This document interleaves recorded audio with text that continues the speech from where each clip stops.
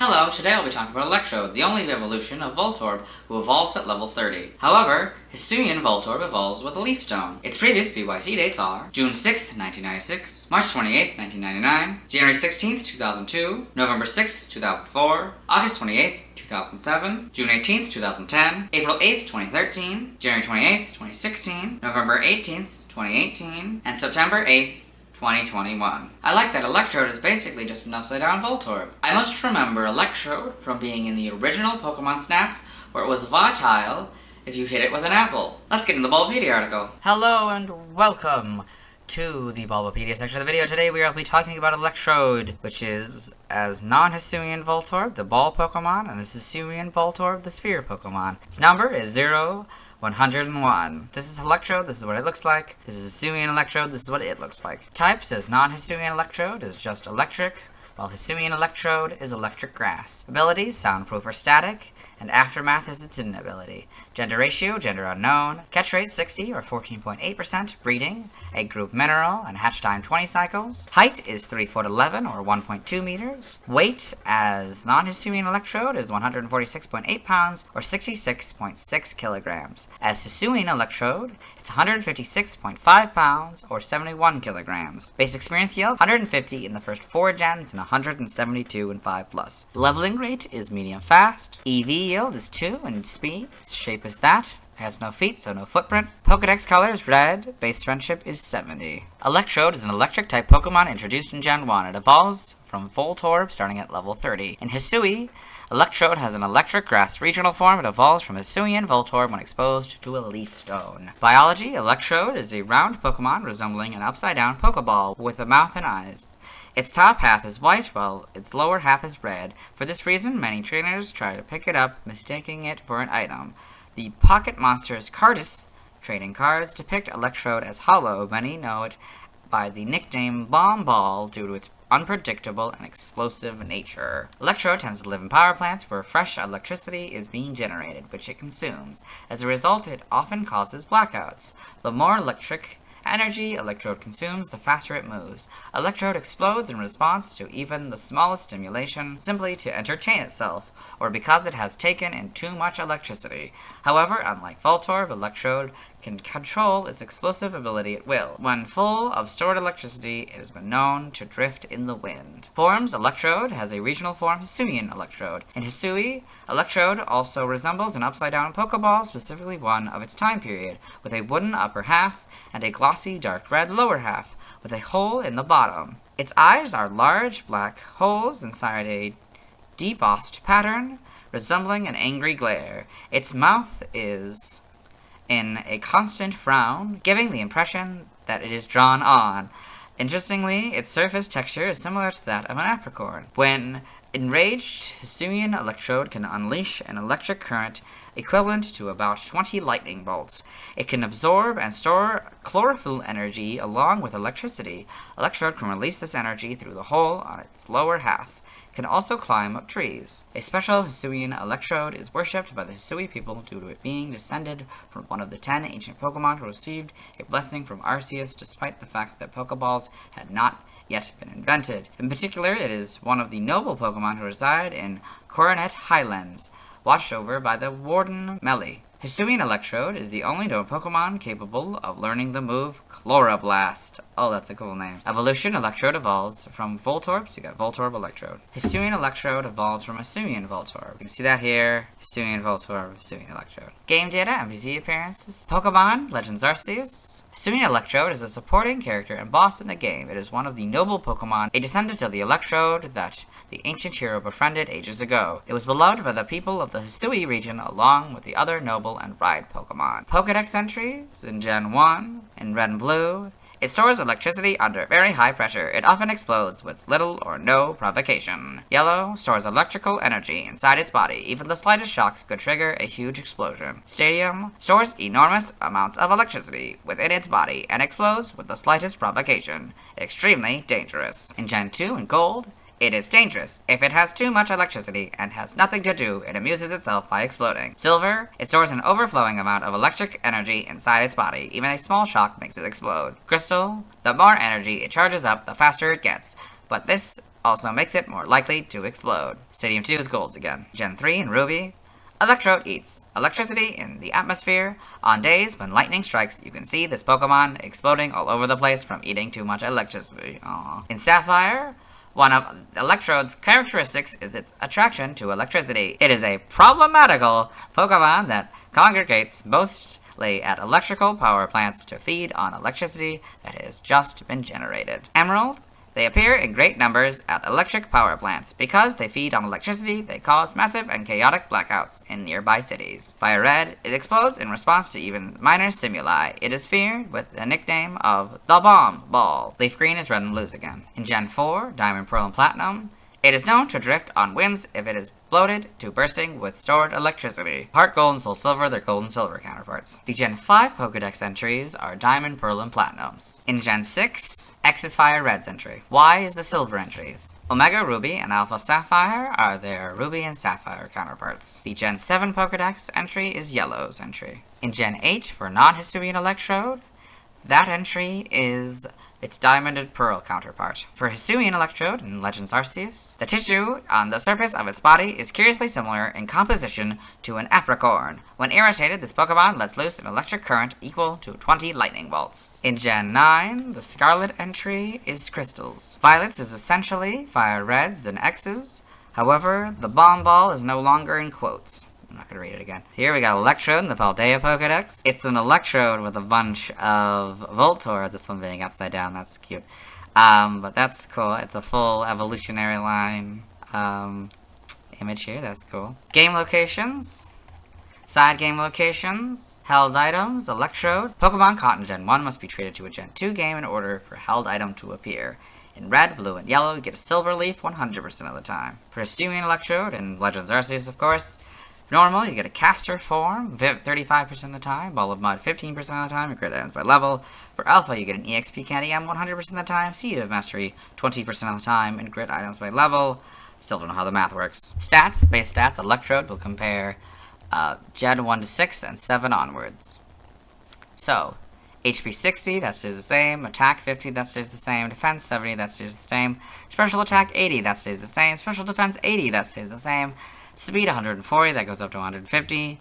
So it's for a total of 480 and a total of 490. In the Gen 1 to 6 box here, this Pokemon's special base stat in Gen 1 was 80. For Hisuian Electrode has the same base stats as Cantonian Electrode due to the different way stats are calculated in Pokemon Legends Arceus. Exact minimum and maximum stats are not shown in this table. Pokemon stats, type effectiveness. We'll compare Electrode and Hisuian Electrode. It's damaged normally by normal, fighting poison, rock, bug, ghost, fire, water, grass, psychic, ice, dragon, dark, and fairy. Normal, fighting, rock, ghost, psychic, dragon, dark, and fairy. I'll stay for Hisuian Electrode. Gains flying and ground. So it's damaged normally by normal, fighting, flying, ground, rock, ghost, psychic, dragon, dark, and fairy. Electrode is weak to ground for double. Hisuian Electrode is weak to poison, bug, fire, and ice for double. Neither immune to anything. Electrode is resistant to flying, steel, and electric for double. Hisuian Electrode is resistant to steel, water, grass, and electric, all for half except for electric, which is 1/4. Learn step by level up. For Electrode, we will go down to whatever level 30s is. Level 36, Magnet Rise, 41 Discharge, 47 Explosion, 54 Gyro Ball,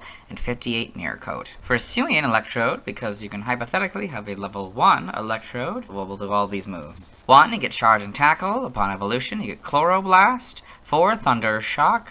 6, Stun Spore. 9, Bullet Seed. 11, Rollout. 13, Screech. 16, Charge Beam. 20, Swift. 22, Electro Ball. 26, Self-Destruct. 29, Energy Ball. 34, Seed Bomb and Discharge. 41, Explosion. 46, Gyro Ball. And 50, Grassy Terrain. Skipping by TM for both of them. Skipping by Breeding for both of them. There doesn't look to be anything by Prior Evolution. TCG only moves. You get Supersonic in this card. Side game data for Electrode. Yep. In Pokemon Ranger, Shadows of Olmia, in the browser entry, it discharges electricity from its body. Beware, it may explode. In Guardian Signs, it causes explosions around itself. Pokepark Wii, Pikachu's Adventure, in the Pokepark pad entry, Electrode and his friends came to explore the haunted zone when they learned what a popular place it was becoming. Got all this. Hisuian Electrode, yep. Evolution data, Electrode, Voltorb, level 30, Electrode, Hisuian Electrode, Hisuian Voltorb, Leafstone, Hisuian Electrode. Sprites here, so we got, once again, this sort of gold and yellow, yesterday's, but obviously flipped. Yeah. This kind of adds the orange, that kind of represents the red, and this back sprite doesn't work there. We get the little thing at the top, which I don't really see very much anymore. Yes. Yeah. So now it adds the red in Gen 2, and sort of the whiter color. It's a slightly different white between them. Blue, shiny, yeah. We got Gen 3, all white for both of them. Slightly different red, slightly different blue. It's also true of Crystal. There's slightly different colors there. Gen 4, so you got this. Seems much bigger. Yep. Shiny spot. Yep. Yeah, not much is gonna change. The mouth seems a little bit bigger. Yeah. Gen 5, you get full back sprites. Mouth is a little bit smaller. Again, very simple Pokemon, not very difficult to mess up. So, yeah, you got the slightly lighter red and the slightly lighter blue there. We got all this. Pokemon in the Let's Go games. Legends Arceus for their Hisuian Voltorb. You can see the black underside, much like Voltorb's was a black upside, or top side. Across generation, you got these. You can see how different they are. Yep. Okay, in the anime, Electrode in the anime, yeah, I got all this. Pokedex entries in episode 114 in Ash's Pokedex. Electrode, the evolved form of Voltorb. Highly concentrated electric energy causes this Pokemon to explode unpredictably, also known as the Bomb Ball. In What Is Suma's Journeys, episode 18, in Go's Rotom Phone, Electrode, the Ball Pokemon, an electric type. Electrode reacts to stimulation with explosive power, feared far and wide. It's known as the Bomb Ball. Here we got Electrode and Pokemon Generation. It's interesting. It looks like it's like in the factory, I guess. That's interesting. Electrode and Pokemon Adventures in the manga. This. The TCG. Super Smash Bros. / Melee / Brawl / 3DS and Wii U / Ultimate. In the original Smash Bros., Electrode would appear from the doorway atop the Sylph building on the Saffron City stage and use explosion, damaging any players near it. In the sequels, it would be released randomly from a Pokeball. When released, Electrode will pause for a few seconds before using explosion. It can be picked up and thrown, though this is risky as Electrode will hurt anyone near it, including the player who threw the Pokeball.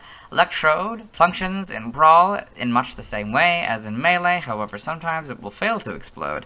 Other times Electrode will merely pretend to fail to explode, then explode suddenly after a few seconds. Electrode appears in the 4th and 5th installments, retaining its behavior from Brawl, so you can see an Electrode in Super Smash Bros. Brawl. Apparently we also have trophies here, so the Melee trophy. Electrode, an electric ball Pokemon, is the evolved form of Voltorb.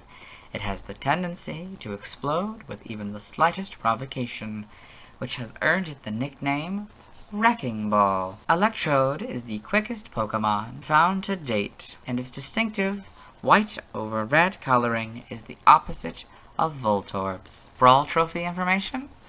A ball Pokemon. The more electricity stored in its body, the quicker it moves. One danger of storing that much electricity is the slightest stimulus may cause it to explode. Moves it specializes in are self-destruct and explosion. Its love of electricity causes it to gather near power plants. The 3DS / Wii U trophy information. In the North American version, an electric-type Pokemon that stores energy inside its body.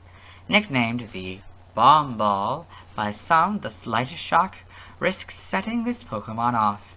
If you're feeling brave, you can throw Electrode at your foes before it detonates. Handle it with care, or it'll go off in your hands instead. In the PAL region, this electric-type Pokemon stores huge amounts of electricity in its body. It is also known as the Bomb Ball, due to the fact that even the slightest touch can make it blow up. Sometimes it takes a little while for Electrode to use its explosion attack, so you might have enough time to throw it in someone else's direction. Feeling brave? We've got the Electrode trophy in Super Smash Bros. For 3DS.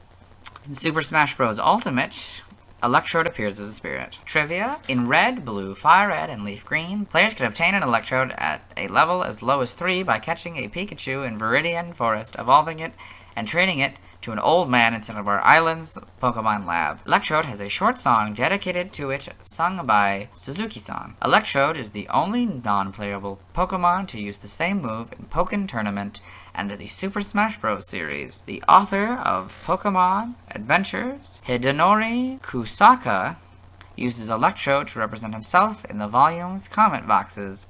Hisuian Electrode has the highest base speed stat of all grass-type Pokemon. Origin: Electrode seems to be based on the concept of a living Pokeball and is often mistaken for one. As such, its design is likely inspired by Gashapon capsules, which often consists of a white half and a vibrant colored half. The idea of Voltorb and Electrode being mistaken for the standard Pokeballs that represent items is similar to a Mimic, a monster archetype commonly found in RPGs. Its shiny coloration is possibly based on a Great Ball. Electrode may also be based on Ball Lightning, scented by its spherical shape, type, explosive behavior, and tendency to drift on wind. Based on its Japanese name and its explosive tendencies, Electrode may have some connection to landmines or bombs. The expressions on both Electrode and Voltorb may be a personification of the positive and negative charges associated with electric charge. For their original forms, Voltorb has a negative, angry look, where Electrode has a positive, happy look. The polarity of these expressions or charges are reversed for their Hisuian forms. Hisuian Electrode and its grass typing may be based on the fact that Pokeballs were originally made from apricorns, which may be based on Japanese chestnut or acorns. It may also be based on traditional Japanese fireworks. They are spherical in shape with shells made of papier-mâché, charges inside that are often made of rice husks, and a hole where the fuse goes. This can be seen in the TCG and its statue at the Temple of Sinnoh, which all depict it emanating blasts from a hole on its bottom to launch itself. Its shiny coloration may be based on an Ultra Ball or a Heavy Ball. Name origin: Electrode may be a portmanteau of electric and explode, or node, a computer program, as well as a pun on electrode, a device through which electrical currents pass, although such a device is usually in the shape of a rod. Maromine may be a combination of Maru, circle, and mine, as in landmine. Another languages, related articles, external links to the Hisuian forms, and the noble Pokemon, as well as the ride Pokemon, and the Super Smash Brothers as well. Let's move on. Now let's watch Electrode's first scene in the anime. Hello and welcome to the anime portion of the video. Today we are watching episode 33. The Flame Pokemonathon. In this episode, Ash Ketchum, the main character, and his traveling companions, Brock and Misty, as well as his faithful Pokemon Pikachu, have wandered on to the Big P Pokemon Ranch, met Laramie, one of the members of the family that runs the ranch. Right now, the scene, their big race is starting, and Laura was supposed to be part of the race, but she injured herself, so Ash is stepping in to ride her Ponyta, and among the competitors we'll see an Electrode. Welcome, ladies and gentlemen, to this year's Pokemon Challenge, sponsored by the Laramie Clan. Laura, that's Ash. Ponyta, there's the Electrode.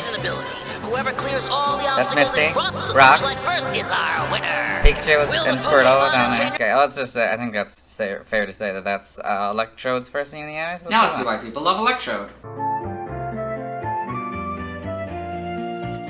Now let's look at fan art. Hello and welcome to the fan art section of the video. Nobody sent in fan art, so I was ever looking at DeviantArt fan art. For those of you who are not familiar with the series, what we do is we go through these images until we find an image that doesn't contain an Electrode. So this is Electrode 2 for print by Joshua Dunlop. I don't really know what for print means. Maybe this is like you can get a version, like you can buy it in like a poster or something. I don't know.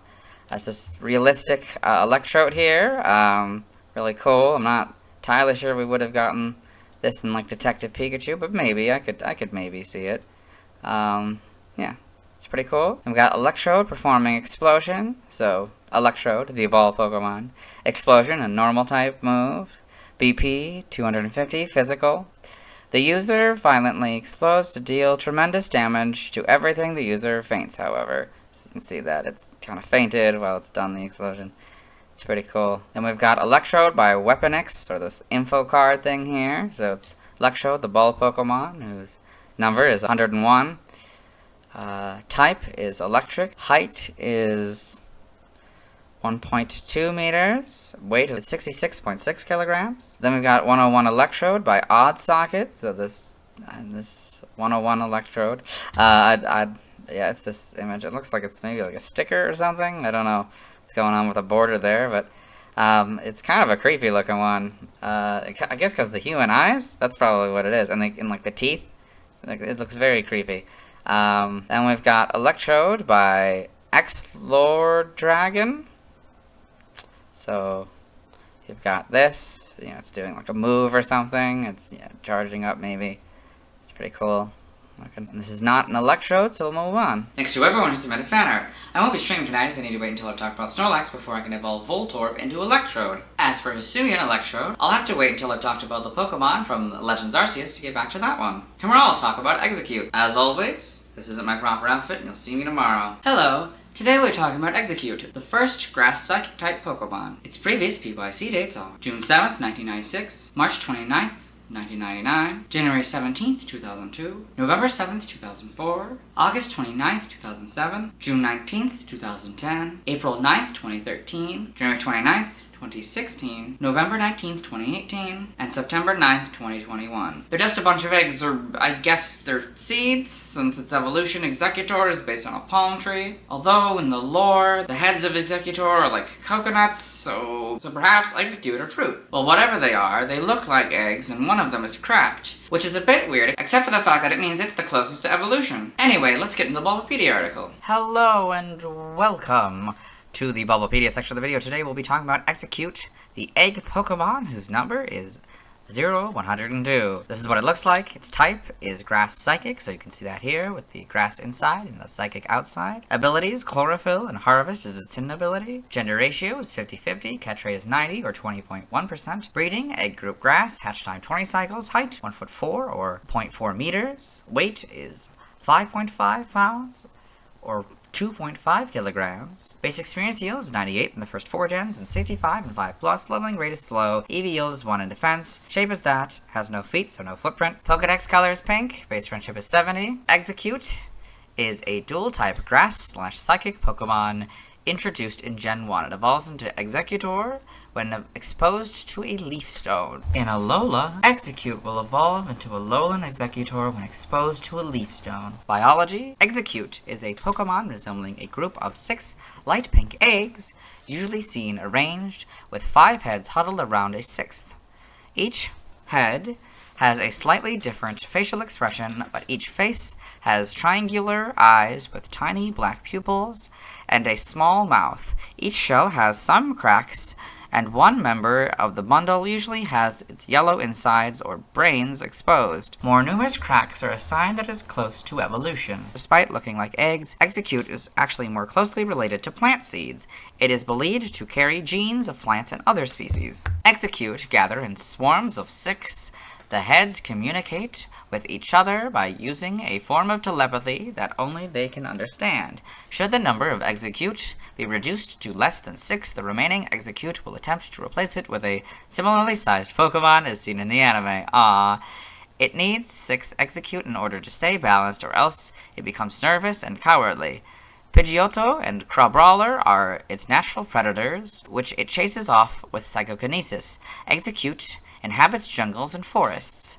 Exeggcute in the Alola region tend to be heavier than those from elsewhere. This is due to the shells being packed full. Exeggcute and its evolved form, Exeggutor, are the only known Pokemon capable of learning the move Barrage. Evolution, Exeggcute evolves into Exeggutor, and Alola, it evolves into Alolan Exeggutor. So you can see that here, Exeggcute, Exeggutor, and then in the Alolan Exeggutor, here, we got that. And you can see it's a grass dragon, so it's got the grass inside and the dragon kind of blue outside. Game data, Pokedex entries in red and blue, often mistaken for eggs. When disturbed, they quickly gather and attack in swarms. In yellow, the heads attract each other and spin around. There must be 6 heads for it to maintain balance. Seaking, a Pokemon that is like the seeds of a plant. If you find one and chase it, others will join it without you noticing. Gen 2 in gold. The shell is very durable. Even if it cracks, it can survive without spilling the contents. Silver, using telepathy, only they can receive. They always form a cluster of 6 Exeggcute. Crystal, if even one is separated from the group, the energy bond between the 6 will make them rejoin instantly. Stadium 2 is just golds again. Gen 3, Ruby and Sapphire. This Pokemon consists of 6 eggs that form a closely knit cluster. The 6 eggs attract each other and spin around. When cracks increasingly appear on the eggs, Exeggcute is close to evolution. Emerald, it consists of 6 eggs that care for each other. The eggs attract each other and spin around. When cracks increasingly appear, it is close to evolution. Fire Red, even though it appears to be eggs of some sort, it was discovered to be a life form or like plant seeds. Leaf Green is very similar to Red and Blues, but slightly different, so I'll read it. It is often mistaken for eggs. When disturbed, they gather quickly and attack in swarms. In Gen 4, Diamond, Pearl, and Platinum, its 6 eggs converse using telepathy. They can quickly gather if they become separated. Heart Gold is its gold counterpart. Soul Silver is very similar to Silver's, but slightly different, so I'll read it. Using telepathy only they can employ, they always form a cluster of 6 Exeggcute. The Gen 5 Pokedex entries are Diamond, Pearl, and Platinums. Gen 6 X is also Diamond, Pearl, Platinum, and Gen 5 entries. Y is Fire Red's entry. Omega Ruby and Alpha Sapphire are its Ruby and Sapphire counterpart. In Gen 7, its Sun, its 6 eggs use telepathy to communicate among themselves. It is believed to carry plant genes and the genes of other species. Moon, 6 of them together form a full-fledged Pokemon. It is often hunted by Crabrawler, but uses psychokinesis to drive it off. Ultra Sun, 6 of them form a single Pokemon. Should one of the 6 be lost, the next morning there will once more be 6. Ultra Moon, although they are the same size as other Exeggcute, the ones produced in Alola are quite heavy. Their shells are packed full. So the Let's Go games are basically yellows, but they replaced the number 6 with the word 6, so I'm not reading it again. In Gen 8, in Sword, though it may look like it's just a bunch of eggs, it's a proper Pokemon. Exeggcute communicates with others of its kind via telepathy, apparently. Shield, these Pokemon get nervous when they're not in groups of 6. The minute even one member of the group goes missing, Exeggcute become cowardly. Brilliant Diamond and Shining Pearl is its Diamond and Pearl counterpart. Gen 9 Scarlet, if you touch one of Exeggute's heads, mistaking it for an egg, the other heads will quickly gather and attack you in a swarm. Oh dear. Violet, using telepathy only fellow Exeggcute can pick up on, they always form a cluster of 6. So we got Exeggcute in the Alola Pokedex, and Exeggcute in the Blueberry Pokedex. As you can see here, you know, they look more like seeds here than they usually do. That's interesting. They're usually that sort of pink color, I guess. So that's pretty cool, and you can see it with an actual palm tree. That's pretty interesting. Game locations. Side game locations. Events. Held items. Pokemon caught in Gen 1 must be traded to a Gen 2 game in order for a held item to appear. In red, blue, and yellow, you get a berry 100% of the time. In Sun, Moon, Ultra Sun, and Ultra Moon, you get a Psychic Seed 5% of the time. In Sword and Shield, with the expansion pass, you get a Psychic Seed 5% of the time. Stats, base stats, HP 60, attack 40, defense 80, special attack 60, special defense 45, speed 40, for a total of 325. This Pokemon special base stat in Gen 1 was 60. Pokeathon stats, type effectiveness, damaged normally by normal, rock, steel, dragon, fairy, weak to flying, poison, bug, ghost, fire, ice, and dark. All for double except for bug, which is 4. Immune to nothing, resistant to fighting, ground, water, grass, electric, and psychic, all for half. Notes, in Gen 1, the effectiveness of ghost-type moves is 0, so we went from 0 to 2. Learn set by leveling up. 1, you get Absorb and Hypnosis, 5 Reflect, 10 Leech Seed, 15 Mega Drain, 20 Confusion, 25 Synthesis, 30 Bullet Seed, 35 Giga Drain, 40 Extrasensory, 45 Uproar, 50 Worry Seed, and 55 Solar Beam. By TM, 7 Protect, 16 Psybeam, 18 Thief, 25 Facade, 41 Stored Power, 47 Endure, 49 Sunny Day, 54 Psyshock, 56 Bullet Seed, 59 Zen Headbutt, 70 Sleep Talk, 71 Seed Bomb, 74 Reflect, 75 Light Screen, 81 Grass Knot, 85 Rest, 88 Swords Dance, 92 Imprison, 98 Skill Swap, 103 Substitute, 109 Trick, 111 Giga Drain, 119 Energy Ball, 120 Psychic, 130 Helping Hand, 137 Grassy Terrain, 148 Sludge Bomb, 159 Leaf Storm, 168 Solar Beam, 171 Terra Blast, 191 Uproar, 194 Grassy Glide, 203 Psych Up, 224 Curse, and 228 Psychic Noise. By breeding, the Mirror gives you Ancient Power and Block. This group gives you Curse. This group gives you Ingrain. This group gives you Moonlight. This group gives you Poison Powder. This group gives you Sleep Powder. And this group gives you Stun Spore. Okay, side game data. Okay, got all that. Evolution data. Exeggcute, Leaf Stone outside of Alola. So you got that. Leaf Stone in Alola, you get Alola and Exeggutor. Sprites here, we've got this. Oh yeah, the big one. Yeah, so we got a bunch of them. We got the basic idea. Not quite the simple egg shape we'd get later on, but then of course we've got this big one for some reason. That obviously doesn't work with that max, right? This one, different color, sort of a darker pink instead of that lighter pink. So that obviously doesn't work.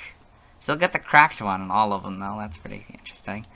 In Gen 2, you get, so yeah, you get these. So it's sort of this darker pink. Then we've got this green, I guess. And again, in silvers, there's like one big one in the center for some reason. That's definitely not true. So now we're back to a pink, much closer to that one. This green doesn't really change though. Okay, in Gen 3, we get the more proper pink, I'd say, with, of course, the yellow inside for that one, the cracked one. So now it's gold, or gold and yellow, maybe. Yep, all that. See how cracked it is, more egg-shaped, I guess. Yes, I'm familiar with this one as well. Yes, so it's a little bit more gold than that one was. Yes. Or maybe just a brighter yellow, I don't know. This is maybe a slightly different pink as well. Got the gold, you know, the yellow cracked one. Yep, this is it's a different pink, that's interesting. For Heart Gold and Soul Silver. Black and white, you get the full body sprite.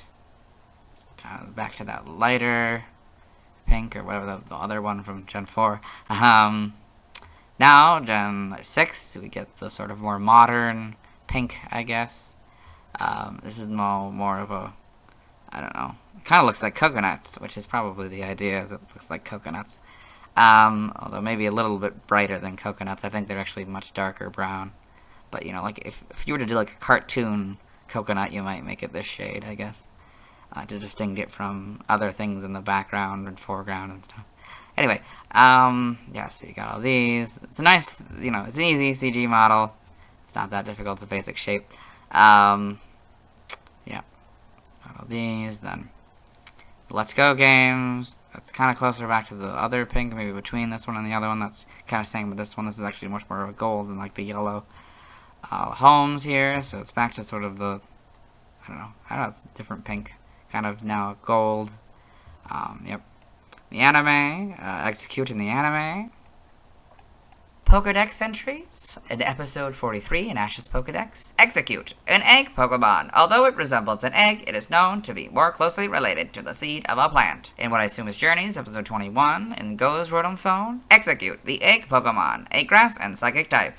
Exeggcute is made up of 6 eggs that communicate with each other using telepathy. Got this in the manga, Exeggcute in Pokemon Adventures. This in the TCG. Trivia, Exeggcute shares its category with Chansey. They are both known as the Egg Pokemon. Despite being able to learn Solar Beam by level up, Exeggcute cannot learn it by TM in Gen 1, despite it being considered of 6 individuals from different births and having separate identities. All 6 merge during evolution to form a single Exeggutor. Exeggcute and Cantonian Exeggutor are the only Psychic-type Pokemon in the Grass Egg group. The size and cracked patterns on the leader Exeggcute is inconsistent between games. In Red and Blue only, the leader is disproportionately larger compared to any other games, which has it relatively consistent in size. The cracked pattern is absent on the leader in all of Gen 4 and 5 sprites, while there is an additional lower crack under its left eye in Pokemon Ruby, Sapphire, and Emerald.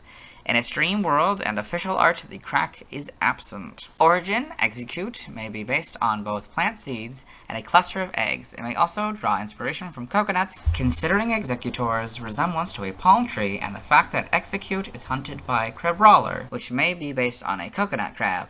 It is possibly a visual pun on eggplant, although it may also have been inspired by the egg yolk tomato, or the bird's nest fungi. Their psychic type may come from the idea of telepathy, making them coordinate and act as one being. Name origin: Exeggcute may be a combination of execute, egg, and cute. Tamatama may be derived from tamago, egg, as well as being a play on tamatama, unexpectedly. Okay, and other languages and references, related articles, journal links. Let's move on. Since we already watched Exeggute's first scene in the anime in the Vileplume video, let's watch Exeggute's second scene. Hello and welcome to the anime portion of the video. Today we're watching episode 28, Pokemon Sensation. In this episode, Ash and his friends have come to the Celadon City Gym, where Team Rocket, the main sort of bad guys of the series, they've they've blown up part of the gym,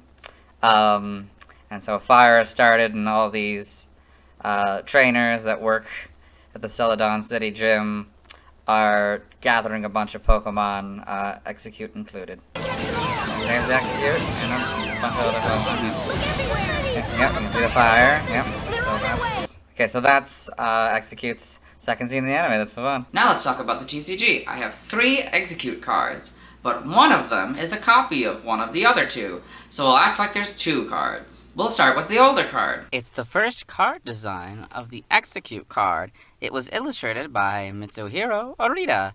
I see Exeggcute in what looks like a nest. It adds to the idea that they are eggs, even though they aren't actually. It's interesting that the broken egg is an orange yolk instead of a yellow one, which is how it's almost exclusively portrayed in other media. It's 1'4" and 6 pounds, which is 0.5 pounds heavier than its weight in the official Pokedex. Next to the weight, there is the jungle expansion symbol. Exeggcute has 2 moves, Hypnosis and Leech Seed. Since I've talked about both in the video games, I'll just talk about how they appear on the card.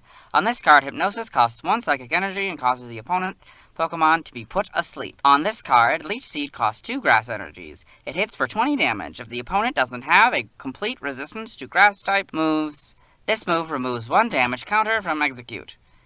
Exeggcute is weak to fire for double damage. It has no resistance, which is odd since, in the video games, at this time it was resistant to water, electric, grass fighting, and psychic types, and immune to ghost type. This would mean it could be resistant to water, lightning, grass, fighting, or psychic. For both psychic and ghost, its retreat cost is 1 of any energy. Its description reads, often mistaken for eggs. When disturbed, they quickly gather and attack in swarms. This is the Pokedex entry in Pokemon Red and Blue. Exeggcute is level 14. The second card is the 9th Exeggcute card design. It was illustrated by Ken Sugimori. It's fine. It's interesting to see what looks like a photograph in the background. And now the yolk is yellow. It has 60 HP. It's 1'4" and 5.5 pounds. It has 1 move, Direct Hit Bomb, which is not a move in the video games. On this card, it takes 1 grass energy. The player flips a coin for every energy attached to Exeggcute. For every instance of heads, Exeggcute does 10 damage to a Pokemon on the opponent's team of the player's choosing. Exeggcute is weak to fire for plus 10 damage. It has the same resistance and retreat cost as the other Exeggcute. In the lower right corner, there is the Mysterious Treasures expansion symbol. Its description reads, it's 6 eggs converse using telepathy. They can quickly gather if they become separated. This is the Pokedex entry in Pokemon Diamond, Pearl, Platinum, Black, White, Black 2, White 2, Y, Brilliant Diamond, and Shining Pearl. Exeggcute is level 12. I have a card for Exeggutor, so we'll talk about it tomorrow. Now let's see why people love Exeggcute. Now let's look at fan art. Hello and welcome to the fan art section of the video. Nobody sent in fan art, so let's start by looking at DeviantArt fan art. For those of you familiar with the series, might be wondering why we're on the single image. That's because this is the only image we'll be doing today. This is Exeggcute by DBirch01. It's this nice, simple, Exeggcute here. You know, you got the crackle in the background, all these nice kind of little bit of redraw, almost I think of the official art, so that's kind of fun. You know, it's not perfect eggs, which is very human, and I like it. That's it, so let's move on. Thanks to everyone who submitted fan art. I won't be streaming tonight as I need to wait until I talk about Snorlax before I can catch an Exeggcute. Tomorrow I'll be talking about Exeggutor. As always, this isn't my proper outfit, and you'll see me tomorrow. Hello, today we'll be talking about Exeggutor, the only evolution of Exeggcute, who evolves when given a leaf stone. This is true regardless of the region. If one wishes to consider Alolan Exeggutor the 103rd Pokemon, that version is the first grass dragon and Dragon-type Pokemon. Its previous PYC dates are June 8th, 1996, March 30th, 1999, January 18th, 2002, November 8th, 2004, August 30th, 2007, June 20th, 2010, April 10th, 2013, January 30th, 2016, November 20th, 2018, and September 10th, 2021. As someone who grew up with the idea of the tall palm trees, I found it weird that non-Alolan Exeggutor is fat instead of tall. It wasn't until I learned that there are different types of palm trees around the world that its design made sense. When Alolan Exeggutor was announced, I, like many people, found it funny and logical since Alola is based on Hawaii. I like the design of both versions. Like Diglett and Dugtrio, it seems that the design team made the colors darker for Alolan Exeggutor. Perhaps it's just that the non-Alolan Exeggutor image is older. Anyway, let's get into the Bulbapedia article. Hello and welcome to the Bulbapedia section of the video. Today, we are talking about Exeggutor, the coconut Pokemon whose number is 103. This is Exeggutor, this is what it looks like, and this is Alolan Exeggutor, this is what it looks like. Types: as non-Alolan Exeggutor, it's Grass Psychic. As Alolan Exeggutor, it's Grass Dragon. Abilities: Chlorophyll as Exeggutor, and Frisk as Alolan Exeggutor. Regardless, its hidden abilities Harvest. Gender ratio is 50-50. Catch rate is 45 or 11.9%. Breeding is Egg Group Grass. Hatch time 20 cycles. As non-Alolan Exeggutor, it's 6'7", or 2 meters and 264.6 pounds or 120 kilograms. As Alolan Exeggutor, it's 35 feet and 9 inches, 10.9 meters, and 916.2 pounds or 415.6 kilograms. Base experience yield is 212 in the first 4 gens and 186 in 5+. Leveling rate is slow, EV yield is 2, and special attack shape is that, footprint is that, Pokedex color is yellow, and base friendship is 70. Exeggutor is a dual-type grass psychic Pokemon introduced in Gen 1. It evolves from Exeggcute when exposed to a leaf stone. In Alola, Exeggutor has a dual-type grass dragon regional form. It evolves from Exeggcute when exposed to a leaf stone. All Exeggcute in Alola evolve into this form regardless of their origin. These Exeggutor can also be found in Blueberry Academy's terrarium. Biology: Exeggutor is a tall bipedal Pokemon that resembles a coconut tree or palm tree. Its body and legs are light brown with thin black rings, and its legs are thick with 2-toed feet. There is a light yellow paw pad on each foot's underside. It has thin green leaves sprouting from the top of its body. Exeggutor has 3 round light yellow heads that resemble coconuts, each with different facial expressions. Exeggutor's heads think independently and don't appear interested in one another, so it makes a lot of noise as each head speaks its mind. They still appear to get along, though, for they never squabble amongst themselves. If all heads want to go in a different direction, its body is unable to move. They are able to communicate telepathically as well, and sometimes use it to come to a joint decision. It uses psychic powers to fight, and since all 3 heads are capable, its power is tripled. If one of these heads grows too large, it falls off and groups together with others to become an Exeggcute. In the anime, Exeggutor has also been seen in groups of its own kind, meaning that it is not a solitary Pokemon. Exeggutor has been referred to as the walking tropical rainforest or the walking jungle. It can be sluggish during cloudy days due to the lack of sunlight, being the result of an evolution via evolution stone. Exeggutor is rarely found in the wild, though they can be found in forests and jungles. Exeggutor and its pre-evolved form, Exeggcute, are the only known Pokemon capable of learning the move Barrage. Forms: Exeggutor has a regional form, Alolan Exeggutor. Due to the abundance of sunlight in the Alola region, the Exeggutor that live there grow over 5 times taller than those in other regions. The region is considered to be the best environment for Alolan Exeggutor. Alolan Exeggutor's neck is thinner and much longer, causing it to more closely resemble a coconut tree or tropical palm tree than its Cantonian counterpart, which resembles the shorter desert palm. It has a long tapering tail with 2 leaves and a 4th light green head on the tip. That head is not something I've ever noticed before. I always thought it was just another one of these heads, but I guess not. So we can see here in a concept art, Alolan Exeggutor, in comparison to its original counterpart, grows abundantly due to Alola's sun. So you can see the original versus the Alolan one. You can see a bunch of other concepts here. The little head, you can see it more detailed, and you can see how it's like sprouting from, in comparison to these. That's interesting. This extra head can also act on its own and defend the rear. The tail can use weak telepathy to scan the surrounding area. Its long neck can be used as a whip to attack enemies with its hard head.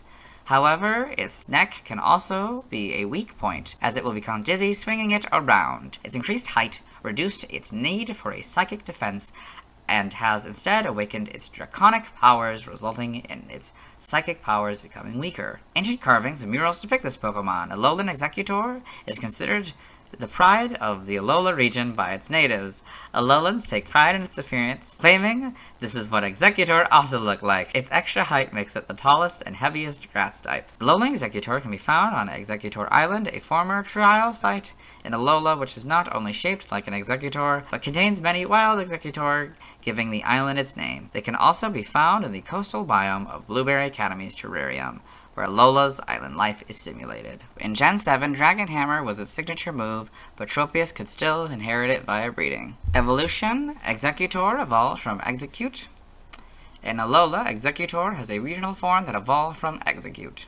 So you can see that here, Exeggcute, Exeggutor, Alolan Exeggutor. Game data, Pokedex entries. In Gen 1, in Red and Blue, legend has it that on rare occasions, one of its heads will drop off and continue on as an Exeggcute. Yellow, its cries are very noisy. This is because each of the 3 heads thinks about whatever it likes. Stadium, each of the fruits is an independently thinking head. It is said that if one drops off, it becomes an Exeggcute. Gen 2, in Gold, its 3 heads think independently. However, they are friendly and never appear to squabble. Silver, if a head drops off, it emits a telepathic call in search of others to form an Exeggcute cluster. Crystal, living in a good environment makes it grow lots of heads. A head that drops off becomes an Exeggcute. Stadium 2 is Golds again. Gen 3, Ruby and Sapphire. Exeggutor originally came from the tropics. Its heads steadily grow larger from exposure to strong sunlight.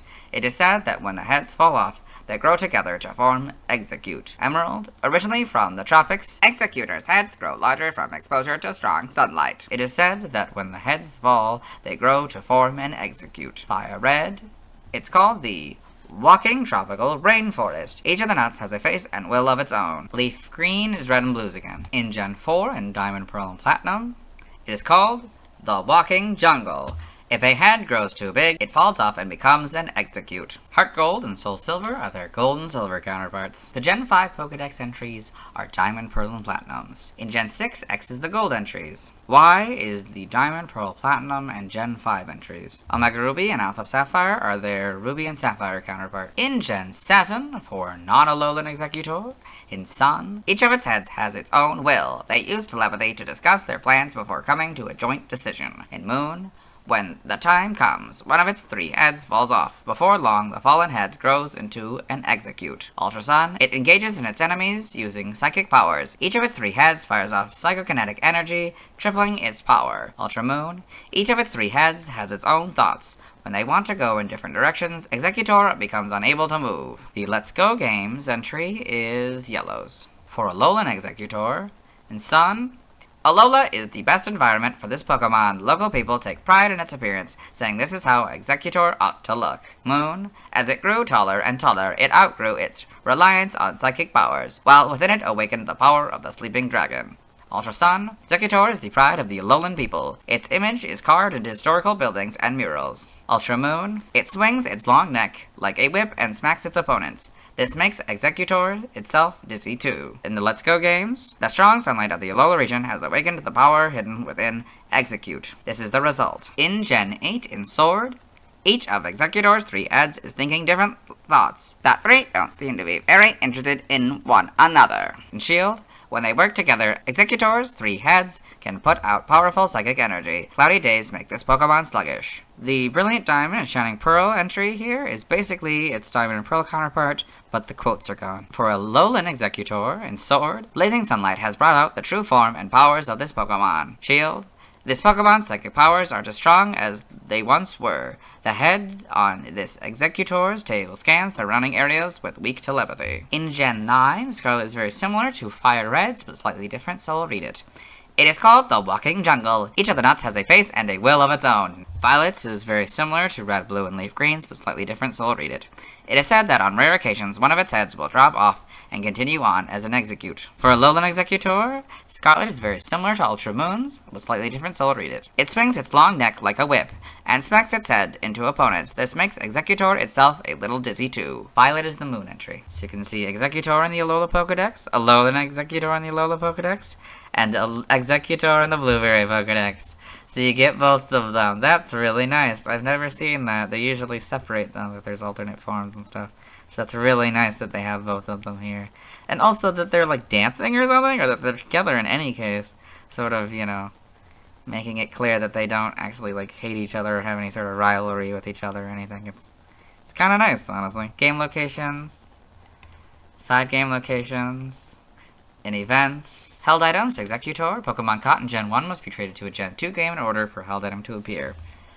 In red, blue, and yellow, you get a Bitterberry 100% of the time. Alolan Exeggutor doesn't have any items. Stats, base stats, Exeggutor. We will compare Gen 1 to 6 and Gen 7 onward. HP 95, that stays the same. Attack 95, that stays the same. Defense 85, that stays the same. Special attack 125, that stays the same. Special defense 65, that goes up to 75. Speed 55, that stays the same, for a total of 520 for this one, and 530 in this one. In the Gen 1 through 6 box here, we got a note. This Pokemon's special base stat in Gen 1 was 125. We will now compare Gen 7 onward with Alolan Exeggutor. So, 95, the same. That one's 95. This form is 105 for attack. Defense 85, that stays the same. Special attack, 125, that stays the same. Special defense, 75, that stays the same. Speed, 55, and 45 in this form, both with a total of 530. Pokéthon stats. Type effectiveness, we'll compare Exeggutor and Alolan Exeggutor. So Exeggutor is damaged normally by normal, rock, steel, dragon, and fairy. So the only ones that stay are normal, rock, and steel for Alolan Exeggutor. Alolan Exeggutor is damaged normally by normal, fighting, rock, ghost, steel, fire, psychic, and dark. Exeggutor is weak to flying, poison, bug, ghost, fire, ice, and dark, all for double, except for bug, which is 4. Alolan Exeggutor is weak to flying, poison, bug, ice, dragon, and fairy, all for double, except for ice, which is for 4.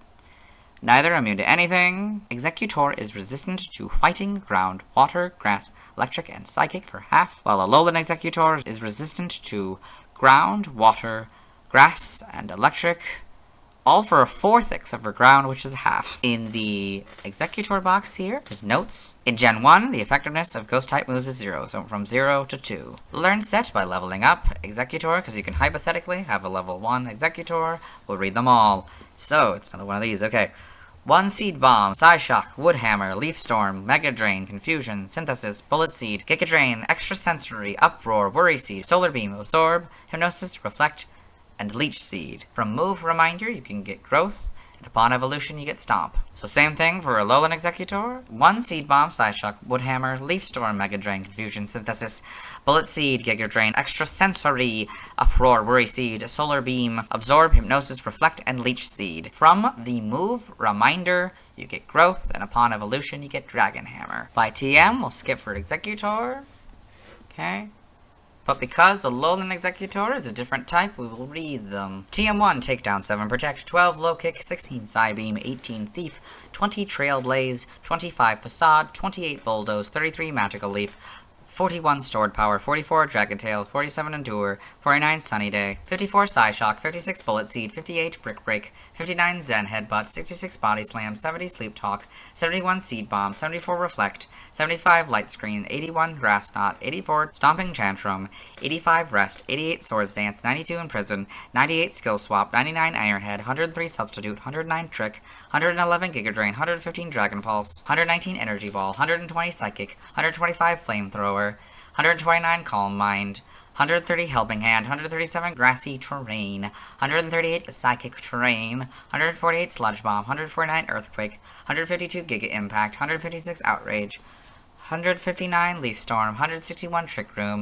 163 Hyper Beam, 168 Solar Beam, 169 Jacko Meteor, 171 Terra Blast, 178 Gravity, 181 Knockoff, 191 Uproar, 194 Grassy Glide, 203 Psych Up, 204 Double Edge, 222 Breaking Swipe, 224 Curse, 226 Dragon Cheer, and 228 Psychic Noise. We're skipping by breeding. For prior evolution, got nothing for Exeggutor, and Alolan Exeggutor. Side game data for Exeggutor here. Got all this. Yep. New Pokemon Snap. In the Photo Dex entry, each of Exeggutor's 3 heads thinks independently, but they get along well with each other. It sleeps among trees on the coast as camouflage for protection. Alolan Exeggutor, got all this. Yep. Evolution data, Exeggcute. Leafstone outside of Alola, you get that one. Leafstone in Alola, you get that one. Sprites here. So yeah, these are also a weird sprite. With the big heads and the small body. Can't really see the proper body size yet. Looks almost like it's gonna be on like all fours. Like that would probably be the impression you'd get. Can't really see the back legs, but yeah, that would be kind of the impression. This one, it's a little bit more obvious that it's 2 legs rather than 4, but that's one, yeah, it's like not great. Heads are huge. I guess technically it could work with that one. I guess I don't know. Maybe the leaves are a little different.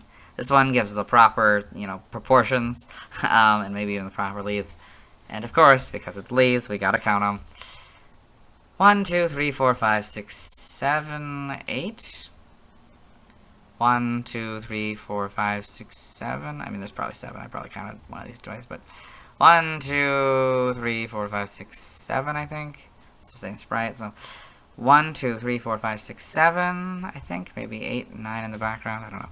So then Gen 2. Okay, that seems to just take yellows and colorize it to being more of the proper colors. You got the green and the body here, the brown body, kind of. You can also get green highlights for some reason. Almost making it look like makeup on this one. Okay. So, yeah, so it's going to probably be the same then if that's just a colorized version of that. This one, the shiny, is like this. So this is kind of an orange. This is, I don't know, like a, like a green-brown. Okay, so then silvers is different. So 1, 2, 3, 4, 5, 6, 7. Okay. Crystals, 1, 2, 3, 4, 5, 6, 7, it seems. But for the back sprite, that's different though. 1, 2, 3, 4, 5, 6, 7, 8, 9. 1, 2, 3, 4, 5, 6, 7, 8. Yeah, 9. Okay. Okay, then in Gen 3 here, we get like more proper colorization with it being yellow heads. All that. So you can see all the leaves now. 1, 2, 3, 4, 5, 6, 7, 8, 9. So presumably this is the same since it's just a different perspective of the same image. 1, 2, 3, 4, 5, 6, 7, 8, 9. Yeah. So this is still keeps kind of the basic idea of this being orange, this being a slightly different color than that one, different brown, and this being just yellow, I guess. Now, Spy Red. 1, 2, 3, 4, 5, 6, 7, 8, 9.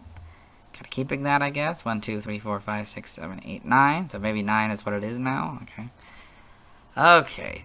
Then we've got this one.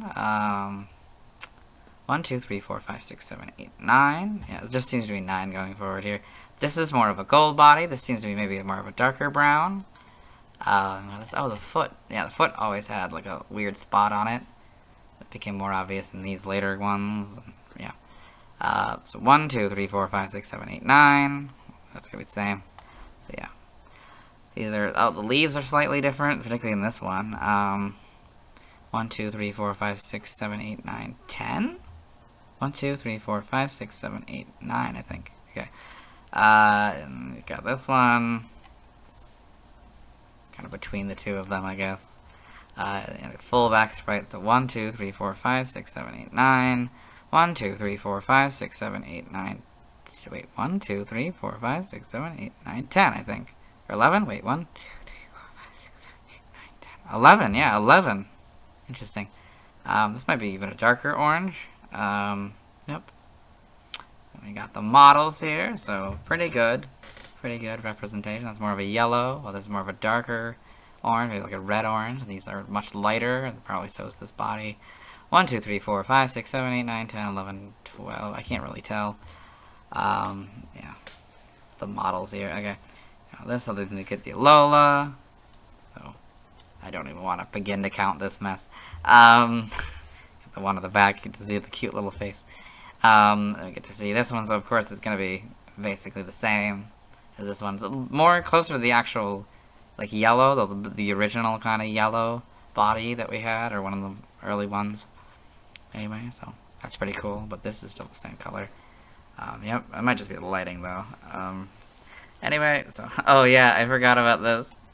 Yeah, see, I for the Let's Go games, it cuts off the head because in just like the default image, because you would have to like zoom up, I think, because it just cuts it off from the original frame because it's so tall. I think that's hilarious. This is sort of the darker. Yeah, I guess that's still kind of probably the same. 1, 2, 3, 4, 5, 6, 7, 8, 9, 10, 11, 12, 13. I don't know. Okay, then home. So now we get the full image here. So sort of the darker. Yeah, these are the darker of their colors. Not quite the same color, which is interesting. These are also not the same color anymore. 1, 2, 3, 4, 5, 6, 7, 8, 9, 10, 11, 12, 13, 14? 1, 2, 3, 4, 5, 6, 7, 8, 9, 10, 11, 12, 13. Wait, 1, 2, 3, 4, 5, 6, 7, 8, 9, 11. No, that's only 11. 2, 4. Yeah, 11 here. 1, 2, 3, 4, 5, 6, 7, 8, 9, 10, 11, 12, 13, 14. Wait, 1, 2, 3, 4, 5, 6, 7, 8, 9, 10, 11, 12, 13, I think, for the Alola. Okay. In the anime, so you get like Alolan Exeggutor and Exeggutor in the anime. You can see how different they are height-wise. That's pretty fun. 1, 2, 3, 4, 5, 6, 7, 8, 9, 10, 11. So 11 seems to be about how many leads there are, give or take a few. In the Pokedex entries in episode 43 in Ash's Pokedex, Exeggutor, a coconut Pokemon, also known as the Walking Tropical Rainforest.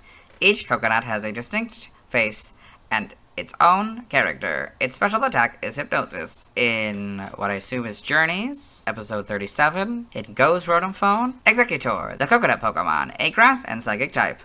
Exeggutor is known as the Walking Jungle. Its 3 heads can think independently, but since they get along so well, there's never an argument. Same episode for the next one, but it's goes Rotom Phone and the Rotom Pokedex. I did not know they existed simultaneously. Maybe that's like Ash's has the Rotom Pokedex, while Go has the Rotom Phone. I don't know. Exeggutor, the coconut Pokemon, a grass and dragon type. People in Alola claim with pride that this is Exeggutor's true form thanks to the region's pristine environment. Well, maybe it's both. Maybe he has both of them? I don't know. Pokemon Origins, Exeggutor and Pokemon Origins battling a Dodrio here, I guess. Among a bunch of other Pokemon here. In the manga, so we got Exeggutor in Pokemon Adventures, Alolan Exeggutor in Pokemon Adventures. Yep. Okay, got all this, the TCG. Okay, other appearances, Super Smash Bros. Ultimate. Alolan Exeggutor appears as a Pokemon summoned from the Pokeball, where it acts as a stage barrier blocking players from crossing over a certain part of the stage for a set period of time. Its neck acts as a wall, so certain characters, such as Greninja, can stick onto it or jump off it. Alolan Exeggutor also appears as a spirit. So you get Alolan Exeggutor in Super Smash Bros. Ultimate, which is fitting. They put it on a very fitting stage in the Animal Crossing universe here. That's Mario, Captain Falcon, and Catelyn. Trivia, Alolan Exeggutor is the heaviest grass-type Pokemon. 2 of Ash's Pokemon in the anime have evolved after fighting and defeating Exeggutor. Ash's Charmander evolved in Charmeleon after defeating several Exeggutor with some help from Melvin's firepower. Later on, Ash's Krabby evolved into Kingler after defeating Mandy's Exeggutor in the first round of the Indigo Plateau Conference. Exeggutor is Tsunekazu Ishihara's favorite Pokemon. He used it all throughout the debugging and testing of Pokemon Red and Green. Alola Exeggutor was created by Ken Sugimori. Alolan Exeggutor was also the first regional form to be created for Sun and Moon. That makes sense. They talked all about that, it should be the tropical one, it's, the tropical environment. Everybody associates, the palm trees with Hawaii, that, so it makes sense. The artwork for the Japanese Jungle Booster box depicted Exeggutor with an elongated body and no visible legs. So you can see that here, which is really cool. They had like this proto Alolan one. That's very cool. It's got a Mankey, Dodrio, Vileplume, Pinsir, Seaking. Aside from special badges, Alolan Exeggutor's is the only Mega Badge in the Nintendo Badge Arcade. Exeggutor is a rare example of a Pokemon that is capable of devolution because one of its heads grows too big, falls off, becoming an Exeggcute in the process. Exeggcute and Cantonian Exeggutor are the only Psychic-type Pokemon in the Grass Egg group. Alolan Exeggutor was the first Alolan form to be officially revealed. I remember that. I remember watching that little trailer, because they had to, right? Because it's a palm tree. Everyone associates that, and they have the big palm tree, and It's fun. Exeggutor is the only Pokemon in Pokemon Scarlet and Violet to have both its original form and regional form appear in the same Pokedex, with both forms appearing in the Blueberry Pokedex. Design variations. Main article, variant Pokemon, Exeggcute, and Exeggutor. The number of heads Exeggutor has used to vary in earlier media. Exeggutor is depicted with an extra head on its back in every Core Series game up until Pokemon Fire Red and Leaf Green. In its Pokedex entry for Crystal, it stated that living in a good environment makes it grow lots of heads. In the early seasons of the anime, it was occasionally depicted with more than 3 heads, often distributed in a ring around its torso rather than just on the front. The march of the Exeggutor squad and Exeggutor's leaves are cut, revealing 5 heads. Additionally, official game art during this period also depicted Exeggutor with its heads distributed around its body, though not exceeding 3 heads. However, from Fire Red and Leaf Green onwards, Exeggutor is consistently depicted with 3 heads on the front and none on the back across official media. So you can see Exeggutor with 5 heads in the March of the Exeggutor squad. Origin. Exeggutor appears to be based on a coconut tree or desert palm tree and possibly the Japanese monster Jinmenju, a tree that grows human heads that are always smiling. It may also be inspired by a yucca plant with its bulky trunk and blade-like leaves. It may also draw inspiration from Buddhist asuras, 3-headed demigods whose faces are sometimes said to each express one of the emotions of joy, anger, and sorrow. This quality is also reflected in other Pokemon Dodrio. Exeggutor's psychic type may come from the idea of telepathy. I'm a little confused by the wording here. Feel like it should probably say something like the idea of its telepathy or something, because just generally bringing up telepathy doesn't make a ton of sense.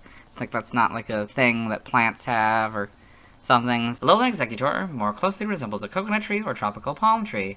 Its dragon type may be a reference to the Dracanae genus of trees. It may also be a pun inspired by the Coca, a dragon whose name shares the same origins as the word coconut.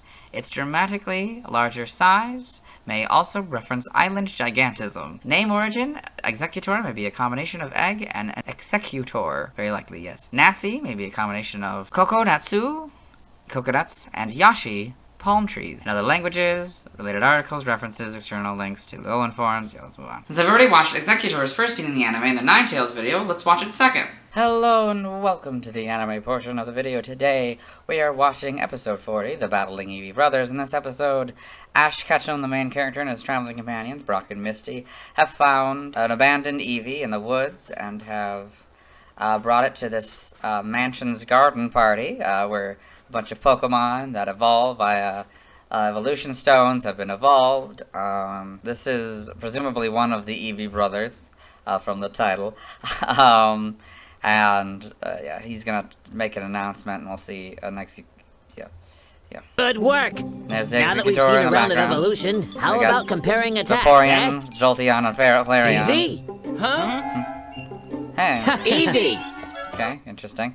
That was Exeggutor's second scene in the anime. Let's move on. Now let's talk about the TCG. I have one Exeggutor card, and it's a non-Alolan Exeggutor. It's the first Exeggutor card design. It was illustrated by Kagamaru Himino. I like the design. I like seeing Exeggutor relaxing. I like the sunset. I like the weird crab that isn't a Pokemon as of June 2024. I like that it shows audiences who aren't familiar with this kind of palm tree that it is one. Now we know that this is an Exeggutor on vacation in an area that has tall palm trees and not one that lives there. At least it didn't evolve there anyway, since we know that Exeggcute in areas with tall palm trees become Alolan Exeggutor. It has 80 HP, 30 more than its contemporary Exeggcute. It's 6'7" and 265 pounds, which is 0.4 pounds heavier than its weight in the official Pokedex. Next to the weight is the jungle expansion symbol. Exeggutor has 2 moves, Teleport and Big Explosion. I can't believe Exeggutor is the Pokemon that is causing me to have to explain Teleport, but sure. In the video games, Teleport is a Psychic-type move introduced in Gen 1. For the most part, it really works in wild battles with some exceptions, due to how trainer battles work. The basic idea is that a Pokemon, particularly a wild Pokemon, uses this to leave a battle. In Gen 1 through 6, and Pokemon Brilliant Diamond and Shining Pearl, this move could be used outside of battle to teleport to the last Pokemon Center or the player's house in Gen 4, if that was visited more recently than a Pokemon Center. On this card, it costs 1 Psychic Energy and allows you to switch Exeggutor with a Pokemon on your bench. Big Explosion is not a move from the video games. On this card, it costs 1 of any energy. This is exactly like Exeggcute Direct Hit Bomb, except now it does 20 times the heads the player gets. Exeggutor is weak to fire type for double damage. It has no resistance, which is weird, but I already talked about that yesterday, so I won't bring it up here. It costs 3 of any energy to retreat. Its description reads, Legend has it that on rare occasions, one of its heads will drop off and continue on as an Exeggcute. This is the Pokedex entry in Pokemon Red, Blue, and Leaf Green. It makes sense that this particular wording was used in those games, since it seems to be established at this point that this is how they reproduce. It's level 35. I don't have a Cubone card, so the next Pokemon with a card I'll be talking about is Koffing. Now let's see why people love Exeggutor. Now let's look at fan art. Hello and welcome to the fan art section of the video. Nobody sent in fan art, so instead we're looking at Deviant Art fan art. For those of you familiar with the series, might be wondering why we're on this single image. That's because this is the only image we'll be doing today. So this is Exeggcute by J.R. Koffing III. So it's this cool, looks like a poster maybe for a horror movie. Exeggutor by J.R. Koffing. And we got a Facebook here. So it's this, yeah, kind of very much monster-like. That's, I suppose, very intentional. And it looks like they're maybe jumping on this trainer here, or I don't know, they're shocking this trainer or something. Yeah, and you got the 3 heads, they're like skulls, which is very clever, if you want to make it like a monster. Yep, that's it, so let's move on. Thanks to everyone who submitted fan art. I won't be streaming tonight as I need to wait until I've talked about Snorlax before I can evolve Exeggcute into Exeggutor. As for Alolan Exeggutor, I'll have to wait until I've talked about the Gen 7 Pokemon to get back to that one. Tomorrow I'll be talking about Cubone. As always, this is my proper outfit and you'll see me tomorrow. Hello, today we'll be talking about Cubone. Its previous BYC dates are June 9th, 1996, March 31st, 1999, January 19th, 2002, November 9th, 2004, August 31st, 2007, June 21st, 2010, April 11th, 2013, January 31st, 2016, November 21st, 2018, and September 11th, 2021. Cubone is one of the most memorable Pokemon due to its backstory about losing its mother. I most remember it in the Gen 1 games and their remakes, where it finds its mother's spirit in the Pokemon Tower. Anyway, let's get into the Bulbapedia article. Hello and welcome to the Bulbapedia section of the video. Today we'll be talking about Cubone, the lonely Pokemon, whose number is 104. This is what it looks like. Type is ground, abilities Rockhead or Lightning Rod. Battle armor is its hidden ability, gender ratio is 50-50. Catch rate is 190 or 35.2%. Breeding is egg group monster, hatch time 20 cycles. Height is 1'4" or 0.4 meters. Weight is 14.3 pounds or 6.5 kilograms. Base experience yield is 87 the first 4 gens and 64 in 5 plus. Leveling rate is medium fast. EV yield is 1 in defense, shape is that, footprint is that, Pokedex color is brown, and base friendship is 70. Cubone is a ground type Pokemon introduced in Gen 1. It evolves into Marowak starting at level 28. In Alola, Cubone evolves to Alolan Marowak when leveled up at night starting at level 28. Biology, Cubone is a small bipedal dinosaur-like reptilian Pokemon with a light brown hide that covers most of its body except for its cream-colored belly. 2 small claws, 1 on each hand, serve as its thumbs, and 1 large nail on each foot makes up its toes. It has 2 small spikes on its back and a short tail on its head. Cubone wears the skull of its dead mother as a helmet. Because of this, much of its actual face has never been seen except for its triangular black eyes and a small area surrounding them. The skull has 2 rounded horns on the top of its head and a tooth-like point on the lower sides. Under the skull, Cubone has a brown snout. The small Cubone survives only through the immense skill it possesses in wielding the bone it carries as a weapon. It's called a lonely Pokemon because of its tendency to keep to itself and avoid social situations.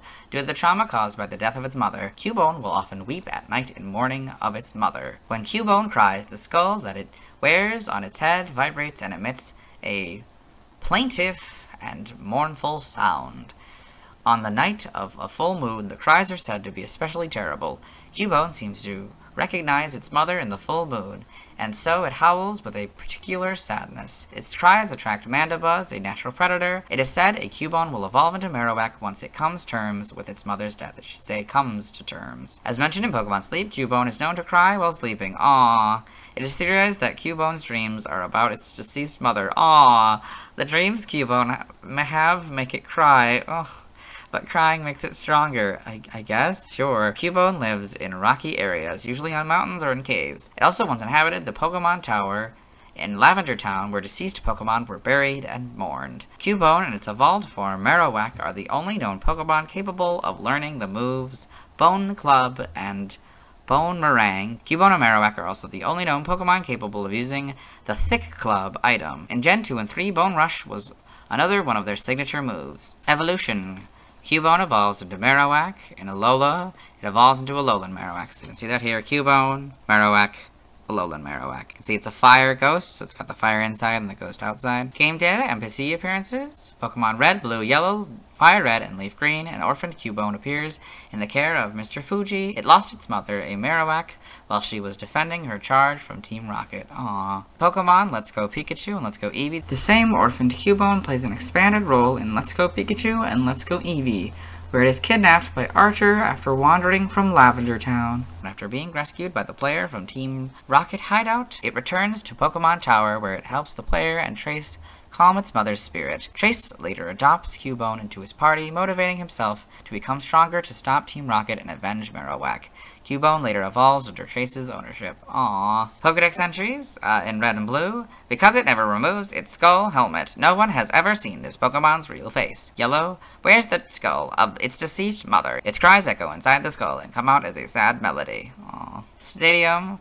Always wears the skull of its deceased mother on its head and never shows its face. It cries mournfully in the moonlight. In Gen 2 and Gold, if it is sad or lonely, the skull it wears shakes and emits a plaintive and mournful sound. Silver, it always wears the skull of its dead mother, so no one has any idea what its hidden face looks like. Crystal, it lost its mother after its birth. It wears its mother's skull, never revealing its true face. Stadium 2 is just golds again. Generation 3 in Ruby and Sapphire. Cubone pines for the mother it will never see again. Seeing a likeness of its mother in the full moon, it cries. Stains on the skull the Pokemon wears are made by the tears it sheds. Emerald, it pines for the mother it will never see again.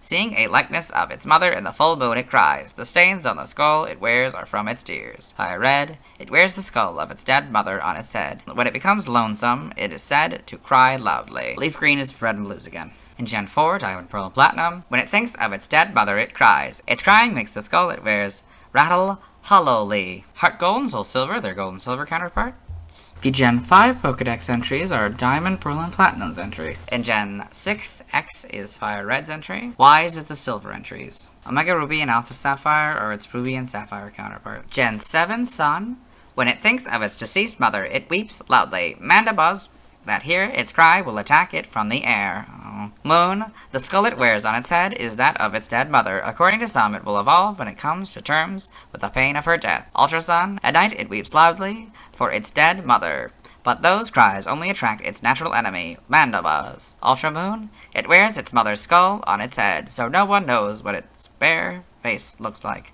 However, it's clear that it's always crying. The Let's Go games, that entry is Yellow's entry. Gen 8, Sword. When the memory of its departed mother brings it to tears, it cries echo mournfully within the skull it wears on its head. Shield. This Pokemon wears the skull of its deceased mother. Sometimes Cubone's dreams make it cry, but each tear Cubone sheds makes it stronger. Brilliant Diamond, Shining Pearl, their Diamond Pearl counterpart. Cubone in the Alola Pokedex. Game locations. Side game locations. In events, held items, Pokemon caught in Gen 1 must be traded to a Gen 2 game in order for a held item to appear. So Red, Blue, and Yellow, you get a Berry 100% of the time. Gold, Silver, and Crystal, you get a Thick Club 2% of the time. Fire Red, Leaf Green, Diamond, Pearl, Platinum, Heart Gold, Soul Silver, X, Y, Sun, Moon, Ultra Sun, and Ultra Moon, you get a Thick Club 5% of the time. In Sword and Shield, with the expansion pass, you get a Thick Club 5% of the time. Brilliant Diamond, Shining Pearl, you get a Thick Club 5% of the time. Stats, base stats, HP 50, Attack 50, Defense 95, Special Attack 45, Special Defense 50, Speed 35, for a total of 325. This Pokemon's special base stat in Gen 1 was 40. Pokemon stats, Type Effectiveness, damaged normally by Normal, Fighting, Flying, Ground, Bug, Ghost, Steel, Fire, Psychic, Dragon, Dark, and Fairy. Weak to Water, Grass, and Ice for double. Immune to Electric, Resistant to Poison, and Rock for half. Notes, if this Pokemon is given a ring target, and its ability is not Lightning Rod, the effectiveness of Electric-type moves is 1, so we go from 0 to 1. Learn set by leveling up. 1, you get Mud Slap and Growl, 4, Tail Whip, 8, False Swipe, 12, Headbutt, 16, Retaliate, 20, Fling, 24, Stomping Tantrum, 29, Bone Rush, 32, Focus Energy, 36, Endeavor, 40, Bone Meringue, 44 Thrash, and 48 Double Edge. By TM/TR in Sword and Shield, TM00, you get Mega Punch, 1 Mega Kick, 3 Fire Punch, 5 Thunder Punch, 15 Dig, 16 Screech, 21 Rest, 22 Rock Slide, 23 Thief, 24 Snore, 25 Protect, 27 Icy Wind, 31 Attract, 32 Sandstorm, 34 Sunny Day, 39 Facade, 40 Swift, 43 Brick Break, 48 Rock Tomb, 59 Fling, 76 Round, 79 Retaliate, 81 Bulldoze, 94 False Swipe, 97 Brutal Swing, 98 Stomping Tantrum. For TR00, you get Swords Dance, 1 Body Slam, 2 Flamethrower, 5 Ice Beam, 6 Blizzard, 7 Low Kick, 10 Earthquake, 13 Focus Energy, 15 Fire Blast, 20 Substitute, 26 Endure, 27 Sleep Talk, 31 Iron Tail, 35 Uproar, 46 Iron Defense, 67 Earth Power, 74 Iron Head, 76 Stealth Rock, and Brilliant Diamond and Shining Pearl, TM1, Focus Punch, 11 Sunny Day, 13 Ice Beam, 14 Blizzard, 17 Protect, 23 Iron Tails, 26 Earthquake, 28 Dig, 31 Brick Break, 32 Double Team, 35 Flamethrower, 37 Sandstorm, 38 Fire Blast, 39 Rock Doom, 40 Aerial Ace, 42 Facade, 44 Rest, 45 Attract, 46 Thief, 54 False Swipe, 56 Fling, 58 Endure, 75 Swords Dance, 76 Stealth Rock, 80 Rock Slide, 82 Sleep Talk, 83 Bulldoze, 87 Swagger, 90 Substitute, 96 Strength, 98 Rock Smash, and 100 Rock Climb. By breeding in Sword and Shield, this group gives you Ancient Power, this group gives you Belly Drum, this group gives you Curse, this group gives you Detect, this group gives you Double Kick, this group gives you Leer, Lapras gives you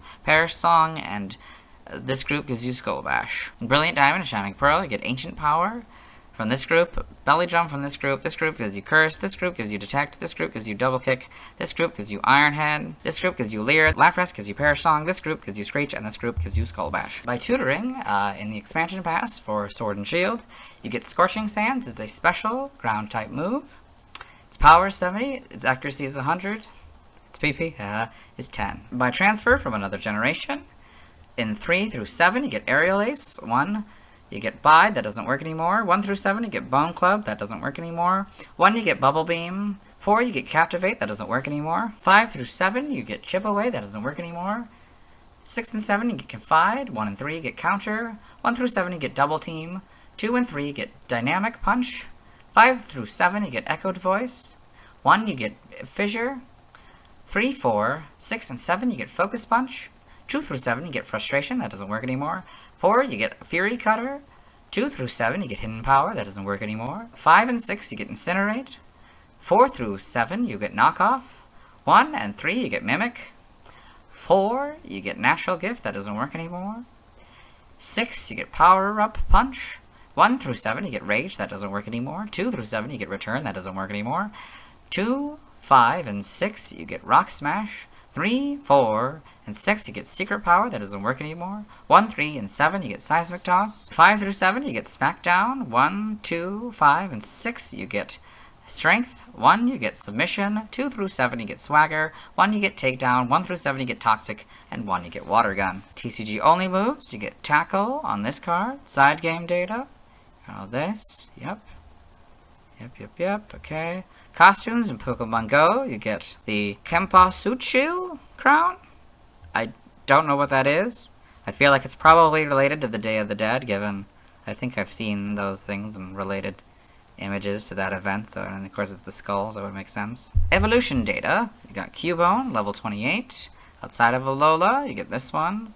Level 28, in Alola at night, you get this one, Alolan Marowak. Sprites, okay, yeah, you can see it's got the basics early on here in the first couple of gens. You can see a lot more obvious spikes than we would get later on. They become a little bit more subtle. Yep.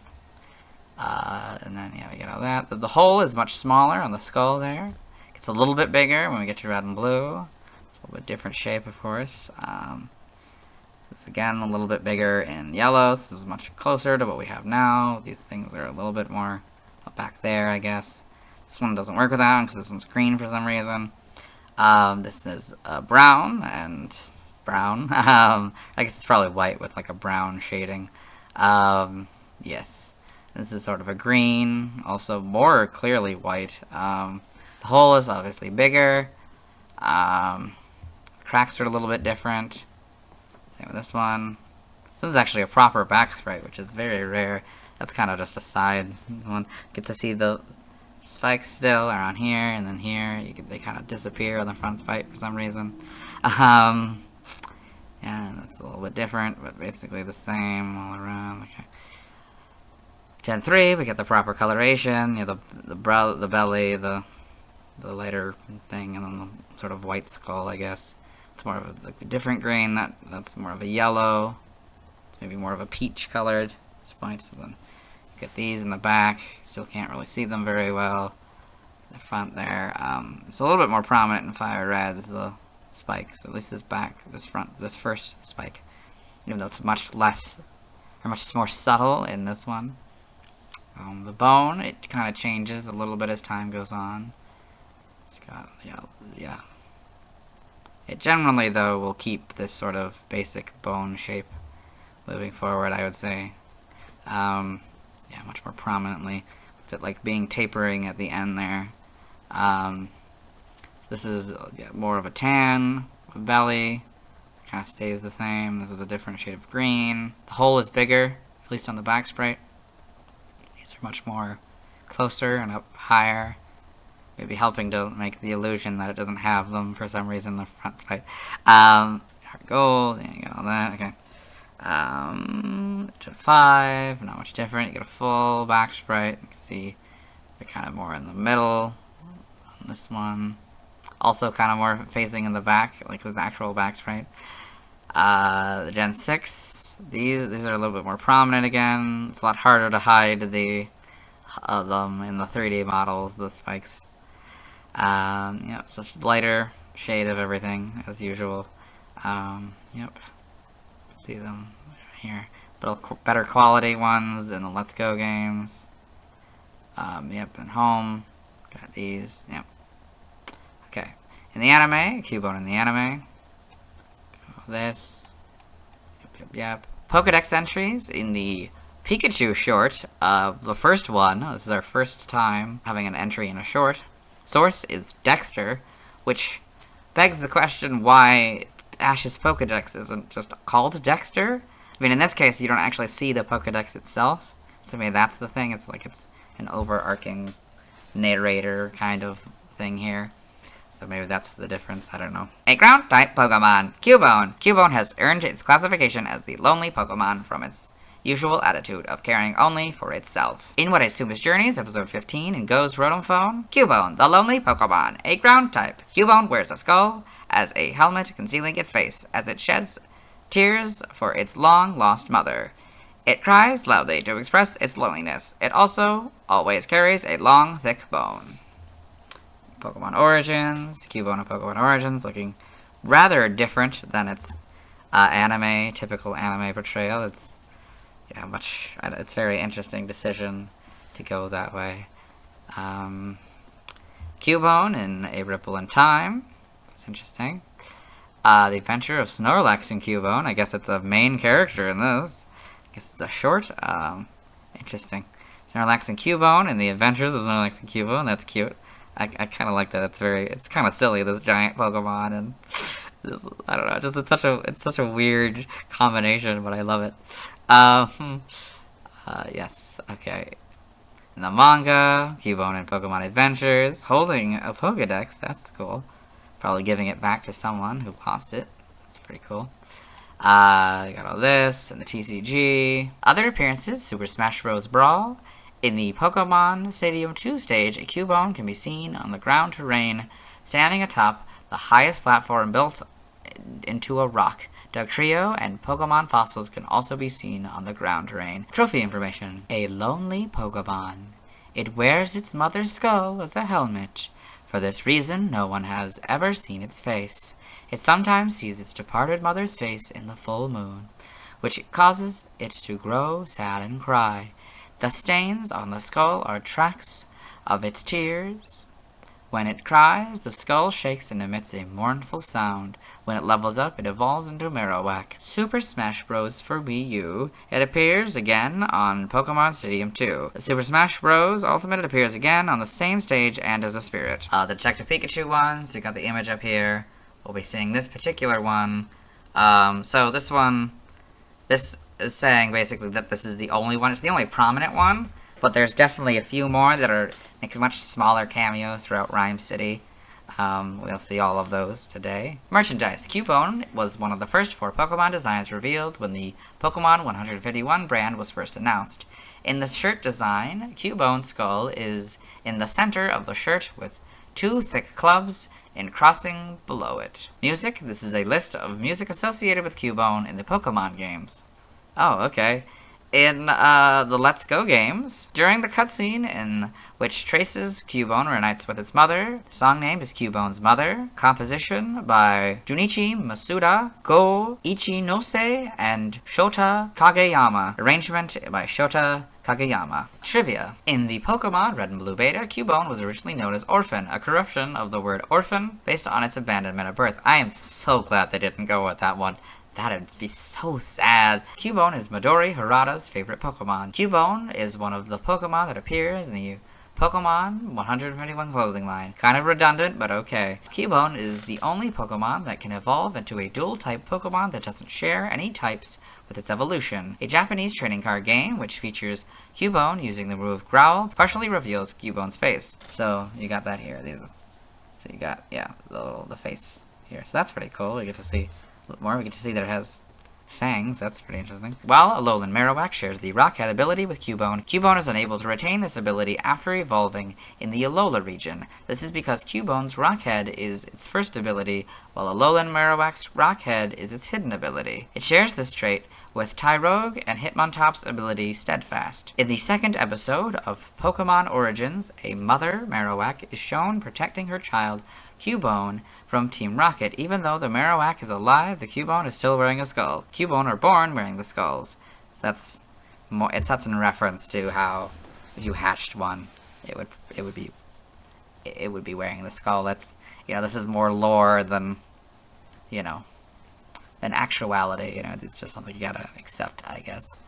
Like the various other things, like the Vulpix tails and stuff. Like there's a lot of those things in this, especially this probably original one where they didn't think about the concept of breeding because it wasn't a thing yet.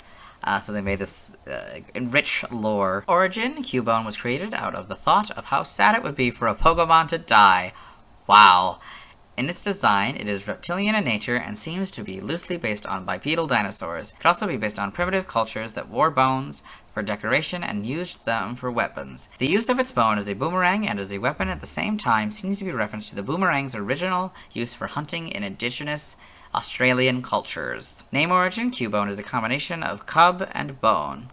That makes sense. Kara may be derived from kara onomatopoeia for light chattering, contrasting with that gara onomatopoeia for heavy clattering in Marowak's Japanese name. In other languages, references see also. Yeah, let's move on. Now let's watch Cubone's first scene in the anime. Hello and welcome to the anime portion of the video.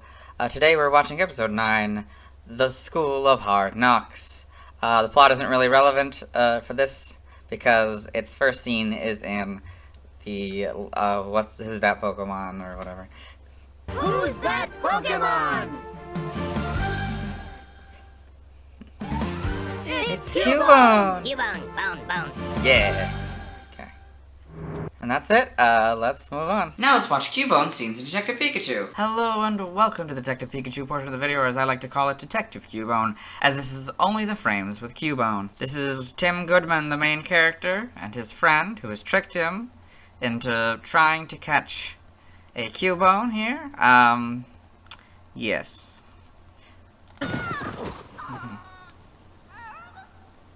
Yeah, so you can see the Cubone there crying.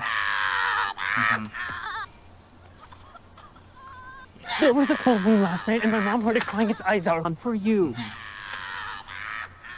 Hey, Cubone. What's up, buddy? The Pokeball is about to catch her. She said something offensive. Jack, Throw the ball. Now he's throwing the Pokeball and but it didn't work, and it broke, and it was released. Yes, and I'm not destroyed! yeah, and so okay. So what they were talking about was how like Pokemon needed to choose them to be their partner or whatever, and he just got hit by Cubone's. I think Boomerang is probably what it was, or some similar, you know, bone attack that he chose. And so now we've got to much later in the film. Tim Goodman has found out that his father has died, so he's come to Rhyme City, a city where humans and Pokemon can coexist. You can see that there. There's going to be a few Cubone around the city here, so that's one of them. And he's going to his dad's apartment to clean up, you know, finish up with that, yeah. So now we've cut to a little bit later in the film. Tim has met Detective Pikachu, a talking Pikachu. He's been attacked by Apom after they've sucked in something called the R gas, which makes Pokemon go crazy. It's kind of hard to see, but there's a Cubone right here. Yeah. And so he's trying to warn everybody about the crazy Apom, but they're back to normal now, so everyone here will think he's crazy. Because I could use a coffee. So now we've cut to a little bit later in the scene here. That's Detective Pikachu, and it's been revealed that he was the detective partner of his father, Harry Goodman. And so the Cubone's over here, you can see. I guess I don't know if it's running the stand or it's just a customer at the stand. I can't really tell. Yes. That's it. Yeah, so they're gonna go get coffee because of this huge revelation. Coffee. Yeah. Come on.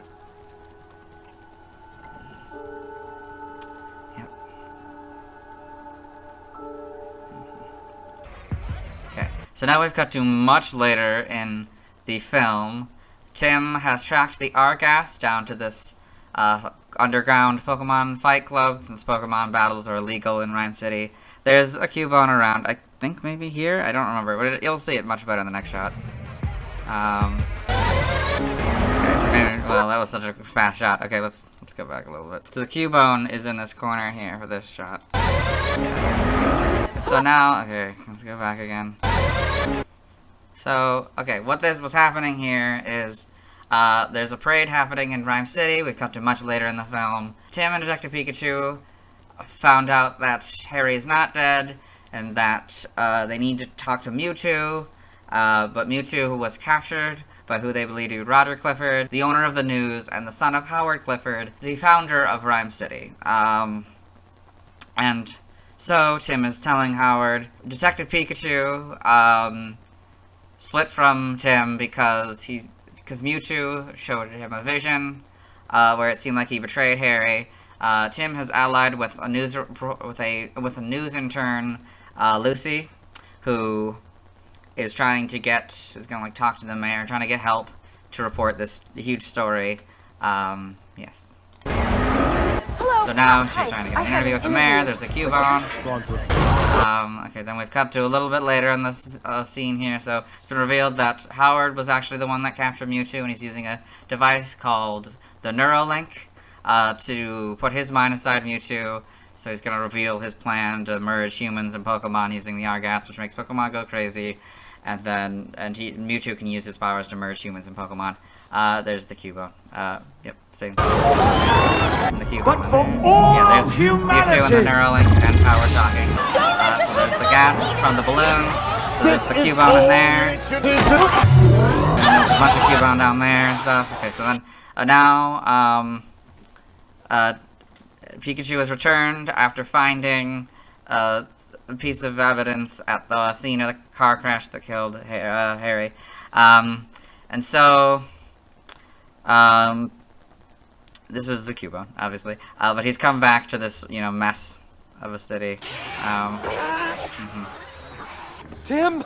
Yes, okay, so now we've cut to much later. Oh dear. This scene, the plot has been undone. Tim has disconnected Howard from the Neuralink, freeing Mewtwo here. So the Cubone's in the background there. And so Tim is reuniting with Pikachu in this scene, yeah. So now Mewtwo is unmerging people, so you can see the Cubone there.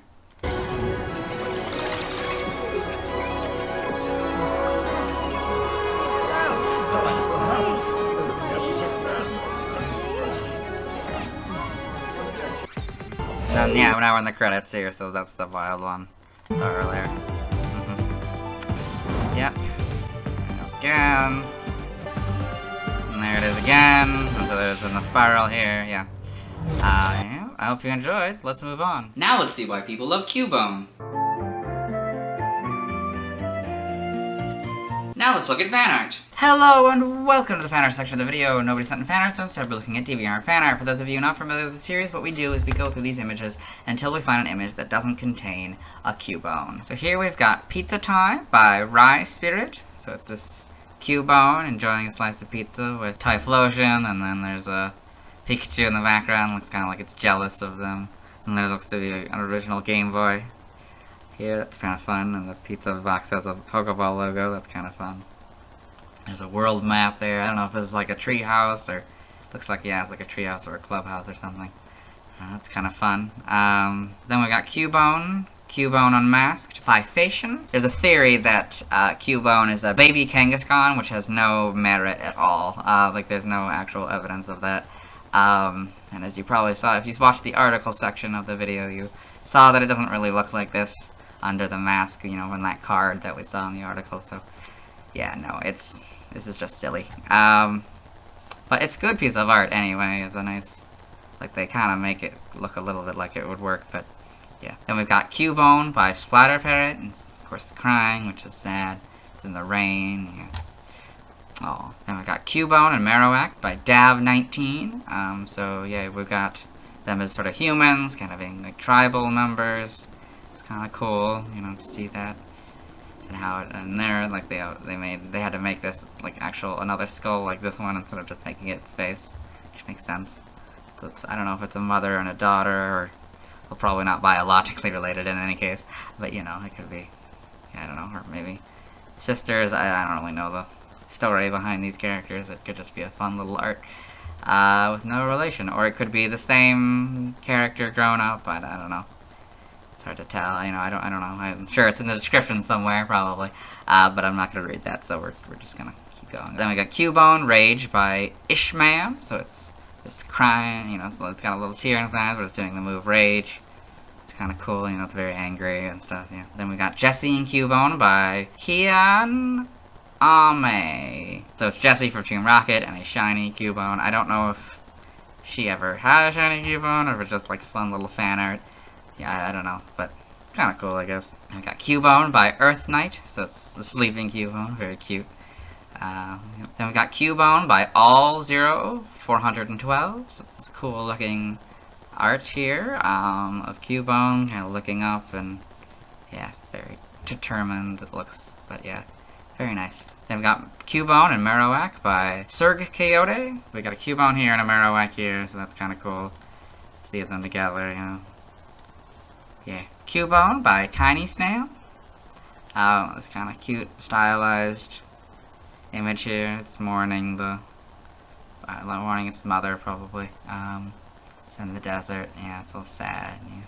Then we've got 104 Cubone and 105 Marowak by Stephen Andrew here. So 104, 105. So yeah, Cubone here looking up, and then Marowak, you know, being angry and determined. That's kind of fun. Kind of the weakness versus the strength. I like that. Then we got Cubone by Das Nomo. So yeah, it's in the desert. It's a rack here. And I don't know. Maybe these are supposed to be cow skulls, or maybe they're supposed to be Marowak skulls. I'm not really sure what.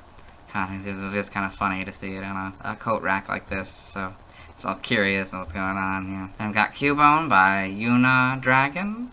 So of course it's crying, and this looks like a cemetery. That's kind of sad. Then we got Cubone by Pumphy. So of course it's at the grave of its mother with flowers, and it's crying. And yeah. Then we got Little Cubone by Corvu Stime. So it's looks angry, determined and stuff. That's kind of cool, like the painting style. It's very nice. I like the blue. Then we've got Cubone by Blue Commodore. So, you know, another nice kind of painting, semi-stylized art. It's very good. This is not a Cubone, so we'll move on. Thanks to everyone who submitted fan art. I won't be streaming tonight, so I need to wait until I talk about Snorlax before I can catch a Cubone. Will do, but I'll get back to that later. Tomorrow I'll be talking about Marowak. As always, this is my proper outfit, and you'll see me tomorrow. Hello, today we'll be talking about Marowak, the evolution of Cubone who evolves at level 28. However, Cubone in the Alola region only evolve at night. If one wishes to consider Alolan Marowak as the 105th Pokemon, that version is the first Fire Ghost type Pokemon. Its previous BYC dates are June 10th, 1996, April 1st, 1999, January 20th, 2002, November 10th, 2004, September 1st, 2007, June 22nd, 2010, April 12th, 2013,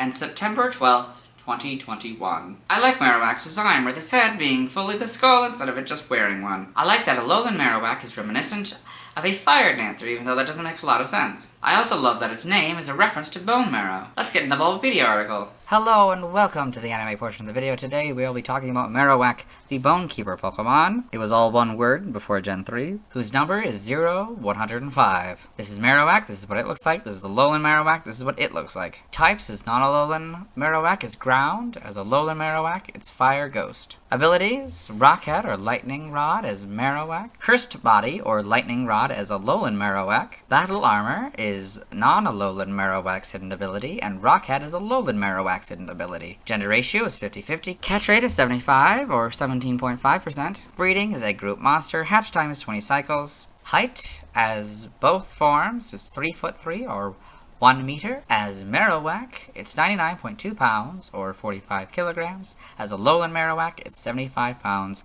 or 34 kilograms. Its experience yield is 124 in the first 4 gens, 149 in 5+. Leveling rate is medium fast. EV yield 2 in both in defense. Shape is that. Footprint is that. Pokedex color is brown, other forms may have other colors, and base friendship is 70. Marowak is a ground-type Pokemon introduced in Gen 1. It evolved from Cubone starting at level 28. In Alola, Marowak is a dual-type Fire Ghost regional form. It evolves from Cubone when leveled up at night, starting at level 28. All Cubone and Alola evolve into this form regardless of their origin. Biology. Marowak is a bipedal Pokemon with light brown skin and a cream-colored underside. 2 small claws, 1 on each hand, serves as its thumbs, and 1 large nail on each foot makes up its toes.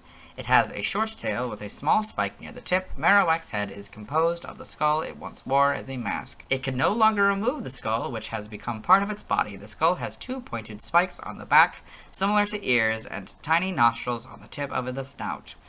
Marowak's triangular brown eyes are also located in the skull. Marowak is well known for its ferocity with its bone club, which it is said to collect from a hidden graveyard. Despite its small size, Marowak's body is as sturdy as armor. Upon evolution, Marowak has overcome the grief of its mother's passing. Now ferocious and violent, Marowak is an adept combatant that uses the bone it carries as a weapon and a boomerang. Having evolved, it seeks vengeance on its natural enemy Mandibuzz, which prey on Cubone because of its naturally weak and timid demeanor. Marowak has also been recorded pounding on boulders with the bone club it carries to tap out messages to others. It lives in mountains to test its skills. As mentioned in Pokemon Sleep, Marowak is known to sleep while using its bones, similar to a pillow, possibly being at peace. On occasion, it is seen affectionately holding onto the bone while sleeping. Aww. Marowak in its pre-evolved form Cubone are the only known Pokemon capable of learning the moves Bone Club and Boomerang. Marowak and Cubone are also the only known Pokemon capable of using the Thick Club item. In Gen 2 and 3, Bone Rush was another one of their signature moves. Forms, Marowak has a regional form Alolan Marowak. In the Alola region, Marowak was faced with an abundance of its natural enemies, Grass-type Pokemon. This harsh environment led it to bond closely with its friends, which is said to have created a sort of sixth sense and caused it to take a new form. Alolan Marowak's body is black and it has pale gray eyes. There is a dark flame-like mark on its skull between the eyes. Compared to the regular Marowak's squatter, thicker body, Alolan Marowak is relatively thin. White markings resembling shoulder blades, vertebrae, and hip bones are visible on its back. The bone Alolan Marowak uses is longer than the one regular Marowak uses, customarily mourns its companions by burying them and dancing in mourning. Aww. Alolan Marowak rubs the bone it wields against its forehead to light the ends in a green flame and then twirls the flaming bone. It specializes in an attack where it releases a weak ball of flame from its bone that will relentlessly pursue its foe. Alolans would fear it for a conjurer due to its rarity and the fearful sight of it dancing with its bone. The dance is also used as a way of mourning for its lost allies. Once its flames have spread onto an opponent, they are impossible to put out with water. The flames are known to cause both mental and physical pain. A special Alolan Marowak in Alola serves as the totem Pokemon for the Wella Volcano Park's Island Challenge. This Marowak possesses an energy that originates from ultra wormholes, which takes the form of a golden, flaring aura. This energy is called Z-Power. Alolan Marowak is the only Pokemon capable of learning the move Shadow Bone. Evolution. Marowak evolves from Cubone, and Alola Marowak has a regional form that evolves from Cubone. But Cubone to Marowak, Cubone to Alola Marowak. Game data, NPC appearances, Pokemon Red, Blue, Yellow, Fire Red, and Leaf Green. Marowak was killed by agents of Team Rocket, leaving a Cubone as an orphan. With the Sylph Scope, her ghost could be seen in Pokemon Tower. Marowak cannot be caught in this battle, dodging all Pokeballs, even when incapacitated by status conditions, like sleep and freeze. After fainting in a battle, a message will pop up saying that Marowak's soul has finally moved on to the afterlife. Aww. Pokemon Let's Go Pikachu and Let's Go Eevee. Marowak's ghost appears in the same capacity it did in previous iterations of the Gen 1 games, however, it is not battled. Instead, it is calmed by the presence of its son, Cubone. Aww. It should be using her instead of it. Pokemon Mystery Dungeon, Explorers of Time and Explorers of Darkness. Marowak runs a training dojo the same way Makuhita had one in the first series. Aww. Pokemon Super Mystery Dungeon. Marowak reappears in Super Mystery Dungeon, his dojo having crumbled and subsequently being put out of business. He is recruited once the player connects with Makuhita. Aww. Pokedex entries in Gen 1. The bone it holds is its key weapon. It throws the bone skillfully like a boomerang to KO targets. Yellow. Small and weak, this Pokemon is adept with its bone club. It has grown more vicious over the ages. Stadium. Originally a small and weak Pokemon, it became rough and aggressive when it began using bones as weapons. Gen 2, Gold. It has been seen pounding boulders with the bone it carries in order to tap out messages to others. Silver. It collects bones from an unknown place. A Marowak graveyard exists somewhere in the world, rumors say. Crystal. Somewhere in the world is a cemetery just for Marowak. It gets its bones from those graves. This is the first time Stadium 2 is not the same as Gold's. Stadium 2 is Silver's this time. Huh, wasn't expecting that. In Gen 3, Ruby and Sapphire. Marowak is the evolved form of a Cubone that has overcome its sadness at the loss of its mother and grown tough. This Pokemon's tempered and hardened spirit is not easily broken. So this is the first one, at least in English, that introduced the mother aspect, the loss getting over its mother, which is very interesting. That wasn't until Gen 3. Emerald. A Marowak is the evolved form of a Cubone that has grown tough by overcoming the grief of losing its mother. Its tempered and hardened spirit is not easily broken. Fire Red.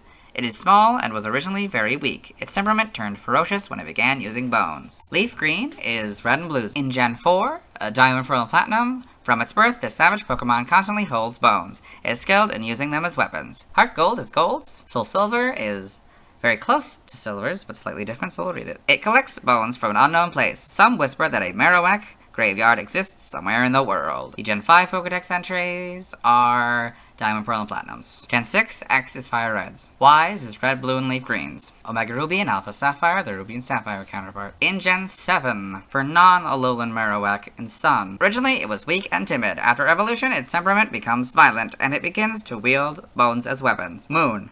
This Pokemon is out for vengeance against its natural enemy, Mandibuzz. It throws bones like boomerangs to try to take it down. Ultra Sun. It throws bones at Mandibuzz to knock it down. It's thought that Marowak is trying to avenge its parent. Ultra Moon. They thump their bones rhythmically to communicate among themselves. There are nearly 50 different rhythmic patterns. Let's Go games are basically yellows, but Bone Club is now a lowercase. For Alolan Marowak in Sun. The bone it possesses were once its mother's. Its mother's regrets have become like a vengeful spirit protecting this Pokemon. Moon. Its custom is to mourn its lost companions. Mounds of dirt by the side of the road mark the graves of the Marowak. Aww. Ultra Sun. The rich greenery of the Alola region is hard on Marowak. It controls fire to stay alive. Ultra Moon. When it beats opponents with its bones, the cursed flames spread to them. No amount of water will stop those flames from burning. In the Let's Go games, it has transformed the spirit of its dear departed mother into flames, and tonight it will once again dance in mourning of others of its kind. In Gen 8, in Sword, this Pokemon overcame its sorrow to evolve a sturdy new body. Marowak faces its opponents bravely using a bone as a weapon. Shield. When this Pokemon evolved, the skull of its mother fused to it. Marowak's temperament also turned vicious at the same time. Brilliant Diamond and Shining Pearl. The bones it uses have been in its possession since it was born. It has a ferocious nature. For Alolan Marowak in Sword, This Pokemon sets the bone it holds on fire and dances through the night as a way to mourn its fallen allies. A shield. The cursed flames that light up the bone carried by this Pokemon are said to cause both mental and physical pain that will never fade. Oh, here we got Marowak in the Alola Pokedex, and we got Alolan Marowak in the Alola Pokedex. Game locations. Side game locations. Held items. Pokemon caught in Gen 1 must be traded to a Gen 2 game in order for a held item to appear. Red, blue, and yellow, you get a gold leaf 100% of the time. Gold, silver, and crystal, you get a thick club 2% of the time. Fire, red, and leaf green, you get a thick club 5% of the time. Pokemon XD, Gales of Darkness, you get a thick club 100% of the time. Heart Gold, Soul Silver, Black, White, X, and Y, you get a thick club 5% of the time. Stats, base stats, Marowak, HP 60, attack 80, defense 110, special attack 50, special defense 80, speed 45, for a total of 425. This Pokemon's special base stat in Gen 1 was 50. Alolan Marowak has the same stats. Pokemon stats. Type effectiveness, Marowak is damaged normally by normal, fighting, flying, ground, bug, ghost, steel, fire, psychic, dragon, dark, and fairy. The only ones that stay are flying, psychic, and dragon. Alolan Marowak is damaged normally by flying, electric, psychic, and dragon. Marowak is weak to water, grass, and ice for double, while Alolan Marowak is weak to ground, rock, ghost, water, and dark for double. Non-Alolan Marowak is immune to electric, while Alolan Marowak is immune to normal and fighting. Marowak is resistant to poison and rock for half, while Alolan Marowak is resistant to poison, bug, steel, fire, grass, ice, and fairy, all for half except for bug, which is a fourth. In the Marowak box here, we've got notes. If this Pokemon is given a ring target and its ability is not Lightning Rod, the effectiveness of electric-type moves is 1. So it go from 0 to 1. In the Alolan Marowak box, notes. If Foresight or Odor Sleuth is used by an opponent, the opponent has Scrappy, or this Pokemon is given a ring target, the effectiveness of normal type moves is 1, so it would go from 0 to 1, and the effectiveness of fighting type moves is 1, so it would also go from 0 to 1. If this Pokemon has Lightning Rod, the effectiveness of electric type moves is 0. Learn Set by leveling up for Marowak will go down to 28. 31, Bone Rush, 36 Focus Energy, 42 Endeavor, 48 Bone Meringue, 54 Thrash, and 60 Double Edge. For Alolan Marowak, we'll start with this Evo here, and then go down to 28. Upon evolution, you get Shadow Bone, 31 Bone Rush, 36 Will-O-Wisp, 42 Endeavor, 48 Bone Meringue, 54 Thrash, and 60 Flare Blitz. We're skipping by TM/TR for Marowak here. Yep.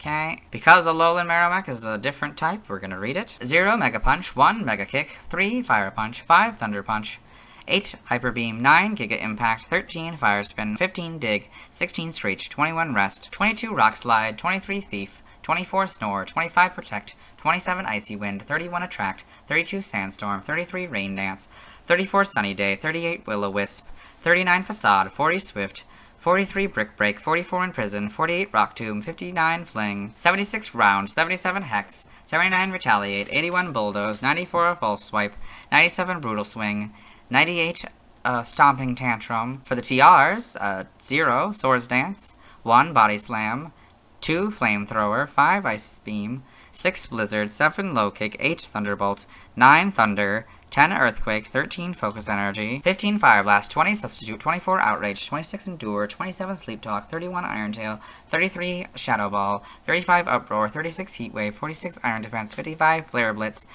58 Dark Pulse, 64 Focus Blast, 67 Earth Power, 74 Iron Head, 75 Stone Edge, 76 Stealth Rock, 83 Ally Switch, and 95 Throat Chop. Okay, we're skipping by breeding. By tutoring, Marowak. In the expansion pass of Sword and Shield, you can get Scorching Sands, which is a special ground-type move, power 70, accuracy 100, and PB is 10. For Alolan Marowak, you can get, in the same expansion pass, Burning Jealousy, Poltergeist, and Scorching Sands. Get nothing by prior evolution. By transfer from another generation for Marowak, you get 3 to 7 Aerial Ace. 1 you get Bye, that doesn't work anymore. 1 to 7 you get Bone Club, that doesn't work anymore. 1 you get Bubble Beam. 4 you get Captivate, that doesn't work anymore. 5 through 7 you get Chip Away, that doesn't work anymore. 6 and 7 you get Confide. 1 and 3 you get Counter. 1 through 7 you get Double Team. 2 and 3 you get Dynamic Punch. 5 through 7 you get Echoed Voice. 1 you get Fissure. 3, 4, 6, and 7 you get Focus Punch. 2 through 7 you get Frustration, that doesn't work anymore. 4 you get Fury Cutter. 2 through 7 you get Hidden Power, that doesn't work anymore. 5 and 6 you get Incinerate. 4 through 7 you get Knock Off. 7 you get Laser Focus. 1 and 3 you get Mimic. 4, you get Natural Gift, that doesn't work anymore. 6, you get Power Up Punch. 1 through 7, you get Rage, that doesn't work anymore. 2 through 7, you get Return, that doesn't work anymore. 2, 5, and 6, you get Rock Smash. 3, 4, 6, you get Secret Power, that doesn't work anymore. 1, 3, and 7, you get Seismic Toss. 3, from an event, you get Sing. 5 through 7, you get Smackdown. 1, 2, 5, and 6, you get Strength. 1, you get Submission. 2 through 7, you get Swagger. 1, you get Takedown. 1 through 7, you get Toxic. And 1, you get Water Gun. Alola Marowak, just from 7, because that's its first generation, so obviously it has to be from that one. Aerial Ace, Bone Club, that doesn't work anymore. Confide, Double Team, Dream Meter, Echoed Voice, Flame Charge, Focus Punch, Frustration, and Hidden Power, they don't work anymore. Knockoff, Laser Focus, Pain Split, Rage, that doesn't work anymore, neither does Return. Seismic Toss, Smackdown, Spite, Swagger, and Toxic. We got a new box. It's by transfer, only via prior evolution. I guess this is what it got from Cubone in 7, but gets transferred into this, I guess, in 8 or something. Okay, anyway, 1 Bide, that doesn't work anymore. 1 Bubble Beam. 4 Captivate, that doesn't work anymore. 5 through 7 Chip Away, that doesn't work anymore. 1 and 3, you get Counter. 2 and 3, you get Dynamic Punch. 1, you get Fissure. 4, you get Fury Cut. 5 and 6, you get Incinerate. 1 and 3, you get Mimic. 4, you get Natural Gift, that doesn't work anymore. 6, you get Power Up Punch. 2, 5, and 6, you get Rock Smash. 3, 4, and 6, you get Secret Power, that doesn't work anymore. 1, 2, 5, and 6, you get Strength. And 1, you get Submission, Takedown, and Water Gun. Side game data, Marowak. This. Pokepark Wii, Pikachu's Adventure, in the Pokepark pad entry. Marowak are seen in the Gamer Zone and Granite Zone. Blaziken's Boulder Bash is their favorite attraction. Got all this. Yep, Alolan Marowaks. Stuff. Costumes in Pokemon Go, the Kempasu Chill Crown. I'm assuming it has something to do with Day of the Dead. Evolution data, Cubone, level 28 outside of Alola, Marowak, level 28 in Alola at night. You get Alolan Marowak. So sprites here. Okay, that is much different than I was expecting. I mean, it's got the basics, but it's a lot, cuter? I don't know if it's, you say cuter, but certainly, not what I was expecting. Certainly not the face bone that we'd get later on. Okay, it has a lot more prominent spikes in the back sprite. Yeah. Skull is a little different in this one. Bone is a lot chubbier, gets thinner, becomes double-sided. Maybe it still is double-sided, but it's more obviously double-sided in yellows. Obviously a lot of this changes. It's much more of the basics that we know today. The double-edged tail there, and spikes not really being all that obvious. Of course, this back sprite does not work with this one at all. Also, this kind of suggests that the pieces are not all one skull, like it would be later implied. That's interesting. Kind of almost looks like an armadillo. Gen 2 in gold. You got this. So this is much more familiar, you know. Not quite there. We'll get that in silvers. We get the sort of thinner nose, I guess. Same with crystals. Then we got, so it's a brown with brown, you know, lighter brown. There's a green, a lighter green. Yep. The bone is one-sided. Well, it's two-sided in silver. It's back to one-sided in crystal. Yeah, the tails are much more obvious. The forked like that. See its thumb and its finger and all that. Its toe still remains the same from its pre-evolution. That's pretty cool. Gen 3, you get the... Oh yeah, that's right. It becomes a tail with a spike, doesn't it? Yes, and it loses all the other spikes that it once had. That's right. It's not a forked one. It's just it's one with a spike. It looks like it's forked, but it's not actually. Yeah. So get this brown, sort of peach color belly, like it's like the other one. Oh, get the red eyes. Did the other one have red eyes? I don't think so. I think red eyes are new for this evolution. Yes. Got the green is a little different. It's now much more unified, sort of a whitish, maybe a cream color, off-white, I guess. It's a little thinner than these guys. It kind of slowly gets thinner, I guess. Yeah, probably more streamlined. In Gen 4, you get the much, I think, more iconic sort of skull. You know, this more pointed one, I guess. These probably change. Oh yeah, these little stubs also change. They form differently. These are a little bit different.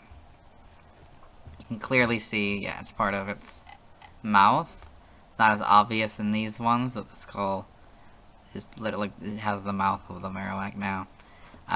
Somehow, I don't know how that's even possible, but sure. The bone is now universally like a full bone. You can see that here and here, and a little bit in the sprites. And it does its little animation. The green is a little brighter here. You can see that, more yellow. Yep. Yep. Yeah, and that just stays the same. You get the full back sprite. You get to see the little spike a little bit easier. Gen 6. Get the models, pretty good models, I'd say. Yeah, got the little spike. Yeah, it is all the faithful things you need. Because the simpler skull again, it's interesting. So then you got a lowland, so it becomes a sort of purple, and that is, wow, that is actually like, it is really thin compared to this one, huh? It's longer arms too, I think. See that, and then yeah, it's sort of a different purple body, like a indigo body maybe. Then you get to see all the markings that are different. Yep, so you get the Let's Go games, got that. Most of which is the same, but of course there's this big star in their skull as well. Home, you got all that. It's the lighter green again, I think. Should maybe have just gone to the lighter green. Probably when we went to these, they probably got lighter. Yeah, this became more the cream color. That's kind of more the, still kind of the yellow. And then there's the, the Marowaks. In the anime, Marowak in the anime. Lowland Marowak in the anime. That's pretty cool. Oh, so skinny.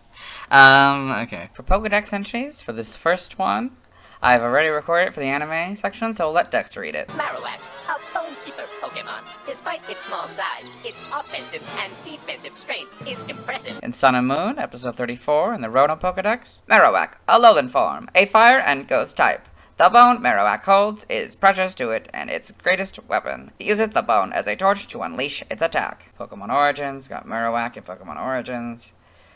Gotcha, I guess, Evolutions, in the manga. Marowak in Pokemon Adventures, and then Alola Marowak in Pokemon Adventures. Got a few of them, looks like. Yep. Okay.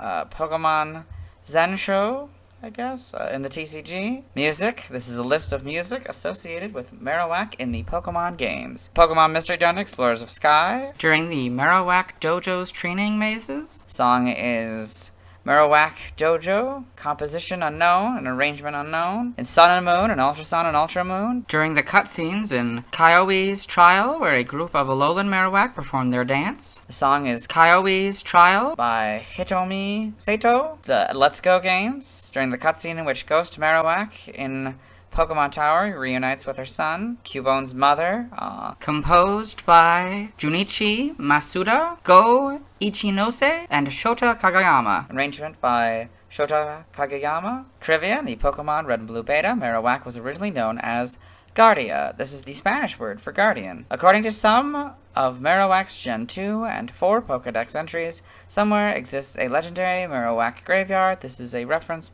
to the Elephant Graveyard of modern myth. Alolan Marowak is the only dual-type Pokemon that shares no types with its pre-evolution. Alolan Marowak is the only ghost-type Pokemon in the Monster Egg group, the 5th and 6th points we read yesterday. Origin: Marowak is reptilian in nature and may be loosely based on bipedal dinosaurs. It also could be based on primitive cultures that wore bones for decoration and used them for weapons. The use of its bones as a boomerang and as a weapon at the same time seems to be a reference to the boomerang's original use for hunting in indigenous Australian cultures. Alolan Marowak's design may draw inspiration from a fire dancer holding a fire staff or a fire knife, a Samoan traditional dance implement. It may have also drawn inspiration from the Polynesian concept of mana, a spiritual essence that exists in all objects and people. It also allows people to imbue their spirit into other people and objects for protection or vengeance. In addition, Alolan Marowak may have been inspired by night marchers, ghosts from Hawaiian mythology that march at night, are feared by the living, and traditionally are known for carrying torches as they march. Name origin: Marowak may be a combination of marrow and whack. I think so. Gara Gara may be derived from Gara Gara, onomatopoeia for heavy clattering, contrasting the Kara Kara, onomatopoeia for light clattering, in Cubone's Japanese name. In other languages, related articles, references, external links to the Alolan forms, and the totem Pokemon, that's cool, That's new. Let's move on. Now let's see Marowak's first scene in the anime. Hello and welcome to the anime portion of the video. Today we are watching episode 73, Bad to the Bone. In this episode, Ash Ketchum is on his way to the Indigo League battle, like big competition. And he runs into Otoshi here, a trainer, and he has challenged Ash to a battle. Yes. Ash is with his friends, Brock and Misty, and Pikachu. I choose Marowak! Bulbasaur, I choose you! There's the Bulbasaur. And there's the Marowak. Okay, so that's Marowak's first scene in the anime. Now let's see Marowak's scene in Detective Pikachu. Hello and welcome to the Detective Pikachu portion of the video, or as I like to call it, Detective Marowak, as this is only the frames with Marowak. In the film, Tim Koopman, the main character, has met Detective Pikachu talking Pikachu. And they are investigating something called the Argas. They've come to this film studio to meet with Lucy Stevens, a reporter for the news. This is Howard Clifford, the founder of Rhyme City, the city they're in right now, and his son, Roger Clifford, the owner of the news. They're announcing the 10th anniversary parade. There is a Marowak on the screen in the background here, like a silhouette of it. Yes. Chip. And yourself. Okay. And so so this is them after it. He's like telling him to shut up. They don't have really a great relationship. Yeah. And yourself. And that one, okay. And this scene, yeah, they're meeting, and she's like saying how he found a Pokemon partner, but he never wanted one, so like he's kind of denying it at this point. So yeah, that's all of them. So let's move on. Now let's see why people love Marowak. Hello and welcome to the community post section of the video. Someone responded to another one of these, so we're gonna read it. So this is, what do you love about Marowak? For this question, you can answer with Alolan or non-Alolan Marowak. So once again, number 1 Drizzile fan has responded. Thank you again.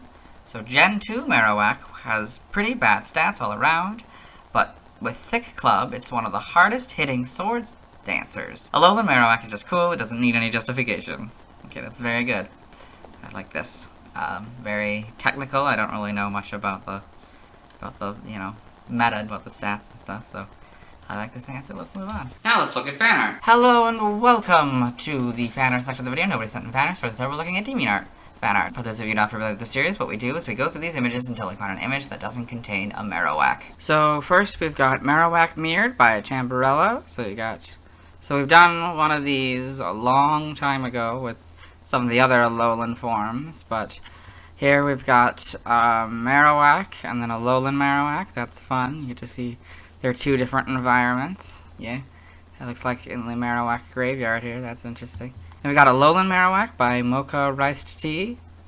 So this is this nice image here. That's kind of fun. See the blue flames and the darkness and all of that. Then we got 105 Marowak by Odd Socket. So it says number 105 Marowak here. So this fun stylized version of Marowak. That's kind of cool. This is not a Marowak, so we'll continue. Thanks to everyone who submitted fan art. I won't be streaming tonight as I need to wait until I talk about Snorlax to evolve Cubone into Marowak. As for Alolan Marowak, I'll have to wait until I've talked about the Gen 7 Pokemon to get back to that one. Tomorrow we talk about Hitmonlee. As always, this isn't my proper outfit and you'll see me tomorrow. Hello! Today I'll be talking about Hitmonlee, who, along with Hitmonchan, is the first Pokemon to get a pre-evolution and a later generation that creates a split evolution. Starting in Gen 2, it is one of the evolutions of Tyrogue, who evolves at level 20 into Hitmonlee when his attack is higher than his defense. Hitmonlee is also the first Pokemon to be 100% male without its gender split into 2 Pokemon, i.e. Nidoran. Its previous PYC dates are June 11th, 1996, April 2nd, 1999, January 21st, 2002, November 11th, 2004, April 2nd, 2007, June 23rd, 2010, April 13th, 2013, February 2nd, 2016, November 23rd, 2018, and September 13th, 2021. I love the name reference, but I don't love its design. It's definitely my least favorite of the 3 Tyrogue evolutions. Anyway, let's get into the Bulbapedia article. Hello! Welcome to the Bulbapedia section of the video. Today we'll be talking about Hitmonlee, the kicking Pokemon, whose number is 0106. This is what it looks like. Type is fighting. Abilities: Limber or Reckless in Gen 4+. Unburden is its hidden ability. Gender ratio is 100% male. Catch rate is 45. or 11.9%. Breeding is egg group human-like. Hatch time 25 cycles. Height is 4 foot 11 or 1.5 meters. Weight is 109.8 pounds or 49.8 kilograms. Base experience yield is 139 in the first 4 gens and 159 in 5+. Leveling rate is medium fast. EV yield is 2 and attack. Shape is that. Footprint is that. Pokedex color is brown. And base friendship is 70. Hitmonlee is a fighting type Pokemon introduced in Gen 1. It evolves from Tyrogue starting at level 20 when Tyrogue's attack is higher than its defense. It is one of Tyrogue's final forms, the other being Hitmonchan and Hitmontop. Biology: Hitmonlee is a humanoid Pokemon with an ovoid body, lacking a distinct neck and head. Its upper torso has almond-shaped eyes with black space around them, and appears to lack a nose and mouth. Primarily brown, it has cream-colored, segmented arms and legs. Each hand has 3 fingers, and each foot has 3 clawed toes. The soles of its feet and its ankles have circular yellow pads. Hitmonlee is an exclusively male species with no female counterpart. Hitmonlee's legs freely contract and stretch similar to a coiled spring, and one particular Hitmonlee can do this with its arms as well. The source of its power comes from the ligaments in its legs that Hitmonlee can fully control. This flexibility allows Hitmonlee to run with lengthy strides, giving it greater reach for its kicks. Its excellent sense of balance enables it to kick in succession from any position. Hitmonlee's kicking strength is incredibly powerful, owing to its diamond-like soles. Right before kicking an opponent, Hitmonlee will harden the muscles on the soles of its foot, allowing it to maximize the full power of its kick. It has sometimes been nicknamed the Kick Master. After battling, it rubs down its legs to relax the tight muscles. Rarely found in the wild, it is primarily found in urban areas. It has been seen competing with either Hitmonchan or Hitmontop. Hitmonlee has had several kicking moves as signature moves: High Jump Kick prior to Gen 3, Jump Kick prior to Gen 4, Rolling Kick prior to Gen 7, Mega Kick in Gen 2, and from Gen 4 to 6. Prior to Gen 5, Reckless was Hitmonlee's signature ability. Evolution: Hitmonlee evolves from Tyrogue. So you can see that here, Tyrogue, Hitmonlee. Game data: NPC appearances, Pokemon Mystery Dungeon, Explorers of Time, and Explorers of Darkness. Hitmonlee, together with Bronzong and Regigigas, are the statues that came alive to battle the player in Aegis Cave. Hitmonlee stretching its legs in Pokemon Adventures. So this is supposed to be like up in the biology section for some reason. It's down here. Pokedex entries in Gen 1. Red and Blue. When in a hurry, its legs lengthen progressively. It runs smoothly with extra long, loping strides. Yellow. When kicking, the sole of its foot turns as hard as diamond on impact and destroys its enemy. Stadium. Repeatedly kicks its enemy with legs that freely stretch and contract. Some people refer to it as the Kicking Master. Gen 2 Gold. This amazing Pokemon has an awesome sense of balance. It can kick in succession from any position. Silver. If it starts kicking repeatedly, both legs will stretch even longer to strike a fleeing foe. Crystal. It is also called the Kick Master. It uses its elastic legs to execute every known kick. Stadium 2 is just gold again. In Gen 3 in Ruby and Sapphire, Hitmonlee's legs freely contract and stretch. Using these spring-like legs, it bowls over foes with devastating kicks. After battle, it rubs down its legs and loosens the muscles to overcome fatigue. Emerald. Its legs freely stretch and contract. Using these spring-like limbs, it bowls over foes with devastating kicks. After battle, it rubs down its tired legs. Fire Red. The legs freely contract and stretch. The stretchy legs allow it to hit a distant foe with a rising kick. Leaf Green is basically Red and Blue, but extra long is now one word with a hyphen. In Gen 4 in Diamond, Pearl, and Platinum, its legs can stretch double. First-time foes are startled by its extensible reach. Heart Gold and Soul Silver are their Gold and Silver counterparts. The Gen 5 Pokedex entries are Diamond, Pearl, and Platinums. In Gen 6, X is Fire Reds. Y's is basically the silver entries, but slightly different, so I'll read it. If it starts kicking repeatedly, both legs will stretch to strike a fleeing foe. Omega Ruby and Alpha Sapphire are the Ruby and Sapphire counterpart. The Gen 7 Pokedex entry is Yellow's entry. In Gen 8, the Swords entry is the Gold entries. Shields is Fire Red and X's. Brilliant Diamond and Shining Pearl are very similar to their Diamond and Pearl counterpart, but slightly different, so I'll read it. Its legs can stretch to double their length. First-time foes are startled by Hitmonlee's extensible reach. In Gen 9 and Scarlet, at the exact moment it lands a kick on its target, Hitmonlee hardens the muscles on the sole of its foot, maximizing the power of the kick. Violet, it has complete control over the ligaments in its legs, expanding and contracting them to double the reach of its kicks. So here we've got Hitmonlee in the Blueberry Pokedex. It's fighting a Hitmontop. That's clever. I wonder if it'll be the reverse post when we get to the Hitmonchan one.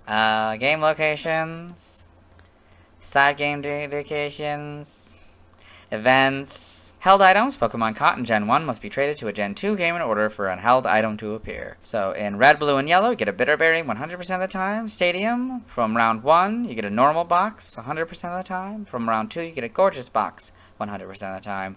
From Pokemon XD Gills of Darkness, you get a black belt 100% of the time. Stats, base stats, HP 50, attack 120, defense 53, special attack 35, special defense 110, speed 87, for a total of 455. This Pokemon's special base stat in Gen 1 was 35. Pokeathon stats, type effectiveness, damage normally by normal, fighting, poison, ground, ghost, steel, fire, water, grass, electric, ice, and dragon, weak to flying, psychic, and fairy for double, immune to nothing, resistant to rock, bug, and dark for half. Learn set by leveling up. We'll start with Evo here, but then we'll go down to Wide Guard. Upon evolution, you get Brick Break, 21 Wide Guard, 24 Blaze Kick, 28 Feint, 32 Mega Kick, 36 Close Combat, 40 Reversal, 44 High Jump Kick, and 50 Axe Kick. Upon evolution, you get Brick Break, 21 Wide Guard, 24 Blazing Kick, 28 Feint, 32 Mega Kick, 36 Close Combat, 40 Reversal, 44 High Jump Kick, and 50 Axe Kick. For by TM here, what I'm going to do for the Tyrogue line is I'm going to read all of this, and then I will read Hitmonchans as well, but I won't do Tyrogue or Hitmontop. The reason is because this one I figure will be more focused on kicking, while Hitmonchans will be more focused on punching, and so Tyrogue and Hitmontop are more of a mix between them, so I assume they'll be the same TMs or very similar TMs. By TM, 1 Takedown, 5 Mudslap, 6 Scary Face, 7 Protect, 12 Low Kick, 18 Thief, 25 Facade, 28 Bulldoze, 32 Swift, 36 Rock Tomb, 39 Low Sweep, 43 Fling, 47 Endure, 49 Sunny Day, 50 Rain Dance, 58 Brick Break, 64 Bulk Up, 66 Body Slam, 70 Sleep Talk, 80 Metronome, 83 Poison Jab, 84 Stomping Tantrum, 85 Rest, 86 Rock Slide, 87 Taunt, 88 Swords Dance, 103 Substitute, 112 Aura Sphere, 130 Helping Hand, 132 Baton Pass, 134 Reversal, 149 Earthquake, 150 Stone Edge, 152 Giga Impact, 158 Focus Blast, 167 Close Combat, 171 Terra Blast, 181 Knockoff, 184 Vacuum Wave, 185 Lunge, 191 Uproar, 204 Double Edge, 205 Endeavor, 213 Coaching, 221 Throat Chop, and 229 Upper Hand. So, for by breeding here, I'm just gonna read it in this article, not reading it in either the other Hitmons or Tyrogues. Hitmonchan gives you Bullet Punch,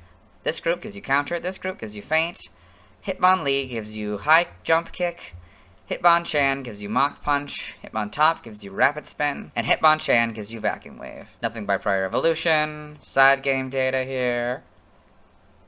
Pokemon Ranger Guardian Signs in the browser entry. It creates shockwaves around itself that make Pokemon paused. Okay, got all this. Pokepark Wii, Pikachu's Adventure. In the Pokepark Pad entry, Hitmonlee is taking a break at the hot spring in the Cavern Zone on the way to the Lava Zone. He's a heavy hitter when it comes to Bastiodon's Block Barrage. Okay, you got all this. Okay. Evolution data is Baby from Tyrogue.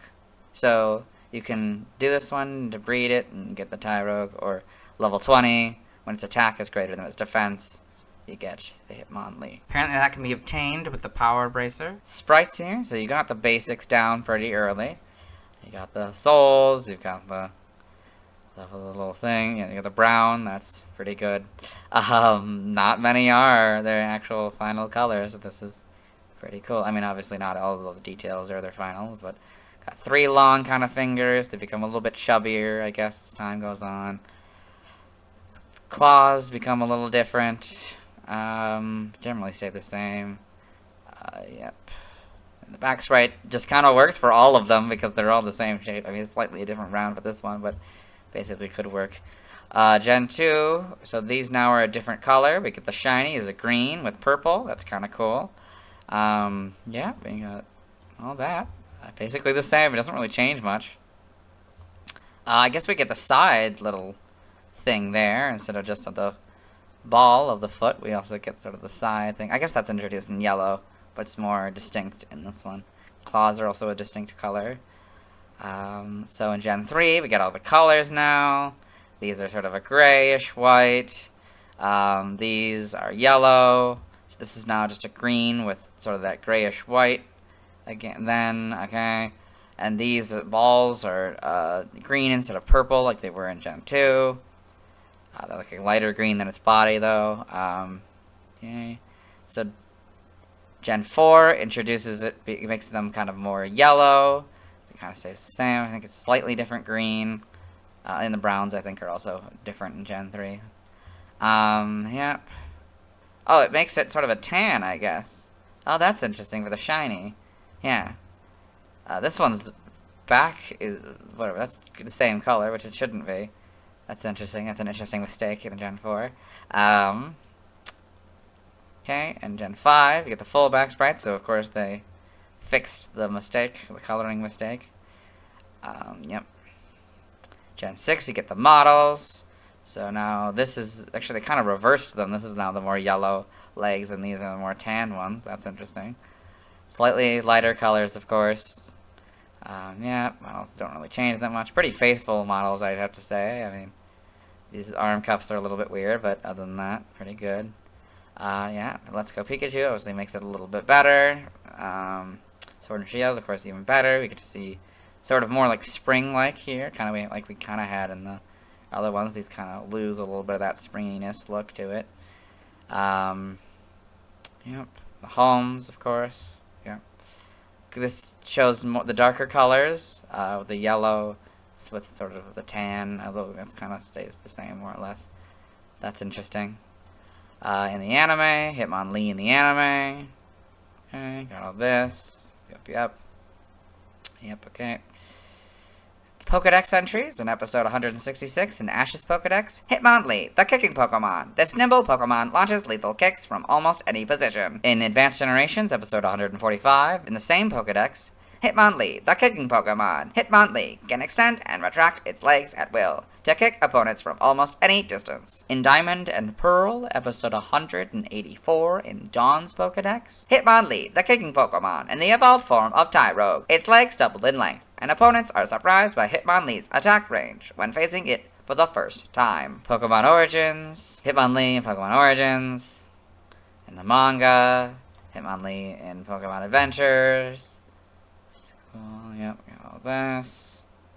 In the TCG, other appearances in Super Smash Bros. When released from a Pokeball, Hitmonlee will perform a jump kick targeting the nearest opponent. The jump moves in an arc heavily affected by gravity, but deals a great amount of damage and upward knockback to any foe it hits. Hitmonlee was replaced by Scyther in Super Smash Bros. Melee, who attacks in a similar way. Super Smash Bros. For Nintendo 3DS, Hitmonlee appears as a trophy in the 3DS version only, not the Wii U version. Trophy information? Sometimes referred to as the Kickmaster. This flexible fighting-type Pokemon can extend each leg to nearly twice its natural length.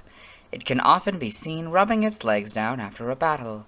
In the original Super Smash Bros., it would shout to get itself pumped up and then launch fighters directly upward with a powerful kick. So you can see the Hitmonlee trophy in Super Smash Bros. For 3DS. You can see particularly that they made the legs the yellow again, since it definitely wasn't that way in the actual models in the games. Super Smash Bros. Ultimate, Hitmonlee appears as a spirit. Trivia: Hitmonlee and Hitmonchan are the only Pokemon that were introduced as not being related to each other in an evolutionary family, but later became part of the same evolutionary family as each other. According to Pokemon Heart Gold and Soul Silver, Prima's official strategy guide, Hitmonlee is the only Pokemon recommended for the Disc Catch that is not a flying type. Hitmonlee and Hitmonchan received the biggest increase to their special stat in Gen 2, gaining 75 points of special defense. Hitmonlee has more former signature moves than any other Pokemon with a total of 4. Hitmonlee's English name was suggested by Bill Geis, who assisted in the naming of many Gen 1 Pokemon. Origin based on its Japanese name and kicking attribute, Hitmonlee may represent Japanese kickboxer Tadashi Samura. Hitmonlee may be a personification of martial arts that focus on kicking, such as kickboxing, savate, muay thai, and Taekwondo. Due to its lack of a head, Hitmonlee's design bears a resemblance to mythical headless men such as Zaishin and the Hindu demon Kabanta. Hitmonlee's legs are stretchy and can act like a spring, which reminds of cartoonish concept of punching glove on a spring. Hitmonlee is named after Bruce Lee and may additionally involve a combination of hit and monster. The name is also related to Hitmonchan and Hitmontop, both of which are parallel evolutions to it as of Gen 2. Sa'amular may be derived from Tadashi Sa'amura, a famous kickboxer, very likely. In other languages, related articles, references, external links to the Super Smash Bros. Series. Let's move on. Now let's watch Hitmonlee's first scene in the anime. Hello and welcome to the anime portion of the video. Today we are watching episode 29, The Punchy Pokemon. In this episode, Ash Ketchum and his traveling companions Brock and Misty have met Rebecca here. Her father owns this gym, the Fighting Spirit Gym. Yep. Gym. There's the Hitmonlee. He won Grand Prix. P1 is short for the Pokemon #1 Grand Prix. Okay, and so that we have to cut because this is where we had the Machop line here, so. Yep, and that's, I guess, Hitmonlee's first appearance. Let's move on. Now let's see why people love Hitmonlee.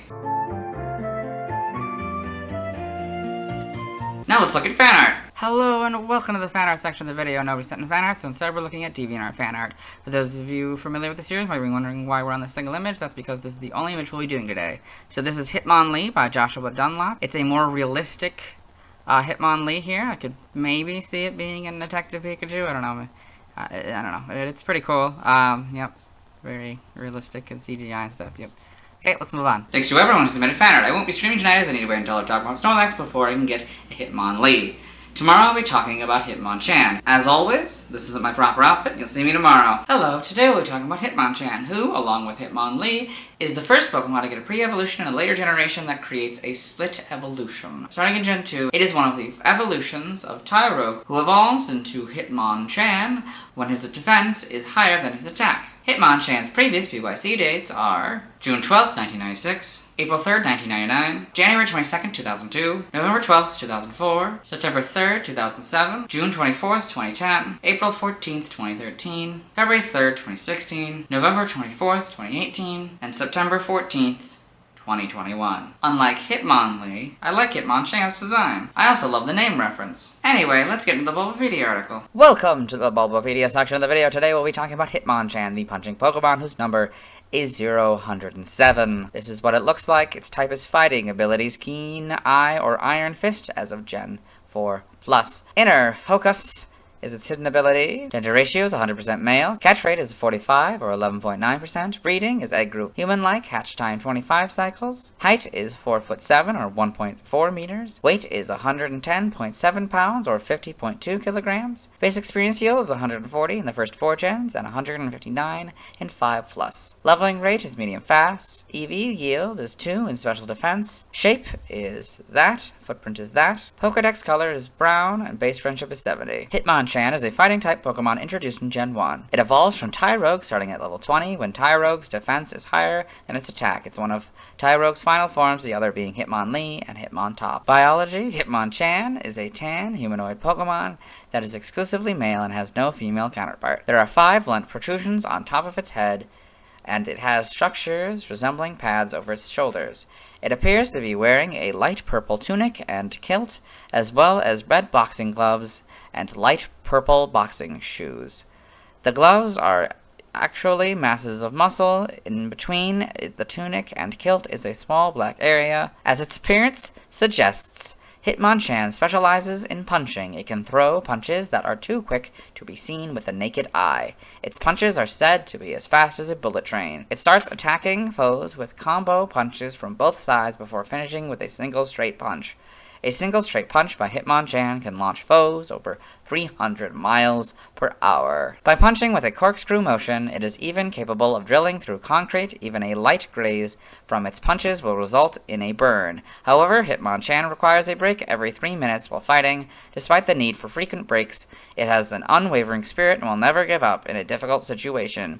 Usually found in urban areas, it is rarely seen in the wild. It often competes with Hitmonlee and Hitmontop. In Gen 2, Mach Punch was its signature move, but Tyrogue could still inherit it via breeding. Prior to Gen 5, Iron Fist was Hitmonchan's signature ability. Evolution, Hitmonchan evolves from Tyrogue, so you can see that here, Tyrogue, Hitmonchan. Game data, Pokedex entries. In Gen 1, Red and Blue, while apparently doing nothing, it fires punches in lightning-fast volleys that are impossible to see. Yellow, punches in corkscrew fashion. It can punch its way through a concrete wall in the same way as a drill. Stadium, adept at punching invisibly, quick at bullet train speed. It takes a break every 3 minutes as it moves around. In Gen 2 and Gold, its punches slice through the air. However, it seems to need a short break after fighting for 3 minutes. Silver, its punches slice the air. They are launched at such high speed, even a slight graze could cause a burn. Crystal, to increase the strength of all its punch moves, it spins its arms just before making contact. Stadium 2 is Gold's entry. Ruby and Sapphire, a Hitmonchan is said to possess the spirit of a boxer who had been working towards a world championship. This Pokemon has an indomitable spirit and will never give up in the face of adversity. Emerald, a Hitmonchan is said to possess the spirit of a boxer who aimed to become the world champion. Having an indomitable spirit means that it will never give up. Fire Red, the spirit of a pro boxer has infused this Pokemon. It throws punches that are faster than a bullet train. Leaf Green is Red and Blue's entry. Gen 4, Diamond, Pearl, and Platinum. The arm-twisting punches. It throws pulverized, even concrete.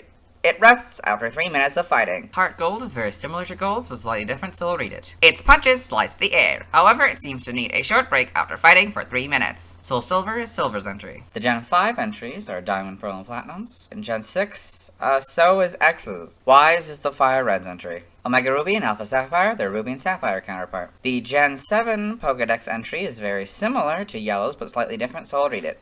Punches in corkscrew fashion. It can punch its way through a concrete wall like a drill. In Gen 8, Sword is the Silver entries, and Shield is the Gold entries. Brilliant Diamond, Shining Pearl. When Hitmonchan twists its arms while throwing a punch, the blow will pulverize even concrete. The Pokemon rests after 3 minutes of fighting. In Gen 9 and Scarlet, it corners its foes with combo punches from both sides, then finishes them off with a single straight punch, launched at over 300 miles per hour. Violet, its fists are masses of muscles. It takes a break every 3 minutes to steady its breath and mood. Hitmonchan in the Blueberry Pokedex. So it's fighting a Hitmonlee here. That's kind of fun. You can see it's in the dome. These weird structures in the background. I still don't know what they are. Yep, so that's pretty fun. Yeah. Game locations. Side game locations, events. Held items. Pokemon caught in Gen 1 must be treated to a Gen 2 game in order for a held item to appear. So in Red, Blue, and Yellow, you get a Bitterberry 100% of the time. In Stadium, you get a normal box from round 1 100% of the time. Or if it's from round 2, you get a Gorgeous box, also 100% of the time. Stats, base stats, HP 50, attack 105, defense 79, special attack 35, special defense 110, speed 76 for a total of 455. This Pokemon's special base stat in Gen 1 was 35. Pokethon stats, type effectiveness, damage normally by normal, fighting, poison, ground, ghost, steel, fire, water, grass, electric, ice, and dragon. Weak to flying, psychic, and fairy for double, immune to nothing, resistant to rock, bug, and dark for half. Learn set by leveling up. We'll do this Evo, and then we'll go down to Quick Guard. So upon evolution, you get Drain Punch, 21 Quick Guard, 24 Thunder Punch, Ice Punch, or Fire Punch, 28 Agility, 32 Mega Punch, 36 Close Combat, 40 Counter, and 44 Focus Punch. So by TM, as I mentioned yesterday, what we're going to do is we're going to read it for this one, but we're not going to read it for Tyrogue, and maybe not Hitmonchan. We'll have to look at this, because these are going to be... I don't think these are the same as they're going to be for yesterday. I'm sorry if they are, but we're going to read them anyway. 1 Takedown, 4 Agility, 5 Mud Slap, 6 Scary Face, 7 Protect, 12 Blow Kick, 18 Thief, 20 Trailblaze, 25 Facade, 28 Bulldoze, 32 Swift, 36 Rock Tomb, 39 Low Sweep, 43 Fling, 47 Endure, 49 Sunny Day, 50 Rain Dance, 58 Brick Break, 64 Bulk Up, 66 Body Slam, 67 Fire Punch, 68 Thunder Punch, 69 Ice Punch, 70 Sleep Talk, 73 Drain Punch, 80 Metronome, 83 Poison Jab, 85 Rest, 86 Rock Slide, 87 Taunt, 88 Swords Dance, 103 Substitute, 112 Aura Sphere, 122 Encore, 130 Helping Hand, 132 Baton Pass, 134 Reversal, 149 Earthquake, 150 Stone Edge, 152 Gig Impact, 158 Focus Blast, 167 Close Combat, 171 Terra Blast, 181 Knockoff, 184 Vacuum Wave, 191 Uproar, 192 Focus Punch, 204 Double Edge, 205 Endeavor, 213 Coaching, 221 Throat Chop, and 229 Upper Hand. So by breeding, we'll skip Nothing by Prior Evolution. Side game data. Pokemon Ranger Guardian Signs. In the browser entry, it creates shockwaves around itself that make Pokemon paused. This Pokepark Wii Pikachu's Adventure in the Pokepark Pad entry. Hitmonchan is waiting for Hitmonlee in the Lava Zone. When Hitmonchan's up in Blaziken's Boulder Bash, look out. Okay, all that. So Evolution, Tyrogue, level 20. If its attack is higher than its defense, you can get that with the Power Belt. And you can breed this one to get this one. Sprites here. Okay, so we got pretty much the basics. I feel like I remember seeing these sprites. I don't think in game, but like online. It's like how it's all like reserved, or not so much reserved, but like, you know, it's like it's punching, so you can't really see its body. So that's kind of cool. Get a little bit better body shot here. We get all the basics. So there's 1, 2, 3, 4, 5 at this point. 1, 2, 3, 4, yeah, 5. 4 like that. Okay, for some reason, yeah, there's only 4 pieces. That's interesting. So that's 5 there. Still, obviously, that's the same back sprite. That one doesn't really work for that one. That's much flatter things. These are much kind of more pointed. Get more of the pad is much more rounded, I think. So I think same with the legs. Gen 2, so we've got this. It's all kind of a curve here now. It's all like a flat curve. There's still 5. 1, 2, 3, 4, 5. Yep, so it's more like a crown. So it's a pink, blocks and gloves, tunic, and shoes. So it's a blue for all those. On this one, the body's kind of a green. Yep. See it punching. That's kind of fun. It's kind of silver's kind of reminiscent of reds. That's kind of fun. Yep. Then we got the proper colors in Gen 3 here, so the lighter brown, it's now separated again. Still not pointed, but whatever, there's still 5. These are more obviously like pads, I guess. This is sort of a light purple. These are red now. 2, 3, 4, 5. Yep, okay, that's basically the same as the back sprites of the Gen 2 one, so. Then this is sort of a lighter green. The boxing gloves are still blue, which is a nice little, you know, reference to the gold ones. Okay, Gen 4, I think it's slightly different colors. These shoulder blades are much more obvious. Yep. These are much taller now, I guess, at least in the back sprite. It's a little lighter, particularly in the back sprite, the little tunic. Yeah, this is a lighter green, a much lighter, more vibrant green, and so is the blue, is a more vibrant blue. Yep, that's fun. Okay. Its eyes are much more pointed and heart gold. Soul silvers, that one's. It's interesting. Okay. Yep. The full back spray here, that's pretty fun. Then the models. So yeah, it's pretty good. Much lighter colors, of course. But pretty faithful adaptation. The boxing gloves maybe a little bit smaller. The head seems to be a little bit bigger, maybe. But otherwise, pretty good. Tunic is much more flowing. Yep. So, all that. Yep. These are probably a little bit better. I think the eyes might be a little bit bigger. Yep. The mouth. Oh yeah, the mouth kind of, like, it's not very obvious. Because, like, in this one, the mouth is very clearly defined. But it's now, like, an actual, like, mouth, like a very thin line. And these are a little bit better. Like, it's got a lower jaw now. Yep, Sword and Shield, kind of the same thing, yeah. These are a lot, you know, better quality, I guess. home, so you get to see that. So in the anime, Hitmonchan in the anime, seems like a bunch of them, probably training. Yep. Got all this. For Pokedex entries for this first one, we've already done it for the anime section, so we'll let Dexter read it. Hitmonchan, a skilled fighting Pokemon that packs an incredibly fast punch. Advanced Generations, episode 145, in May's Pokedex. Hitmonchan, the punching Pokemon. Hitmonchan specializes in punch attacks. Its moves are faster than the eye. So we got Pokemon Origins, Hitmonchan, and Pokemon Origins here with a Hitmonlee. The Masters animated trailer, Evolutions. In the manga, we've got Hitmonchan and Pokemon Adventures here, all bruised up it looks like. It looks like there's a couple. There's one in the background too, that's kind of cool. Yep.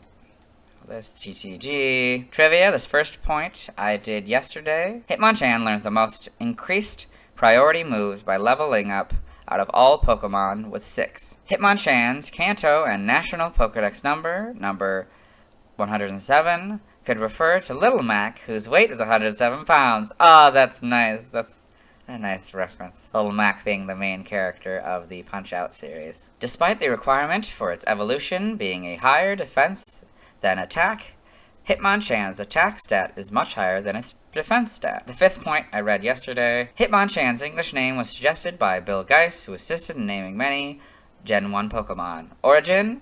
Based on its Japanese name and boxer aspects, Hitmonchan may represent the boxer Hiroyuki Ebahara. The colors of Hitmonchan's gloves and its normal and shiny colorations might be a reference to the red corner and blue corner in boxing.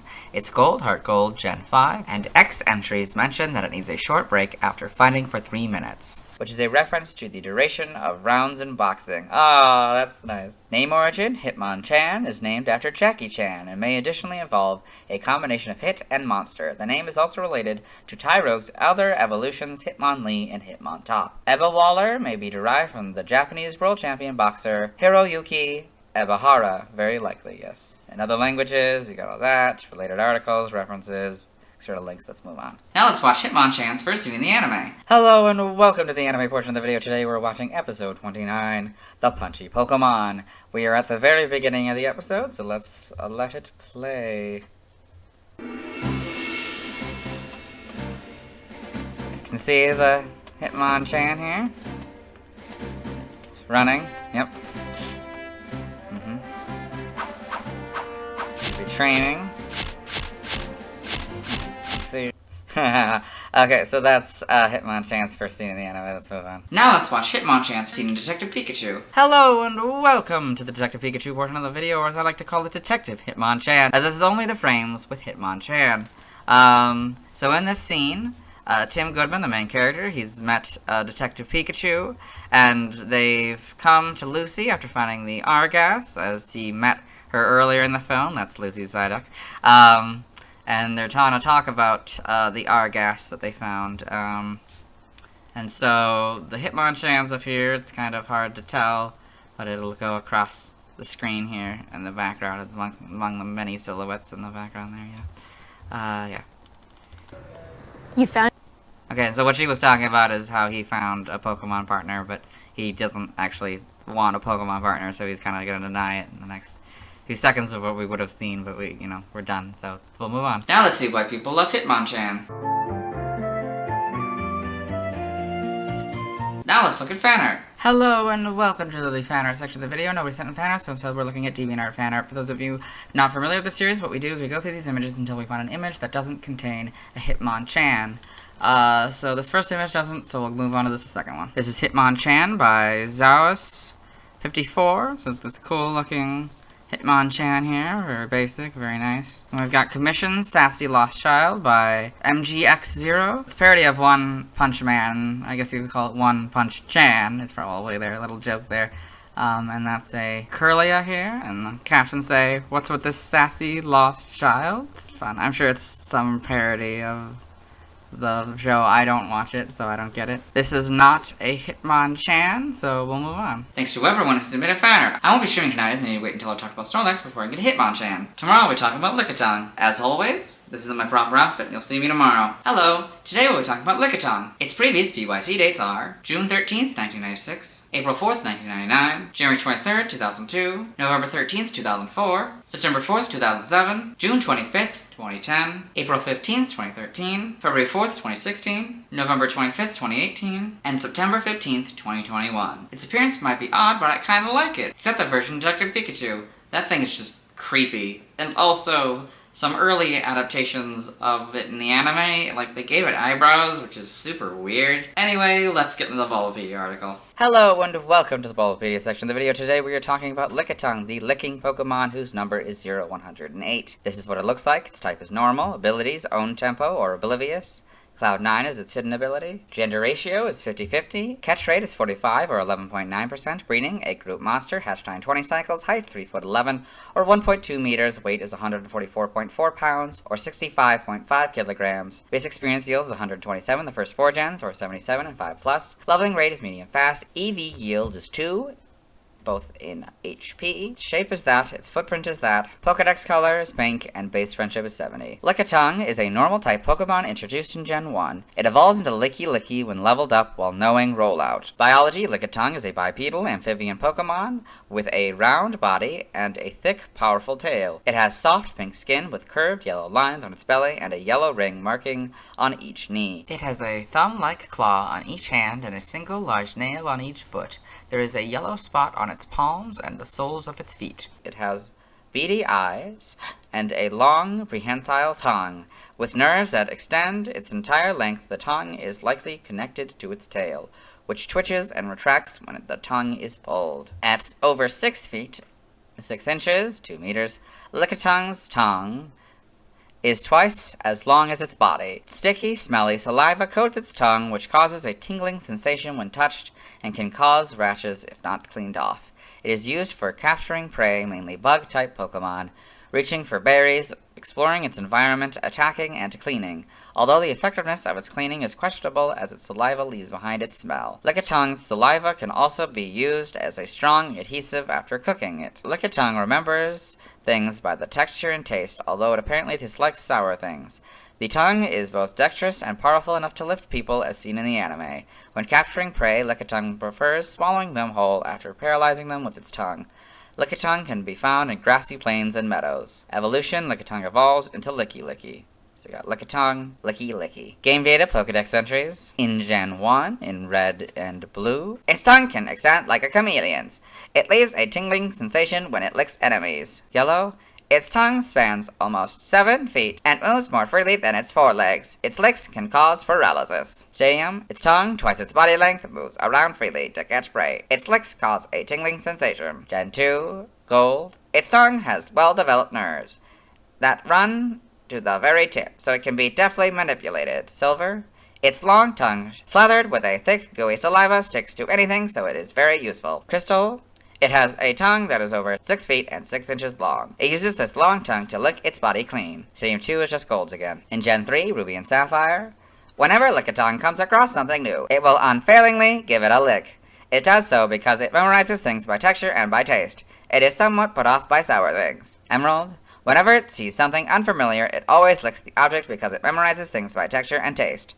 It is somewhat put off by sour things. Fire Red, its tongue is twice the length of its body. It can be moved like an arm for grabbing food and attacking. Leaf Green is red and blue skin. In Gen 4 and Diamond and Pearl, instead of hands, it uses its tongue, which is twice its height. Its sticky saliva grips anything. Platinum, when it extends its over 6 foot long tongue, its tail quivers. There is a possibility they are connected. Heart Gold is Gold's entry, but Soul Silver is slightly different than Silver, so we'll read it. Its long tongue, slathered with a gooey saliva, sticks to anything, so it is very useful. In Gen 5, the black and white entries are Platinum's entry. In Black 2 and White 2, being licked by its long saliva-covered tongue leaves a tinkling sensation. Extending its tongue retracts its tail. In Gen 6, X is Soul Silver's entry. Y is Fire Red's entry. The Omega Ruby and Alpha Sapphire Pokedex entry is their Ruby and Sapphire counterpart. In Gen 7, Ultra Sun, It checks out whatever's around it by licking everything. If you don't clean off a spot where it's licked you, you'll break out in a rash. Ultra Moon. It licks filth clean with its tongue. Whatever it licks always sticks afterward, so whether it's very clean is questionable. The Let's Go Pokedex entries is Yellow's entry. In Gen 8 and Sword,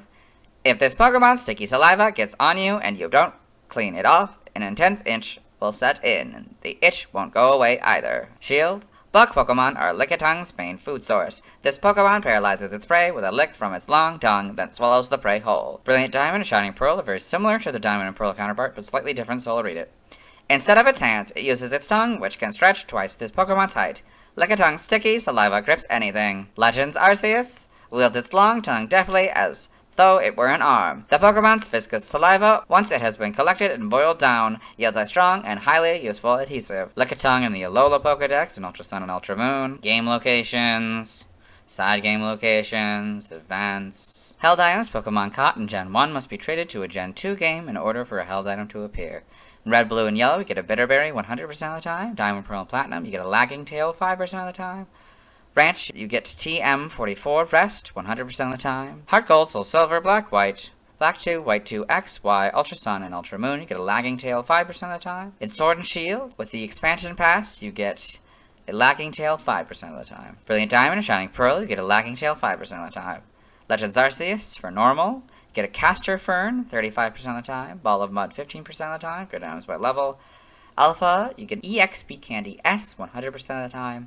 Seed of Mastery 10% of the time, and grid items per level, still don't know how the math works. Stats, base stats, HP 90, attack 55, defense 75, special attack 60, special defense 75, speed 30, for a total of 385. This Pokemon's special base stat in Gen 1 was 60. Pokethon stats, type effectiveness, damage normally by normal, flying, poison, ground, rock, bug, steel, fire, water, grass, electric, psychic, ice, dragon, dark, and fairy.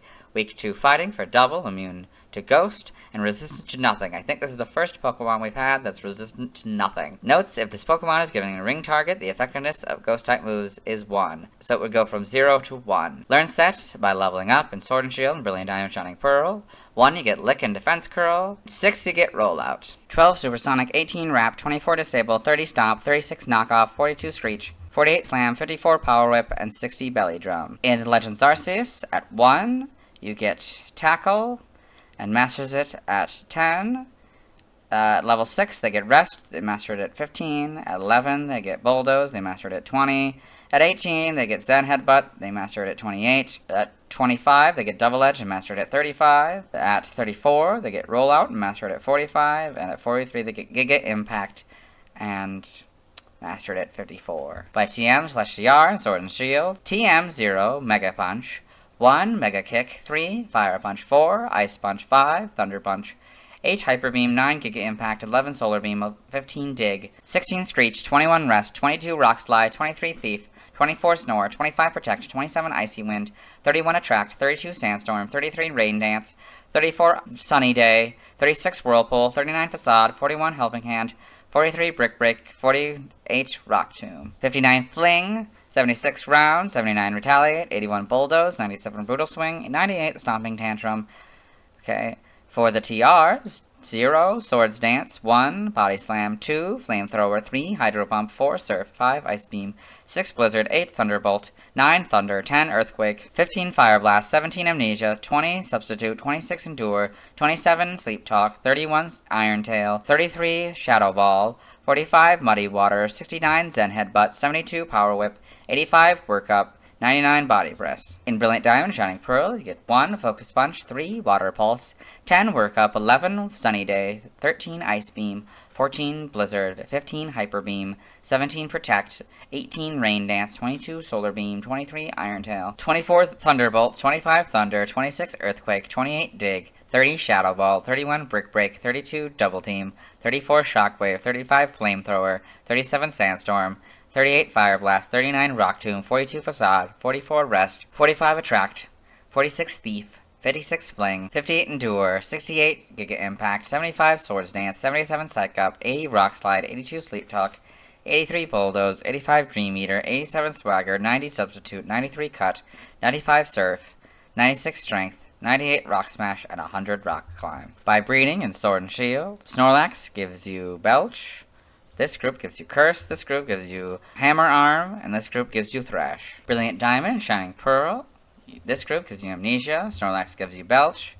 This group gives you Belly Drum, this group gives you Body Slam, this group gives you Curse, this group gives you Hammer Arm, this group gives you Muddy Water, Snorlax gives you Snore, this group gives you Thrash, and this group gives you Zen Headbutt. By tutoring in Sword and Shield, Brilliant Diamond, Shining Pearl. So in the expansion pass of Sword and Shield, you get Steel Roller and Terrain Pulse, Legends Arceus, you can get Aqua Tail, Bulldoze, Fire Punch, Flamethrower, Giga Impact, Hyper Beam, Ice Ball, Ice Beam, Ice Punch, Icy Wind, Iron Tail, Rest, Rock Slide, Rock Smash, Thunder Punch, Water Pulse, and Zen Headbutt. By transfer from another generation, 7 you get Acid, from 4 to 7 you get Aqua Tail, 1 you get Bide, that doesn't work anymore, 5 to 7 you get Bind, 1 you get Bubble Beam, 4 you get Captivate, that doesn't work anymore, 5 through 7 you get Chip Away, that doesn't work anymore, 6 and 7 you get Confide, 1 and 3 you get Counter, 1, 2, 5, and 6 you get Cut, 1 through 7 you get Double Team, 1 and 3 you get Double Edge, 5 through 7 you get Dragon Tail, 2 through 7 you get Dream Eater, 2 and 3 you get Dynamic Punch, 1 you get Fissure, 3, 4, 6, and 7 you get Focus Punch, 2 through 7 you get Frustration, that doesn't work anymore, 2, 4, and 7 you get Headbutt, 3 from an event you get Heal Bell, 2 through 7 you get Hidden Power, that doesn't work anymore, 5 and 6 you get Incinerate, 2 through 7 you get Magnitude, that doesn't work anymore, 4 through 7 you get Me First, that doesn't work anymore, 1 and 3 you get Mimic, 2 through 4 you get Mud Slap, 4 you get Special Gift, that doesn't work anymore, 2 and 3 you get Nightmare, that doesn't work anymore, 6 you get Power Up Punch, 2 through 7 you get Psych Up, 1 you get Rage, that doesn't work anymore, 3 through 7 you get Refresh, that doesn't work anymore, 2 through 7 you get Return, that doesn't work anymore, from 5 in a special event you get Rock Climb, that doesn't work anymore, 2, 5, and 6 you get Rock Smash, 3, 4, and 6 you get Secret Power, that doesn't work anymore, 1, 3, and 7 you get Seismic Toss, 3, 4, 6, and 7 you get Shockwave, 1 you get Skull Bash, 3 through 7 you get Smelling Salts, that doesn't work anymore, 1, 2, 5, and 6 you get Strength, 1 you get Submission, 2 through 7 you get Swagger, 1 you get Takedown, 1 through 7 you get Toxic, 1 you get Water Gun, 3, 4, 6, and 7 you get Water Pulse, 3 from an event you get Wish, and 4 through 7 you get Ring Out. That doesn't work anymore. Anime only moves. Tackle is a normal type. Pikachu revolts in the TCG. You get the move Lunge from this card. Side game data. All this. Okay. Evolution data. Lickitung evolves into Licky when leveled up while knowing Rollout. Lickitung cannot evolve into Licky in Pokemon Let's Go Pikachu and Let's Go Eevee, as Licky is not present in those games. So you got Lickitung, Licky. Sprites here, so you can see how, I mean, it's got the basics, but it's also ridiculously different. So like the ring is a little bit more complicated. This is all a lot thicker for both of these two. We get like the taller, more proportioned one. We get to see the rings. The rings seem to be missing or not very clear on there. The lines on its belly are weird. Yeah, that's got the basics. The tongue. Oh, that's so weird. This becomes more human-like. The tongue and yellow. I mean, slowly becomes more human-like. That's okay. This one, I don't know. I guess it could arguably work for this one. The tail is a lot thinner in the originals, but it's a lot thicker now. The ring is, of course, more like the ring there. Yep. So it's a different pink as well. This is a different pink. This is sort of a golden pink, I guess. So you get the lines. There's 2 lines now rather than 3. Kind of 2, I guess, there. The ring up. Okay. Yep. Gen 3 introduces the sort of other pink, I guess. And the yellow elements. Can't really see them so much until we get to Fire Red. And there's 3 lines again. This is now a yellow, shiny. Kind of still, you can see that it's, I don't know if it's the same yellow, but just like the yellow body makes it not look the same, or if it's a different shade of yellow. In Gen 4, you get this slightly different pink. This is more of like a green, yellow-green, I guess. The spots, well, we don't really see the spot. I mean, we see the spot in this one. So this is the first one that really introduces the colored spot, or the properly colored spot, I guess. So it's a green kind of spot there. That's pretty cool. There's a lot more. There's 4 lines now. It's pretty fun. Yep, this is a different pink. Yep. Gen 5 goes back to sort of this pink. And, yep. And get the back sprite. Looks kind of silly. We're back to 3 lines again. It's interesting. So now we got the sort of more modern, lighter pink. It's got 4 things again. That's interesting. Yep. It's pretty good, I'd say, you know. Slightly different, of course, because it's kind of difficult to translate this into 3D. Yeah, I imagine. Yeah, even the tongue is a lighter pink, so this is a darker yellow, but also a different shade of pink for the tongue. I guess that's true for this one as well. And I guess it was true for 4, huh? And 3. Oh, and I guess it's always been different color, a different shade of pink. I never realized that. Huh. Okay. These look a little bit more bigger, I guess. Like, maybe it's just the more zoomed in. I don't know. I don't know. Okay. So there's a 4th line in the model. So yeah. Then we're back down to 3. Looks like that. Okay, now we're back to 4. I mean, maybe it's just being cut off. Yeah. These are nice looking Legends Arceus. That's pretty good models. Yep. See all the different, you know. It's down to 3 again, although maybe there might be some on the other side that we can't see. You get to see different it is. Yep, this is a darker pink again. Okay, the cross generation, the lighter pink. Yeah. It's more back to being just yellow again. I guess that kind of happened when it went to the 3D models and went to yellow. Yep. In the anime, Lickitung in the anime. Okay, got all this. Pokedex entries in episode 52 in Ash's Pokedex. Lickitung, the licking Pokemon. It uses a tongue that is more than twice the length of its body to battle as well as gather food. In Sun and Moon, episode 72 in the Rhydon Pokedex. Lickitung, the licking Pokemon, a normal type. When Lickitung eats something new, it never forgets how that food tastes or smells. In the manga, Lickitung and Pokemon Adventures here. In the TCG. Other appearances, Super Smash Bros. Melee. Lickitung is a Pokefloat. As fighting moves to the left, Lickitung will extend its tongue, which must be used as a stepping stone to continue. Pokemon Detective Pikachu. 2 Lickitung appeared in Pokemon Detective Pikachu. One of them approached Tim Goodman on the train. He was heading to Rhyme City and licked his face. And I think there's probably more than 2. We'll see, though. This thing is horrifying. It's too real. It's too skin-like. And, like, the tongue is so, like, realistic. It's disgusting. Trivia: in the Pokemon Red and Blue Beta, Lickitung was originally known as Tongue-Tied. Clever. Lickitung's red/blue and leaf green Pokedex entry compare its extensible tongue to that of Chameleon, a real-world lizard. Lickitung was incorrectly referred to as a fighting-type Pokemon in Pokemon Fire Red and Leaf Green, Prima's official strategy guide. Lickitung's name was misspelled as Lickitung in the Kanto Poké Rap. Lickitung was listed in the credits of the N64 game Paperboy under the heading Special Edition Thanks. Despite its name, category, and Pokedex entries, Lickitung could not learn the move Lick until Gen 2. In Goldenrod Tunnel, there is a Pokemaniac who, before battling, says their Pokemon just got a haircut. However, their Pokemon is a Lickitung. This implies Lickitung may be capable of growing hair. Not counting temporary Pokemon, Lickitung is the only Pokemon used by Team Rocket in Kanto that can be caught in Pokemon Let's Go Pikachu, while the others are exclusive to Pokemon Let's Go Eevee. Origin: Lickitung may be based on lungless salamanders, some of which have projectile tongues and may secrete a sticky, irritating substance. It could also be based on lizards with long, extending, or projectile tongues like chameleons. Additionally, it may draw inspiration from the Akaname, a mythical yokai with a single claw on each foot and gigantic tongue. Akaname are known to lick filth out of bathhouses, similar to Lickitung's habit of licking dirty things clean. Lickitung is a combination of lick and tongue. Barrow-ringa may be a combination of barrow, colloquial term for tongue, barrow-licking, barrow, onomatopoeia for licking, and lingua, Latin for tongue. Other languages, related articles, references, yeah, let's move on. Now let's see Lickitung's first scene in the anime. Hello and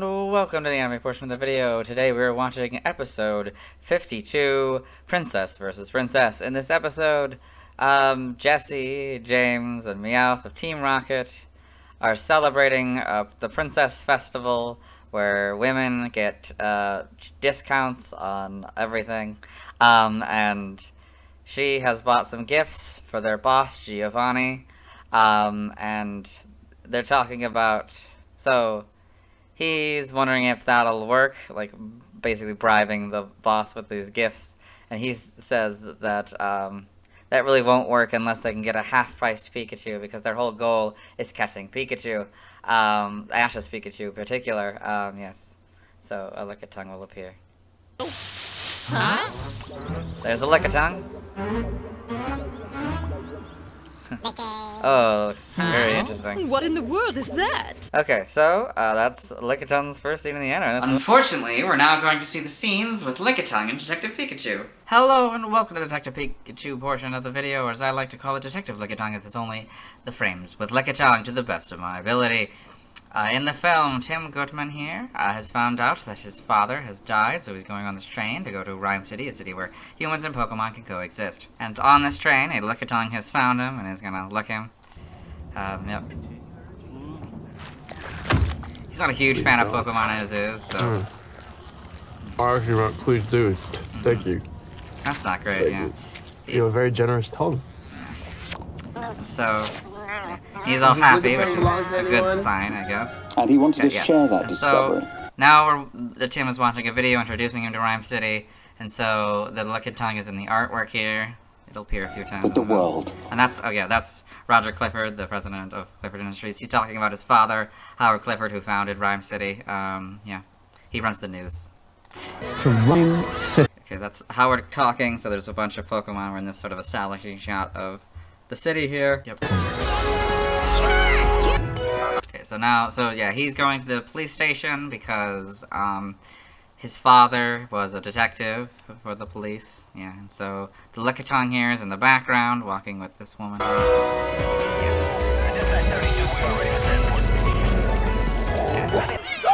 Okay, so now we've cut to a little bit later in the film. Tim has met Detective Pikachu, a talking Pikachu, and has been on a little adventure where Apalm, who are affected by something called the R-gas, which makes them go crazy, have been attacking him, and so he's trying to warn people about their attack, and the Lickitung's in the background here. It's really gross. Did no one else hear him? And so, yeah, he's like, why can only I understand him and no one else can? Can you hear him talking? You can hear him saying... Because I could use a coffee. Okay, so now we cut to a little bit later in the scene. It's been revealed that Pikachu here was Harry's detective partner, and so he's now, you know, they're gonna realize, you know, or he's coming to terms with that, I guess, and they're gonna talk at a cafe. I mean, that's a... Yeah, let's get a coffee. Yeah. Come on. Look at tongue in the background there, yeah.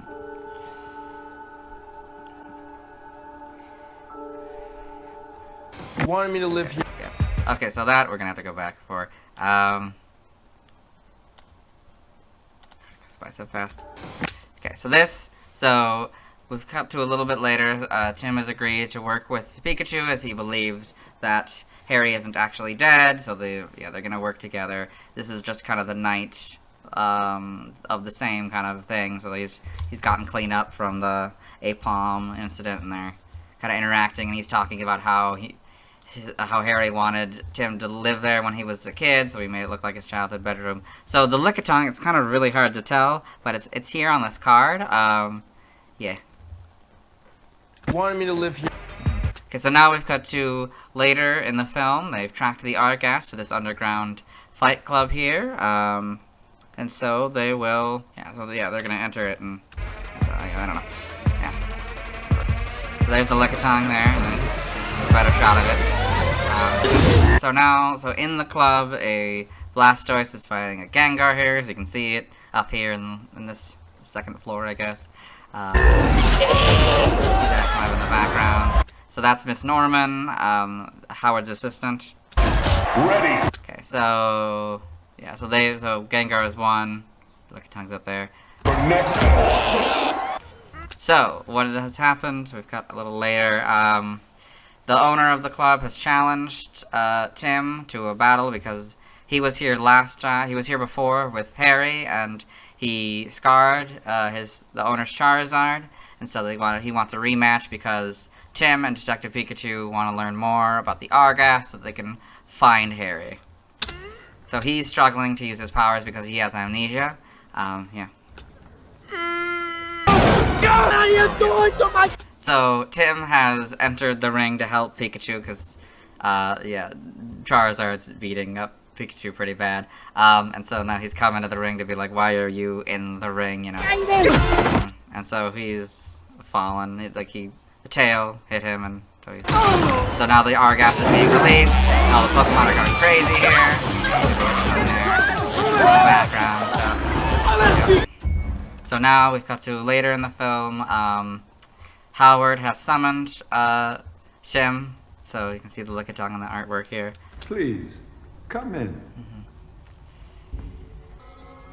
So, yeah, an Eevee is evolving into a Flareon right now. That's what they're seeing. There's the Flareon. That greatness inside you. Okay, so now we've got to much later in the film.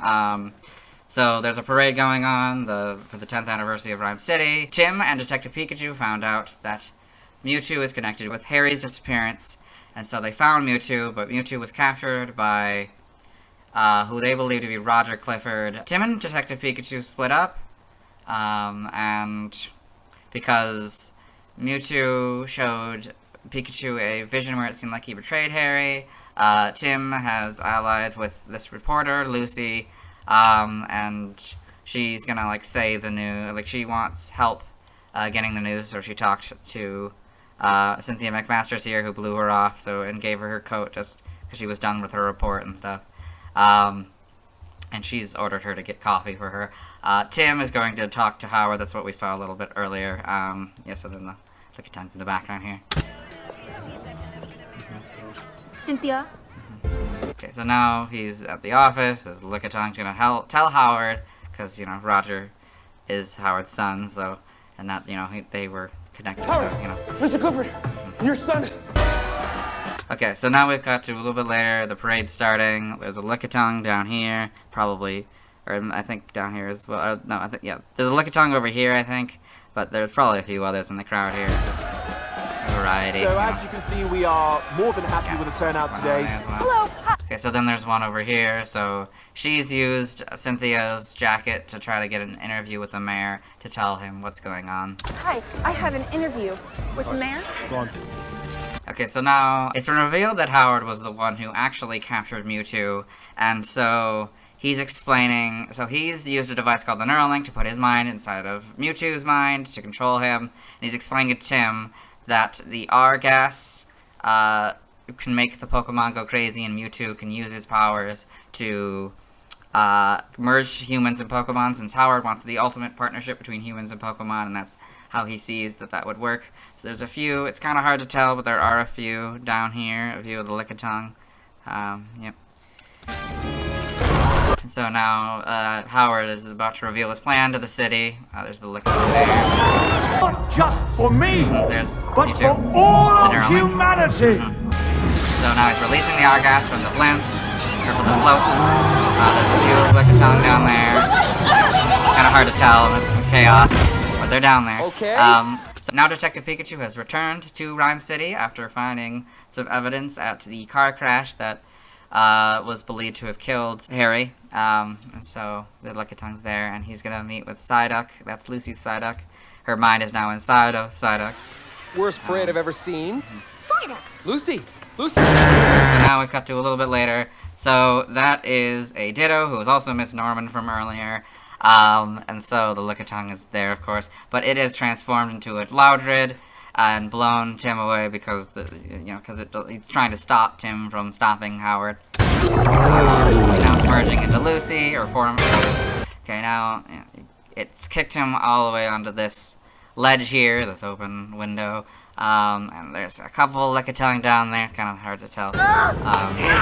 So now it's transformed into a Cubone and is trying to hit him. You hit his fingers down. Okay, and we've cut to a little bit later.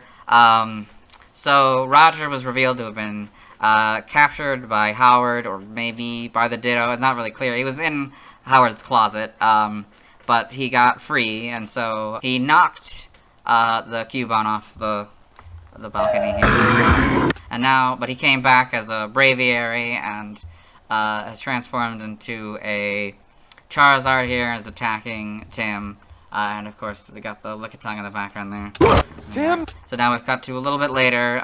Tim has disconnected the neural link from Howard. He defeated Ditto before that.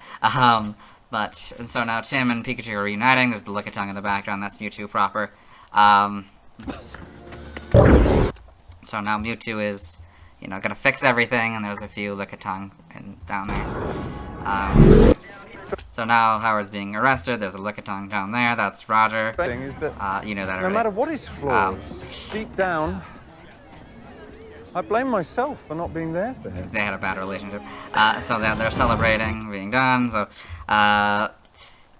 they're celebrating. They were celebrating victory.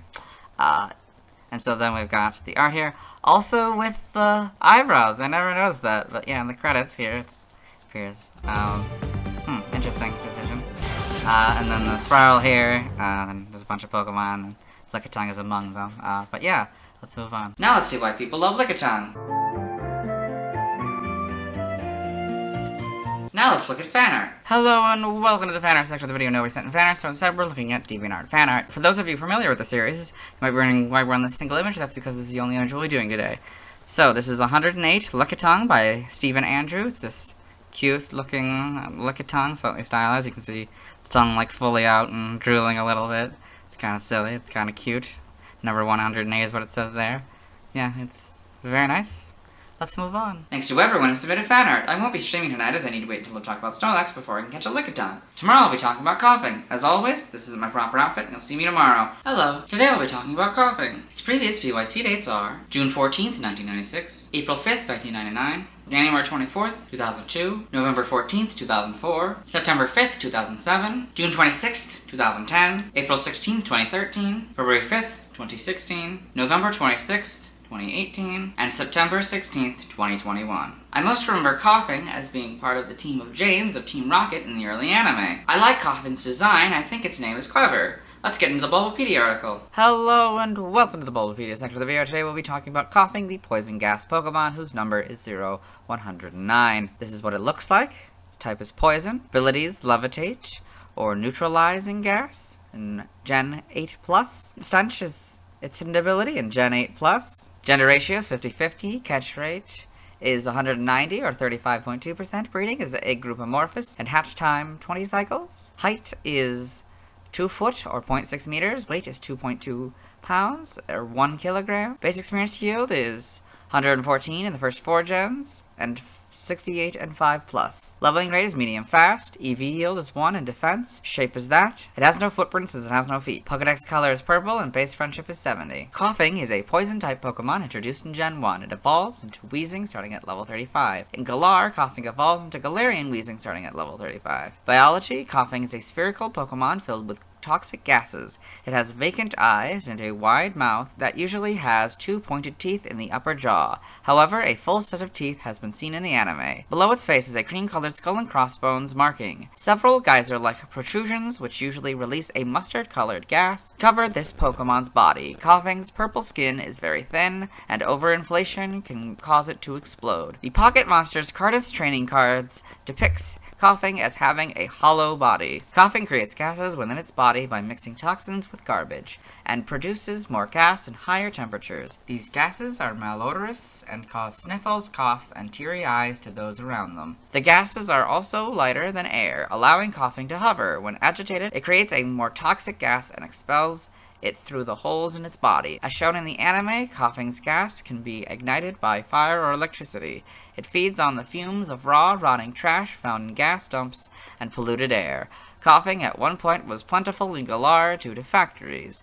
Koffing is most often found in urban areas. Koffing and its evolution Weezing are the only known Pokemon that can have neutralizing gas as an ability. Evolution, Koffing evolves into Weezing, and Galar evolves into Galarian Weezing. So you got Koffing here, then Weezing, and Galarian Weezing. It's Poison Fairy, so you can kind of see that here, so poison inside, fairy outside. NPC appearances, Pokemon Mystery Dungeon, Explorers of Time, and Explorers of Darkness. Koffing is a member of Team Skull, along with Zubat and the leader, Skuntank. This same Koffing is also the boss of Beach Cave. Pokedex entries in Gen 1 in red and blue. Because it stores several kinds of toxic gases in its body, it is prone to exploding without warning. Yellow. In hot places, its internal gases could expand and explode without any warning. Be very careful. Stadium. A Pokemon that is like a thin-skinned balloon filled with a highly toxic gas, known to occasionally explode. In Gen 2. In gold, its thin, flimsy body is filled with gases that cause constant sniffles, coughs, and teary eyes. Silver, the poisonous gases it contains are a little bit lighter than air, keeping it slightly airborne. Crystal, if one gets close enough to it when it expels poisonous gas, the gas swirling inside it can be seen. Stadium 2 is just golds again. In Gen 3 and Ruby, if Koffing becomes agitated, it raises the toxicity of its internal gases and then jets them out from all over its body. The Pokemon may overinflate its round body, then explode. Sapphire, Koffing embodies toxic substances. It mixes the toxins with raw garbage to set off a chemical reaction that results in a terribly powerful poison gas. The higher the temperature, the more gas is concocted by this Pokemon. In Emerald, getting up close to a Koffing will give you a chance to observe, through its thin skin, the toxic gases swirling inside. It blows up at the slightest stimulation. Fire Red, its thin balloon-like body is inflated by horrible toxic gases. It reeks when it is nearby. Leaf Green is just red and blues again. In Gen 4, in Diamond, Pearl, and Platinum, lighter than air gases in its body keep it aloft. The gases not only smell, they are also explosive. Heart Gold and Soul Silver are their gold and silver counterparts. In Gen 5, Black and White are Diamond, Pearl, and Platinums. Black 2 and White 2. Toxic gas is held within its thin, balloon-shaped body, so it can cause massive explosions. In Gen 6, X is Fire Red's entry. Y is the Diamond, Pearl, Platinum, and Black and White entries. Omega Ruby and Alpha Sapphire, the Ruby and Sapphire counterparts. The Gen 7 Pokedex entry is Yellow's entry. Gen 8 and Sword. Its body is full of poisonous gas. It floats into garbage dumps seeking out the fumes of raw, rotting trash. Shield. It adores polluted air. Some claim that Koffing used to be more plentiful in the Galar region than they are now. Brilliant Diamond and Shining Pearl are basically their Diamond and Pearl counterpart, but the comma after smell is now a semicolon. In Gen 9, Scarlet is Black 2 and White 2's entry. Violet is very similar to the Silver entries, but slightly different, so we'll read it. The poisonous gases it contains are a little bit lighter than air. That's why it's always slightly airborne. So we've got Koffing in the Kitakami Pokedex, of course driving away a few Pokemon, Spoink, Houndour, and Rockruff. Game locations. Side game locations. Held items. Pokemon caught in Gen 1 must be treated to a Gen 2 game in order for a held item to appear.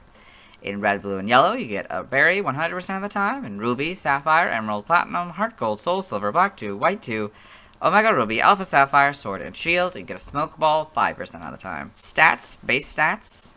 HP 40, attack 65, defense 95, special attack 60, special defense 45, speed 35 for a total of 340. This Pokemon's special base stat in Gen 1 was 60. Pokéthon stats. Type effectiveness. Damage normally by normal, flying, rock, ghost, steel, fire, water, electric, ice, dragon, and dark. Weak to ground and psychic for double, immune to nothing, resistant to fighting, poison, bug, grass, and fairy, all for half. Notes. If this Pokemon has Levitate, the effectiveness of ground-type moves is 0, so it will go from 2 to 0. In Gen 1, the effectiveness of Bug-type moves is 2, so it went from 2 to half. Learn Step by leveling up. At 1, you get Poison Gas and Tackle, 4 Smog, 8 Smokescreen, 12 Clear Smog, 16 Assurance, 20 Sludge, 24 Haze, 28 Self-Destruct, 32 Sludge Bomb, 36 Toxic, 40 Belch, 44 Explosion, 48 Memento, and 52 Destiny Bond. By TM, 1 Takedown, 6 Scary Face, 7 Protect, 13 Acid Spray, 16 Psybeam, 18 Thief, 25 Facade, 45 Venoshock, 47 Endure, 49 Sunny Day, 50 Rain Dance, 66 Body Slam, 70 Sleep Talk, 85 Rest, 87 Taunt, 91 Toxic Spikes, 94 Dark Pulse, 102 Gunk Shot, 103 Substitute, 107 Will-O-Wisp, 114 Shadow Ball, 125 Flamethrower, 126 Thunderbolt, 141 Fire Blast, 148 Sludge Bomb, 166 Thunder, 171 Terra Blast, 174 Haze, 175 Toxic, 177 Spite, 180 Gyro Ball, 202 Pain Split, 214 Sludge Wave, and 224 Curse. By breeding, this group gives you Curse, this group gives you Pain Split, this group gives you Spit Up, this group gives you Spite, and this group gives you Stockpile and Swallow. TCG only moves, you get Double Edge from this card, side game data, this here, yep. Pokemon Ranger in the browser entry. Koffing sprays poison mist to attack. It puffs up if a loop is drawn around it. In Shadows of Olmia, it attacks by scattering poison gas. Guardian Signs, it attacks by scattering poison gas around itself that makes Pokemon tired. Okay, got all this. Yep. In new Pokemon Snap, in the Photodex entry, Koffing's body is full of poisonous gas. If you see one all puffed up, that's because the gases of the poison swamp have triggered a chemical reaction. You get Koffing at level 35 outside of Galar, you get Weezing, but at level 35 in Galar, you get Galarian Weezing. Sprites here, so this is interesting, so you can see the skull and crossbones are on the bottom, but in red and blues, for some reason, they put it on top of the head. That's very interesting. But it's got the basics, which is pretty fun. Especially since they could actually do purple, so that's a fun thing that they have. This looks like it's more of a gas than the crater, I guess, than like the meteor kind of shape, I guess. This doesn't really work for that one. This one, I guess, could work for that one. 2, 3, 4, 5, 6, 7, 8. 1, 2, 3, 4, 5, 6, 7, 8. I don't even want to begin with that one.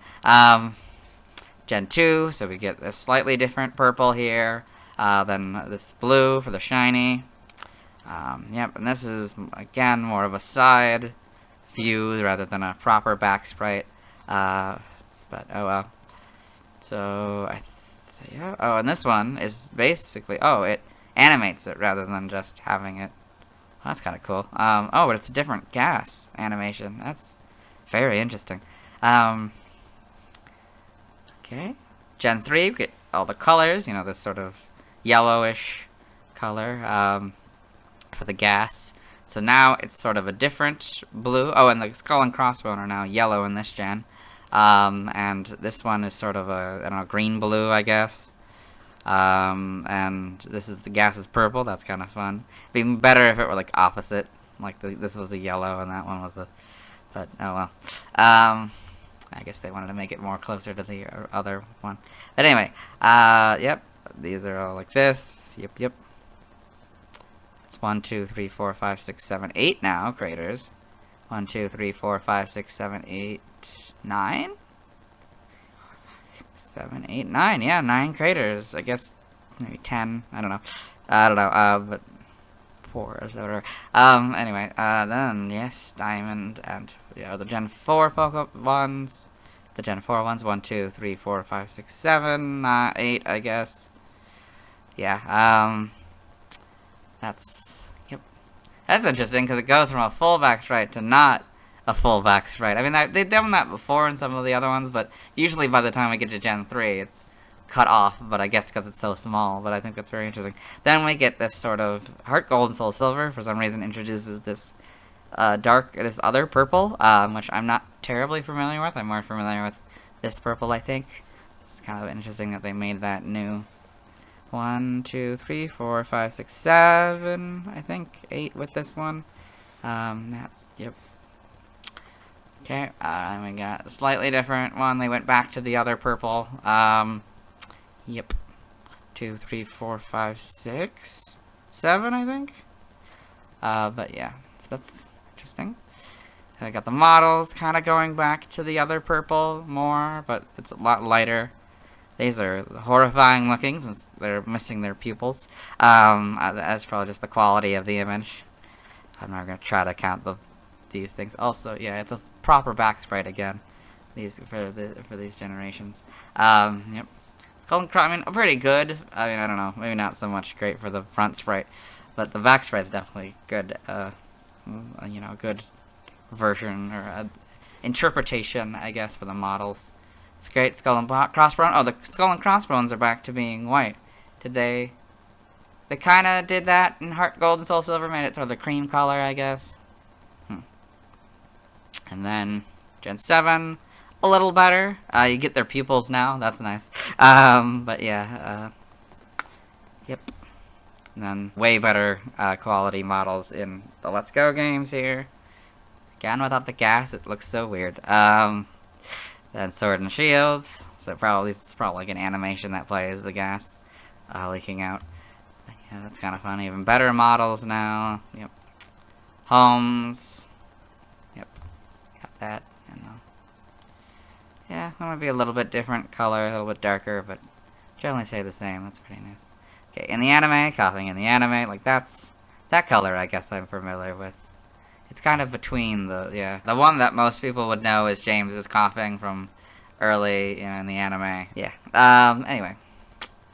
Let's move on. Yep, we got all that. Yep. Pokedex entries. In Black and White, episode 83, in Ash's Pokedex. Koffing, the poison gas Pokemon. Koffing hovers in the air thanks to the poisonous gas it contains, which have a foul odor and can explode. Pokemon Origins. So I got one Koffing in Pokemon Origins, and in a Jolteon, being disgusted by its smell. Then we got Pokemon Generations, so an Arbok and a Koffing, that's fun. Pokemon Evolutions, and the manga, Koffing and Pokemon Adventures. See a couple of them, they're very angry. Yes. Yeah,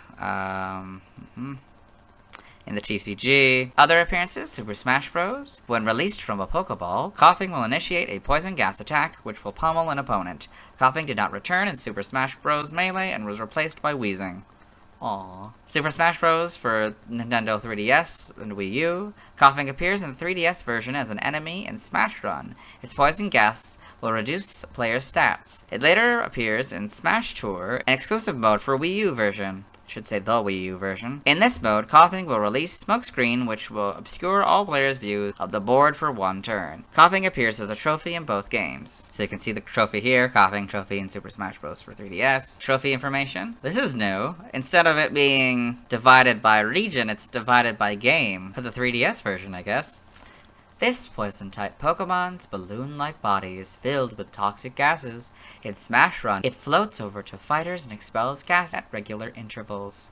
If the gas touches you, the stats you've worked so hard to build up will drop. Attack while it's deflated to take it down safely, and then help yourself to the many, many items it leaves behind. For the Wii U version, a poison-type Pokemon that looks somewhat like a blown-up balloon, as you might be able to guess. Though it's not filled with fresh air, that's poison gas, and this Pokemon isn't shy about sharing. In Smash Tour, the gas it spews will hide spaces and any items that may be on them. The smoke should disappear by the end of the turn. Trivia: in the Pokemon Red and Blue beta, Koffing was originally known as Nye, representing New York City's polluted air. Aww. I mean, they got it under control, but oh, that's so mean. It's a good thing they changed that, since that never would have been able to be, sustainable. Like, eventually that would have been probably dealt with, and yeah, it wouldn't have been a great reference. According to a question of a Pokemon exam the characters of the anime participated in, Koffing was supposedly first discovered in a public bathhouse. However, the Team Rocket Expansion's Koffing card states that Koffing was first discovered in a weapons factory. This may be either because Jesse answered the question incorrectly, or due to an inconsistency between the TCG and the anime. Koffing and Munna are the only Pokemon whose names are mentioned in music found in the game. Munna's name is heard in That Musical Charming Munna, while Koffing's Japanese name is heard in That Verbank Gym Performance Koffing, although it is replaced by the word Pokemon in international releases. This distinction is possibly shared with Wingull, as its Japanese name, Kamome, is arguably heard in the obscured vocals of Village Bridge. Koffing shares similar traits to Grimer and Trubbish. All three Pokemon are pure Poison-type Pokemon with a single evolved form, roughly the same base stat totals and evolution levels, and appear to be based on different kinds of pollution, Koffing being air pollution. Koffing and its evolved Kantonian form are the only Pokemon whose abilities changed in Gen 8. In previous generations, their only ability was Levitate. Origin. Considering its looks, its ability to float, and its tendency to explode, Koffing may be based on a floating naval mine or living meteorite. It is also based on smog and other forms of air pollution.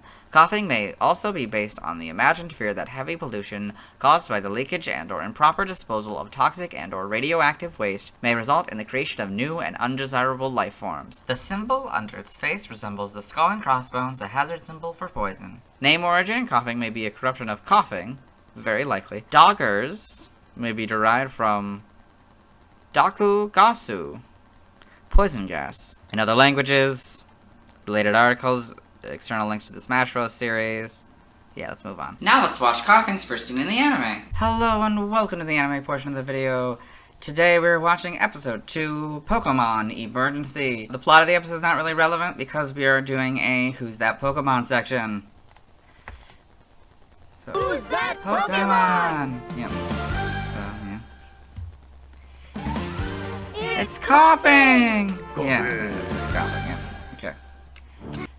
Okay, that's it. Let's move on. Now let's talk about the TCG. I have 2 Koffing cards. I'll start with the older one. It's the first Koffing card design. It was illustrated by Mitsuhiro Arita. This is a good image to introduce what Koffing is to the audience. It has 50 HP. It's 2 foot and 2 pounds, which is 0.2 pounds lighter than its weight in the official Pokedex. It has 1 move, Foul Gas. This is not a move in the video games. On this card, it costs 2 grass energies. It hits for 10 damage. The player must also flip a coin. If it lands on heads, the opponent Pokemon is poisoned. If it lands on tails, the opponent Pokemon is confused. Koffing is weak to Psychic type for double damage. It has no resistance, which is odd since it could have been resistant to fighting on or grass, with that either representing grass or poison, as it is resistant to those in Gen 1 when this card was released. It costs 1 of any energy to retreat. Its description reads, because it stores several kinds of toxic gases in its body, it is prone to explode without warning. This is the Pokedex entries in Pokemon Red, Blue, and Leaf Green. It's level 13. In the video games, it would be 22 levels until evolving into Weezing. The second card is the second Koffing card design. It was illustrated by Sumiyoshi Kizuki. I really enjoy this art. It's just a fun image. This Koffing has 40 HP, 10 less than its predecessor. It shares the same height, weight, weakness, resistance, and retreat cost as its predecessor. Next to the weight, there is the Team Rocket expansion symbol. This Koffing has 2 moves, Tackle and Poison Gas. I've already talked about Tackle in the video games, so I'll just talk about it on this card. It costs 1 of any energy and hits for 10 damage. In the video games, Poison Gas is a poison-type move introduced in Gen 1. It just poisons the target, with the idea being that the Pokemon is releasing a poisonous gas. On this card, it costs 1 grass energy and 1 of any energy. It hits for 20 damage. The player also flips a coin. If it lands on heads, the opponent Pokemon is poisoned. Its description reads, first discovered in a weapons factory. This Pokemon can now be found almost anywhere. This is an original description and adds lore to how Koffing was created or formed, or however these kind of Pokemon came into being. It's level 12, which is 1 level less than its predecessor.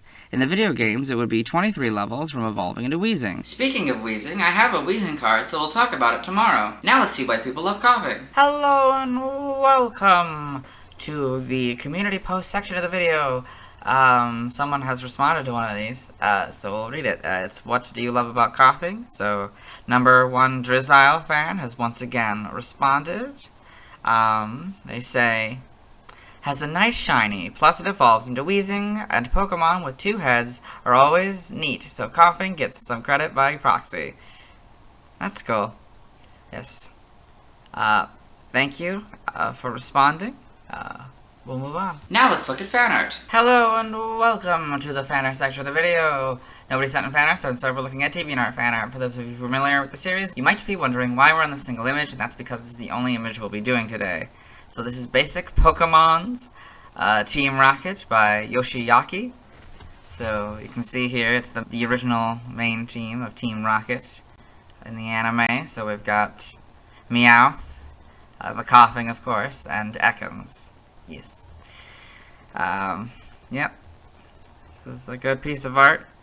Looks very 3D. I don't know. I don't think it's a 3D model. It looks like it's... I don't know. It's kind of blurring the line between painting and 3D model. I can't really tell very well.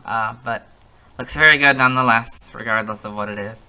So, yeah, let's move on. Thanks to everyone who submitted fan art. I won't be streaming tonight as I need to wait until I've talked about Snorlax before I can catch a Koffing.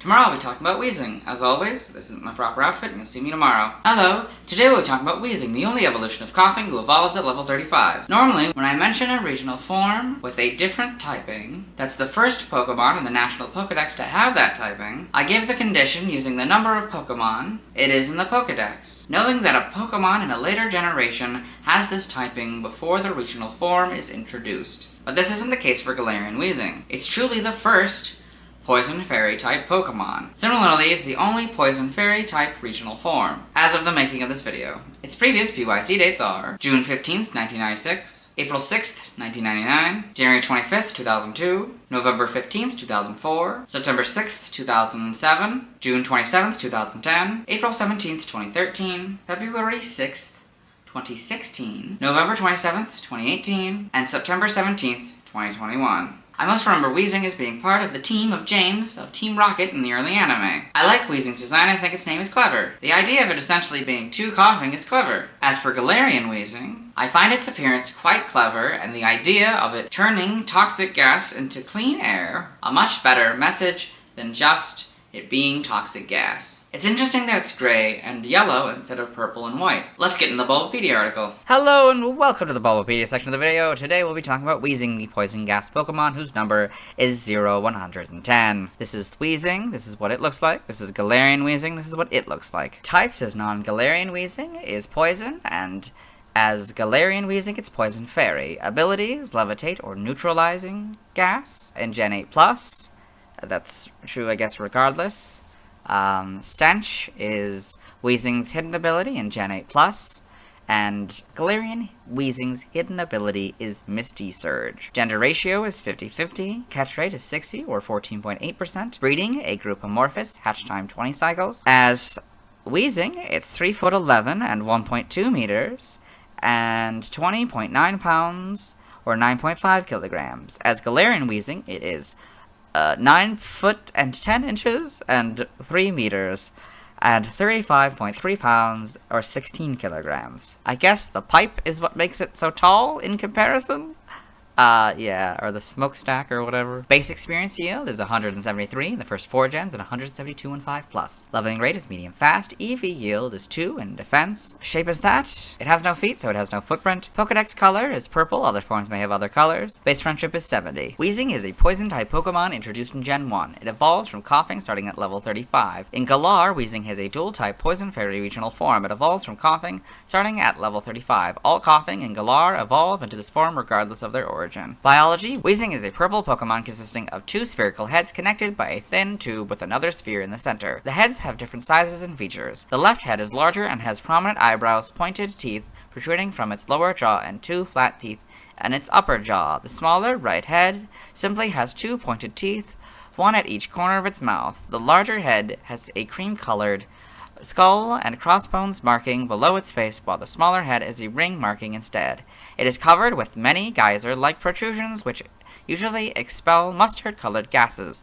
Weezing is said to form when poisonous gases pool and 2 Koffing fuse over many years. Very rarely, 2 Koffing can become a Weezing in a short time span because of a sudden mutation.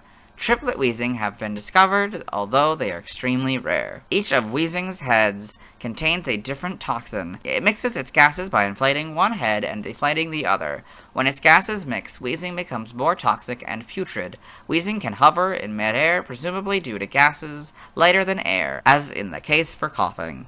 Despite its stench and poison, Weezing's gases can be used to make top-grade perfume by diluting them to the highest level. Weezing lives in urban areas. It seeks a dirty, unkempt house and nests there. At night, when the people in the houses are asleep, it will go through the trash. Weezing feeds on the dust, microorganisms, and especially gases emitted by garbage and toxic waste. Weezing's body expands and smells worse upon inhaling poisonous gases. The Cantonian Weezing used to be more common in Galar and created more potent toxins than their Galarian relatives. Weezing and its pre-evolved form are the only known Pokemon that can have neutralizing gas as an ability. Forms, Weezing has a regional form Galarian Weezing. In the Galar region, its appearance has changed due to absorbing polluted air from factories. It has a gray body with the skull crossbones, and the ring patterns changed to the color yellow. Both heads have a hat-like tube located on top of them that constantly release purified air. 5 puffs of green poisonous gas clouds can be seen floating around it. The gas clouds also partially cover its faces. The larger head has a mustache-like cloud on its upper lip, while the smaller head has clouds on top of its face in the shape of eyebrows and a beard. So, you can see Galarian Weezing absorbing pollutants from a factory and expelling clean air here. Galarian Weezing consumes particles from polluted air and expels clean air instead of droppings. The toxins within Galarian Weezing's body are accumulated into poison gas clouds that leak a drift around it. The gas is its best weapon in battle, being potent enough to stun and immobilize an opponent with just a whiff. Galarian Weezing preys on Trubbish for the fumes it produces. Galarian Weezing is also the only known Pokemon capable of learning the move Strange Steam. Additionally, in Gen 9, Galarian Weezing is the only Pokemon that can have Misty Surge as an ability. Evolution. Weezing evolves from Koffing, and Galar Weezing has a regional form that evolves from Koffing. You've got the Koffing here, and you got Weezing in that one, and Galarian Weezing in this one, yeah. Game data, Pokedex entries in Gen 1, Red and Blue, where two kinds of poison gases meet. Two Koffing can fuse into a Weezing over many years. Yellow, it lives and grows by absorbing dust, germs, and poison gases that are contained in toxic waste and garbage. Stadium, a twinned Koffing that forms on rare occasions where poisonous gases pool. Its two toxic gases appear to be different. In Gen 2 and Gold, if one of the twin Koffing inflates, the other one deflates. It constantly mixes its poisonous gases. Silver, top-grade perfume is made using its internal poison gases by diluting them to the highest level. Crystal, when it inhales poisonous gases from garbage, its body expands and its insides smell much worse. Stadium 2 is just Golds again. In Gen 3 and Ruby, Weezing loves the gases given off by rotted kitchen garbage. This Pokemon will find a dirty, unkempt house and make it its home. At night, when the people in the house are asleep, it will go through the trash. Sapphire, Weezing alternately shrinks and inflates its twin bodies to mix together toxic gases inside. The more the gases are mixed, the more powerful the toxins become. The Pokemon also becomes more putrid. Emerald, by diluting its toxic gases with a special process, the highest grade of perfume can be extracted. To Weezing, gases emanating from garbage are the ultimate feast. Fire Red, very rarely a sudden mutation can result in two small Koffing twins becoming conjoined as a Weezing. Leaf Green is essentially Red and Blues, but the number 2 has been changed to the word 2. I'm not reading it again. In Gen 4 and Diamond, Pearl, and Platinum, it grows by feeding on gases released by garbage, though very rare triplets have been found. Heart Gold and Soul Silver are their Gold and Silver counterparts. In Gen 5, the Black and White entry is the Diamond, Pearl, and Platinum entry. In Black 2 and White 2, inhaling toxic fumes from trash and mixing them inside its body lets it spread an even fouler stench. In Gen 6, X is the Gold entries. Y is Fire Red's entry. Omega Ruby and Alpha Sapphire are their Ruby and Sapphire counterparts. In the Gen 7 Pokedex entry, this Pokemon lives and grows by absorbing poison, gas, dust, and germs that exist inside garbage. In Gen 8 for non-Galarian Weezing, in Sword, it mixes gases between its two bodies. It's said that these Pokemon were seen all over the Galar region back in the day. Shield, it can't suck in air quite as well as Galarian Weezing, but the toxins it creates are more potent than those of its counterpart. Brilliant Diamond and Shining Pearl, that entry is its Diamond and Pearl counterpart. For Galarian Weezing, this Pokemon consumes particles that contaminate the air. Instead of leaving droppings, it expels clean air. Shield, long ago, during a time when droves of factories filled the air with pollution, Weezing changed into this form for some reason. In Gen 9, Scarlet is the Silver entries. Violet is Crystal's entry. Weezing in the Kitakami Pokedex, so we got a couple of them with a Koffing here, so it's a fun, I like that it's a full evolutionary line here. We get to see all the gases it's producing, that's kind of fun. Game locations. Side game locations. Held items for Weezing. Pokemon caught in Gen 1 must be traded to a Gen 2 game in order for a held item to appear. In Red, Blue, and Yellow, you get a Silver Leaf 100% of the time. In Diamond, Pearl, Platinum, Heart Gold, Soul Silver, Black 2, White 2, Brilliant Diamond, and Shining Pearl, you get a Smoke Ball 5% of the time. For Galarian Weezing, in Sword and Shield, you get a Misty Seed 5% of the time. Base stats for Weezing: HP 65, Attack 90, Defense 120, Special Attack 85, Special Defense 70, Speed 60, for a total of 490. This Pokemon's special base stat in Gen 1 was 85. For Galarian Weezing, that's the same stats. Pokethon stats. For type effectiveness, I will compare Weezing and Galarian Weezing.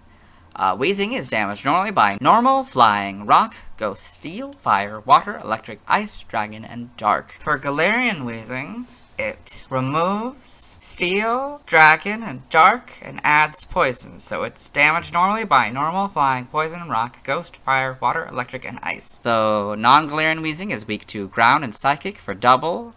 And so Galarian Weezing is weak to Ground, Steel, and Psychic for double. So it adds the Steel it took from the other one.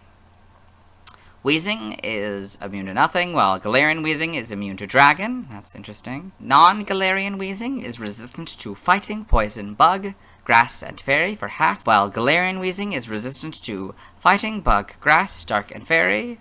Fighting and Bug are a fourth, while Grass, Dark, and Fairy are half. In the Weezing box, notes: if this Pokemon has Levitate, the effectiveness of Ground-type moves is 0, so it would go from 2 to 0. In Gen 1, the effectiveness of Bug-type moves is 2, so it went from 2 to half. For Galarian Weezing, if this Pokemon is given a ring target, the effectiveness of Dragon-type moves is 1, so it would go from 0 to 1. If this Pokemon has Levitate, the effectiveness of Ground-type moves is 0, so it would go from 2 to 0. For Learn Set, by leveling up, for Weezing here, we will go down to Evo, but then down to 35. Upon evolution, you get Double Hit, 38 Toxic, 44 Belch, 50 Explosion, 56 Memento, 62 Destiny Bond. For Galarian Weezing, I guess the same thing here, so upon evolution you get Double Hit, 38 Toxic, 44 Belch, 50 Explosion, 56 Memento, 62 Destiny Bond, and 68 Misty Terrain. We're skipping by TM for Weezing, but for Galarian Weezing, since it's a different type than Koffing was, we'll read them. 1 Takedown, 6 Scary Face, 7 Protect, 13 Acid Spray, 16 Psybeam, 18 Thief, 25 Facade, 45 Venoshock, 47 Endure, 49 Sunny Day, 50 Rain Dance, 66 Body Slam, 70 Sleep Talk, 79 Dazzling Gleam, 85 Rest, 87 Taunt, 91 Toxic Spikes, 94 Dirk Pulse, 102 Gunk Shot, 103 Substitute, 107 Will-O-Wisp, 114 Shadow Ball, 118 Heat Wave, 125 Flamethrower, 126 Thunderbolt, 127 Play Rough, 139 Misty Terrain, 141 Fire Blast, 148 Sludge Bomb, 152 Giga Impact, 157 Overheat, 163 Hyper Beam, 166 Thunder, 171 Terra Blast, 174 Haze, 175 Toxic, 177 Spite, 180 Gyro Ball, 201 Misty Explosion, 202 Pain Split, 204 Double Edge, 214 Sludge Wave, and 224 Curse. We're skipping by breeding. Doesn't look like there's anything for prior evolution. Side game data for Weezing. Pokemon Ranger, Shadows of Volmia, in the browser entry. It attacks by scattering poison gas and spitting up pools of poison. Guardian Signs. It attacks by scattering poison gas around itself that makes Pokemon tired. Got all this. Yep. For Galarian Weezing, you got that. Okay. Evolution data. Koffing, level 35 outside of Galar. You get non-Galarian Weezing. And level 35 in Galar, you get Galarian Weezing. Sprites here, yep. They look interesting, but have the basics. The eyes are interesting. They're like slits instead of like the dots we'd get later on, or the more dot-like or maybe a little bit of slit, but yeah. Yeah, you can see how it's... I guess they hadn't quite determined how this would be connected to Weezing, so it's kind of all over the place in this first gen. So you get the basics already. They're not very obvious in these two. Yep, and then we got golds. It's a little bit more obvious here. You can see it's like this. Yep. Got like that. For silvers and crystals. Yep. Gen 3 got a slightly different. Oh yeah, the shiny in the Gen 2 is blue. Gen 3, you got a slightly different purple, and this sort of, I don't know, the green-blue we had yesterday. It's also the yellow marking, can't really see here. It's more obvious in fire red and leaf green here. I think that's determined now how it was going to be placed to be like this from now on. And this actually has a purple, which is interesting. Goes to a darker purple in Gen 4. Goes back to the yellow symbols on this one. I guess they really hadn't. I mean, they kind of determined how that was going to be, just not a consistent look to it, I guess. Yes.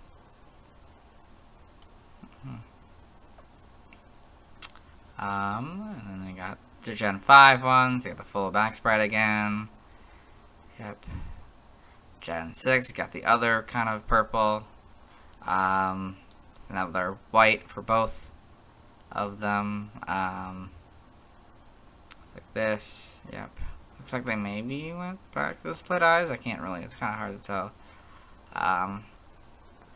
Yep. Gen 7. Yeah. Probably slightly better models, but yeah, not much difference. Then the Let's Go games, way better models.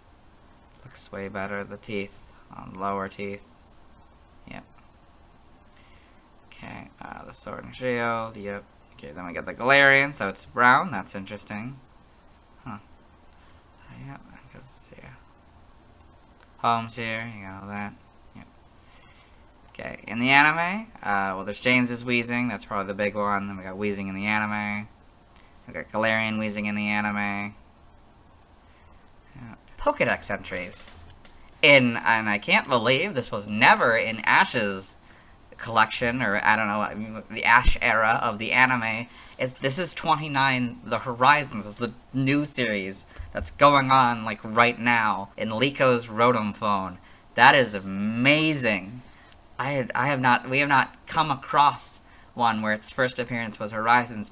I wasn't expecting to see this until we got to the Gen like 9, maybe 8 Pokemon, but like that is incredible that it never got one in the Ash era. But anyway, Weezing, Galarian form, the poison gas Pokemon, a poison and fairy type. This Pokemon consumes pollutant particles from the atmosphere and expels clean air in exchange. Pokemon Origins, Weezing in Pokemon Origins. I guess it's Koga's. Koga looks a lot different than it did in the actual anime. That's, I guess, to be expected. They change a lot of those designs for this series. Okay, Pokemon Generations, Weezing in Pokemon Generations here. So you got that. In the manga, Weezing in Electric Tales of Pikachu, looking horrifying. Then we got it in Pokemon Adventures. Then we've got Galarian Weezing in Pokemon Adventures. Okay.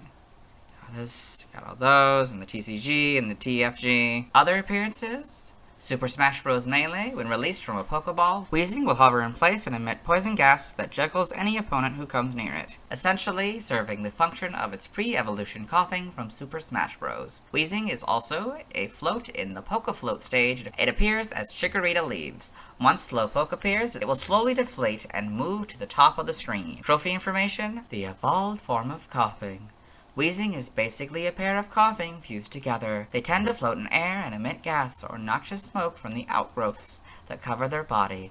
As strange as it may seem, diluting Weezing emissions as much as possible creates one of the most exquisite perfumes known to man. Super Smash Bros. Ultimate, Weezing appears as a spirit. Trivia. In the Pokemon Red and Blue Beta, Weezing was originally known as La, representing Los Angeles' polluted air. Again, I mentioned this like yesterday, how like it's kind of insulting, and also, like, eventually this problem would be dealt with. Weezing is the only poison-type Pokemon that consists of multiple bodies. Galarian Weezing is the only fairy-type Pokemon that consists of multiple bodies. In certain instances in the game, such as summary pages and Pokemon contests, a Pokemon sprite is horizontally flipped unless its body is asymmetrical. However, Weezing's sprite is flipped in all instances despite its asymmetrical body. The Diamond, Pearl, and Platinum Pokedex entries for Weezing claim triplet forms have been discovered, but this variant has not been shown in any Pokemon media. Weezing shares similar traits to Muck and Garbodor. All three Pokemon are pure Poison-type Pokemon with a single pre-evolved form,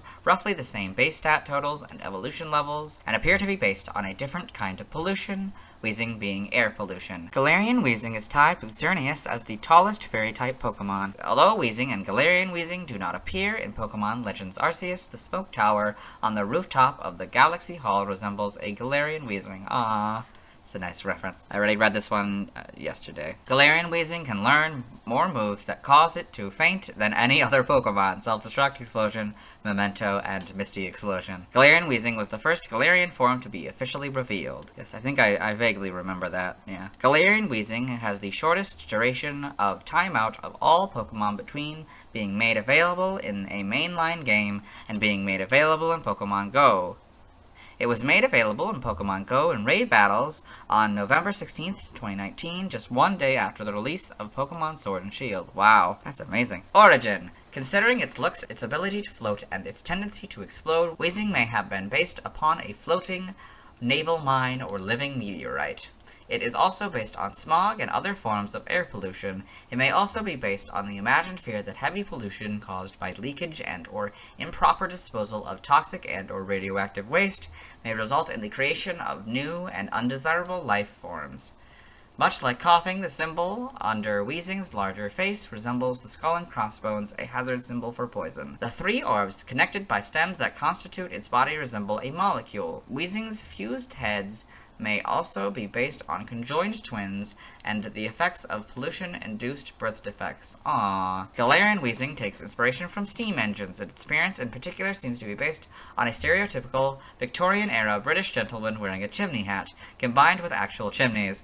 Both its smog-based facial hair and its shield Pokédex entry, which describes Weezing taking the form as a result of heavy air pollution, likely draws reference to the heavy smog that afflicted London during the Victorian era. Its ability to clean the air of pollutants may be based on air scrubbers, referring to the fact that they expel clean air as referenced in its sword Pokédex entry. The way Galarian Weezing feeds, absorbing polluted air and then releasing it through the chimney like tubes on top of their heads as purified air, may have been based on the feeding methods of sponges, which are animals that feed through filtration. Water enters the sponge's body, bringing food particles such as microorganisms, and after being filtered by the animal, is eliminated through osculum, a hole in the free end of the animal. Its design may also draw inspiration from nuclear cooling towers, referring to the clouds that they make being steam and not smoke, as evidenced by its signature move, Strange Steam. Additionally, its fairy type and appearance may be a reference to leprechauns. Galarian Weezing's shiny form may be based on sepia tone photography. Galarian Weezing's resemblance to Victoria-era British noblemen, along with its ability neutralizing gas, may be a play on noble gases, which are gaseous elements known for being highly unreactive and are typically used to prevent unwanted reactions from occurring. Name origin: Weezing may be a corruption of wheezing, producing a whistling sound from breathing with difficulty. Very likely. Matadogus may come from mata again and dakugasu, a poison gas. It may also be derived from masutagasu, mustard gas. Now the languages, related articles, references, external links to the Galarian forums, the Super Smash Bros. Series. Yeah, let's move on. Now let's watch Weezing's first scene in the anime. Hello and welcome to the anime portion of the video. Today we're watching episode 31, Dig Those Diglett. In this episode, James here and Jesse and Meowth of Team Rocket have evolved their Koffing and Ekans into a Weezing and Arbok. And so now we're seeing the reveal of the Weezing. Is now Weezing! There's Meowth. Yep, there's Weezing. Yep. And that's Weezing's first scene in the anime. Let's move on. Now let's talk about the GCG. I have one Weezing card, and it's a non-Galarian Weezing. It's the first Weezing card design. It was illustrated by Mitsuhiro Rita. It's a fine introductory illustration of what Weezing is. Weezing has 60 HP. It's 3 foot 11 and 21 pounds, which is 0.1 pounds heavier than its weight in the official Pokédex. Next to the weight, there is the fossil expansion symbol. Weezing has two moves, Smog and Self-Destruct. In the video game, Smog is a poison-type move introduced in Gen 1. It causes damage to the user's opponent and has a chance to inflict poison. On this card, it costs 2 grass energies and hits for 20 damage. The player also flips a coin to see if the opponent Pokemon is poisoned. I've already explained Self-Destruct, so I'll talk about the move on this card. It costs 2 grass energies and 1 of any energy. It hits itself and its opponent for 60 damage. It also does 10 non-modified damage to every Pokemon on both players' benches. Weezing has the same weakness, resistance, and retreat cost as the Koffing I mentioned yesterday. Its description reads, where 2 kinds of poison gases meet. 2 Koffings can fuse into a Weezing over many years. This is the Pokédex entry in Pokemon Leaf Green. It's also almost identical to the Pokédex entry in Pokemon Red and Blue. This is another description featuring the plural usage of a Pokemon name. Weezing is level 27, which would not be possible in the video game since Koffing evolves into Weezing at level 35. I have a couple of Rhyhorn cards, so we'll talk about them tomorrow. Now let's see why people love Weezing. Now let's look at fan art. Hello and welcome to the fan art section of the video. Nobody's set in fan art, so instead we're looking at DeviantArt fan art. For those of you not familiar with the series, what we do is we go through these images until we find image that doesn't contain a Weezing. So here we've got Weezing by J.R. Koffing III. So it says Weezing, collaboration by J.R. Koffing and Stephen Oakley. So got this scary looking thing. It looks kind of like it could be a monster poster.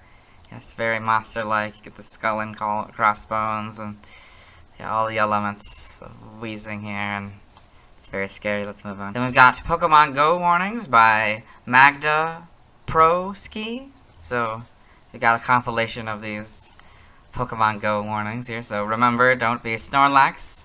Don't block the road for others. Please leave your favorite Pokestops clean, because it's muck and trash. Try not to smoke in crowds. Nobody likes to breathe coughing views. That's sweet. And to keep quiet after dark. Let others sleep peacefully. Yeah, with the Jigglypuff singing and the Zubat and the Golbat. That's cute. They're very cute. Then we've got Weezing by Joshua Dunlop. So a more realistic looking Weezing here. Yeah. I could see something like this in Detective Pikachu. Maybe not the scary looking, but you know, basically the same general idea. Then we've got Weezing by Bridget Lovejoy. So this simple kind of painting here of Weezing. It's very nice. Apparently it's from 2019. Then we've got Weezing by Lord Rhino 15. So this is scary looking Weezing here. You know, it's got the things. Seems like maybe it's a triple Weezing? Because, I don't know, maybe they think or thought this ball was also one of the Weezings, but oh well. Then we've got Weezing by Samo Gummo. So this very stylized Weezing here. It looks very angry. Both of the faces do. Yes. Very unique perspective. Then we've got Weezing by Danny My Brother. So this sort of simplistic looking Weezing here. Almost looks like it could be maybe a logo or something. This doesn't contain a Weezing, so we'll move on. Thanks to everyone who submitted fan art. I won't be streaming tonight, so I need to wait until I talk about Snorlax before I can evolve Koffing into Weezing. As for Galarian Weezing, I'll have to wait until I talk about the Gen 8 Pokemon to get back to that one. Tomorrow I'll talk about Rhyhorn. As always, this isn't my proper outfit, and you'll see me tomorrow. Hello, today we'll be talking about Rhyhorn, the first ground rock-type Pokemon. Its previous BYZ dates are June 16th, 1996, April 7th, 1999, January 26th, 2002, November 16th, 2004, September 7th, 2007, June 28th, 2010, April 18th, 2013, February 7th, 2016, November 28th, 2018, and September 18th, 2021. I like that its design is based on a rhino. Let's get into the Bulbapedia article. Hello, and welcome to the Bulbapedia section of the video. Today I'll be talking about Rhyhorn, the Spikes Pokemon, whose number is 111. This is what it looks like. Its type is ground rock. So we've had rock and ground type, but we haven't had it the other way. So this is the ground inside and the rock outside. Its abilities, Lightning Rod or Rock Head, and Reckless is its hidden ability. Gender ratio is 50-50, catch rate is 120 or 24.9%. Breeding, egg groups monster in the field, and hatch time 20 cycles. Height is 3'3" or 1 meter.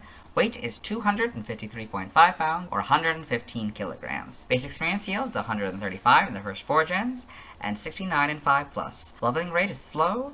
EV yield is 1, and defense, shape is that, footprint is that, Pokedex color is gray, and base friendship is 70. Rhyhorn is a dual-type ground rock Pokemon introduced in Gen 1. It evolves into Rhydon starting at level 42, which evolves into Rhyperior when traded while holding a protector. Biology, Rhyhorn is a rhinoceros-like Pokemon with a body covered in gray, rocky plates.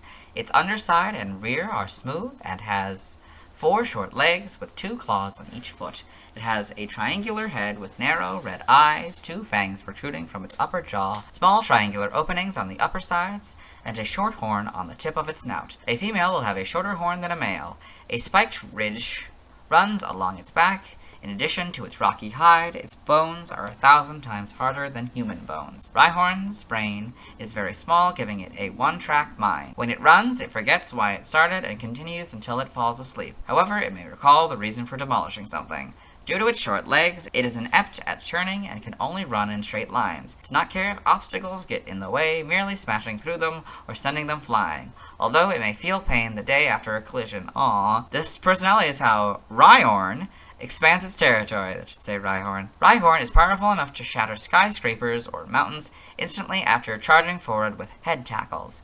Rhyhorn lives in rough terrain. A Rhyhorn's territory expands just 6 miles. Evolution, Rhyhorn evolves into Rhydon, which evolves into Rhyperior. So Rhyhorn, Rhydon, Rhyperior. Game data, NPC appearances in Pokemon X and Y.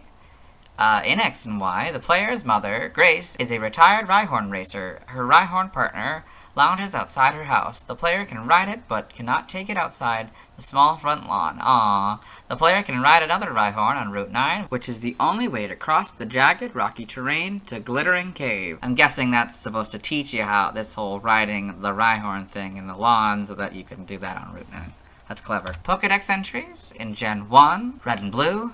Its massive bones are 1,000 times harder than human bones. It can easily knock a trailer fly. Yellow, a Pokemon with a one-track mind. Once it charges, it won't stop running until it falls asleep. Stadium, its bones are 1,000 times harder than human bones. Using its durability and strength, it can destroy tall buildings. Gen 2, in Gold, it is inept at turning because of its 4 short legs. It can only charge and run in one direction. Silver, it doesn't care if there's anything in its way. It just charges and destroys all obstacles. Crystal, it can remember only one thing at a time. Once it starts rushing, it forgets why it started. Stadium 2 is Gold's entry. In Gen 3, Ruby, Rhyhorn runs in a straight line, smashing everything in its path. It is not bothered even if it rushes headlong into a block of steel. This Pokemon may feel some pain from the collision the next day, however. Rhyhorn's brain is very small. It is so dense while on a run, it forgets why it started running in the first place. It apparently remembers sometimes if it demolishes something. Emerald, once it starts running, it doesn't stop. Its tiny brain makes it so stupid that it can't remember why it started running in the first place. Fire Red,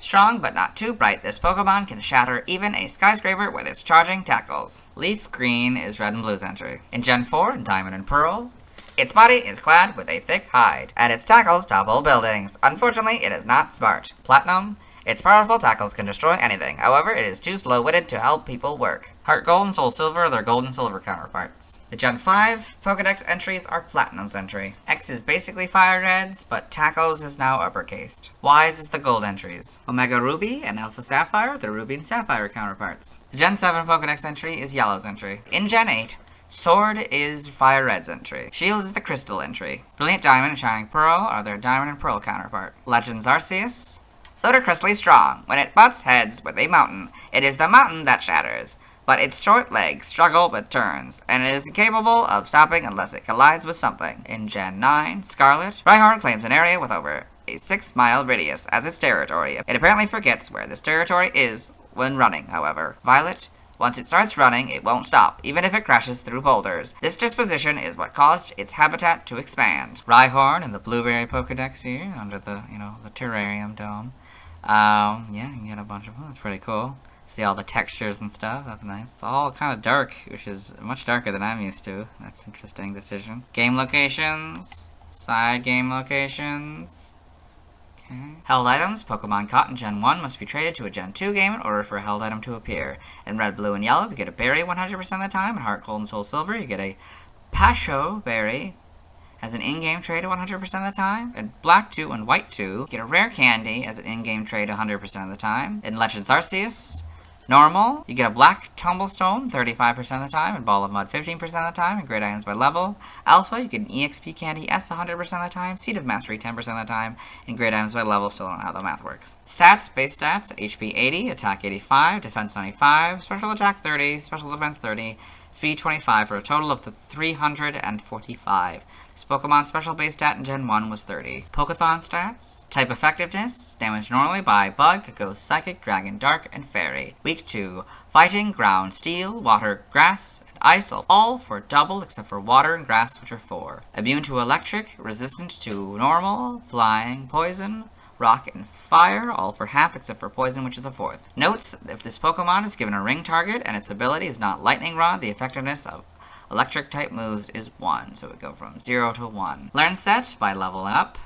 1, you get Tackle and Tail Whip, 5 Smackdown, 10 Bulldoze, 15 Horn Attack, 20 Scary Face, 25 Stomp, 30 Rock Blast, 35 Drill Run, 40 Takedown, 45 Earthquake, 50 Stone Edge, 55 Mega Horn, and 60 Horn Drill. By TM, 1 Takedown, 5 Mud Slap, 6 Scary Face, 7 Protect, 8 Fire Fang, 9 Thunder Fang, 10 Ice Fang, 18 Thief, 25 Facade, 28 Bulldoze, 34 Icy Wind, 35 Mudshot, 36 Rock Tomb, 47 Endure, 49 Sunny Day, 50 Rain Dance, 51 Sandstorm, 53 Smart Strike, 55 Dig, 66 Body Slam, 70 Sleep Talk, 76 Rock Blast, 83 Poison Jab, 84 Stomping Tantrum, 85 Rest, 86 Rock Slide, 88 Swords Dance, 89 Body Press, 103 Substitute, 106 Drill Run, 108 Crunch, 115 Dragon Pulse, 116 Stealth Rock, 121 Heavy Slam, 125 Flame Thrower, 126 Thunderbolt, 133 Earth Power,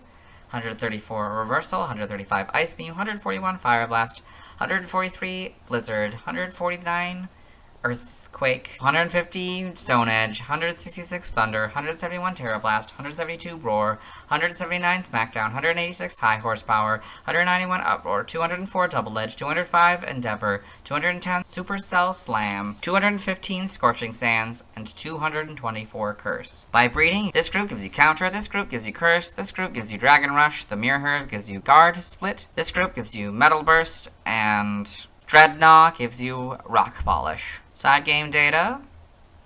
All this, okay. Pokemon Ranger, Shadows of Volmia. In the browser entry, it opens up fissures in the ground to attack. All this, yep. Evolution data, Rhyhorn evolves into Rhydon starting at level 42, which evolves into Rhyperior when traded while holding a Protector. Rhydon cannot evolve into Rhyperior in Pokemon Let's Go Pikachu and Let's Go Eevee, as Rhyperior is not present in those games. In Pokemon Legends Arceus, Rhydon evolves to Rhyperior when exposed to a Protector. Rhyhorn, at level 42, Rhydon trade while holding a Protector, Rhyperior. Sprites, you got these, you have the very chunky sprites at this point. But got the basics, you know, down. You got all the little elements, I guess. This is all, yep. It's green for some reason, and yellows. Gold's a little bit more defined. Its features, you know, but still kind of very chunky. Back sprites. Oh yeah, these back sprites are very strange compared to these. These are much more natural looking. I guess these are true back sprites. Yep.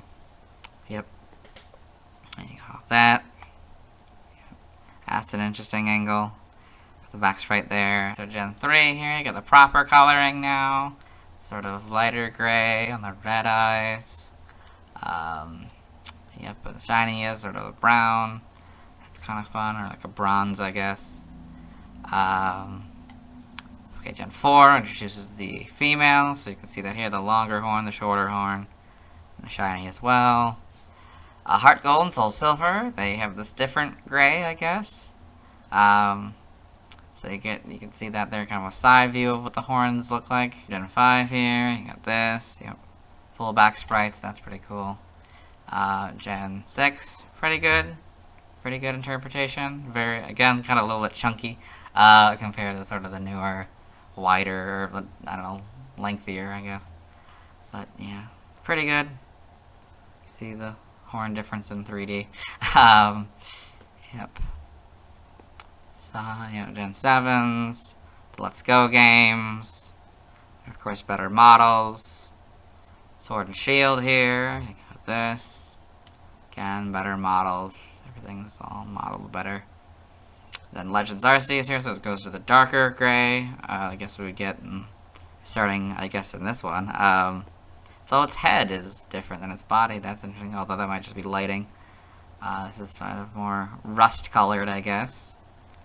Then Homes, you get the lighter color again. That's interesting. And with its nose and eyes, huh? Yep. The anime, Rhyhorn in the anime. Aww. Got all that. Yep.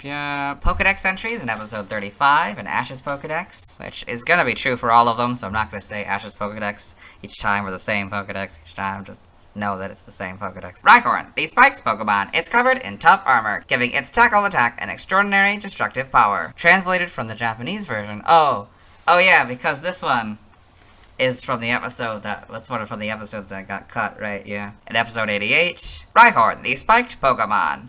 Rhyhorn is known for its physical power and its considerable offensive and defensive battle skills. Should be the Spikes Pokemon here. Yep. In X and Y, Episode 7, Rhyhorn, the Spikes Pokemon. Rhyhorn recklessly charges straight ahead, trampling over anything that gets in its way. Origins here, or Rhyhorn in Pokemon Origins.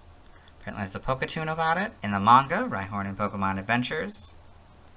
Okay, got all these, yep. In the TCG. Trivia. This first point I read in the Charizard video. In several games from Gen 1 onwards, the Pokedex states that Rhyhorn has powerful tackles. However, Rhyhorn was unable to learn tackle until Gen 8. That's hilarious. This was first said in Rhyhorn's Pokedex entry from Japanese Pokemon Red and Green, although this entry was left untranslated until it was reused in Pokemon Via Red. Rhyhorn's Japanese Pokedex entries correctly use Tackle's Japanese name, that, or its equivalent, that, in kanji mode. In Pokemon, Legends Arceus, Rhyhorn, and Rhydon cannot learn Thunderbolt, even though they were able to in all other games in which Thunderbolt could be learned outside of leveling up. Origin. Rhyhorn's design appears to be inspired by an Indian rhinoceros, which has similar plate armor, and Uintatherium, from whom it may have taken its flat head and horn. Its design also has elements of ceratopsids. Name origin. Rhyhorn may be a combination of rhinoceros, Rhyolite, a type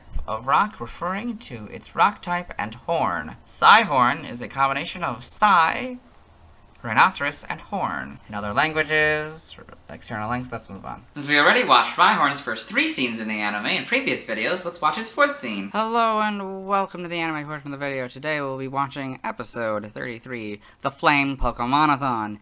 In this episode, Ash Ketchum and his friends have wandered on to the Big P Pokemon Ranch and met Laura Loramie, and there's this big race happening, but Laura broke her arm, so Ash is filling in for her on her Ponyta, and so yeah, the race is about to start. All these Pokemon, and then there's the Rhyhorn. Yep. Who's that Pokemon?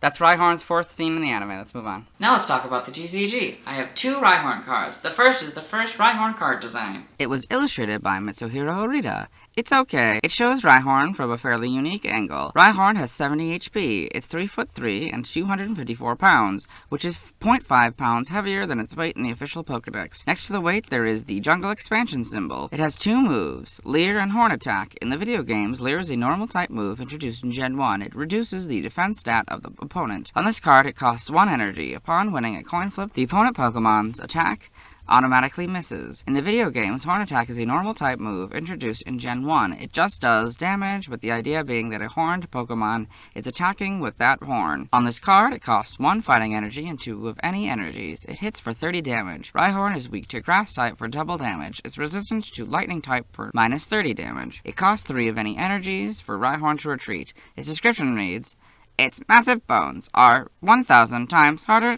than human bones. It can easily knock a trailer flying. This is almost identical to the Pokedex entry in Pokemon Red, Blue, and Leaf Green. It's level 18. In the video games, it would be 24 levels from evolving into Rhydon. The second card is the 8th version of the Rhyhorn card. It was illustrated by Tomokazu Komiya. While the illustration on the first card is fine, I like this one better. It looks like Rhyhorn is attacking, and the red likely symbolizes it raging. It has the same HP and height as the first card. Its weight is 253.5 pounds, which is 0.5 pounds lighter than the other Rhyhorn. It has 2 moves, Stomp and Horn Drill. Since I've already talked about these moves in the video games, I'll just talk about what they're like on this card. Stomp costs 1 of any energy. It either hits for 10 or 30 damage depending on a successful coin flip. Horn Drill costs 2 fighting energies and 1 of any energy. It hits for 50 damage. This Rhyhorn is weak to Water type for plus 10 damage. It's resistant to Lightning type for minus 20 damage. It costs 2 of any energy for Rhyhorn to retreat. In the bottom right corner, there is the Supreme Victor's expansion symbol. Its description reads, its powerful tackles can destroy anything. However, it is too slow-witted to help people work. This is the Pokedex entry in Pokemon Platinum, Black, White, Black 2, and White 2. This Rhyhorn is level 23, which is 5 levels higher than the other Rhyhorn. In the video games, this Rhyhorn would be 19 levels from evolving into Rhydon. Speaking of Rhydon, I have a card for it, so we'll talk about it tomorrow. Now let's see why people love Rhyhorn. Now let's look at fan art. Hello and welcome to the fan art section of the video. No, we're set in fan art, so instead we're looking at DeviantArt fan art. For those of you not familiar with the series, what we do is we go through these images until we find an image that doesn't contain a Rhyhorn. So here we've got Team Rocket Leader by Evil Apple, 513. So we've had this image before. I can't remember if it was it's one of these three. I can't remember which one though. So we've got Giovanni here in the center, the leader of Team Rocket. And he's got Nidoking, Nidoqueen, Dugtrio, Rhyhorn, and Rhydon here. These are all Pokemon he's had through various games. So that's kind of fun. And probably other media. We've got Rhyhorn by Mad Munchkin. So this cute, semi-stylized Rhyhorn drinking up from this little stream here. That's kind of fun. This is not a Rhyhorn, so we'll move on. Thanks to everyone who submitted fan art. I won't be streaming tonight as I need to wait until I talk about Snorlax before I can catch a Rhyhorn. Tomorrow I'll talk about Rhydon. As always, this is my proper outfit and you'll see me tomorrow. Hello! Today we'll be talking about Rhydon, the evolution of Rhyhorn who evolves at level 42. Up until Gen 4, Rhydon was the only evolution of Rhyhorn. In Gen 4, Rhydon got its own evolution, Rhyperior. Rhydon is also one of the first Pokemon ever created. Rhydon's previous PYC dates are June 17th, 1996, April 8th, 1999, January 27th, 2002, November 17th, 2004, September 8th, 2007, June 29th, 2010, April 19th, 2013, February 8th, 2016, November 29th, 2018, and September 19th, 2021. I like its design. I think it's a nice evolution of Rhyhorn. Let's get into the Bulbapedia article. Hello and welcome to the Bulbapedia section of the video. Today we'll be talking about Rhydon, the drill Pokemon, whose number is 112. This is what it looks like. Its type is Ground Rock. Abilities, Lightning Rod or Rock Head. And Reckless is its hidden ability. Gender ratio is 50-50, catch rate is 60, or 14.8%. Breeding is egg, roots, monster, and field. Hatch time 20 cycles, height is 6'3", or 1.9 meters. Weight is 264.6 pounds, or 120 kilograms. Base experience yield is 204 in the first 4 gens, and 170 in 5+. Leveling rate is slow, EV yield is 2, and attack. Shape is that, footprint is that, Pokedex color is gray, and base friendship is 70. Rhydon is a dual-type ground rock Pokemon introduced in Gen 1. It evolves from Rhyhorn starting at level 42 and evolves into Rhyperior when traded while holding a protector. Biology: Rhydon is a large gray bipedal Pokemon with features similar to both dinosaurs and rhinoceroses. It has narrow red eyes and 2 fangs in its upper jaw. On the tip of Rhydon's snout is a cream-colored horn, which is smaller on a female than on a male. There are several other spikes and projections on its head. On top is a spike that curves forward, 2 triangular points resembling ears on the sides, a wide wavy crest under each ear, and spiky ridges on each cheek. Has a cream-colored abdomen divided into strips by thin divots.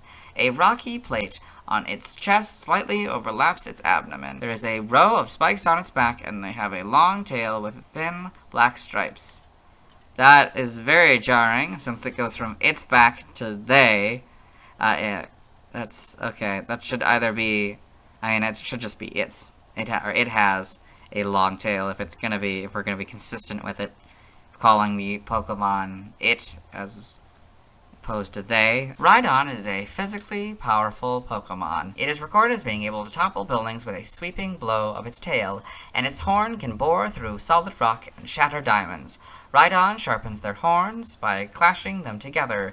Its armor, like hide, protects it from heat and physical blows. It is stated to be capable of passing unscathed through streams of magma, 3,600 degrees Fahrenheit, and withstand a direct blow from a cannonball without being harmed. However, because of this tough hide, it is insensitive. Despite its well-developed brain, it can be forgetful. Rhydon lives in rough terrain, like in caves or on top of mountains. Due to its evolution allowing Rhydon to walk on 2 legs, it can expand its territory to more than Rhyhorn's original habitat limit. So here we can see Rhydon using Surf. There isn't a thing about that. I wish there was. But yeah, here's what it looks like, I guess. Evolution: Rhydon evolves from Rhyhorn and evolves into Rhyperior. So you got Rhyhorn, Rhydon, Rhyperior. Game data, NPC appearances, Pokemon Mystery Dungeon, Red Rescue Team, and Blue Rescue Team. Rhydon leads an unnamed rescue team which gathers at Pokemon Square just before the player and partner are able to access Magma Cavern. Pokedex entries in Gen 1 in Red and Blue.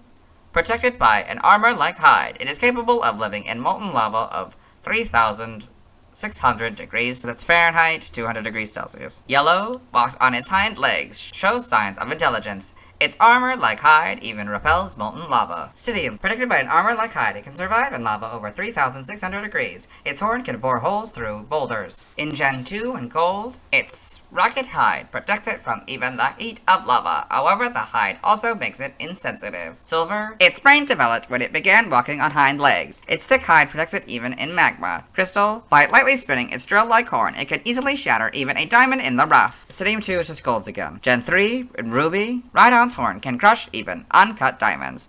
One sweeping blow of its tail can topple a building. This Pokemon's hide is extremely tough. Even direct cannon hits don't leave a scratch. Sapphire, Rhydon has a horn that serves as a drill. It is used for destroying rocks and boulders. This Pokemon occasionally rams into streams of magma, but the armor like hide prevents it from feeling the heat. Emerald, its horn, which rotates like a drill, destroys tall buildings with one strike. It stands on its hind legs, and its brain is well developed. Fire Red, it begins walking on its hind legs after evolution. It can punch holes through boulders with its horn. Leaf Green is red and blues again. In Gen 4 and Diamond and Pearl, its brain developed after it stood up on its hind legs. Its drill horn bores tunnels through solid rock. Platinum, standing on its hind legs, freed its forelegs and made it smarter. It is very forgetful, however. Heart Gold and Soul Silver are their gold and silver counterparts. The Gen 5 entry is Platinum's entry. In Gen 6, X is very similar to Red, Blue, and Leaf Greens, but slightly different, so I'll read it.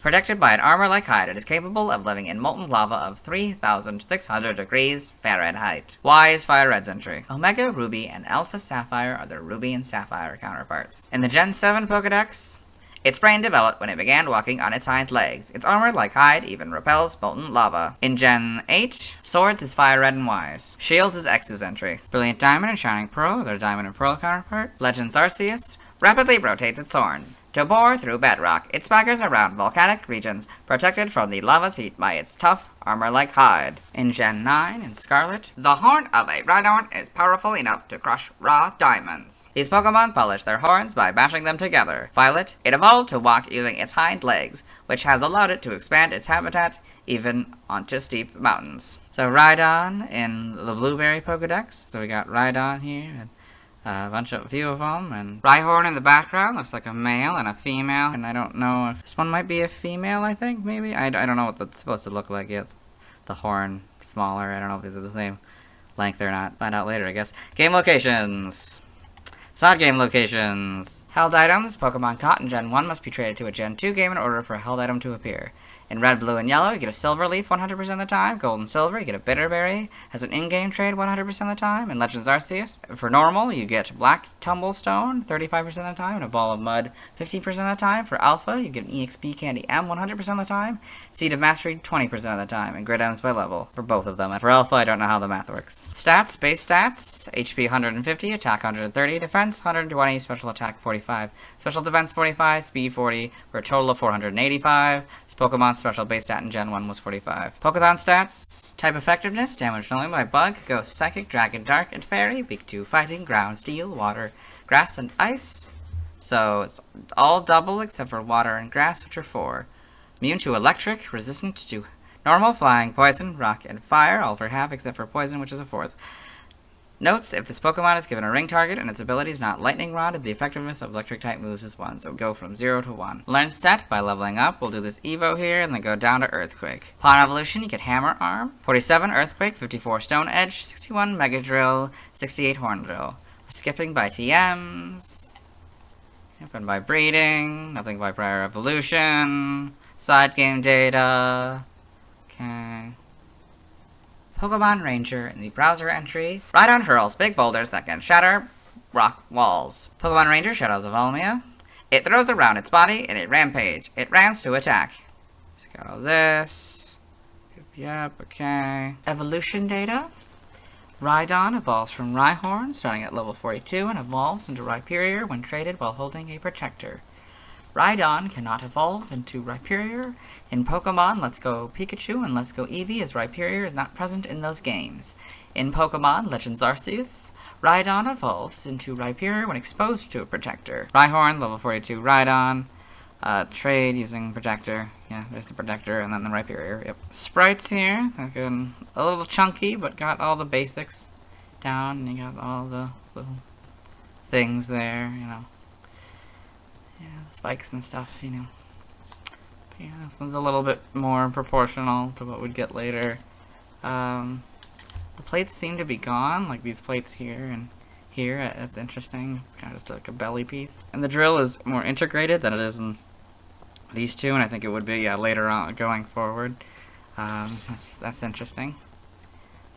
Yep, that one obviously, that back sprite doesn't work for that one, obviously. The claws, there seem to be like 3 or 4 on them. Yeah, I think 3. There's 3 obvious ones anyway. So then gold, you know, a little bit more like what we get going forward. So this is sort of a purple, I guess. This is more of the gray, which is interesting. Yep. So this one's a little bit more ambiguous whether or not it's integrated or a separate piece. So it makes it a little bit more obvious it's a separate piece. Crystals also does that. So you get the head here instead of like the back of the Pokemon. Like it's, yeah, looking at the enemy. Okay. Gen 3, get the proper colors. This gray now, and the yellow, and the red eyes, and red mouth. Instead of the sort of gray or black mouth, I guess. Gray down here, yeah. And this is a little bit more of that sprite, basically. These, oh yeah, the spikes are a little bit more spike-like, I guess. Back spikes. Yep. This is now more of a cream-colored, I guess. Still, yeah, it's interesting. Yep. So it's a little bit different, maybe more defined. Let's see, the rings. 1, 2, 3, 4. I can't really tell for that one. I can't really tell for that one. This one, hands blocking that one. So 1, 2, 3, 4, 5, 6 looks like. 1, 2, 3, 4, 5, 6 it looks like. 1, 2, 3, 4, wait, 1, 2, 3, 4, 5. Okay, maybe it's 5 or 6, I guess. Yep. And diamond and pearl, so you get to see the shorter horn there for the females. See what that kind of looks like. It looks to be a different, slightly different color, more like sand colored rather than this. Yeah, so the 3 fingers, or claws or whatever, more well defined. You can see that now. 1, 2, 3, 4, I think, for the rings on the tail. Looks like, yeah. The gray is slightly different in Heart Gold and Soul Silver. It's a kind of a darker gray, I guess.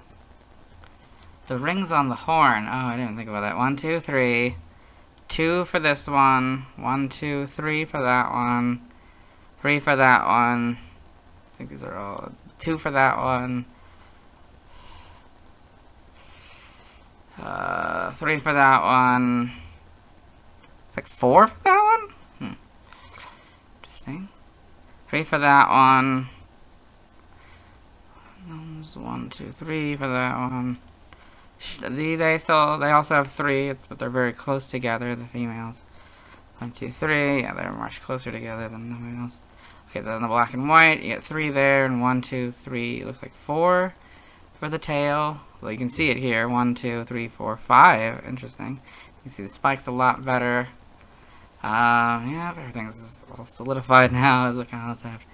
Goes back to the slightly lighter gray, kind of in between these two, I'd say. A little bit darker than that, a little lighter than that, you know. The models, pretty good, pretty faithful, I'd say. So you get 1, 2, 3, 4, 5, 6 rings there. 1, 2, 3, 4, 5 spikes. 1, 2, 3, 4 spikes there. So you don't get the full black sprite, and that's like 3 that I think you can actually really see there. But yeah. Yep. Get to see the models and how they're different. So it's a slightly different gray than those, or probably wildly different. This is like, I don't know. It's a slightly different color. Yep. 4, 1, 2, 3, 4, 5. 1, 2, maybe 3 for that one. The horn there. Okay, yep. On the belly, 1, 2, 3. 2, 3. 1, 2, 3, 4. 1, 2, 3, 4. 1, 2, 3. 1, 2, 3. 2 is all I can really see there. 3, I think, for this one. Although 2 really for the proper belly. Yeah, I don't know why this is colored differently. And like 1, 2 maybe for that one? 2, yeah, looks like for Gen 1. Interesting. Yep. That. Yep, Sun, Moon, Let's Go games. That's 1, 2, 3. 1, 2, 3. Can't really see what the back is. From what's visible, you can only see 3, but there might be more under. Yep. Okay. These are much better models, of course. Swords and Shields are much better models. Quality again. 1, 2, 3. You can't really see 1, 2, 3, I guess. And then 1, 2, 3. The shorter horn there, yep. Enlarged Arceus, so even better quality models. 3, 3. Can't really tell with the tail. Yep. Home. Got these 3. 1, 2, 3, 4. 1, 2, 3. And then get the shorter ones for the females. Yep. Difference, I mean, they're slightly darker. I guess they're darker in the Legends Arceus. But I think that's just generally true. I don't know if that's like just the lighting in the game or just when they took the picture. I don't know. But yeah, in the anime, Rhydon in the anime. Got all that. Yep. Pokedex entries in episode 58 in Ash's Pokedex. Rhydon, the evolved form of Rhyhorn. It is known as the Drill Pokemon. Its large horn gives it formidable attack power. So we got Rhydon in Pokemon Origins. 1, 2, 3. 1, 2, 3. Yep. Pokemon Generations. Rhydon in Pokemon Generations. 1, 2, 3. 1, 2, 3. 1, 2, 3. Seems like 3 is what they kind of universally had going forward. Twilight Wings. Rhydon in Twilight Rings. 1, 2, 3. 1, 2, 3. Yeah. 1, 2, 3. That's all you can really see with the arm in the way. Okay. Gotcha, okay, in the manga. So got Rhydon, Pokemon Adventures, 3. Yep. Oh, it's coming off of the panel, that's cool. Yep. In the TCG. Trivia. According to interviews with Ken Sugimori, Rhydon was one of the first Pokemon ever created. This is evidenced by early sketches of the Capsule Monsters game concept featuring Rhydon, Lapras, and others. Moreover, Rhydon's index number is 001 in Generation 1. So you get early sketches here of Rhydon. So you got little, it's a lot more, proto Rhydon, I guess. You can see how the Pokeball, how it looks a little bit different than what we got, but it's generally the same basic concept. It releases them as they, go out, but yeah. Now it's kind of more like digitized, I guess. See it, yeah, a lot chunkier and a lot kind of closer to the Gen 1 sprite, I guess. Since Rhydon's index number is 001 in Generation 1, a glitch Pokemon with an index number of 000 or that is greater than 152 will revert to Rhydon when its Pokedex entry is viewed. Ash's Pikachu fought Lane's Rhydon in the anime and defeated it by aiming an electric attack at its horn, despite it being a ground type immune to electric attacks. This particular scene spawned a popular, albeit misquoted, internet meme where aim for the horn is commonly attributed to this episode. Rhydon's horn serving as a lightning rod for electric attacks would be common ability in Generation 3. Ah, that's clever. So we already did this point in probably the Nidoqueen video. This final point I read yesterday. Origin. Rhydon was created with a kaiju motif. Its design appears to draw inspiration from a rhinoceros and some aspects of various dinosaurs, such as ceratopsids. Its horn may be based on drills. Very likely. Name origin. Rhydon may be a combination of rhinoceros, rhyolite, a type of rock referring to its rock type, and don, Spanish for lord, or don, common suffix in dinosaur names derived from the ancient Greek word for tooth. Sidon may be a combination of Psy, rhinoceros, and don. In other languages, related articles, references, yeah, let's move on. Now let's watch Rhydon's first scene in the anime. Oh, wait. I can't. Rhydon first appears in the infamous episode with a gun. So instead we'll have to watch Rhydon's first scene in the English dub. Except I can't, since I've already watched that in the Kingler video, so we're gonna have to watch Rhydon's second scene in the anime. Hello and welcome to the anime portion of the video. Today we're watching episode 42, The Showdown at Dark City. In this episode, two rival gangs, the Yas gym and the Cass gym, are battling to become the primary gym in Dark City. So that's his Scyther, and then the other one has an Electabuzz, and then we'll see a bunch of the other Pokemon fighting. Electabuzz to ribbon! So you can see the Rhydon there, and you can find him on top of Chan. Yeah, and so now they're doing the plan. That was Ash. Misty was up there with a bunch of the townsfolk. Okay. So I think that's safe to say, that was the leader of the cast gym, but I think this is safe to say that's, Rhydon's first scene, or, like, 5th scene in the anime, or whatever it is. 2nd scene? Whatever. We're done with the anime version of the Rhydon. Now let's talk about the TCG. I have 2 Rhydon cards. I'll start with the older one. The first one is the first Rhydon card design. It was illustrated by Kagemaru Hamino. This is an interesting piece of art. It running at the viewer is a great way to show it in action. The most notable thing, however, is that every part of Rhydon, except its eyes and claws, is too dark in color. Rhydon has never been portrayed in official art as this dark. It has 100 HP, which is 30 HP higher than its contemporary Rhyhorn. It's 6'3" and 265 pounds, which is 0.4 pounds heavier than its weight in the official Pokedex. Next to the weight, there is the jungle expansion symbol. It has 2 moves, Horn Attack and Ram. This is the first time we've covered a Pokemon that shares an attack with its predecessor. In this case, it's Horn Attack. On this card, it costs 1 fighting energy and 2 of any energy and hits for 30 damage. Ram is not a move from the video games. On this card, it costs 4 fighting energies. It hits for 50 damage but does 20 damage to itself. It also causes the opponent to switch to a benched Pokemon, if they have one. Rhydon is weak to Grass type for double damage. It's resistant to Lightning type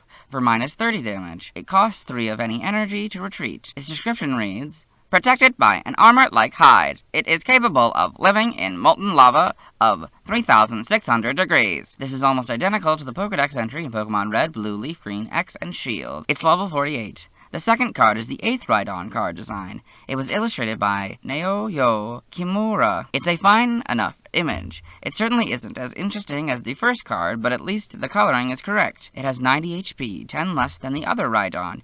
It is the same height as the other Rhydon. It's 264.6 pounds, which is 0.4 pounds less than the other Rhydon. This Rhydon has 2 moves, Storm Up and Crash Impact. Neither are moves from the video games. On this card, Storm Up costs 1 fighting energy and 1 of any energy. It does 30 damage or 50 damage depending on if a Stadium card is in play. Stadium cards are a type of trainer card that are meant to act as the place where the battle is taking place. Each have special rules that change the match. I'll talk about the one I have when I talk about Uxie, Mespirit, or Azelf. I haven't decided how I'm going to deal with a trainer card with multiple different Pokemon on it. On this card, it costs 2 fighting energies and 1 of any energy. It does 60 damage to the opponent Pokemon, and the opponent has to swap their active Pokemon with one on their bench if they can. It also causes Rhydon to take 10 damage. This Rhydon is weak to water for plus 20 damage and is resistant to lightning for minus 10 damage. Its retreat cost is 2 of any energy. In the bottom right of the card, there is the Diamond and Pearl expansion symbol. This Rhydon's description reads, its brain developed after it stood up on its hind legs. Its drill horn bores tunnels through solid rock. This is the Pokedex entry in Pokemon Diamond, Pearl, Brilliant Diamond, and Shining Pearl. It's level 43. I don't have a card for Chansey, so the next Pokemon with cards I'll talk about is Tangela. Now let's see why people love Rhydon. Now let's look at fan art. Hello and welcome to the fan art section of the video. Nobody sent in fan art, so instead we're looking at DeviantArt fan art. For those of you not familiar with the series, what we do is we go through these images until we find an image that doesn't contain a Rhydon. So here we've got Commission Rhydon by Seadra. It's this really cool Rhydon doing this cool move here. That's very fun, slightly stylized, and looks like a painting. That's nice. Then we've got Team Rocket Leader by Evil Apple 513. So we've done this yesterday and then another earlier video, but we can do it again. So this is Giovanni, the leader of Team Rocket here. And these are his Pokemon, Nidoking, Nidoqueen, Rhydon, of course, Rhyhorn, and Dugtrio. These are all Pokemon he's had in the games and I'm sure various other media. It's a very nice piece of art. Looks kind of like it could be a poster. This image doesn't contain a Rhydon, so we'll move on. Thanks to everyone who submitted fan art. I won't be streaming tonight as I need to wait until I've talked about Snorlax before I can evolve Rhyhorn into Rhydon. Tomorrow I'll be talking about Chansey. As always, this isn't my proper outfit and you'll see me tomorrow. Hello! Today we'll be talking about Chansey, the first Pokemon to get a pre-evolution and an evolution in a different generation. Starting in Gen 4, Happiny evolves into Chansey when leveled up with an Oval Stone during the day. Chansey's previous BYC dates are June 18th, 1996, April 9th, 1999, January 28th, 2002, November 18th, 2004, September 9th, 2007, June 30th, 2010, April 20th, 2013, February 9th, 2016, November 30th, 2018, and September 20th, 2021. Its design is rather unique. It's kind of weird looking. I think many people, myself included, are used to it since it was shown in the anime as Nurse Joy's assistant, making it look less weird. I like the idea of a nurturing Pokemon. I think that's nice. Let's get into the Bulbapedia article. Hello and welcome to the Bulbapedia section of the video. Today we'll be talking about Chansey, the egg Pokemon whose number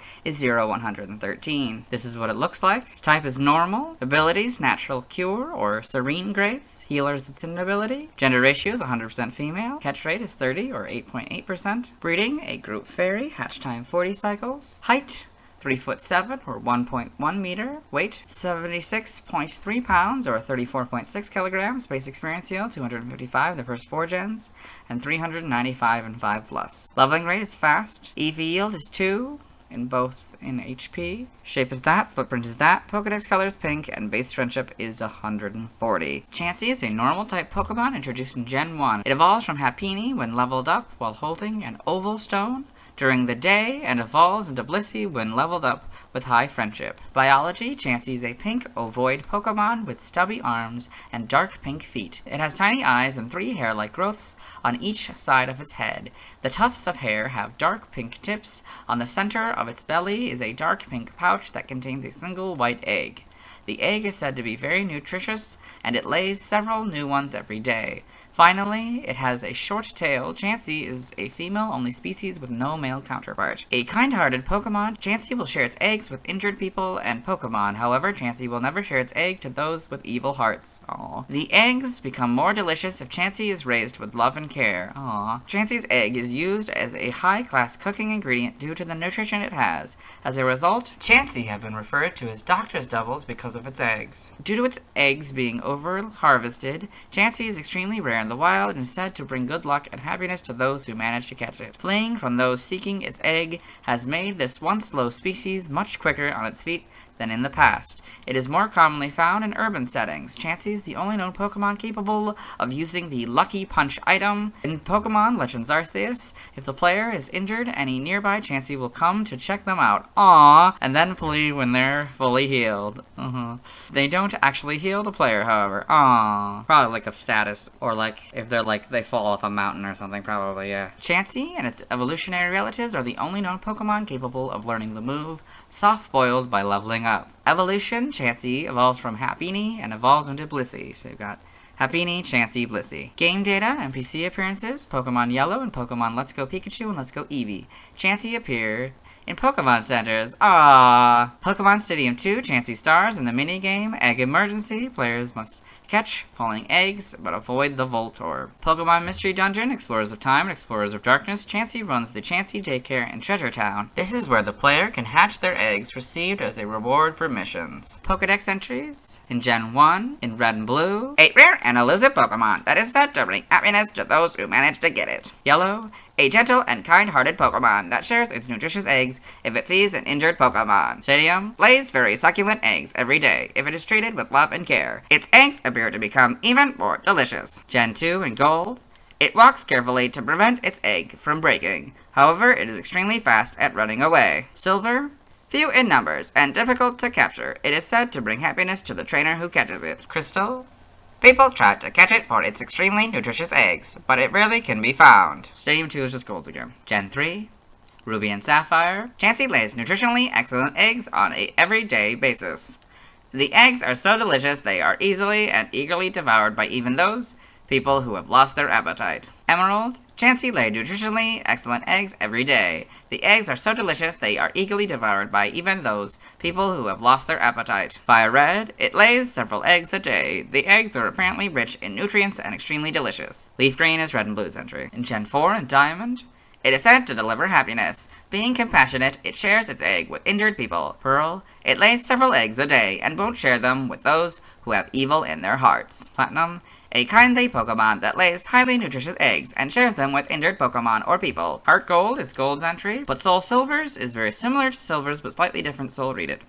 Being few in number and difficult to capture, it is said to bring happiness to the trainer who catches it. The Gen 5 entries are Platinum's entry. In Gen 6, X is Diamond's entry. Y is Fire Red's entry. Omega Ruby and Alpha Sapphire are their Ruby and Sapphire counterpart. In Gen 7 and Sun, the eggs laid by Chansey are rich in nutrients. and a favorite food of many Pokemon. Moon. Not only are these Pokemon fast runners, they're also few in number, so anyone who finds one must be lucky indeed. Ultra Sun. It seems that other Pokemon's efforts to take its delicious, nutritious eggs away from it cause Chansey to get faster at fleeing. Ultra Moon. Because the eggs on their bellies have been over-harvested by people in the past, the Chansey population remains very small. Aww. The Let's Go games are Yellow Sentry. In Gen 8, Sword, the egg Chansey carries is not only delicious but also packed with nutrition. It's used as a high-class cooking ingredient. Shield. Their species was once very slow. To protect their eggs from other creatures, these Pokemon became able to flee quickly. Brilliant Diamond and Shining Pearl are their Diamond and Pearl counterpart. Legends Arceus.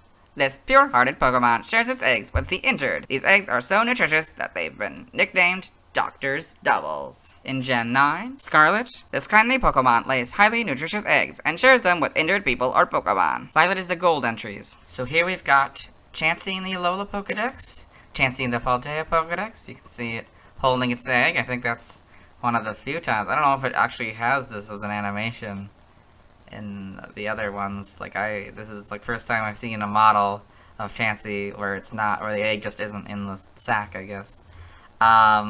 Here we've got Chansey, the Blueberry Pokedex, with a Happiny. That's very cute. I like it. They're all happy, and jumping around. I don't know, maybe this one just hatched or something. It's very cute. Game locations, side game locations, and events. Held items. Pokemon caught in Gen 1 must be traded to a Gen 2 game in order for a held item to appear. In Red, Blue, and Yellow, you get a Lucky Punch 100% of the time. In Gold, Silver, and Crystal, you get a Lucky Egg 2% of the time. Fire Red and Leaf Green, you get a Lucky Egg 5% of the time. Pokemon XD, Gales of Darkness, you get a Lucky Punch 100% of the time. In Diamond, Pearl, Platinum, Heart Gold, and Soul Silver, you get an Oval Stone 50% of the time, and Lucky Egg 5% of the time. In X and Y, you get a Lucky Punch 50% of the time, and a Lucky Egg 5% of the time. In Sun, Moon, Ultra Sun, and Ultra Moon, you get a Lucky Punch 50% of the time. In Legends Arceus, you get a Raspberry 30% of the time, an Oval Stone 10% of the time, and grid items by level. For Alpha, you get EXP Candy M 100% of the time, Seed of Mastery 20% of the time, and grid items by level. Still don't know how the math works. Scarlet and Violet, you get an Oval Stone 30% of the time. Stats, base stats, HP 250, Attack 5, Defense 5, Special Attack 35, Special Defense 105, Speed 50, for a total of 450. This Pokemon's special base stat in Gen 1 was 105. Pokeathon stats. Type effectiveness. Damage normally by normal, flying, poison, ground, rock, bug, steel, fire, water, grass, electric, psychic, ice, dragon, dark, and fairy. Weak to fighting for a double, immune to ghost, and resistant to nothing. Notes, if this Pokemon is given a ring target, the effectiveness of Ghost-type moves is 1, so we go from 0 to 1. Learn set by leveling up. Because you can hypothetically have a level 2 Chansey, we'll start with 4 Tail Whip. 4 Tail Whip, 8 Echoed Voice, 12 Life Dew, 16 Sing, 20 Fling, 24 Takedown, 28 Heal Pulse, 32 Helping Hand, 36 Light Screen, 40 Double Edge, 44 Soft Boiled, 48 Last Resort, and 52 Healing Wish. So, what I'm going to do for the TMs is I'm going to read them in this video, and I won't read them in the Happiny or the Blissey videos. TM1 Takedown, 2 Charm, 7 Protect, 11 Water Pulse, 18 Thief, 19 Disarming Voice, 20 Trailblaze, 22 Chilling Water, 25 Facade, 28 Bulldoze, 32 Swift, 34 Icy Wind, 36 Rock Tomb, 41 Stored Power, 43 Fling, 47 Endure, 49 Sunny Day, 50 Rain Dance, 51 Sandstorm, 52 Snowscape, 58 Brick Break, 59 Zen Headbutt, 66 Body Slam, 67 Fire Punch, 68 Thunder Punch, 69 Ice Punch, 70 Sleep Talk, 73 Drain Punch, 75 Light Screen, 79 Dazzling Gleam, 80 Metronome, 81 Grass Knot, 82 Thunderwave, 84 Stomping Tantrum, 85 Rest, 86 Rock Slide, 98 Skill Swap, 103 Substitute, 114 Shadow Ball, 116 Stealth Rock, 117 Hyper Voice, 120 Psychic, 125 Flamethrower, 126 Thunderbolt, 129 Calm Mind, 130 Helping Hand, 135 Ice Beam, 136 Electric Terrain, 141 Fire Blast, 143 Blizzard, 147 Wild Charge, 149 Earthquake, 152 Giga Impact, 158 Focus Blast, 163 Hyper Beam, 166 Thunder, 168 Solar Beam, 171 Terra Blast, 178 Gravity, 204 Double Edge, and 205 Endeavor. For by breeding, I'm gonna read it for this video, but not the other two. This group gives you Gravity, the Mirror Herb gives you Heal Bell, this group gives you Present. Blissey, from a 5-star Terra Braid Battle, gives you a Seismic Toss. Nothing by prior evolution. Side game data. Yep. Got all this. Okay. Costumes in Pokemon Go. You get the Flower Crown. That's cute. Evolution data. Chansey evolves from Happiny when leveled up while holding an Oval Stone during the day and evolves into Blissey when leveled up with High Friendship. Chansey cannot evolve into Blissey in Pokemon Fire Red and Leaf Green before the player obtains the National Pokedex, as the evolution will be interrupted. Chansey also cannot evolve into Blissey in Pokemon Let's Go Pikachu and Let's Go Eevee, as Blissey is not present in those games. In Pokemon Legends Arceus, Chansey evolves from Happiny when exposed to an Oval Stone during the day. You got Happiny here, level up, holding the Oval Stone during the day, so you got Rare Candy, Oval Stone, and Day. So this one can be bred using the Luck Incense from Gen 4 to 8, I guess. And then Chansey, you level up with High Friendship, so the bell and stuff, and Blissey. Sprites! That's creepy. These first few are rather creepy looking, especially this one. Not as cute as it would be going forward, you know, not very friendly looking. Looks very, I don't know, ghost? Like, almost feels like it belongs in the Casper, the Friendly Ghost universe, I guess? I don't know. Yeah. The back sprite obviously doesn't work for this one. It's a lot, you know, more egg-like. Yeah, egg-shaped, I guess. Yeah, these, I don't know how many are on each side, because it's not a very good way to see it. The feet, that is just, okay, that's an interesting shape. Then Gen 2 Gold, we get the pink more properly, I guess. And apparently green is the shiny here. Yes. Looks to be 3 on either side, or at least according to these things, I guess. I can see anyway, so that's interesting. I'm guessing it's gonna keep that going forward. Yeah, it seems like it's just gonna keep that. Like, that's its design. Okay. Gen 3 here, more of the proper colors, kind of. Yeah, it's red tips. Sort of a yellow with green highlights, I guess. So all it really says the same, more egg-like, I guess. One looks to be a little bit taller, the fire red leaf green one. The back sprite here in Gen 3 kind of makes it look a little bit like a Boo from Super Mario. That's kind of fun. Then we've got this little bit different pink, and these are a little bit more kind of orange-like. Sure, these are a little bit different colors. They seem to like have a gradient on them now. They're instead of one solid color. That's cool. There's a slightly different pink. I think that's at least somewhat closer. And these are more dark pink, or closer to the one we get later. Sure, these probably are different colors as well, very slightly. Black and white, they're more back to the red tips. And sort of the darker green, I guess. This is, yeah, different pink, and then, yeah, it's different colors, yeah. The tail, I guess, you know, I don't really think about the tail much. Yeah.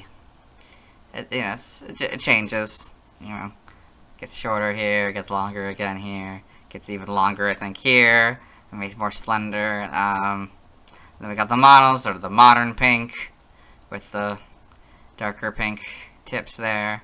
So this is, of course, lighter colors as well. The different shade of green now. Got sun, moon, and all that. Got the Let's Go games, looking even better. You can more see the, I guess, edges of the tips of its thing. These Legends Arceus, looking very polygonal, but I'm sure it's slightly better quality models. Homes, you got all that. Sort of the lighter colors here, I guess. Yeah. Other sprites, Pinky and Pokemon Super Contests. I assume that's a NPC Pokemon that you face in a Pokemon Super Contest. Yeah. In the anime, Chansey in the anime. It's interesting. Look for the eyes there. Looks almost angry. And And that is, Okay, oh yeah, and the big one is the Nurse Joy Chansey, so, yes. Oh, okay, interesting. I guess after Sinnoh they stopped. That's kind of sad. Oh, that's disappointing. But yes, those are the big ones, the Nurse Joy Chansey.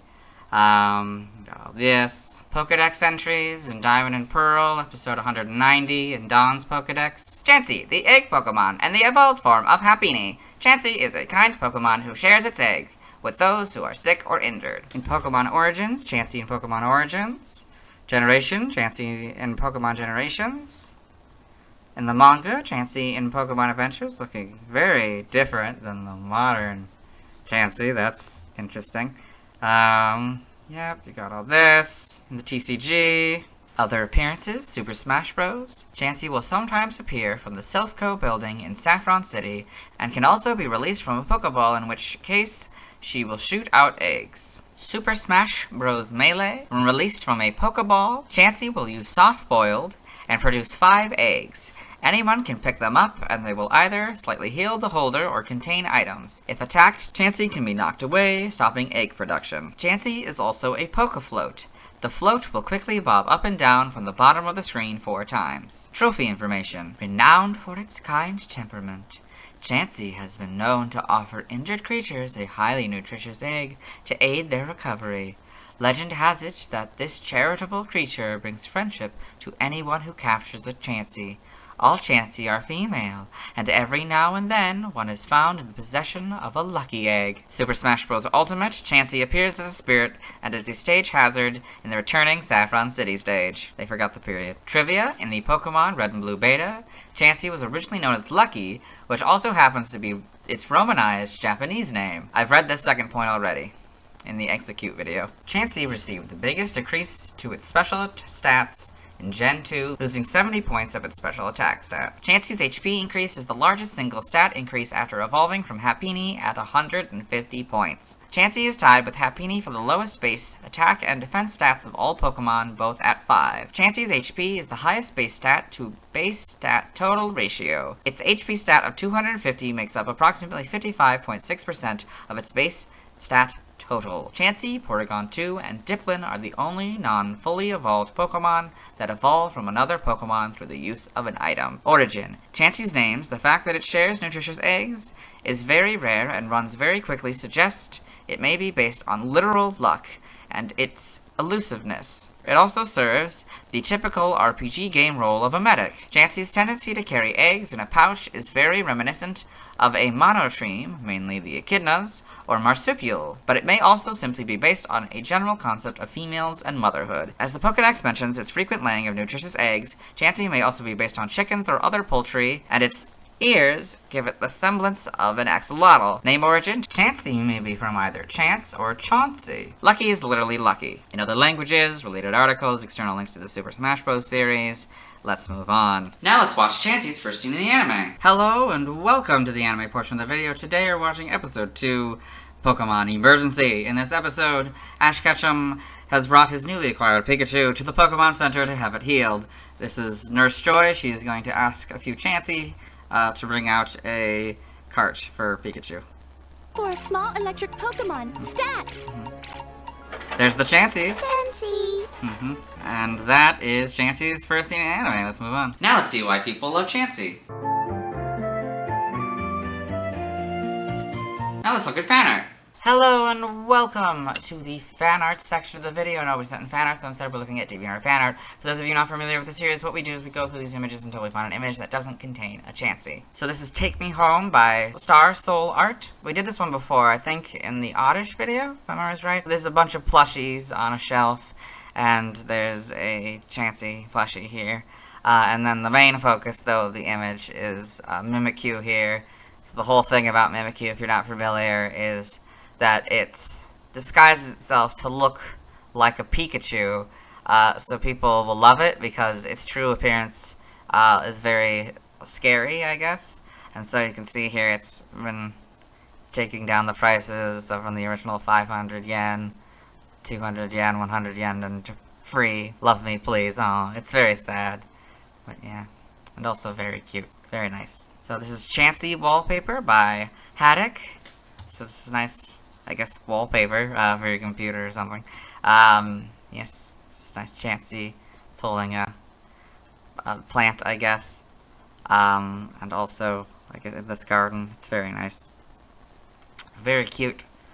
Face looks a little bit like curvy here. Yeah. This image doesn't have a Chansey, so we'll move on. Thanks to everyone who submitted fan art. I won't be streaming tonight as I need to wait until I talk about Snorlax before I can catch a Chansey. Tomorrow I'll talk about Tangela. As always, this isn't my proper outfit and you'll see me tomorrow. Hello! Today I'll be talking about Tangela, the first pure grass-type Pokemon. Its previous PYC dates are June 19th, 1996, April 10th, 1999, January 29th, 2002, November 19th, 2004, September 10th, 2007, July 1st, 2010, April 21st, 2013, February 10th, 2016, December 1st, 2018, and September 21st, 2021. I like its design and how it harkens back to Shelter and Cloyster, with Tangela's insides being obscured by the vines. Anyway, let's get into the Bulbapedia article. Hello and welcome to the Bulbapedia section of the video. Today we'll be talking about Tangela, the vine Pokemon, whose number is 114. This is what it looks like. Its type is grass. Abilities, Chlorophyll or Leaf Guard.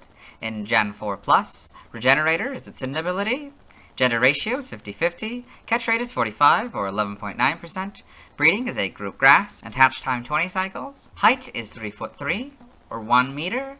Weight is 77.2 pounds or 35 kilograms. Base experience yield is 166 in the first 4 gens, and 87 in 5+. Leveling grade is medium fast. EV yield is 1 in defense. Shape is that. Footprint is that. Pokedex color is blue, and base friendship is 70. Tangela is a grass-type Pokemon introduced in Gen 1. It evolves into Tangrowth when leveled up while knowing ancient power. Biology, Tangela is a plant Pokemon covered by blue seaweed-like vines that obscure its face.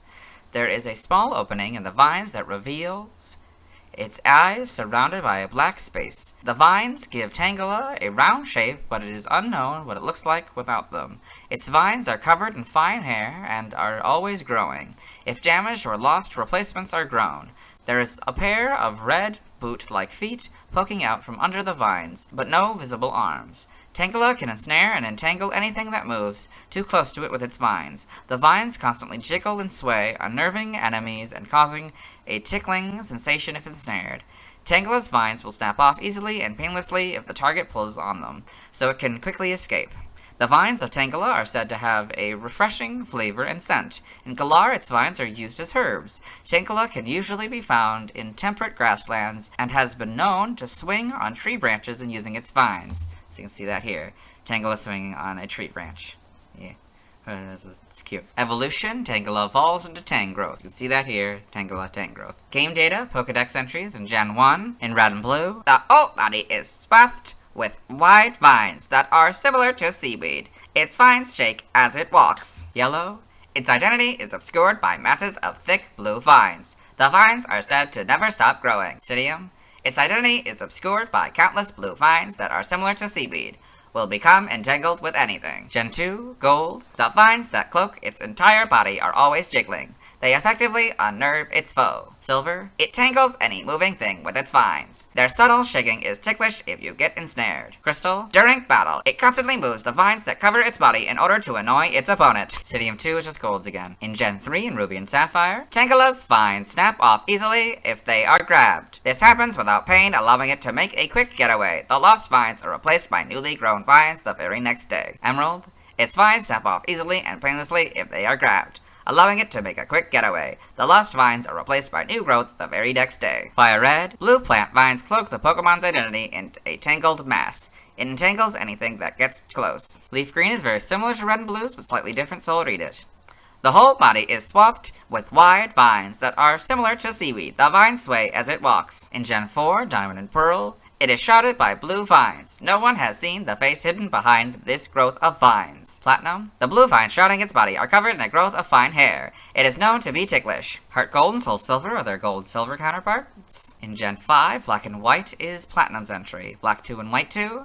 Many writhing vines cover it, so its true identity remains unknown. The blue vines grow its whole life long. In Gen 6, X is Black 2 and White 2's entry. Y is the silver entries. Omega Ruby and Alpha Sapphire are basically Ruby and Sapphires, but Tangela's is now all lowercase instead of all capitalized. The Gen 7 Pokedex entry is basically yellows, but they removed the comma between thick and blue. In Gen 8, in Sword, hidden beneath a tangle of vines that grows nonstop, even if the vines are torn off. This Pokemon's true appearance remains a mystery. Shield. The vines of a Tangela have a distinct scent. In some parts of Galar, Tangela, vines are used as herbs. Brilliant Diamond and Shining Pearl are their Diamond and Pearl counterparts. Legends Arceus. It is cloaked entirely in blue vines, preventing any glimpse of its true identity. The vines impart a refreshing sensation when chewed. They're useful as a spice. Game locations, side game locations, and events. Held items. Pokemon caught in Gen 1 must be traded to a Gen 2 game in order for a held item to appear. In Red, Blue, and Yellow, you get a Bitterberry 100% of the time. Fire Red and Leaf Green, you get Stardust as an in-game trade 100% of the time. In Pokemon XD, Gales of Darkness, you get a Miracle Seed 100% of the time. In Ranch, you get a Cobra Berry 100% of the time. Legends Arceus, Normal, you get a Medicinal Leak 40% of the time, Ball of Mud 15% of the time, and Grit items by level. Alpha, you get an EXP Candy S 100% of the time, Seed of Mastery 10% of the time, and Grit items by level. I still don't know how the math works. Stats, base stats, HP 65, Attack 55, Defense 115, Special Attack 100, Special Defense 40, Speed 60, for a total of 435. This Pokemon's special base stat in Gen 1 was 100. Pokéthon stats. Type effectiveness. Damage normally by normal, fighting, rock, ghost, steel, psychic, dragon, dark, and fairy. Weak to flying, poison, bug, fire, and ice for double. Immune to nothing, resistant to ground, water, grass, and electric for half. Learn set by leveling up. In Sword and Shield and Brilliant Diamond and Shining Pearl. At level 1, you get Absorb and Bind. 4 Stun Spore, 8 Growth, 12 Mega Drain, 16 Fine Whip, 20 Poison Powder, 24 Ancient Power, 28 Knockoff, 32 Giga Drain, 36 Sleep Powder, 40 Slam, 44 Tickle, 48 Power Whip, 52 Ingrain, and 56 Grassy Terrain. In Legends Arceus, they learn Absorb at 1 and master it at 10, learn Stun Spore at 6 and master it at 15, Poison Powder, they learn at 11 and master it at 20. They learn Acid Spray at level 15 and mastered it at 24. Double Hit, they learn at 18 and mastered it at 28. Energy Ball, they learn at 25 and mastered it at 35. Ancient Power, they learn at 34 and mastered it at 45. And they learn Sleep Powder at 43 and mastered it at 54. By TM/TR in Sword and Shield. 8 Hyper Beam, 9 Giga Impact, 11 Solar Beam, 18 Reflect, 21 Rest, 23 Thief, 24 Snore, 25 Protect, 28 Giga Drain, 31 Attract, 34 Sunny Day, 39 Facade, 50 Bullet Seed, 60 Power Swap, 76 Round, and 88 Grassy Terrain. For the TRs, 0 Swords Dance, 1 Body Slam, 17 Amnesia, 20 Substitute, 22 Sludge Bomb, 26 Endure, 27 Sleep Talk, 59 Seed Bomb, 65 Energy Ball, 71 Leaf Storm, 72 Power Whip, and 77 Grass Knot. Brilliant Diamond and Shining Pearl. At 9, you get Bullet Seed, 11 Sunny Day, 15 Hyper Beam, 17 Protect, 19 Giga Drain, 22 Solar Beam, 32 Double Team, 33 Reflect, 34 Shockwave, 36 Sludge Bomb, 42 Facade, 44 Rest, 45 Attract, 46 Thief, 53 Energy Ball, 58 Endure, 68 Giga Impact, 70 Flash, 75 Swords Dance, 77 Psych Up, 82 Sleep Talk, 86 Grass Knot, 87 Swagger, 90 Substitute, 93 Cut, and 98 Rock Smash. By breeding in Sword and Shield, this group gives you Confusion, this group gives you Endeavor, this group gives you Flail, this group gives you Leech Seed, this group gives you Nature Power, and this group gives you Rage Powder. Brilliant Diamond and Shining Pearl, this group gives you Amnesia, this group gives you Confusion, this group gives you Endeavor, this group gives you Flail, this group gives you Leaf Storm, this group gives you Leech Seed, this group gives you Mega Drain, this group gives you Nature Power, this group gives you Power Swap, and this group gives you Rage Powder. By tutoring in Sword and Shield and Brilliant Diamond and Shining Pearl. So in the expansion pass of Sword and Shield, get Grassy Glide, it's a physical grass type move. Power 70, accuracy 100, and PP, haha, is 20. Legends Arceus, you get Energy Ball, Giga Impact, Hyper Beam, Rest, Rock Smash, and Sludge Bomb. By transfer from another generation, in 1 you get Bide, that doesn't work anymore. 4 you get Captivate, that doesn't work anymore. 6 and 7 you get Confide. 1 through 7 you get Constrict, that doesn't work anymore. 2 you get Curse. 1, 2, 5, and 6 you get Cut. 1 through 7 you get Double Team. 1 and 3 you get Double Edge. 2, 4, 5, and 6 you get Flash. 2 through 7, you get Frustration. 2, 4, and 7, you get Headbutt. 2 through 7, you get Hidden Power, that doesn't work anymore. In 6 and 7, you get Infestation. In 1 and 3, you get Mimic. In 3, in an event, you get Morning Sun. 4 through 7, you get Natural Gift, that doesn't work anymore. 4 through 7, you get Pain Split. 2 through 7, you get Psych Up. 1, you get Rage, that doesn't work anymore. 2 through 7, you get Return, that doesn't work anymore. 5 and 6, you get Rock Smash. 3, 4, and 6, you get Secret Power, that doesn't work anymore. 4, 6, and 7, you get Shockwave. 1, you get Skull Bash. 2 through 7, you get Swagger. 2, you get Sweet Scent. 4 through 7, you get Synthesis. 1, you get Takedown. 1 through 7, you get Toxic. 7, you get Wake Up Slap, that doesn't work anymore. 4 through 7, you get Worry Seed. And 4 through 7, you get Ring Out, that doesn't work anymore. TCG only moves, you get Double Kick in this card. Side game data here, you got all this. Pokemon Ranger. In the browser entry, Tangela can extend its vine and lasso a post to cross a gap. Okay, you got all this. Evolution data, Tangela evolves into Tangrowth when leveled up while knowing Ancient Power. Tangela cannot evolve into Tangrowth in Pokemon Let's Go Pikachu and Let's Go Eevee, as Tangrowth is not present in those games. Got Tangela, level up knowing Ancient Power, so there's the Ancient Power disc, and Tangrowth here, yeah. Sprites here, so we've got these are very interesting first few sprites here, you know, it's wildly different than what we'd get later on, you know, it's definitely like more of the obscure look to it, kind of like how the Cloister and other ones were, rather than just kind of being a ball in the middle or whatever for those guys. But yeah, it's kind of fun, you know, these, yeah, they're fun little creatures. Feet are blue here, they start off as black, becomes more of a solidified ball rather than just all of this. Yep, the back sprites, I mean, pretty much could work for any of them because it is just a bunch of tangles. Again, the coloring's a little off, but otherwise, yeah. Okay. In Gen 2 and Gold, so you get, this is now more of a cyan almost, I think. You know, very light. This is a green. Got that. This is more closer to the blue we'd get later. The feet are now red, or yeah, whatever. It's fun. It's interesting to see how the back sprite is cut off like that. Yep. Gen 3, we get more of the correct colors, I guess. So this lighter blue, but not too bright. Sort of darker green. Yep. Its eyes, I'm sure, are a little bit bigger. I'm sure they keep getting a little bit bigger. Yeah, they definitely are different. They're more rounded. Yeah. Yep. Not much changes. This changes again. I mean, I'm sure the vines are changed quite often. Probably generation to generation. Or even game to game, it looks like. Partially, sometimes. Yeah. These are different. This is a little darker. I think it's probably more closer to what we have now. The real color. This is also a different shade of green. Yeah, slightly different. Black and white. A little bit different. We get a full back sprite now. Slowly gets bigger, the back sprite. As time goes on here, but yeah. Yep. Got this. Yep. Got all this. You're pretty good. You know. I'm sure it was kind of difficult to do this one. How do you translate this to this? It's a little squat.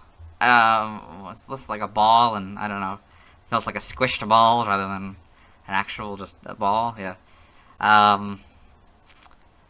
Moon, not really much different. In Gen 7 here. Doesn't really change in the Let's Go games either. Yeah, okay, it seems like this squished down version is what they've used from now on. But it gets slightly better, you know, the quality. These are all now modeled, which is interesting, and now it's kind of does the Cloister thing where it's kind of just a ball instead of, like, at least, I don't know, these are a little bit better because, like, it works, I think, a little bit better as a flat image here rather than as a 3D thing because it makes it look more obscured, I guess. Got homes here, so you can see how that looks. Oh, it's a little bit brighter. That's interesting. Unless in Arceus, it gains the little lighter colors. Okay. In the anime, Tangela in the anime, being handled by Ash and someone else. That's interesting. I guess they've been tangled. I guess probably untangling the Tangela. Yep. For the Pokedex entries, I've recorded it for the anime section, so we'll let Dexter read it. Tangela, a vine Pokemon. Its body is wrapped in vines. The rest of its form is hidden beneath these vines. It's in Pokemon Evolutions, I guess, in the manga. Tangela in Pokemon Ranger the comic, double mission. Interesting. That's cool. I got all this. Don't know why the image isn't down here. And the TCG. Trivia. In the Pokemon Red and Blue Beta, Tangela was originally known as Medusa, a name derived from the Greek mythological character Medusa. That makes sense. Origin, due to the mystery around Tangela's appearance under its vines, it may be based on the swamp monster from the short story It, by Theodore Sturgeon. In addition, it may also be inspired by the Sargassum seaweed monsters written by the English writer William Hope Hodgson, which inspired monsters in Japanese popular culture. It may also be based on Selaginella lepidophylla, a plant that forms tumbleweeds, and Medusa, a gorgon of Greek mythology, which is especially supported by the fact that Tangela's beta name was Medusa. In addition, it may be based on a green man, a motif represented as a face surrounded by leaves and vines. All of these potential inspirations may have influenced Tangela's shiny form's green coloration. Its Pokedex entries state that its vines will be entangled with its surrounding. This may be a reference to thigmotropism, a biological reaction plants have towards contact that encourages them to coil around objects they touch as they grow, allowing stability in their stems and branches. Name origin, Tangela may be a combination of Tangle and Ella, suffix used to form taxonomic names. Monjara may be a combination of monster, moja, shaggy or unkempt, and Camu Kujara, densely covered in thick hair. In other languages, external links, let's move on. Since we already watched Tangela's first scene in the anime in the Victory Bell video, where I accidentally called it Tangrowth apparently, sorry about that, let's watch Tangela's second scene in the anime. Hello and welcome to the anime portion of the video. Today we are watching episode 26, Pokemon Sensation. In this episode, Ash has come to the Celadon City Gym to challenge the leader, Erica, here. He has just sent out his Bulbasaur, and she's gonna send out her Tangela. There it is, the Tangela. Yeah, that's Tangela's second scene in the anime. Let's move on. Now let's talk about the TCG. I have two Tangela cards. A normal Tangela card, and an Erica's Tangela card. We'll start with the normal Tangela card since it's older. It's the second version of the Tangela card. It was illustrated by Mitsuhiro Rida. I like that its Tangela appears to be a growth of vines instead of a ball of vines. I also feel like I should mention the coloring. Normally the second version of the Gen 1 cards has the same image but with small tweaks to the rest of the cards, like a difference in the boldness of the HP font. However, for Tangela, the original card had the same image, but the tangles were green instead of blue. I wonder if this mistake inspired the game developers to make Tangela's shiny variant green, although it's a different shade of green.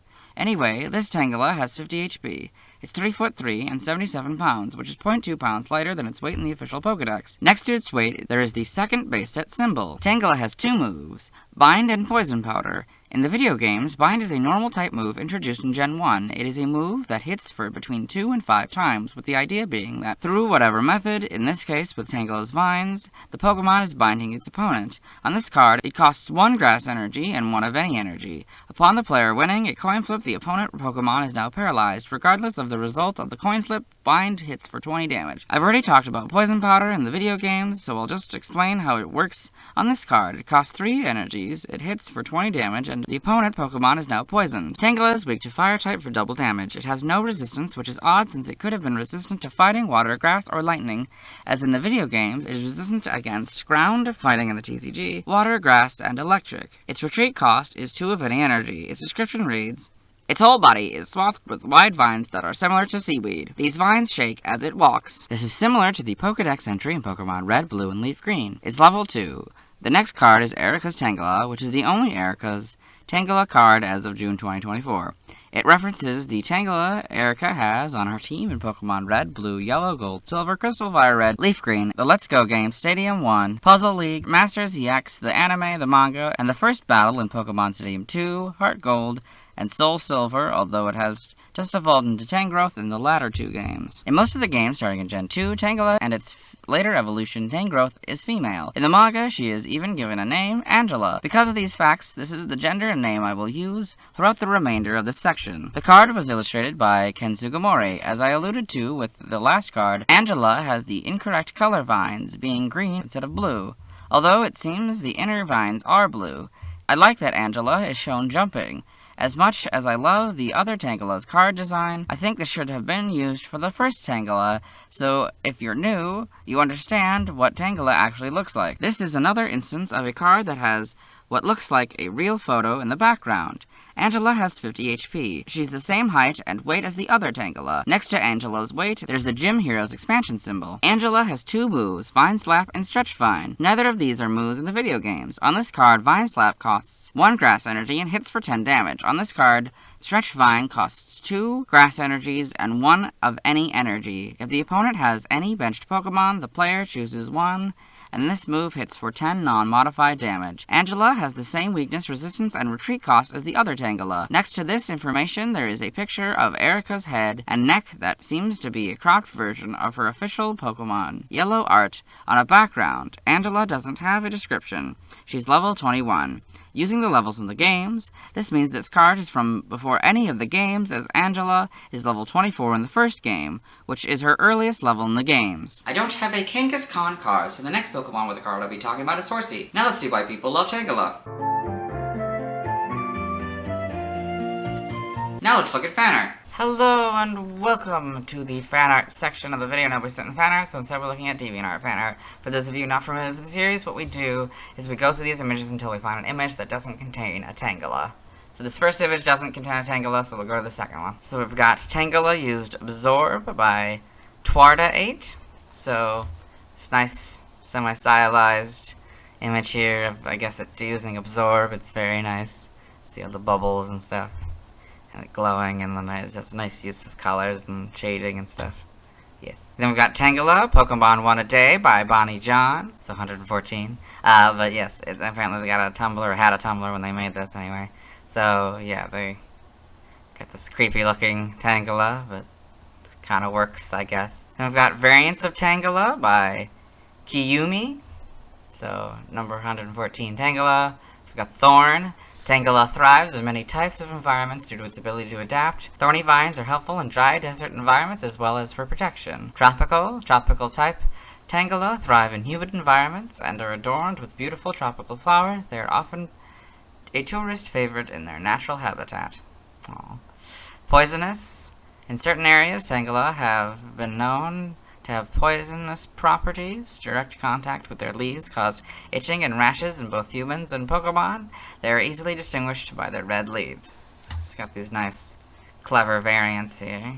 All different eye colors and stuff. That's fun. We've got Tangela by Joshua Dunlop. This creepy looking creature. Definitely not very realistic, but very nice nonetheless. And this does not contain a Tangela. Let's move on. Thanks to everyone who submitted fan art. I won't be streaming tonight as I need to wait until I've talked about Snorlax before I can catch a Tangela. Tomorrow I'll be talking about Kangaskhan. As always, this isn't my proper outfit and you'll see me tomorrow. Hello! Today we'll be talking about Kangaskhan, the first Pokemon to still only be one stage. The others before it, Farfetch'd, Onix, Lickitung, Chansey, and Tangela would all get evolutions in later generations, although it's just a regional evolution for Farfetch'd. Its previous PYC dates are June 20th, 1996, April 11th, 1999, January 30th, 2002, November 20th, 2004, September 11th, 2007, July 2nd, 2010, April 22nd, 2013, February 11th, 2016, hey, that's my birthday! December 2nd, 2018, and September 22nd,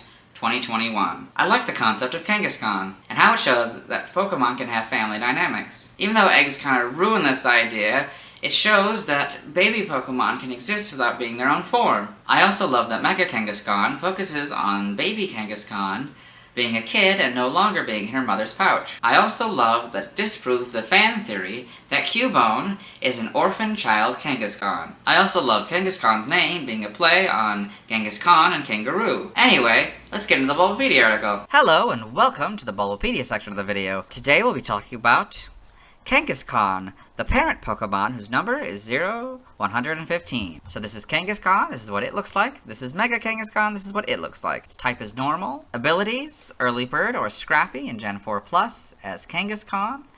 Its hidden ability is Inner Focus, and Mega Kangaskhan's ability is Parental Bond. Gender ratio is 100% female. Catch rate is 45 or 11.9%. Breeding is egg group monster. Hatch time 20 cycles. Height regardless is 7'3" or 2.2 meters. Its weight as Kangaskhan is 176.4 pounds or 80 kilograms. And as Mega Kangaskhan, it's 220.5 pounds or 100 kilograms. Its Megastone is Kangaskhanite. Base experience skills 175 in the first 4 gens and 172 and 5+. Leveling rate is medium fast, EV yield is 2, and HP. Shape is that. Footprint is that. Pokedex color is brown, and base friendship is 70. Kangaskhan is a normal type Pokemon introduced in Gen 1. While it's not known to evolve into or from any other Pokemon, Kangaskhan can Mega Evolve into Mega Kangaskhan using Kangaskhanite. Biology, Kangaskhan is a large bipedal marsupial Pokemon that vaguely resembles a kangaroo. It has a brown hide with several raised patches and a cream-colored belly. It has large cream-colored ears, narrow red eyes, and a short, rounded snout with 2 fangs in the back of its upper jaw. On top of its head is a thick black plate. There are epaulette-like growths over its shoulders, and a row of spikes down its back. It has 3 claw digits on each hand and foot, and a thick tail. On its belly is a pouch that contains a baby Kangaskhan. Unlike its parent, the baby is light purple and has smooth skin.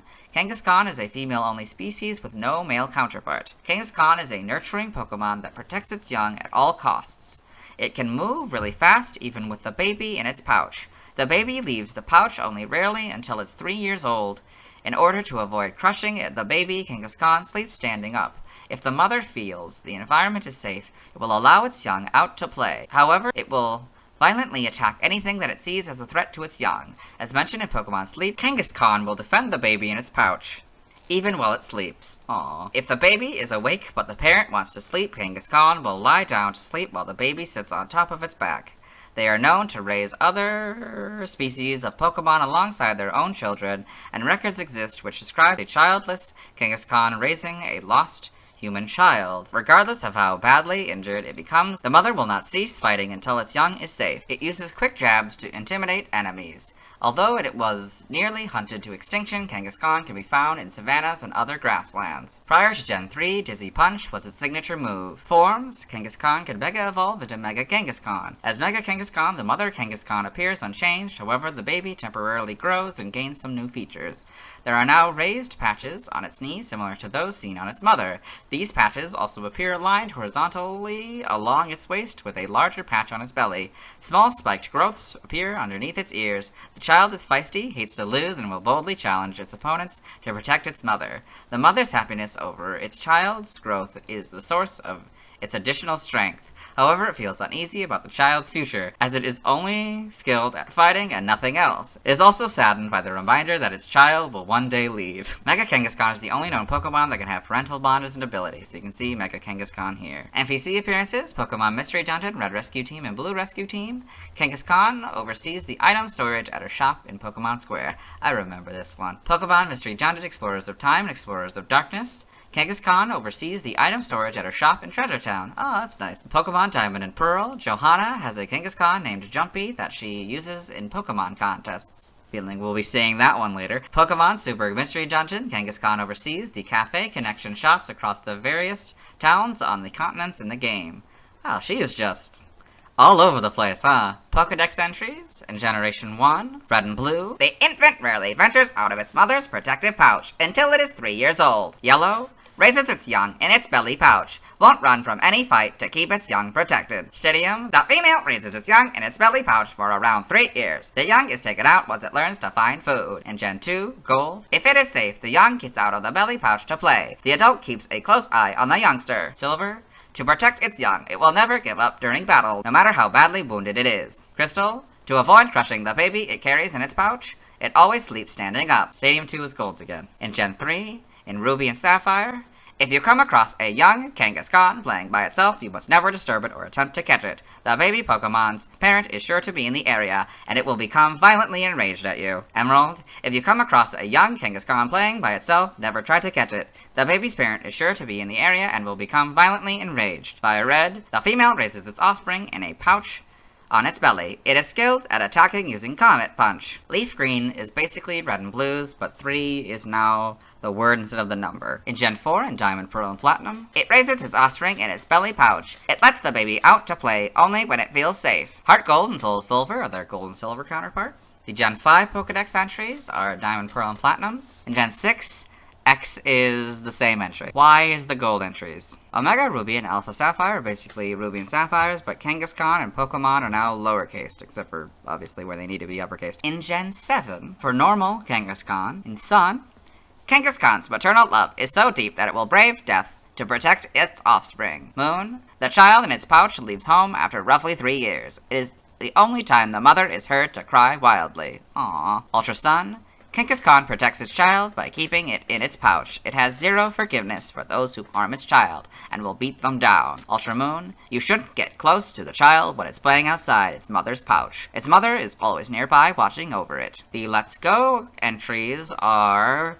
Yellow's entry. For Mega Kangaskhan and Sun, Mega Kangaskhan's strength derives from the mother's happiness about her child's growth. Watching it grow up keeps her spirits high. Moon, thanks to Mega Evolution, its child grows. But as the child is good only at fighting and nothing else, its mother feels uneasy about its future. Ultra Sun, the explosive energy the child is bathed in causes temporary growth. The mother is beside herself with worry about it. Ultra Moon, when the mother sees the back of her Mega Evolved child, it makes her think of the day when her child will inevitably leave her. The Let's Go games. Its child has grown rapidly thanks to the energy of Mega Evolution. Mother and child show their harmonious teamwork in battle. In Gen 8 and Sword, although it's carrying its baby in a pouch on its belly, Kangaskhan is swift on its feet. It intimidates its opponents with quick jabs. Shield, there are records of a lost human child being raised by a childless Kangaskhan. Brilliant Diamond and Shining Pearl are very similar to their Diamond and Pearl counterpart with slightly different soul read it. It raises its offspring in its belly pouch. It lets its baby out to play only when it feels safe to do so. Here we got Kangaskhan in the Alola Pokedex, and Mega Kangaskhan in the Alola Pokedex. Game locations, side game locations, and events, held items. This is new and different. Normally there's that note about how it needs to be traded to Gen 2, but for some reason it's been relegated to these little asterisks here. I don't know if that's something they're gonna change going forward, or if this is just for this one article. I don't know, maybe they're trying it out, or maybe just, I don't know, maybe that was an old thing that they did that they never changed. I don't know. But yeah, in red, blue, and yellow, you get a Bitterberry 100% of the time. At events, certain items may be given out at multiple events. You get Kangaskhanite 100% of the time. Stats, base stats, will compare Kangaskhan with Mega Kangaskhan. So HP 105, that stays the same. Attack 95, that goes up to 125. Defense 80, that goes up to 100. Special attack 40, that goes up to 60. Special defense 80, that goes up to 100. Speed 90, that goes up to 100. For a total of 490 and 590. In the Kangaskhan box here, there's a note. This Pokemon's special base stat in Gen 1 was 40. Pokeathon stats. Type effectiveness. Damage normally by normal, flying, poison, ground, rock, bug, steel, fire, water, grass, electric, psychic, ice, dragon, dark, and fairy. Weak to fighting for double, immune to ghost, and resistant to nothing. Notes, if this Pokemon is given a ring target, the effectiveness of Ghost-type moves is 1, so it would go from 0 to 1. Learn set by leveling up. 1, you get Pound and Tail Whip. 4, Growl. 8, Fake Out. 12, Bite. 16, Stomp. 20, Focus Energy. 24, Headbutt. 28, Sucker Punch. 32, Double Hit. 36, Crunch. 40, Endure. 44, Reversal. 48, Outrage. And 52, Last Resort. By TM/TR in Sword and Shield. 0, Mega Punch. 1, Mega Kick. 3, Fire Punch. 4, Ice Punch. 5, Thunder Punch. 8, Hyper Beam. 9, Giga Impact. 11, Solar Beam. 15, Dig. 19, Safeguard. 21, Rest. 22, Rock Slide. 23, Thief. 24, Snore. 25, Protect. 27, Icy Wind. 31, Attract. 32, Sandstorm. 33, Rain Dance. 34, Sunny Day. 35, Hail. 36, Whirlpool. 37, Beat Up. 39, Facade. 41, Helping Hand. 43, Brick Break. 48, Rock Tomb. 58, Assurance. 59 Fling, 63 Drain Punch, 64 Avalanche, 65 Shadow Claw, 76 Round, 79 Retaliate, 81 Bulldoze.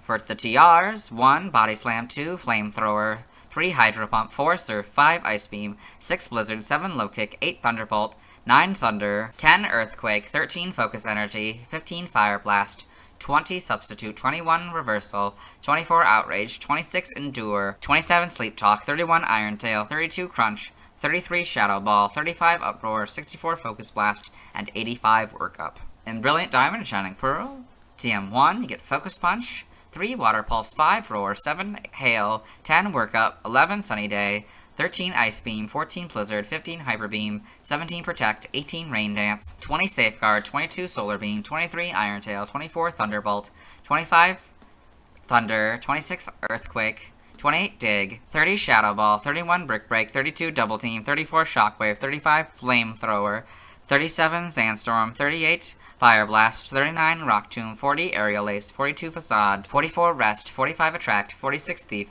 52 Focus Blast, 56 Fling, 58 Endure, 60 Drain Punch, 65 Shadow Claw, 68 Giga Impact, 72 Avalanche, 80 Rock Slide, 82 Sleep Talk, 83 Bulldoze, 87 Swagger, 90 Substitute, 93 Cut, 95 Surf, 96 Strength, 98 Rock Smash, and 100 Rock Climb. By breeding in Sword and Shield, this group gives you Circle Throw, this group gives you Counter, this group gives you Disable, this group gives you Double Edge, this group gives you Endeavor, and this group gives you Hammer Arm. In Brilliant Diamond and Shining Pearl, this group gives you Circle Throw, this group gives you Counter, this group gives you Crush Claw, this group gives you Disable, this group gives you Double Edge, this group gives you Endeavor, this group gives you Focus Energy, this group gives you Hammer Arm, this group gives you Stomp, this group gives you Uproar. By tutoring, in the Sword and Shield expansion pass, you get Terrain Pulse, which is a special normal type move. Its power is 50, accuracy 100%, and PP is 10. By transfer from another generation, 3 through 7, Aerial Ace, 4 through 7, Aqua Tail, 1 Bide, that doesn't work anymore, 1 Bubble Beam, 4 Captivate, that doesn't work anymore, 5 through 7, you get Chip Away, that doesn't work anymore, 1 through 7, you get Comet Punch, that doesn't work anymore, 6 and 7, you get Confide, 5 through 7, you get Covet, 3 through 7, you get Crush Claw, 2, you get Curse, 5 and 6, you get Cut, 1 through 7, you get Dizzy Punch and Double Team, Dizzy Punch doesn't work anymore, 2 and 3, you get Dynamic Punch, 1, you get Fissure, 3 through 7, you get Focus Punch, 2 through 7, you get Foresight and Frustration, neither of them work anymore, 2 through 4, you get Fury Cutter, 2 through 7, you get Hidden Power, that doesn't work anymore, 5 and 6, you get Incinerate, 1 through 7, that you get Leer, 1 and 3, you get Mimic, 2 through 4, you get Mud Slap, 4, you get Natural Gift, that doesn't work anymore, 6, you get Powered Up Punch, 1 through 7, you get Rage, that doesn't work anymore, 3 is an event, you get Sing, 2 through 7, you get Return, that doesn't work anymore, 2 through 7, you get Roar, 2, 5, and 6, you get Rock Smash, 3, 4, and 6, you get Secret Power, that doesn't work anymore, 1, 3, and 7, you get Seismic Toss, 3, 4, 6, and 7, you get Shockwave, 1, you get Skull Bash, 4 through 7, you get Spite, 1, 2, 5, and 6, you get Strength, 1, you get Submission, 2 through 7, you get Swagger, 1, you get Takedown, 1 through 7, you get Toxic, 5 through 7, you get Trump Card, that doesn't work anymore, 1, you get Water Gun, 3, 4, 6, and 7, you get Water Pulse, 3, from an event, you get Wish and Yawn, and 2, you get Sap Cannon. Side game data. Okay, got all this. Pokemon Ranger in the browser entry. Kangaskhan emits a ray from its mouth that can obliterate anything. Pokemon Ranger Shadows of Almia in the browser entry. It launches powerful beams from its mouth to attack. Got all this. Yep. New Pokemon Snap in the phototext entry. Kangaskhan raises its young in the pouch on its belly. It'll threaten anyone who gets too close, but only out of a desire to protect its young. It's actually a very kind Pokemon. Yeah, you got all this. Got all these sleeping poses here. That's cute. Yep. Yep. Got Mega Kangaskhan stuff. Okay. Forum data, Mega Evolution. So you got Kangaskhan, Kangaskhanite, and then Mega Kangaskhan. Evolution data, there's nothing. This is just it, just Kangaskhan. Sprites here, so you can see how we have the basics. The coloring's off, of course, but, you know, we got, I mean, part of it's right, you know. It's got the brown parts, I guess. But yeah. But not, like, it's all one basic color, I guess, except for the baby. But, yeah, but anyway, you get the basics here. Yep. See, the baby's a lot bigger in these original few. It becomes smaller, and I think it probably gets a little bit smaller as time goes on here. So yellows, we get, you know, the details, and it's a lot more proportionally accurate, I'd say, to the modern one. These little plates, they start off like almost like rocks, I guess, and I don't know, they look more like path rocks rather than, you know, just trail rocks, I guess. These become a little bit more defined, I guess. The eyes get smaller, and yeah, teeth get smaller and stuff. The belly is now a different color. The pouch was always, but I don't know, the belly wasn't for some reason. In Gen 2, gold. This is a green for some reason. This one's gray and blue. You can see how small the baby is now. How, like, underdeveloped, I guess it is. It looks kind of... Yep, we got all this. And the crystals gives more of the accurate colorization, although not entirely. We're not quite there yet. The baby is just a small one. Yep. Oh, that's clever. In the Vax sprite, Kangaskhan is holding the baby Kangaskhan. That's very cute. Here we got Gen 3, all the colors. The yellows are here now. Any change with the claws? Not really. They become more defined claws here, and it looks like they get bigger before going back to being smaller again. These are probably different shapes. Same with the back sprite. The colors are now, that one's now purple. Shiny is a little bit different, so it's more like a sandy color with a pink baby. It's interesting. The red eyes appear. It's still holding the baby, but of course, you know, it's now the different colors. Yep. So the head is now that green color. I guess it kind of was starting here. That's probably the only thing that stayed. I mean, it changed in crystals, but, you know, went back to that color. Anyway, yep, we got this. Then diamond and pearl. So not much gonna change here. The pouch seems to get a little tighter.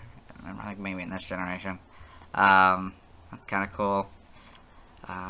Yep, this shiny actually is probably the biggest difference. The baby is now purple regardless, but that might be a slightly different shade of purple. But anyway, this is now more like mud, I guess. I mean, I guess this is more like dirt, and that's more like mud, I guess.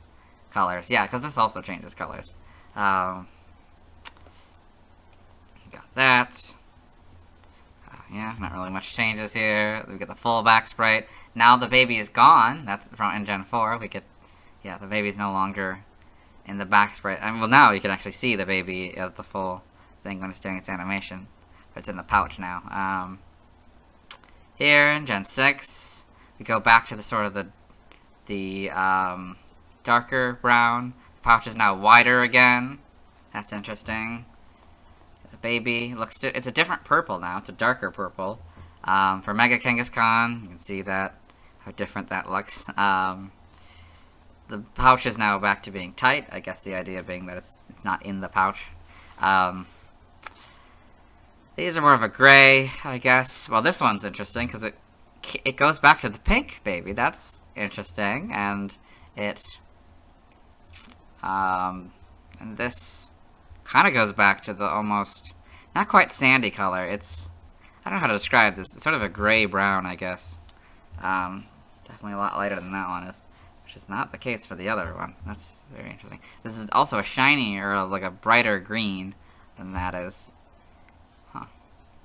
Seems to keep that, which is also interesting because it doesn't keep it in for the actual one. The baby's head is a lot lighter than this one, or a different shade, like a brown gray rather than that's just a dark gray. Is that true for any other ones? Kind of hard to tell for the other ones. If there's really any difference. Okay, and Gen 7 here. Not really much is going to change, I don't think. Okay, then Let's Go games. So now, yeah, I mean, it's a better model, of course, but really not much of a difference. It's kind of cool. I don't think there's really any difference. At homes, you got this, and them, yep. These are kind of hard to tell. Yeah, I think they're still a different color. That's interesting. Other sprites. Hey, Jumpy's come back. Jumpy in Pokemon Super Contests. In the anime, so Kangaskhan in the anime and Mega Kangaskhan in the anime, so you get to see it. It looks to be the same scene, like the same. That's very clever. Probably before and after the Mega Evolution. It's fun. You can see how much it's kind of a little bit bigger in the anime here, the baby. That's fun. Yep. So then a baby Kangaskhan in the anime. Aww. Pokedex entries in episode 34 in Ash's Pokedex. Kangaskhan, a parent Pokemon. Once approaching extinction, they are now protected by law and inhabit the Safari Zone. Approach with extreme caution. The Kangaskhan is a rare Pokemon which raises its children in its pocket. They will attack viciously and without warning if they feel their young are threatened in any way. In Sun and Moon, episode 103 in the Rhydon Pokedex. Kangaskhan, the parent Pokemon, a normal type. Kangaskhan carries a little one in the pouch on its belly and will protect it at all costs. Pokemon Evolutions, Kangaskhan in Pokemon Evolutions with a Gengar for some reason. In the manga, we got a mother Kangaskhan in Pokemon Adventures, and a baby Kangaskhan in Pokemon Adventures. Super cute. We got Mega Kangaskhan in Pokemon Adventures. Oh. Yeah. In the TCG, other appearances, Super Smash Bros. For Wii U, Mega Kangaskhan appears as a trophy. Trophy information in North America. What happens when Kangaskhan, the parent Pokemon, Mega evolves? The baby in its pouch jumps out and joins in the battle. All grown up, that baby is ready to protect its mother. It's just a baby, you might say, but look into those eyes. There is a ferocity there that will be tough to beat. Here comes a 1-2 combo from mom and baby. In the PAL region, you may feel underwhelmed the first time you see the parent Pokemon Mega evolve. What, the kid just jumped out of the pouch? Is that it? But take a closer look at its face. The child's brimming with a fierce determination to protect its mother. With this brave new partner, Mega Kangaskhan gains the ability to attack twice in one turn. In Super Smash Bros. Ultimate, Kangaskhan in its Mega Evolved form appears as spirits. Trivia: some early Pokedex entries specifically mention female Kangaskhan. The female raises its offspring in a pouch on its belly, from Japanese Red and Green, as well as Fire Red. The female raises its young in the belly pouch for around 3 years, from Japanese Pokemon Stadium, as well as Pokemon Stadium. This may imply that there are male Kangaskhan as well, although they are not seen in Pokemon media. That would make sense. I mean, not necessarily necessary anymore, given that breeding is weird and complicated now, but it does, I mean, within the original lore, it would have made sense to have male Kangaskhan before they developed the overly convoluted system that is breeding. Origin: Kangaskhan seems to be based on a kangaroo with elements of Mongolian laminar armor, evident in its helmet-like plate with ear flaps and its epaulets. Its appearance may also be based on kaiju. The fact that the move Dizzy Punch originally used to be Kangaskhan's signature move may come from the cartoonish depiction of kangaroos as boxers. It may also be based on a tree kangaroo, given its stockier build, wider face, and larger nails, in comparison to a terrestrial kangaroo, or the Procoptodon, an extinct prehistoric genus of terrestrial kangaroo known for their short faces, specifically the species of P. galea, the largest known kangaroo species to have ever lived. Name origin: Kangaskhan may be a combination of kangaroo and Khan, possibly in reference to Genghis Khan. Garura may be a combination of kangaroo and ruler. Now the languages, related articles, references, external links to the Mega Evolutions. And that's it. Let's move on. Now let's watch Kangaskhan's first scene in the anime. Hello and welcome to the anime portion of the video. Today we are watching episode 34, The Kangaskhan Kid. In this episode, Ash, the main character, and his traveling companions, Brock and Misty, as well as his faithful Pikachu, have come to the Safari Zone, and right now, Meowth of Team Rocket, the main bad guys of the series, is using this, scope here, I guess, to find some Pokemon. So he's found a group of Kangaskhan. We hit the jackpot. Kangaskhan parent and child Pokemon. All right, you guys, time to get to work. Prepare That's for Jesse trouble. and James. Make it double. To protect the world from devastation. To unite all. Okay, I think it's probably safe to assume. That's Kangaskhan's first scene in the anime. Let's move on. Now let's see Kangaskhan sees Detective Pikachu. Hello and welcome to the Detective Pikachu portion of the video, as I like to call it Detective Kangaskhan, as this is only the scenes with Kangaskhan to the best of my ability. So, in the film, Tim Goodman, the main character, has met Detective Pikachu, a talking Pikachu, and they have found something called the R-gas. They're investigating it by going to a journalist at this news station here, who they think might know something about the gas. So this is Howard Clifford, the founder of Rhyme City, the city they're in, which is a city where people in Pokemon can coexist. This is Roger Clifford, his son, and the owner of the news. They are announcing the 10th anniversary of Rhyme City Parade. And here we see a Kangaskhan silhouette here. It's kind of an arm here. Yeah. So he's talking about how he's the mayor of Pokemon partner. So this scene is... This is Lucy, the reporter, or the journalist they were going to talk to. That's Tim. That's Detective Pikachu. That's Lucy Psyduck. And there's the Kangaskhan in the background there, among a bunch of those silhouettes there. So yeah, she's talking about how he found a Pokemon since he didn't have a Pokemon before. And he's kind of denying it, like he didn't want a Pokemon. No, not here. Okay. So what she is talking about here is, like, he showed her the R-gas, and, like, she doesn't want other people to know about it, so she's, like, telling him they'll meet in her office. Yeah, that's it. Let's move on. Now let's see why other people love Kangaskhan.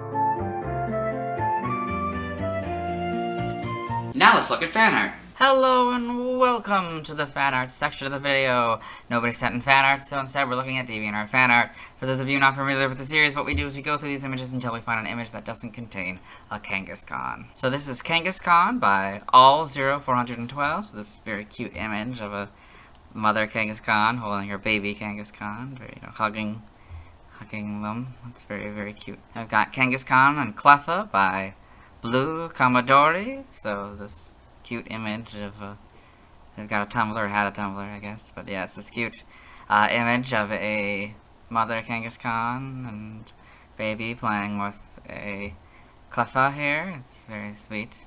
Someone's holding flower, I guess a flower crown, maybe like that, maybe intending to give it to her kid or something, I don't know.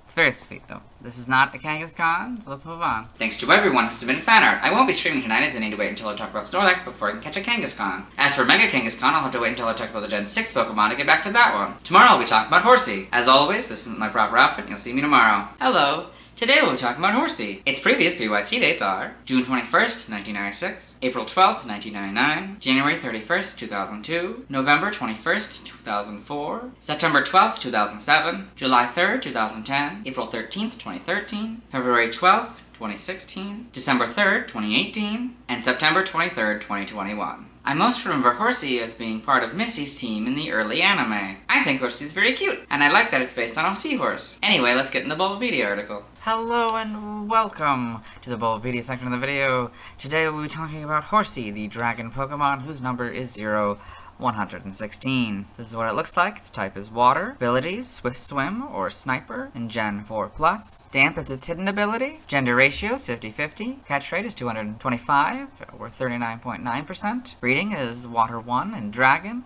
Hatch time 20 cycles, height 1'4" or 0.4 meters. Weight is 17.6 pounds and 8 kilograms. Its base experience yield is 83 in the first 4 gens and 59 in 5+. Leveling rate is medium fast. EV yield is 1 in special attack. Shape is that. It has no footprint because it has no feet. Pokedex color blue and base friendship 70. Horsea is a water type Pokemon introduced in Gen 1. It evolves into Seadra starting at level 32, which evolves into Kingdra when traded while holding a dragon scale. Biology, Horsea is a light blue Piscine Pokemon that is similar to a seahorse. It has red eyes, a long tubular mouth, and 3 spike-like fins on either side of its head. Its ridged belly and single dorsal fin are cream-colored. Highly adept in the water, it uses its dorsal fin to swim in any direction. It is a tightly curled tail that it can use as both a balance and an anchor when caught any strong current. In safer environments, it uses its tail to play with other members of its species. Aww. Horsea feeds on insects and moss gathered from rocks. If Horsea senses danger, it sprays water or dense black ink from its mouth at its attacker. It can shoot more precisely at insects flying above the surface of the water. Horsea nests in coral reefs and islands throughout oceans with gentle currents. Many eggs are laid every year, and the young are raised by the male Horsea rather than the female. Horsea swims with dance-like motions, creating whirlpools in the process. It tends to compete with each other to see who can create the biggest whirlpool. So you can see Horsea spraying its ink here, surrounded by a bunch of others, and it looks like maybe a few of his other evolutionary family members are also here. That's interesting. Evolution, Horsea evolves into Seadra, which evolves into Kingdra. So you can see that here, Horsea, Seadra, Kingdra. Game data, Pokedex entries in Gen 1, in red and blue, known to shoot down flying bugs with precision blasts of ink from the surface of the water. Yellow, if it senses any danger, it will vigorously spray water or a special type of ink from its mouth. Stadium uses its tail to keep its balance while spraying ink from its mouth. The ink appears to be for shooting down bugs. In Gen 2, in gold, if attacked by a larger enemy, it quickly swims to safety by adeptly controlling its dorsal fin. Silver, its big developed fins move rapidly, allowing it to swim backward while still facing forward. When they're in a safe location, they can be seen playfully tangling their tails together. So this is new. Stadium 2 here seems to have two different Pokedexes.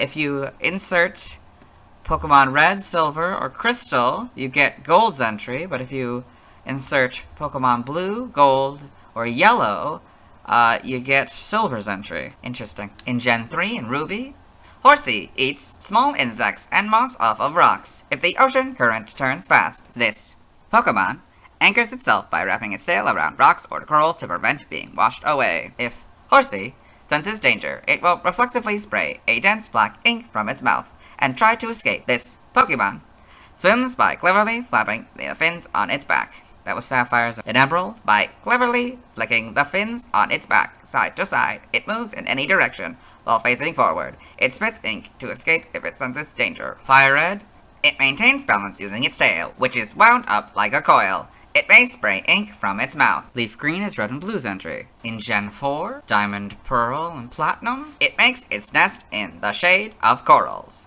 If it senses danger, it spits murky ink and flees. Heart Gold's is very similar to Gold's, but slightly different, so I'll read it.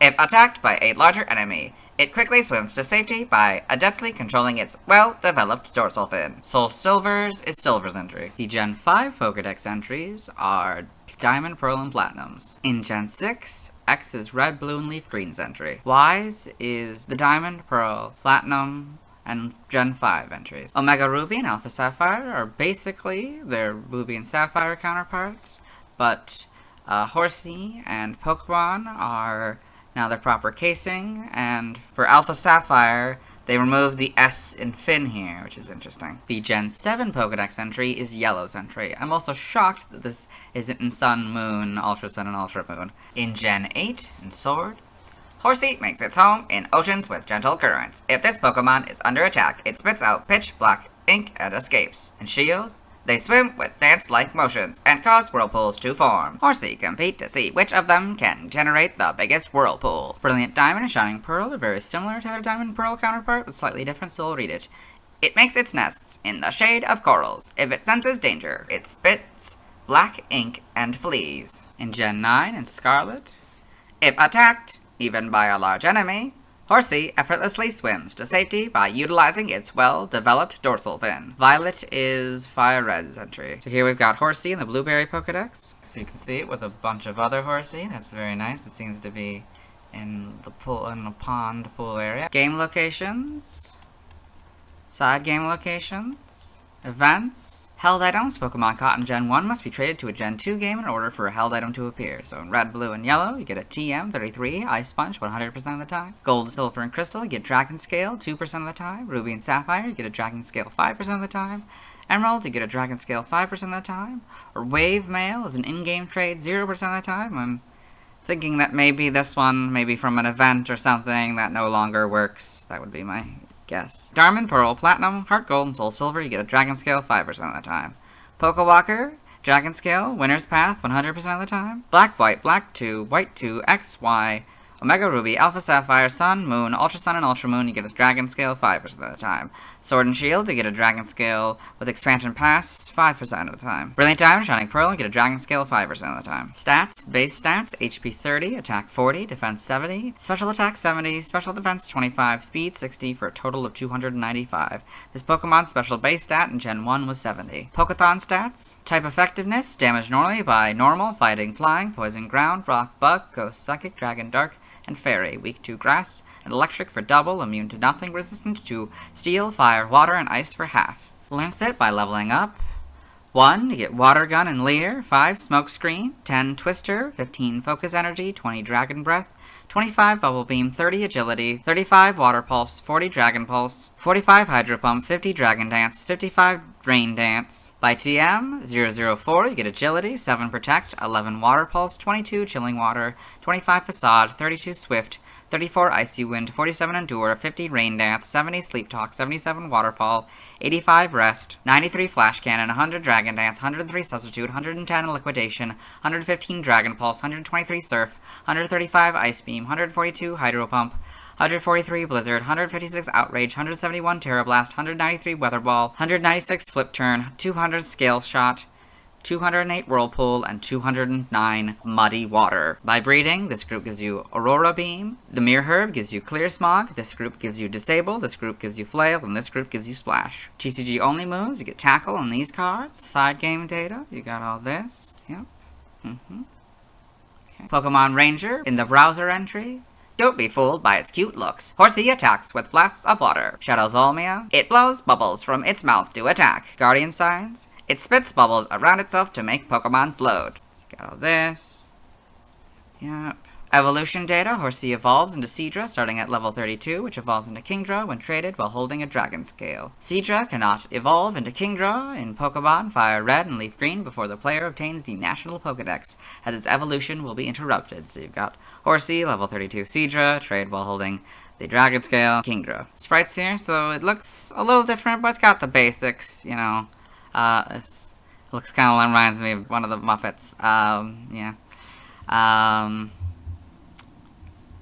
Yeah, it's fun, you know, and then we got, like, the rounded head in yellow, so the back sprite doesn't really work for that one. It's a lot different blue as well. You got all, like, the basics here, like the, or, like, yeah, you got the, like, the differential of the belly, like, it seems to all be one here.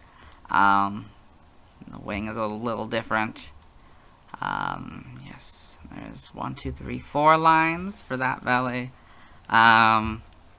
One visible line for Gen 2 here, but yeah, Gen 2 adds a lot of the colors. Yeah, the yellows are here now, so the shiny is a different shade of blue, kind of a purple blue. Maybe like an indigo or something, and this is like a dark pink for the highlights, yep. So 2 lines, 1 line, oh, and then the fin, 2 lines, 2 lines. And it's, I guess it's a different fin, because like it separates like that, but it's just lines now. Yeah. Okay, so yeah, Gen 3 here, you got the color, the red eyes are introduced. This is more of the modern color, I'd say, or that lighter thing. This is now a green for some reason. You got pink, a lighter pink here for the belly and wing. So it's 3 lines, 2 lines, yeah, 3 lines, 2 lines, okay. I imagine that's probably what they're going to keep, though. So yeah, and this, it's a different shade of blue. This is like an orange, a light orange for some reason. So now it's, yeah, we're back to the pink, but it's a different kind of pink here. Yeah, these probably change a little bit.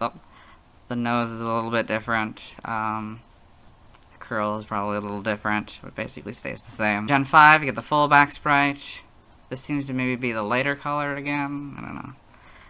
Then we get the model's pretty good, I would say. Interpretation, yep. Hole is rather large, but otherwise, yeah, it's a lot lighter, a different shade of blue, and a different shade of yellow, and same for this. This is actually closer than the blue is for that one. That's interesting. And we got Gen 7s, yeah. Much changes. Then we get the much better models in Let's Go games. And homes here, that's pretty cool. the anime, so probably the big one is Misty's Horsea. Then we got Horsea in the anime, in the picture here. Yeah. Got all this. For this Pokedex entry, I've already recorded it for the anime, so we'll let Dexter read it. Horsea, a dragon Pokemon. In this unique Pokemon species, thousands of eggs hatch every spring, and then the male raises them himself. We got Pokemon Generations, so Horsea and Pokemon Generations here, among Love Disc and a Huntail, that's fun. In the manga, we got Horsea and Pokemon Adventures. Seems all in color, that's cool. Yep. In the TCG, Trivia, Horsea and its evolved forms share their category with Dratini, its evolved forms, Salamence, and Colossian Gudra. They are all known as the Dragon Pokemon. Horsea's artwork from Pokemon Red and Blue depicted it with 2 fins instead of 1. This 2-fin design was referenced in Alola Kanto. Horsea's red and blue artwork depicts it with 2 fins instead of 1, so you can see that here. Origin, Horsea seems to be based on a seahorse. Its category may be a reference to the Japanese word for seahorse, Tatsu no Ato Shigo, literally illegitimate child of a dragon, which is derived from the myth that a seahorse that lives for a century will transform into a dragon. Its ability to shoot ink is reminiscent of a squid, and the shape of its snout and sniper ability are reminiscent of a water gun. Name origin, Horsea may be derived from seahorse, and Horsea, childish term for a horse, very likely. Tattoo may be derived from Tatsu, dragon, or Tatsu no Ato Shigo, seahorse, lit, illegitimate child of a dragon. Other languages, see related articles, external links. Yeah, let's move on. Now let's watch Horsea's first scene in the anime. Hello and welcome to the anime portion of the video. Today we are watching episode 19, Tentacool and Tentacruel. In this episode, Ash, Ketchum, the main character, and his traveling companions, Brock and Misty, as well as his faithful Pokemon companion Pikachu, are stuck at Porta Vista as they've missed the ferry off the island. So now Pikachu has spotted a Horsea, and Misty here is noticed, so yeah, we're gonna see this. Horsea, how cute! Oh, where? Hey! That is Horsea's first scene in the anime. Let's move on. Now let's watch Horsea's scene in Detective Pikachu. Hello and welcome to the Detective Pikachu portion of the video, as I like to call it, Detective Horsea. It's only the frames with Horsea. In the film, Tim Goodman is watching a video introducing him to Ron City, a city where humans and Pokemon coexist. Right now, the video is talking about how ancient humans worked with Pokemon for the common good. And in the hieroglyphics here, you can see a few Horsea. One there, one there, one there, yeah. For the common good.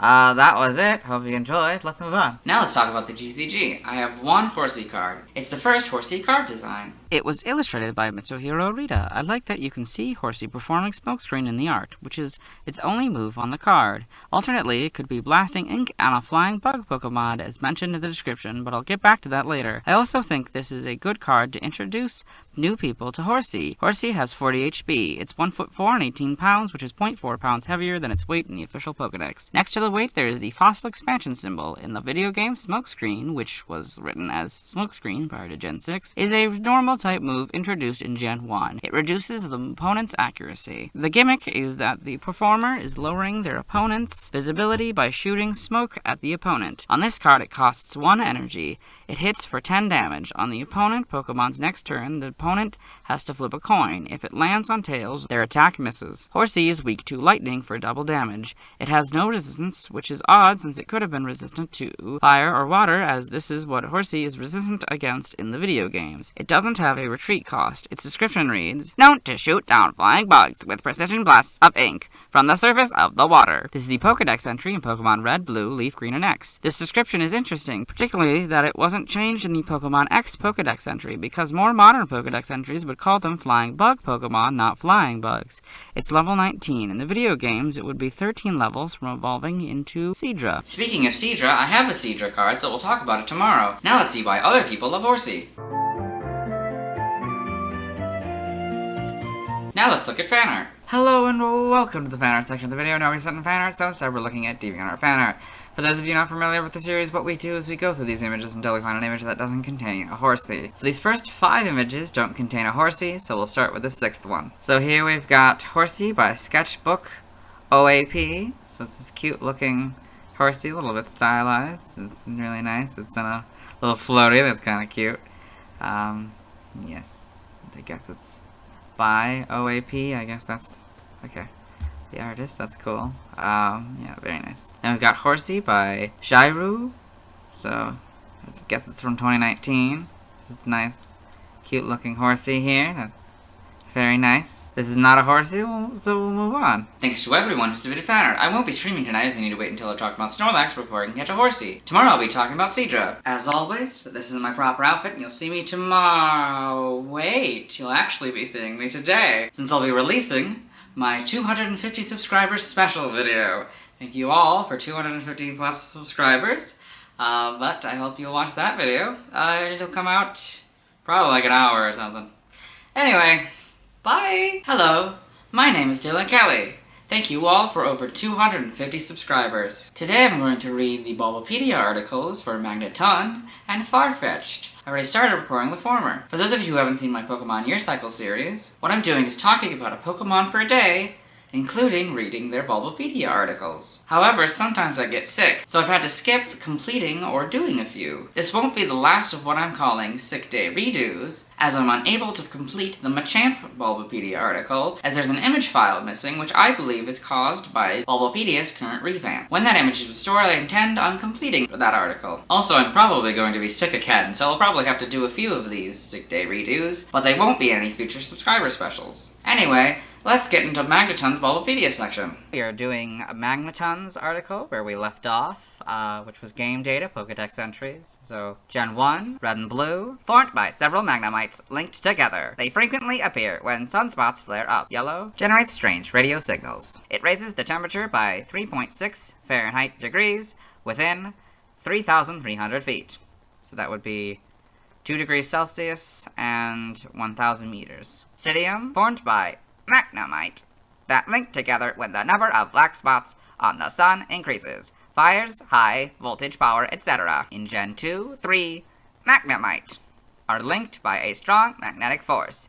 Earaches will occur if you get too close. Silver, the Magnemite are united by a magnetism so powerful it dries all moisture in its vicinities. Crystal, when many Magneton gather together, the resulting magnetic storm disrupts radio waves. For Stadium 2, so looks like if you have Pokemon Red, Silver, Crystal inserted, you get the gold entry here, and if you have Pokemon Blue, Gold, or Yellow inserted, you get the silver entry. But, well, it's slightly different, actually.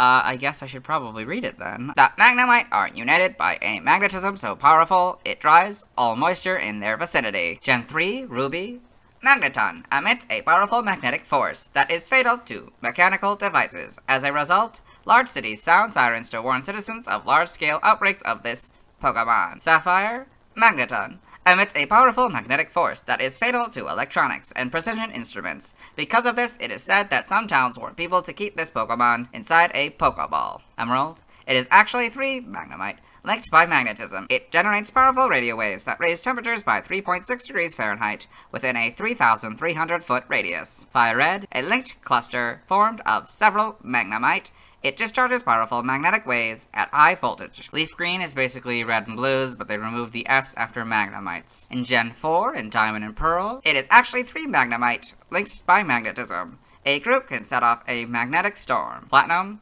many mysteriously appear when more sunspots dot the sun. They stop TV sets from displaying properly. Heart Gold is its gold counterpart, but Soul Silver's is slightly different than Silver's, and even the Stadium 2 version, so I'll read it. The Magnemite are united by a magnetism so powerful it dries all moisture in its vicinity. In Gen 5, the black and white entries are Platinum's entry. In Black 2 and White 2, the stronger electromagnetic waves from the 3 linked Magnemite are enough to dry out surrounding moisture. Gen 6, X is basically Fire Reds, but the capitalization is correct now. Y's is basically Yellows, but they changed this to be correct and full. Omega Ruby and Alpha Sapphire are basically their Ruby and Sapphire counterparts, but the Magneton and Pokeball, they're all the correct casing. In Gen 7 is Sun, When 3 Magnemite link together, their brains also become 1. They do not become 3 times more intelligent. Moon. It has about 3 times the electrical power of Magnemite. For some reason, outbreaks of this Pokemon happen when lots of sunspots appear. Ultra Sun. Delicate equipment can malfunction in areas inhabited by Magneton, which sends out mysterious electrical signals. Ultra Moon. When rain clouds form, many Magneton gather in high places to wait for lightning to strike. The Let's Go games are Wise entry. In Gen 8, in Sword, this Pokemon is 3 Magnemite that have linked together. Magneton sends out powerful radio waves to study its surroundings. Shield. This Pokemon is constantly putting out a powerful magnetic force. Most computers go haywire when a Magneton approaches. Brilliant Diamond and Shining Pearl are very similar to their Diamond and Pearl counterpart, but slightly different, so I'll read it. A Magneton is actually 3 Magnemite linked by magnetism. A group of these Pokemon can set off a magnetic storm. Legends Arceus. 3 Magnemite gathered to evolve into this Pokemon. The source of much vexation on my part, as its powerful magnetism destroys my research equipment. In Gen 9, Scarlet is the gold entries, but Magnemite is now the proper casing. Violet. They're formed by several Magnemite linked together. They frequently appear when sunspots flare up. Here we have Magneton in the Alola Pokedex. We got Magneton in the Paldea Pokedex with a few Magnemite. That's kind of fun. And we got Magneton in the Blueberry Pokedex next to whatever this is. I don't know if that's related to them or magnetic or something. And of course the dome above them. Game locations. Side game locations. Held items. Pokemon caught in Gen 1 must be traded to a Gen 2 game in order for a held item to appear. Red, blue, and yellow, we get a silver leaf 100% of the time. Crystal, metal coat as an in-game trade 100% of the time. Ruby and sapphire, you get a metal coat 5% of the time. Fire, red, and leaf green, you get a magnet 5% of the time. Metal coat 5% of the time from Emerald. Pokemon XD, Gales of Darkness, you get a metal coat 100% of the time. Platinum, you get a metal coat 5% of the time. Heart Gold and Soul Silver, you get a metal coat 5% of the time. Or as an in-game trade 100% of the time. In Black 2, White 2, X and Y, you get a metal coat 5% of the time. Sword and Shield. With the expansion pass, you get a metal coat 5% of the time. In Legends Arceus, normal, you get an Iron Check 30% of the time. Metal coat 7% of the time. Grid items by level. For Alpha, you get an EXP Candy M 100% of the time. Seed of Mastery 20% of the time. And grid items by level. Stats. Base stats, HP 50, attack 60, defense 95. Special attack 120, special defense 70, speed 70, for a total of 465. Pokéthon stats. Type effectiveness. Damage normally by Ghost, Water, and Dark. Weak to Fighting, Ground, and Fire.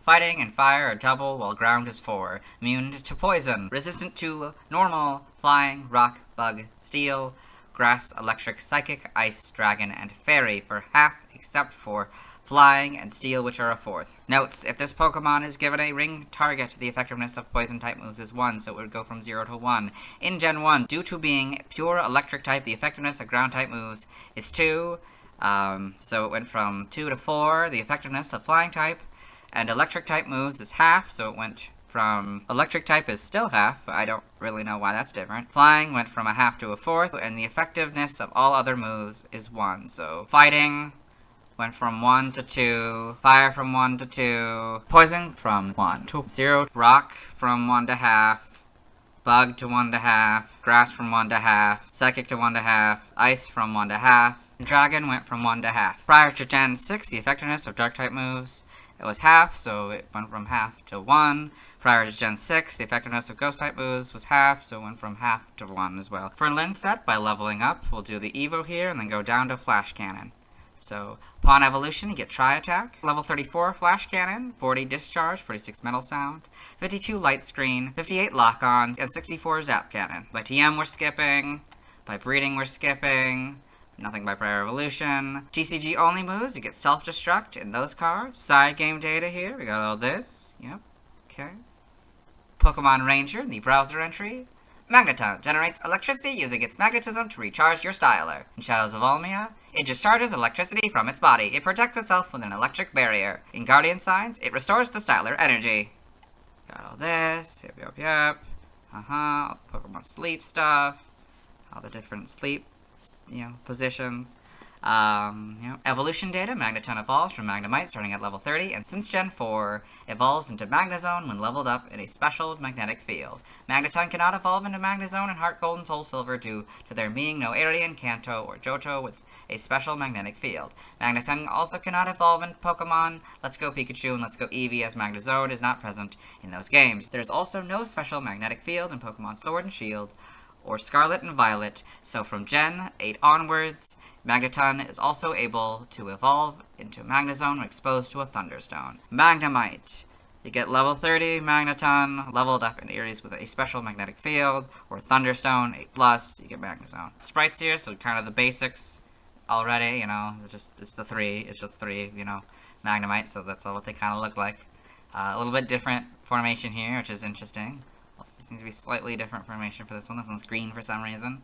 This, I guess, could work for basically any of them, except for, you know, the colors off for this one, but yeah, the screw is a bit bigger, I'm sure. I don't think they're different sizes. Also, also there's more screws, I think, originally than we get later on. So this is, yeah, this. I think that's still more screws than I think there are currently. So it's 1, 2, 3, 4, 5, 6, 7 for this one. 1, 2, 3, 4 maybe? 5? 1, 2, 3, 4, 5, 6, maybe 7 maybe? 1, 2, 3, 4, 5, 6 for this one. 1, 2, 3, 4, 5, 6, 7, 8. Wait, 1, 2, 3, 4, 5, 6, 7, 8, 9. Okay, so these are all in color. They got the blue and the red. I mean, not fully in color quite yet. We get the silver, which is actually kind of closer to the silver we have now. Yep, this is a little bit better with that gray. Although the blue is then replaced by the darker pieces of the gray, which is interesting. Now we got kind of the full colors with this one, and then it's the black pieces just like it was in Magnemites and the white-ish body. Still kind of 1, 2, 3, 4, 5, 6, 7, 8 now, and maybe probably 9 behind there. You got that, so then for fire red and leaf green, you get 1, 2, 3, 4, 5, 6, 7, 8, 9 still. Yep. And Gen 4. It looks like it's still probably 9, 8 or 9. Or no, 1, 2, 3, 4, 5, 6, 7 now. 3, 4, 5, 6, 7. Yeah, 6 or 7, depending on if I guess that one. Yeah, they both do, so it's 7. These look a little bit different, probably. Yeah, this one's a different color than that one. Yep, seems to get slowly darker as time goes on. This one, well, this is actually different. 1, 2, 3, 4, 5, and probably 6. 6 or 7. 1, 2, 3, 4, 5, 6, 7. Still okay. Black and white here. This full back sprites. 1, 2, 3, 4, 5, 6, 7. Yep. 1, 2, 3, 4, 5, 6. Okay. 2, 3, 4, 5. Okay. 1, 2, 3, 4, 5, 6, 7. Okay. Seems like 7's gonna be what it's gonna be for a while. Okay. Then we've got got the models here, a lighter, different blue. Yep. Okay. Moons, maybe slightly different. I don't see much of a difference, but yeah. Yep. Okay, then the Let's Go games, a better model, of course. These are now a little lighter. Oh, I guess. Yeah, I mean, I think the 3D models introduce the lighter tips, but you can't really see it until you get to Gen 7. It's much better, easier to see. Of course, it's even easier to see in the Let's Go games as these get a little bit lighter. And the Legends Arceus, all cool and stuff. And then you can definitely see the black tips and the gray bar now. Yep. Then the homes, yeah. Okay, other sprites, Jolt in Pokemon Super Contests, so I assume this is an NPC you battle in Pokemon Super Contests. In the anime, Magneton in the anime. Shiny Magneton in the anime. That's kind of cool. Got all this. Yep. Pokedex entries in episode 101 in Ash's Pokedex. Magneton, that magnet Pokemon. The evolved form of Magnemite. Its anti-gravitational powers allow it to float, and it can emit powerful magnetic and electric fields. Black 2 and White 2 animated trailer, so you get it in the back there in the animated trailer. Pokemon Generations, Magneton and Pokemon Generations, you can see that here. Among a variety of others, we got Magnemite, Aggron, Sneasel, Golurk, Abomasnow, and can't really tell what that one is. Got that. Come on, yep. Oh, Okay. In the manga, Magneton and Pokemon Adventures. This. The TCG. Other appearances, Super Smash Bros. Ultimate, Magneton appears as a spirit. In the Pokemon Red and Blue Beta, Magneton was originally known as Recoil. That's kind of fun because I think Magnemite's was Coil, so it's kind of fun. Recoil, Coil, Recoil. Yeah. I did the second point in the Magnemite video. Although it is said that Magneton is made up of 3 Magnemite, there is contradictory evidence seen in various forms of media. In the only anime episode to date showing a Magnemite evolution, Get Along Little Pokemon, when Ethan's Magnemite number 6 evolves into Magneton, it creates 2 Magnemite during the evolution, instead of combining with 2 real Magnemite. Similarly, in the main series games, when Magnemite reaches level 30, it evolves with the aid of 2 additional Magnemite. This is unlike Mantike, which requires a Remoraid to evolve. In Pokemon Snap, a Magneton is clearly shown to be created by 3 Magnemite. Also, when 2 Magnemite get stuck together halfway through evolution in Pokemon Mystery Dungeon, Red Rescue Team and Blue Rescue Team, they mention how 3 Magnemite must come together to evolve. After evolution, Magneton becomes exactly 10 times heavier than Magnemite. Logically, it would be 3 times heavier due to it being 3 Magnemite, 39.6 pounds. Magnemite weighs 13.2 pounds, 6 kilograms, whereas Magneton weighs 132.3 pounds, 60 kilograms. Magneton is usually depicted with only 7 screws, with 2 of the Magnemite losing 1 screw each upon evolution. However, it is occasionally depicted with 9 screws, such as in its Gen 2 and 3 sprites. The 3 Magnemite composing Magneton are usually depicted as attached to each other and only occasionally separating. However, in certain games such as Pokemon Stadium and Pokemon Coliseum, the Magnemite are depicted as floating separately from each other, and only occasionally combining to attack. I think we did this one in the Magnemite video, so I won't read it again. Despite most depictions of Magneton showing they are able to float through the air, Magneton does not have the ability to levitate, so it is still affected by ground-type moves. However, starting in Gen 4, Magneton can learn Magnet Rise, which simulates levitate for 5 turns. Magneton is the only electric-type Pokemon consisting of multiple bodies. Magneton is the only Pokemon to share its weight with any of its Paradox relative species, weighing the same as Sandyshock's. It is also the only Pokemon with an ancient relative that is not heavier than its present-day relative. Origin: Magneton is a cluster of 3 Magnemite, which in turn seems to be based on the objectification of electromagnetism, one of the 4 fundamental interactions of nature. They are likely linked through strong electromagnetic force. Name origin: Magneton may be derived from magneton, various units of magnetic movement, or possibly magnetron, high-powered vacuum tube. Rare coil may be a combination of rare earth magnet and electromagnetic coil. Okay, in other languages, related articles, references, external links, let's move on to Farfetch'd here. Farfetch'd, the wild duck Pokemon whose number is 0083. This is what it looks like. This is Galarian Farfetch'd. Types: as non-Galarian Farfetch'd is normal flying, and as Galarian Farfetch'd it's fighting. Abilities: as non-Galarian Farfetch'd is Keen Eye or Inner Focus, and as Galarian Farfetch'd it's Steadfast. Defiant is the hidden ability of non-Galarian Farfetch'd. Scrappy is the hidden ability of Galarian Farfetch'd. Gender ratio is 50-50. Catch rate 45 or 11.9%. Breeding is a group flying in field. Hatch time 20 cycles. Height, regardless, is 2'7" or 0.8 meters. Weight, as non-Galarian Farfetch'd, is 33.1 pounds or 15 kilograms. As Galarian Farfetch'd, it's 92.6 pounds or 42 kilograms. Base experience yield is 94 in the first 4 gens and 132 in 5+. Leveling rate is medium fast. EV yield is 1. Shape is that. Footprint is that. Pokedex color is brown. And base friendship is 70. Farfetch'd is a dual-type normal flying Pokemon introduced in Gen 1, and Galar Farfetch'd has a fighting-type regional form. Galarian Farfetch'd evolves into Surfetch'd after landing 3 critical hits in a single battle. Cantonian Farfetch'd is not known to evolve into or from any other Pokemon. Biology: Farfetch'd is an avian Pokemon that resembles a light brown duck with a white underbelly. It has a flat yellow beak, brown eyes, a V-shaped black marking on its forehead similar to a unibrow, and a 3-feathered crest on top of its head. Its wings are as big as its body and appear to be prehensile enough to substitute for hands.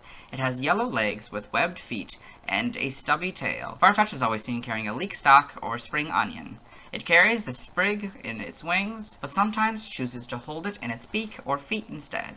Unable to live without its stick, Farfetch'd will defend it with its life. Losing the stock can leave Farfetch'd defenseless, and it will seek out a new one to replace it. Known uses for the stick include use as a weapon, nesting material, and emergency food source. When using the stock to attack, Farfetch'd wields and uses it like a sword to cut through things. There are several different fighting styles involving Farfetch'd's leak. It is selective about which sticks it will use and has been known to fight over good ones. Farfetch'd is found in temperate grasslands where reed plants grow, guarding the plants from anyone trying to disturb them. However, Farfetch'd is rarely seen, and thus it is thought that its numbers are decreasing, and that it is at risk of extinction. According to sources such as the anime and the Pocket Monsters Encyclopedia, its population decline is caused by humans who hunted it down for food. One popular recipe suggested cooking it with its own leek. There have been attempts at breeding in order to increase the Farfetch'd population. In the anime, Farfetch'd are shown to be able to swim like real-life ducks. Farfetch'd and Surfetch'd are the only known Pokemon capable of using the leek item. Forms: Farfetch'd has a regional form Galarian Farfetch'd. In Galar, Farfetch'd has a deeper shade of brown, with a more prominent black mark on its head, and a much more unfriendly look on its face. The leek it carries with its wings is much larger in Galar than the leeks that Farfetch'd use in other regions, although whether it is related to the large leek used as a curry ingredient is unknown. Galarian Farfetch'd's body has developed a much stronger frame that gives it the strength required to carry its leek. However, the sheer mass makes it hard for it to fly. It is renowned for its courage in battle and can use its leek like swords or javelins. As a result, surviving and experiencing many different battles, Galarian Farfetch'd develops the ability to evolve into Surfetch'd. Evolution: Galarian Farfetch'd evolves into Surfetch'd. Cantonian Farfetch'd is not known to evolve into or from any other Pokemon. So you got Galarian Farfetch'd here and Surfetch'd. Game data, NPC appearances, Gold, Silver, and Crystal. The charcoal makers of Azalea Town own a Farfetch'd. However, it won't listen to the apprentice and runs off in the Ilex Forest. Herding it back to him earns the player an HM01 cut. Pokemon Super Mystery Dungeon. Farfetch'd is one of the teachers at the school in Serene Village. He is serious about what he does, but his lessons are frequently interrupted. During summer vacation, he goes missing due to some mischievous ghosts, but he is returned without being harmed. Pokedex entries in Gen 1 in red and blue. The sprig of green onions. It holds its weapon. It is used much like a metal sword. Yellow lives where reedy plants grow. They are rarely seen, so it's thought their numbers are decreasing. Stadium always carries the stalk of an unidentified plant. The stalk is said to be used for making a nest or as a weapon. In Gen 2 in gold, if anyone tries to disturb where the essential plant sticks grow, it uses its own stick to thwart them. Silver, if it eats the plant stick it carries as emergency rations, it runs off in search of a new stick. Crystal, in order to prevent their extinction, more people have made an effort to breed these Pokemon. Stadium 2, if you have Pokemon Red, Silver, Crystal, you get the gold entry, but if you have Pokemon Blue, Gold, or Yellow inserted, you get the silver entry. In Gen 3, Ruby and Sapphire, Farfetch'd is always seen with a stick from a plant of some sort. Apparently there are good sticks and bad sticks. This Pokemon has been known to fight with others over sticks. Emerald, it is always seen with a stick from a plant. Apparently there are good sticks and bad sticks. This Pokemon occasionally fights with others over choice sticks. Fire Red, it always walks about with a plant stalk clamped in its beak. The stalk is used for building its nest. Leaf Green, the plant stalk it holds is its weapon. The stalk is used like a sword to cut all sorts of things. In Gen 4 in Diamond, Pearl, and Platinum, it can't live without the stock it holds. That's why it defends the stock from attackers with its life. Heart Gold and Soul Silver are very similar to their Gold and Silver counterparts, but slightly different, so I'll read them. Heart Gold, if anyone tries to disturb where the essential plant stalks grow, it uses its own stalk to thwart them. Soul Silver, if it eats the plant stalk it carries as emergency rations, it runs off in search of a new stalk. The Gen 5 Pokedex entries are Diamond, Pearl, and Platinums. In Gen 6, X is Leaf Green's entry. Y is Fire Red's entry. Omega Ruby and Alpha Sapphire are very similar to the Ruby and Sapphire counterpart, but slightly different, so I'll read it. Farfetch'd is always seen with a stock from a plant of some sort. Apparently there are good stocks and bad stocks. This Pokemon has been known to fight with others over stocks. The Gen 7 Pokedex entry is very similar to Yellow's but slightly different, so I'll read it. They live where reedy plants grow. Farfetch'd are rarely seen, so it's thought their numbers are decreasing. In Gen 8, for non-Galarian Farfetch'd, in Sword, the stock this Pokemon carries in its wings serves as a sword to cut down opponents. In a dire situation, the stock can also serve as food. Shield, they use a plant stock as a weapon, but not all of them use it in the same way. Several distinct styles of stock fighting have been observed. Brilliant Diamond and Shining Pearl are their Diamond and Pearl counterpart. For Galarian Farfetch'd and Sword, the Farfetch'd of the Galar region are brave warriors, and they wield thick, tough leeks in battle. Shield, the stocks of leeks are thicker and longer in the Galar region. Farfetch'd that adapted to these stocks took on a unique form. Game locations, side game locations, and events. Yep. Held items for Farfetch'd. Pokemon caught in Gen 1 must be traded to a Gen 2 game in order for a held item to appear. In Red, Blue, and Yellow, you get a Bitter Berry 100% of the time. Gold, Silver, and Crystal, you get a Stick 2% of the time.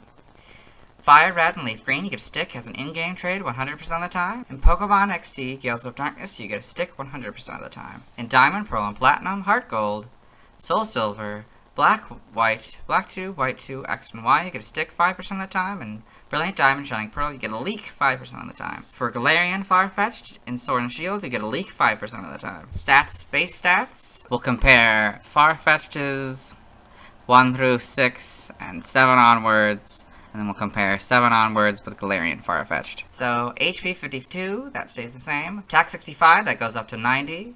Defense 55, that stays the same. Special Attack 58, that stays the same. Special Defense 62, that stays the same. Speed 60, that stays the same. So for a total of 352 and a total of 377. In the Gen 1 to 6 box here, we've got this Pokemon's special base stat in Gen 1 was 58. Gen 7 onwards and Galarian Farfetch'd will compare now. HP 52, that stays the same. Attack 90, this form has 95. Defense 55, that's the same for that one. Special Attack 58, that stays the same. Special Defense 62, that stays the same. Speed 60, that one goes down to 55, so therefore a total of 377 for both. Pokeathon stats. Type Effectiveness, we'll compare Farfetch'd and Galarian Farfetch'd. So Farfetch'd is damaged normally by Normal, Fighting, Flying, Poison, Steel, Fire, Water, Psychic Dragon, Dark, and Fairy, where Galarian Farfetch'd is damaged only by Normal, Fighting, Poison, Ground, Ghost, Steel, Fire, Water, Grass, Electric, Ice, and Dragon. Non-Galarian Farfetch'd is weak to Rock, Electric, and Ice, while the Galarian Farfetch'd is weak to Flying, Psychic, and Fairy. Both are weak to it for double, all of those for double. Non-Galarian Farfetch'd is immune to Ground and Ghost, where Galarian Farfetch'd is immune to nothing. Farfetch'd is resistant to Bug and Grass for half. Galarian Farfetch'd is resistant to Rock, Bug, and Dark for half. In the Farfetch'd box here, we've got notes. If this Pokemon is given a ring target, the effectiveness of Ghost-type moves is 1. So it would go from 0 to 1. If Gravity is in effect, this Pokemon is given an Iron Ball or a ring target, or it is affected by Smackdown or Ingrain, the effectiveness of Ground-type moves is 1. So it would go from 0 to 1. Learn Set by leveling up for Farfetch'd. 1, you get Peck and Sand Attack, 5 Leer, 10 Fury Cutter, 15 Cut, 20 Aerial Ace, 25 Air Cutter, 30 Knockoff, 35 False Swipe, 40 Slash, 45 Swords Dance, 50 Air Slash, 55 Leaf Blade, 60 Agility, and 65 Brave Bird. For Galarian Farfetch'd, you get 1 Peck and Sand Attack, 5 Leer, 10 Fury Cutter, 15 Rock Smash, 20 Brutal Swing, 25 Detect, 30 Knockoff, 35 Defog, 40 Brick Break, 45 Swords Dance, 50 Slam, 55 Leaf Blade, 60 Final Gambit, and 65 Brave Bird. By TM/TR for Farfetch'd and Sword and Shield. 6, you get Fly, 12 Solar Blade, 21 Rest, 23 Thief, 24 Snore, 25 Protect, 30 Steel Wing, 31 Attract, 34 Sunny Day, 39 Facade, 40 Swift, 41 Helping Hand, 42 Revenge, 56 U-Turn, 76 Round, 78 Acrobatics, 79 Retaliate, 94 False Swipe, 95 Air Slash, 97 Brutal Swing. For TRs, you get 0 Swords Dance, 1 Body Slam, 12 Agility, 13 Focus Energy, 20 Substitute, 26 Endure, 27 Sleep Talk, 29 Baton Pass, 31 Iron Tail, 35 Uproar, 36 Heat Wave, 50 Leaf Blade, 53 Close Combat, 57 Poison Jab, 66 Brave Bird, 85 Work Up, and 95 Throat Chop. For Brilliant Diamond and Shining Pearl, you get 10 Work Up, 11 Sunny Day, 17 Protect, 23 Iron Tail, 32 Double Team, 40 Aerial Ace, 42 Facade, 44 Rest, 45 Attract, 46 Thief, 47 Steel Wing, 51 Roost, 54 False Swipe, 58 Endure, 75 Swords Dance, 77 Psych Up, 82 Sleep Talk, 84 Poison Jab, 87 Swagger, 88 Pluck, 89 U-Turn, 90 Substitute, 93 Cut, 94 Fly, and 97 Defog. For Galarian's Farfetch'd, you get TM12, Solar Blade, 21 Rest, 24 Snore, 25 Protect, 30 Steel Wing, 31 Attract, 34 Sunny Day, 39 Facade, 41 Helping Hand, 42 Revenge, 43 Brick Break, 58 Assurance, 76 Round, 79 Retaliate, 97 Brutal Swing, TR00, Swords Dance,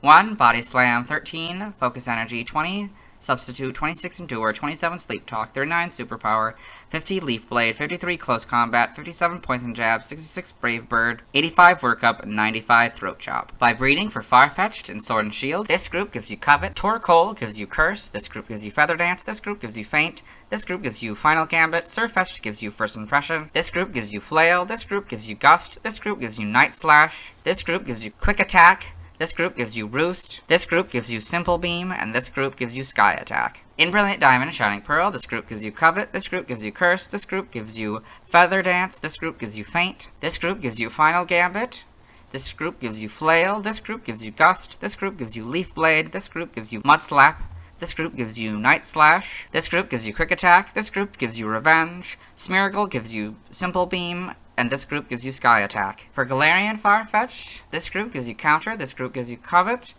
Torkoal gives you Curse, this group gives you Double Edge, this group gives you Faint, this group gives you Flail, this group gives you Night Slash, this group gives you Quick Attack, this group gives you Quick Guard, this group gives you Simple Beam, and this group gives you Sky Attack. By tutoring for Farfetch'd in the Sword and Shield expansion pass, you get Dual Wing Beat. It's a physical flying type move with a power of 40, accuracy 90, and PP 10. For Galarian Farfetch'd, you get the same move in the same expansion pass. By events, this is a new category. Galarian Farfetch'd transferred from Pokemon Go to Pokemon Home from November 11th to November 16th, 2020, erroneously use the Level Up Learn set of their Kantonian counterpart from Pokemon Let's Go Pikachu and Let's Go Eevee. Galarian Farfetch'd or Surfetch'd in Pokemon Home, Sword, or Shield with illegal moves had their moves replaced with moves from their Level Up move pool on November 16th, 2020, opening Pokemon Home at any point after that date will cause Home to search all Sword and Shield save files on the console and correct the illegal movesets. Players who transferred a Galarian Farfetch'd with any of these illegal moves cannot trade or battle online with it unless that move is deleted. These erroneous Galarian Farfetch'd otherwise function like their other Galarian Farfetch'd, with Galarian Farfetch'd from Go being able to evolve into Surfetch'd with an illegal moveset. From this, we get Mirror Move, which is unable to use, Razor Leaf, Cut, Fury Attack, Agility Slash, and Air Slash. By transfer from another generation, 1, you get Bide, that doesn't work anymore. 4, you get Captivate, that doesn't work anymore. 6 and 7, you get Confide. 4 and 7, you get Defog. 2, Detect. 1 and 3, Double Edge. 1 through 7, Double Team. 2 through 7, Foresight. That doesn't work anymore. Same with Frustration. 1 through 7, you get Fury Attack. 2, 4, and 7, you get Headbutt. 2 through 7, you get Hidden Power. That doesn't work anymore. 7, you get Laser Focus. 4 through 7, you get Last Resort. 1 and 3, you get Mimic. 2 through 7, you get Mirror Move and Mud Slap. Mirror Move doesn't work anymore. 4, you get Natural Gift and Ominous Wind. Neither work anymore. 4 and 5, you get Pluck. 2 through 7, you get Psych Up. 1, you get Rage. That doesn't work anymore. 7, you get Razor Leaf. 1, you get Razor Wind. That doesn't work anymore. 1 and 7, you get Reflect. 2 through 7, you get Return. That doesn't work anymore. 3, 4, and 6, you get Secret Power. That doesn't work anymore. 1, you get Skull Bash. 2 through 7, you get Swagger. 5 through 7, you get Tailwind. 1, you get Takedown. 1 through 7, you get Toxic. 5 through 7, you get Trump Card. That doesn't work anymore. 4, you get Twister. 1, you get Whirlwind. And 3, during an event, you get Wish and Yawn. Side game data for Farfetch'd here. Okay, got all this. Okay. Pokepark Wii, Pikachu's Adventure, the Pokepark Pad entry. Farfetch'd works for Blaziken in the Lava Zone. He challenged you to a battle, remember? He's a first-class player when it comes to Blaziken's Boulder Bash. You got all this. Yep, Galarian Farfetch'd, Pokemon Go. Okay. Evolution data, Farfetch'd.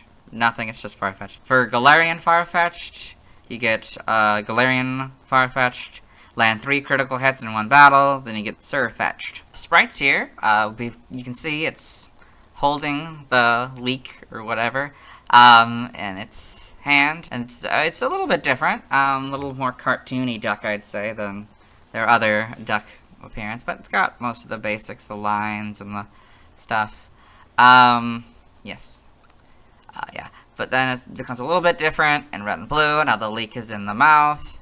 The back sprite, I don't know, it could arguably work for all of them because of how they're just, and they could be holding it while it's in their mouth, and these two, you know, if they held it in their hand, it would be basically the same. Although the colors are off in this one, and probably a little bit design difference as well.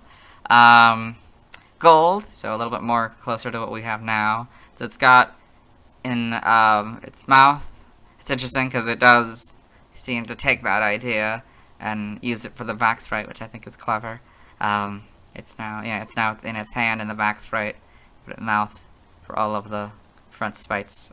And so it's a little, for the shiny, it's a little lighter brown. Here. Then Gen 3, it's in its mouth. It keeps the same idea. That's fun. It's probably a little bit more like we got the full colors, of course. This one's a little bit different, sort of a pinkish brown, I guess. The lines, these white lines, are now sort of a, I don't know, just a different shade, I guess, of the same color. Yep, that's fun. Diamond Pearl, so now it's actually just holding it in its hand the whole way through, yep. And the lines have kind of just gone away now. Yep. Black and white, get the full back sprite again. It's just holding it. It's holding it in its hand still. I mean, I think it's probably just going to continue just to hold it in its hand. Here's the models here. A lot lighter brown. Oh, that's more of an orange-ish. Like, it kind of gets brighter, I guess. Kind of more of a red. And it, of course, gets back to kind of the pink, I guess. Yep. Not really much else changes, but it's pretty good. Pretty faithful, I'd say. Oh, I guess the black marking becomes more of a dark brown, I guess. They make it black again in the Let's Go games. Yep, better models, of course. Shiny beaks and feet. Sword and shields here, so you can see that. Oh, that is mean. The Galarian shiny is only slightly different color. That's mean. Although the belly, I guess, is, that's a very subtle, that's still a very subtle difference, though. Yeah, home here, it's a little bit, I don't know, different, I think. That's so mean. Okay, anyway, in the anime, Farfetch'd in the anime, Galarian Farfetch'd in the anime. This. For Pokedex entries, for this first one, I did it for the anime section, so we'll let Dexter read it. Farfetch'd, a wild duck Pokemon. Farfetch'd makes a delicious meal, especially when cooked with leek.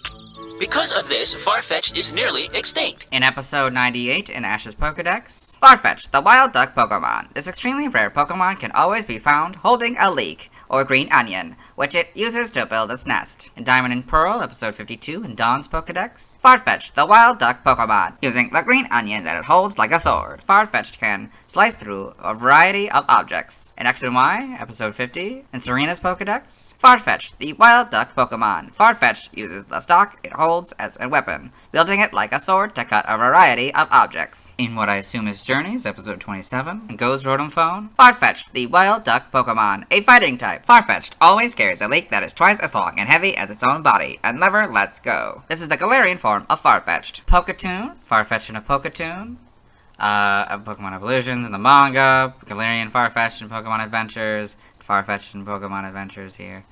Yep, we got all this. Pokedex entries in Pokemon Adventures in Chapter 103. Defense areas where leeks grow. Uses stocks in battle. All this. TCG.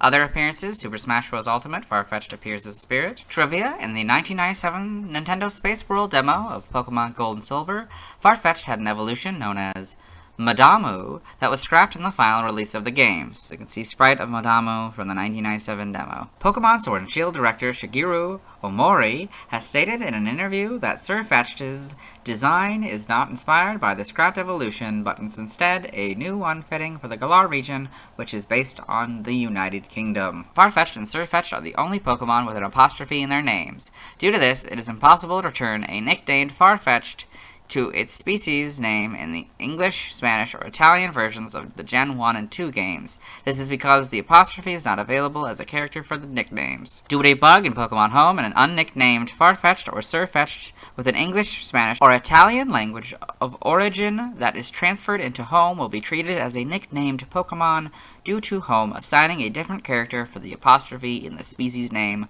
Farfetch'd and Sirfetch'd. Farfetch'd is the only Pokemon with a base stat total of 377. Prior to the attack increase it received in Pokemon X and Y, it was instead the only Pokemon with a base stat total of 352. Due to changes to the critical hit formula in Gen 6, if Farfetch'd holds its signature item, the Leak, and uses a move with an increased critical hit ratio, the move will always land as a critical hit. In Emerald, Farfetch'd can learn Fury Cutter via leveling up, but not via Move Tutor. This was fixed in Platinum. Galarian Farfetch'd can be seen as a parallel to Galarian Corsola. They are both regional forms with a single type and can evolve once, while their original forms do not evolve. At the Stowe on Sai Stadium and during the Champion Cup Finals, Bia in Pokemon Sword uses Galarian Farfetch'd's evolution Sirfetch'd in her team, while Alistair in Pokemon Shield uses Galarian Corsola's evolution Cursula in his team. Galarian Farfetch'd was released in Pokemon Go on June 17, 2020, shortly after Galarian Meowth and Zigzagoon, although the two later could evolve into Berserker and Obstagoon upon release, respectively. Galarian Farfetch'd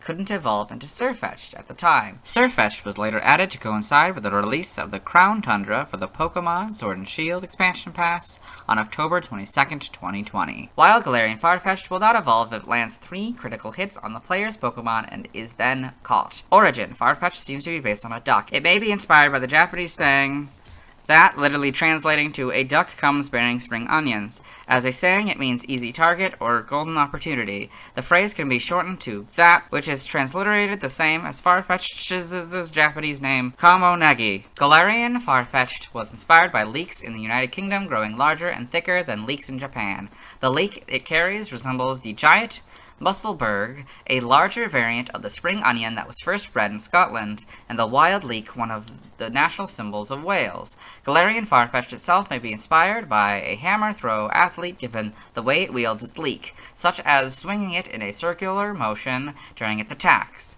It may also be inspired by a javelin thrower. Its serious disposition and how it holds its leek over its shoulder is typical of the lone samurai archetype in modern Japanese fiction. The leek thus could be a stand-in for the odachi, which are large traditional Japanese swords such that samurai carrying them had to haul them over their backs. Name origin: Farfetch'd may be derived from Farfetch'd, meaning unbelievable, perhaps relating to Farfetch'd's rarity or the far-fetched theme of its Japanese name. Komo Negi may be a combination of Komo, duck, and Negi, spring onion, that forms the expression Komo Negi, an abbreviation of the proverb that Komo ga Negi o Shota Kuro, literally a duck comes bearing spring onions, that means easy target or golden opportunity. In other languages, see also references, external links to the Galarian forms. Let's move on. I hope you enjoyed the video. Before I sign off, I do also want to take this opportunity to mention that this won't be the last non-Pokemon Year Cycle video I'll be releasing this summer. The 10th anniversary of this channel is coming up and I have something very special planned, so look out for the announcement video about that. As always, this isn't my proper outfit. See me tomorrow. Hello, today we'll be talking about Seadra, the evolution of Horsea, who evolves at level 32. In the first generation, it was the only evolution of Horsea until Seadra got its own evolution, Kingdra, in Gen 2. Its previous PYC dates are June 22nd, 1996, April 13th, 1999, February 1st, 2002, November 22nd, 2004, September 13th, 2007, July 4th, 2010, April 24th, 2013, February 13th, 2016, December 4th, 2018, and September 24th, 2021. I think Seadra is a great evolution for Horsea. While it doesn't exactly feel like an adult form of Horsea, it feels like a nice progression. Anyway, let's get into the Bulbapedia article. Hello and welcome to the Bulbapedia section of the video. Today we'll be talking about Seadra, the dragon Pokemon, whose number is 0100. 117. This is what it looks like. Type is water. Abilities, Poison Point, or Sniper in Gen 4+. Damp is its hidden ability. Gender ratio is 50-50. Catch rate is 75 or 17.5%. Breeding, egg groups water 1, and dragon, hatch time 20 cycles. Height is 3'11" or 1.2 meters. Weight is 55.1 pounds or 25 kilograms. Base experience yield, 155 in the first 4 gens and 154 in Gen 5+. Leveling rate is medium fast. EV yield is 2. 1 in defense and 1 in special attack. Shape is that. It has no foot, so no footprint. Pokedex color is blue. Base friendship is 70. Seadra is a water-type Pokemon introduced in Gen 1. It evolves from Horsea starting at level 32 and evolves into Kingdra when traded while holding a dragon scale. Biology, Seadra is a light blue Piscine Pokemon that is similar to a seahorse with a cream-colored belly covered in rough scales. It has a long tubular mouth, narrow black eyes, a fin-like ridge above each eye, and spiny pectoral fins. It has a large, coiled tail. It has a pair of dorsal fins with sharp cream-colored tips that exude venom. Seadra's venom is toxic enough to induce numbness and even fainting in humans, but it is still prized among practitioners of traditional medicine. Seadra can swim in any direction while facing forward by rapidly flapping its fins and tail. It catches its prey by spinning its body to create large whirlpools. When its prey is exhausted, Seadra swallows it whole using its long snout. Seadra makes its nest by either wriggling between or anchoring itself to branches of coral under the ocean. After a female Seadra gives birth, the male Seadra will take care of the young. It is markedly vicious and will mercilessly attack those who venture near its nest. During this time, the male's venom also becomes thicker and stronger than usual. Aww. Evolution. Seadra evolves from Horsea and evolves into Kingdra. So you got Horsea, Seadra, Kingdra. Game data, Pokedex entries. In Gen 1, in red and blue. Capable of swimming backwards by rapidly flapping its wing-like pectoral fins and stout tail. Yellow. Touching the back fin causes numbness. It hooks its tail to coral to stay in place while sleeping. Stadium. A clever Pokemon that can swim backwards while facing forward. Fainting may result from a jab of its sharp spikes. In Gen 2 in Gold, an examination of its cells revealed the presence of a gene not found in Horsea. It became a hot topic. Silver, its fin tips leak poison. Its fins and bones are highly valued as ingredients in herbal medicine. Crystal, the male raises the young. If it is approached, it uses its toxic spikes to fend off the intruder. In Stadium 2, if you have Pokemon Red, Silver, or Crystal inserted, you get the Gold entry. But if you have Pokemon Blue, Gold, or Yellow inserted, you get the Silver entry. In Gen 3 in Ruby, Seadra sleeps after wriggling itself between the branches of coral. Those trying to harvest coral are occasionally stung by this Pokemon's poison barbs, if they fail to notice it. Sapphire, Seadra generates whirlpools by spinning its body. The whirlpools are strong enough to swallow even fishing boats. This Pokemon we can spray with these currents, then swallows it whole. Emerald, the poisonous barbs all over its body are highly valued as ingredients for making traditional herbal medicine. It shows no mercy to anything approaching its nest. Fire Red, its body bristles with sharp spikes. Curiously trying to touch it could cause fainting from the spikes. Leaf Green is basically red and blues, but for some reason they removed the hyphen between wing and like. In Gen 4, in Diamond, Pearl, and Platinum, its spines provide protection. Its fins and bones are prized as traditional medicine ingredients. Heart Gold and Soul Silver are their gold and silver counterparts. In Gen 5, the black and white entries are Diamond, Pearl, and Platinums. Black 2s and white 2s are basically the same, but traditional and medicine are one word with a hyphen. In Gen 6, X is Fire Red's entry, and Y is Leaf Green's. Omega Ruby and Alpha Sapphire are basically Ruby and Sapphires, but all the casing for Seadra and Pokemon are corrected. The Gen 7 Pokedex entry is Yellows. In Gen 8, in Sword, it's the males that raise the offspring, while Seadra are raising young. The spines on their backs secrete thicker and stronger poison. Shield, Seadra's mouth is slender, but its suction power is strong. In an instant, Seadra can suck in food that's larger than the opening of its mouth. Brilliant Diamond and Shining Pearl are their Diamond and Pearl counterpart. In Gen 9, Scarlet is basically crystals, but slightly different, so I'll read it. The male raises the young. If it is approached while caring for young, it will use its toxic spikes to fend off the intruder. Violets is basically the silver entries, but fin tips is now 2 words. So you can see Seadra and the Blueberry Pokedex here, so you got a few Seadra, and of course the little baby Horsea, that's very cute. Game locations. Side game locations and events. Held items. Pokemon caught in Gen 1 must be traded to a Gen 2 game in order for a held item to appear. In red, blue, and yellow, you get a gold leaf 100% of the time. In gold, silver, and crystal, you get a dragon scale 2% of the time. In diamond, pearl, platinum, heart, gold, soul, silver, black 2, white 2, X, Y, omega, ruby, and alpha sapphire, you get a dragon scale 5% of the time. In sword and shield, you get a dragon scale with the expansion pass 5% of the time. In Brilliant Diamond and Shining Pearl, you get a Dragon Scale 5% of the time. Stats, base stats, HP 55, Attack 65, Defense 95, Special Attack 95, Special Defense 45, Speed 85, for a total of 440. This Pokemon's special base stat in Gen 1 was 95. Pokeathon stats, Type Effectiveness, damage normally by Normal, Fighting, Flying, Poison, Ground, Rock, Bug, Ghost, Psychic, Dragon, Dark, and Fairy. Weak to Grass and Electric for double. Immune to nothing, resistant to steel, fire, water, and ice for half. Learn step by leveling up. We'll start with Water Pulse. 37 Water Pulse, 44 Dragon Pulse, 51 Hydro Pump, 58 Dragon Dance, and 65 Rain Dance. We're skipping by TMs and by breeding. Nothing by prior evolution. TCG only moves, Confuse Ray on this card. Side game data.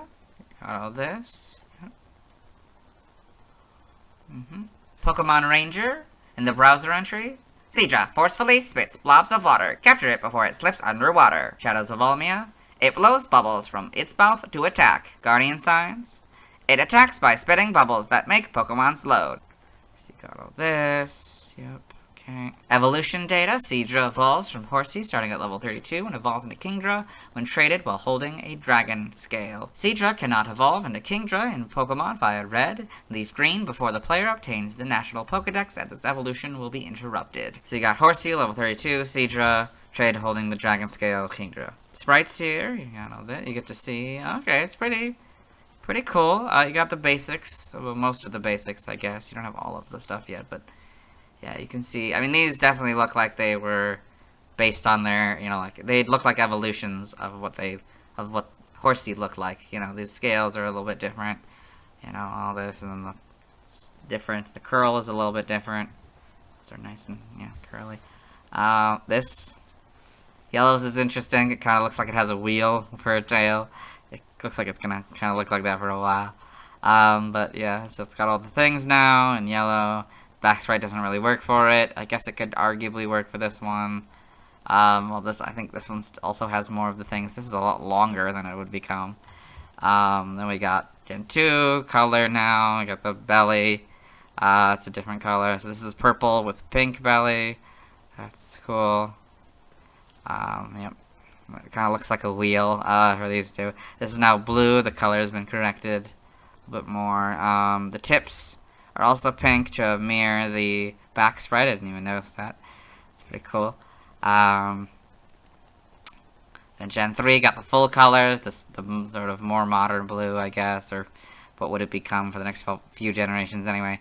We got the yellow tips and the yellow belly, Then we got, it's a dark blue now with sort of an orange-ish pink, I guess, for the highlights.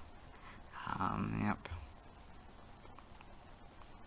Gen 4, we go to sort of more of a purple blue. This gets maybe a little bit lighter. I think it's a slightly different blue, and fire red also makes it look like a wheel again. Yeah, still kind of looks like a wheel a little bit.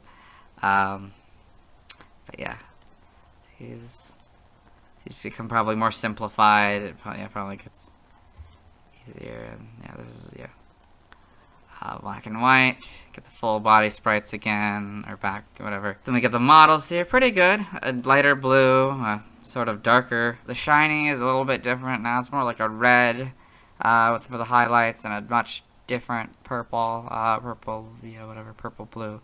Yep. Sun and the Moon, probably a little bit different. Not too much different though. Yep. Let's Go Games, of course, has much better models.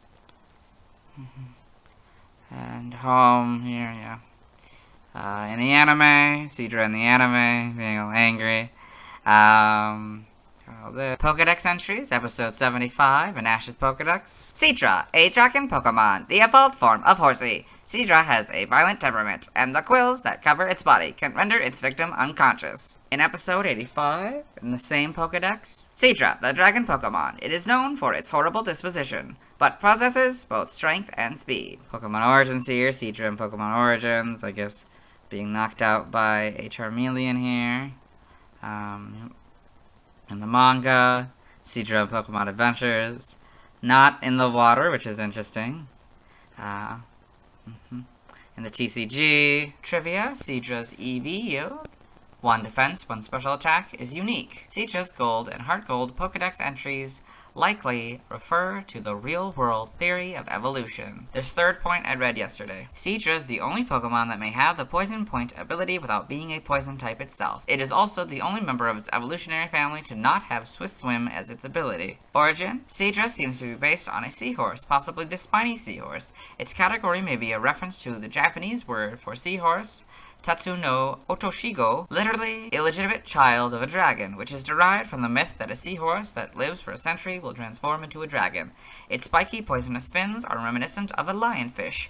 Its ability to shoot ink is reminiscent of a squid, and the shape of its snout and sniper ability are reminiscent of a water gun. Name origin: Seadra may be a combination of seahorse dragon, sea dragon, a type of animal related to seahorses, and Hydra, a mythological water creature. God, in other languages, external links, yeah, let's move on. Since we already watched Seadra's first scene in the anime, in the Nidoqueen video, let's watch Seadra's second scene. Hello and welcome to the anime portion of the video. Today we're watching Pokemon, the first movie, Mewtwo Strikes Back. In this film, Ash Ketchum, the main character's traveling companions Brock and Misty, and his faithful Pokemon companion Pikachu have been invited to the home of the world's greatest Pokemon master, who's been revealed to be Mewtwo here. A trainer has gone against this idea that a Pokemon could be the world's greatest Pokemon master, and he has put him in his place by using his psychic powers to drop him in a pool of water next to his Pokemon. The trainer's not having that, so he's gonna command his Gyarados to go fight him. We'll see a little bit of a cameo from the Seadra. There's the trainer. We'll show you. Got a Gyarados and a Tentacruel. Okay. And the Seadra's right there. Yep. Okay. Gyarados Hyper Beam Attack! Okay, that's Seadra's second scene in the anime. Let's move on. Now let's talk about the TCG. I have 1 Seadra card. It's the second Seadra card design. It was illustrated by Shinichi Yoshida. It's a fine image that shows off Seadra. I like the art style the most. Seadra has 70 HP. It's 3 foot 11 and 55 pounds, which is 0.1 pound lighter than its weight in the official Pokedex. Next to its weight, there's the Neo Genesis expansion symbol. Seadra has 2 moves, Bubble and Mud Splash. I've already explained what Bubble is in the video game, so I'll just talk about how it works on this card. It costs 1 water energy. It hits for 10 damage. Upon a successful coin flip, the opponent Pokemon is now paralyzed. Mud Splash is not a move in the video games. On this card, it costs 2 water energy. It does 30 damage. If the opponent also has benched Pokemon, the player chooses it, or 1 to receive 10 unmodified damage. It's weak to lightning for double damage. It has no resistance. I already talked about why that's odd yesterday with Horsea, so I won't mention it again. It costs 1 of any energy for Seadra to retreat. Its description reads, an examination of its cells revealed the presence of a gene not found in Horsea. It became a hot topic. This is the Pokedex entry in Pokemon Gold and Heart Gold, and a Pokedex entry in Stadium 2. It's level 36. I have a card for Goldeen, so we'll talk about it tomorrow. Now let's see why other people love Seadra. Now let's look at fan art. Hello and welcome to the Bulbapedia section of the video. Today, nobody sent in fan art, so instead we're looking at DeviantArt fan art. So for those of you familiar with the series, might be wondering why we're on the single image. That's because this is the only image we'll be doing today. So this is 117 Seadra by Winter Freak. It's this cool, kind of stylized Seadra here, so that's fun. Feel like it could maybe belong in a show like Rocko's Modern Life. It's very fun.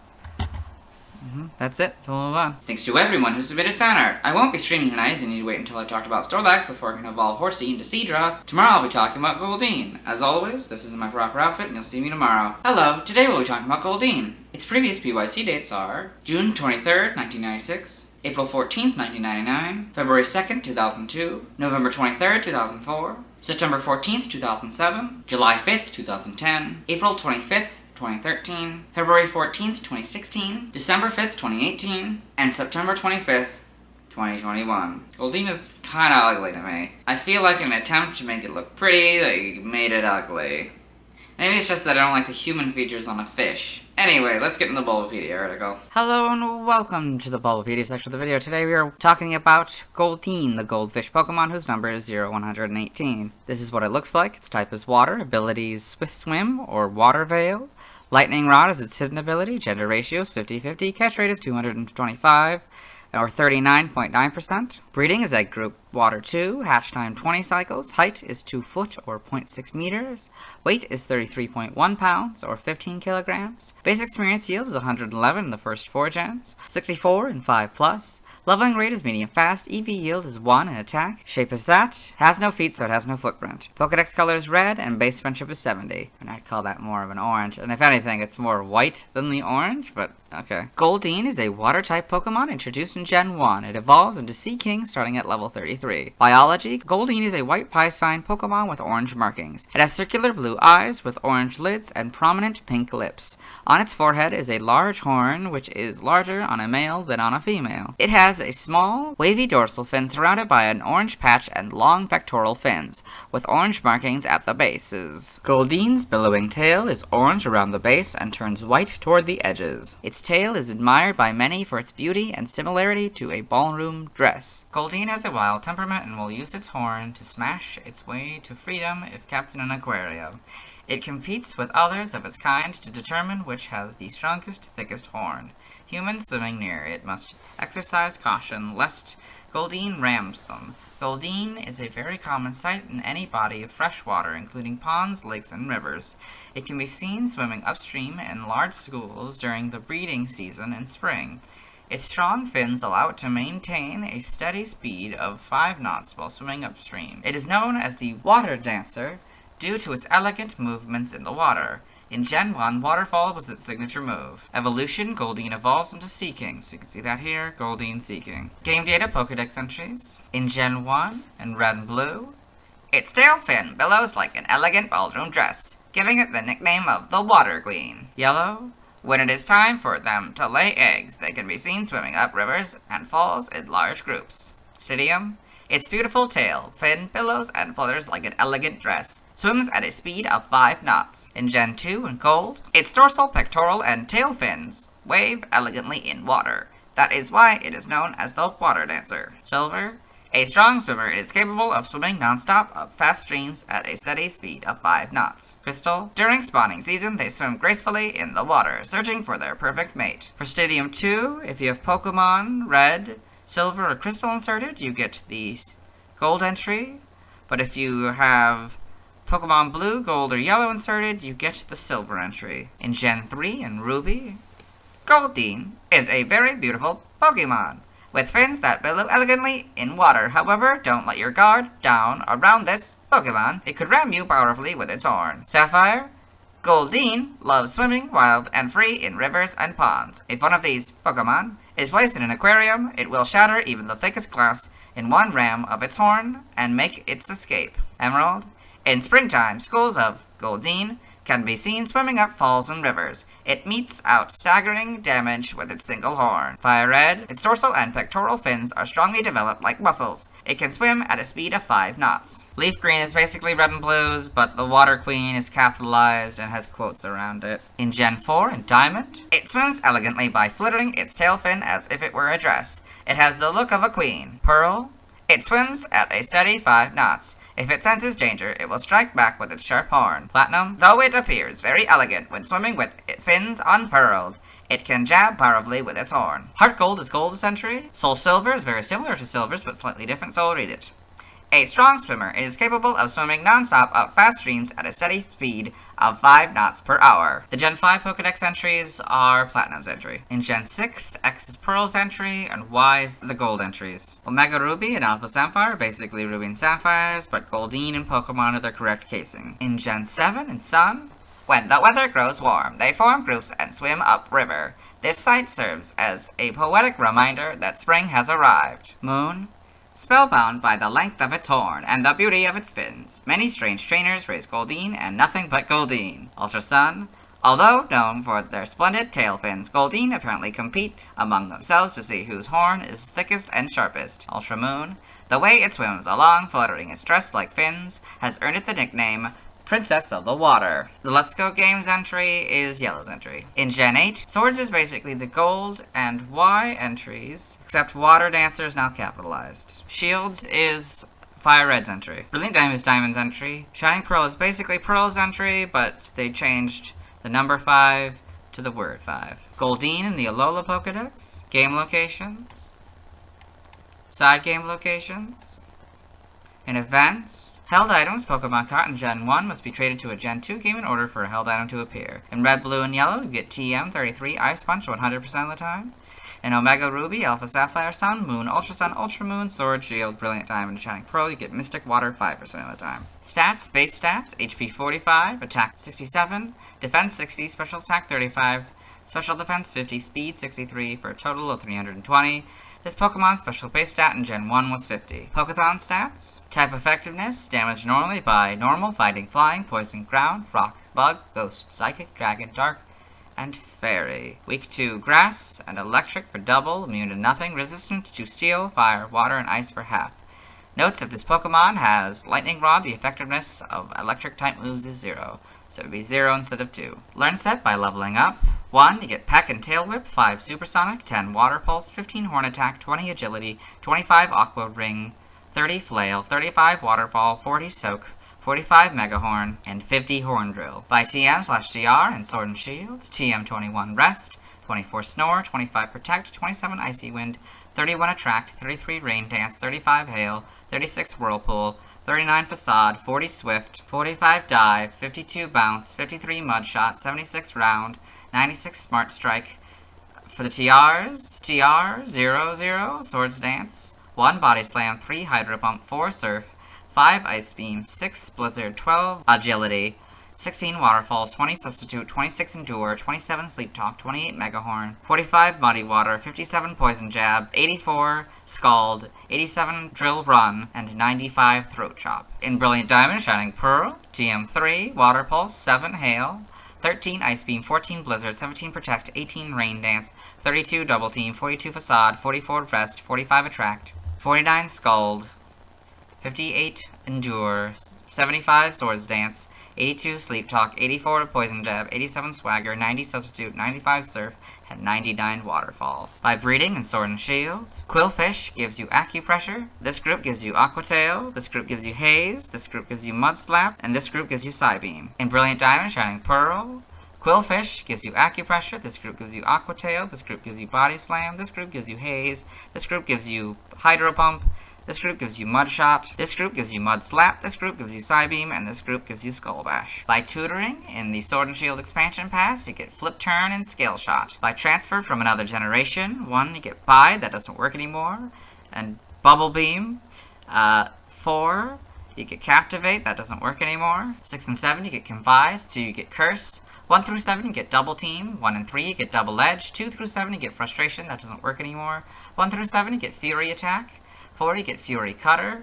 7, you get Headbutt. 2 through 7, you get Hidden Power, that doesn't work anymore. 4 through 7, you get Knockoff. 1 and 3, you get Mimic. 3 through 7, you get Mud Sport, that doesn't work anymore. 4, you get Natural Gift, that doesn't work anymore. 7, you get Quick Attack. 1, you get Rage, that doesn't work anymore. 2 through 7, you get Return, that doesn't work anymore. 3, 4, and 6, you get Secret Power, that doesn't work anymore. 5 through 7, you get Signal Beam, that doesn't work anymore.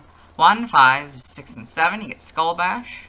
2 through 7, you get Swagger. 1, you get Takedown. 1 through 7, you get Toxic. 1, you get Water Gun. And 3 through 7, you get Water Sport. That doesn't work anymore. TCG only moves, you get Splash and this card. Side game data, you got all this. Yep. Pokemon Ranger in the browser entry. Goldeen can't be captured while it's in the water. Target it when it leaps out. Got all this. Yeah. Evolution data.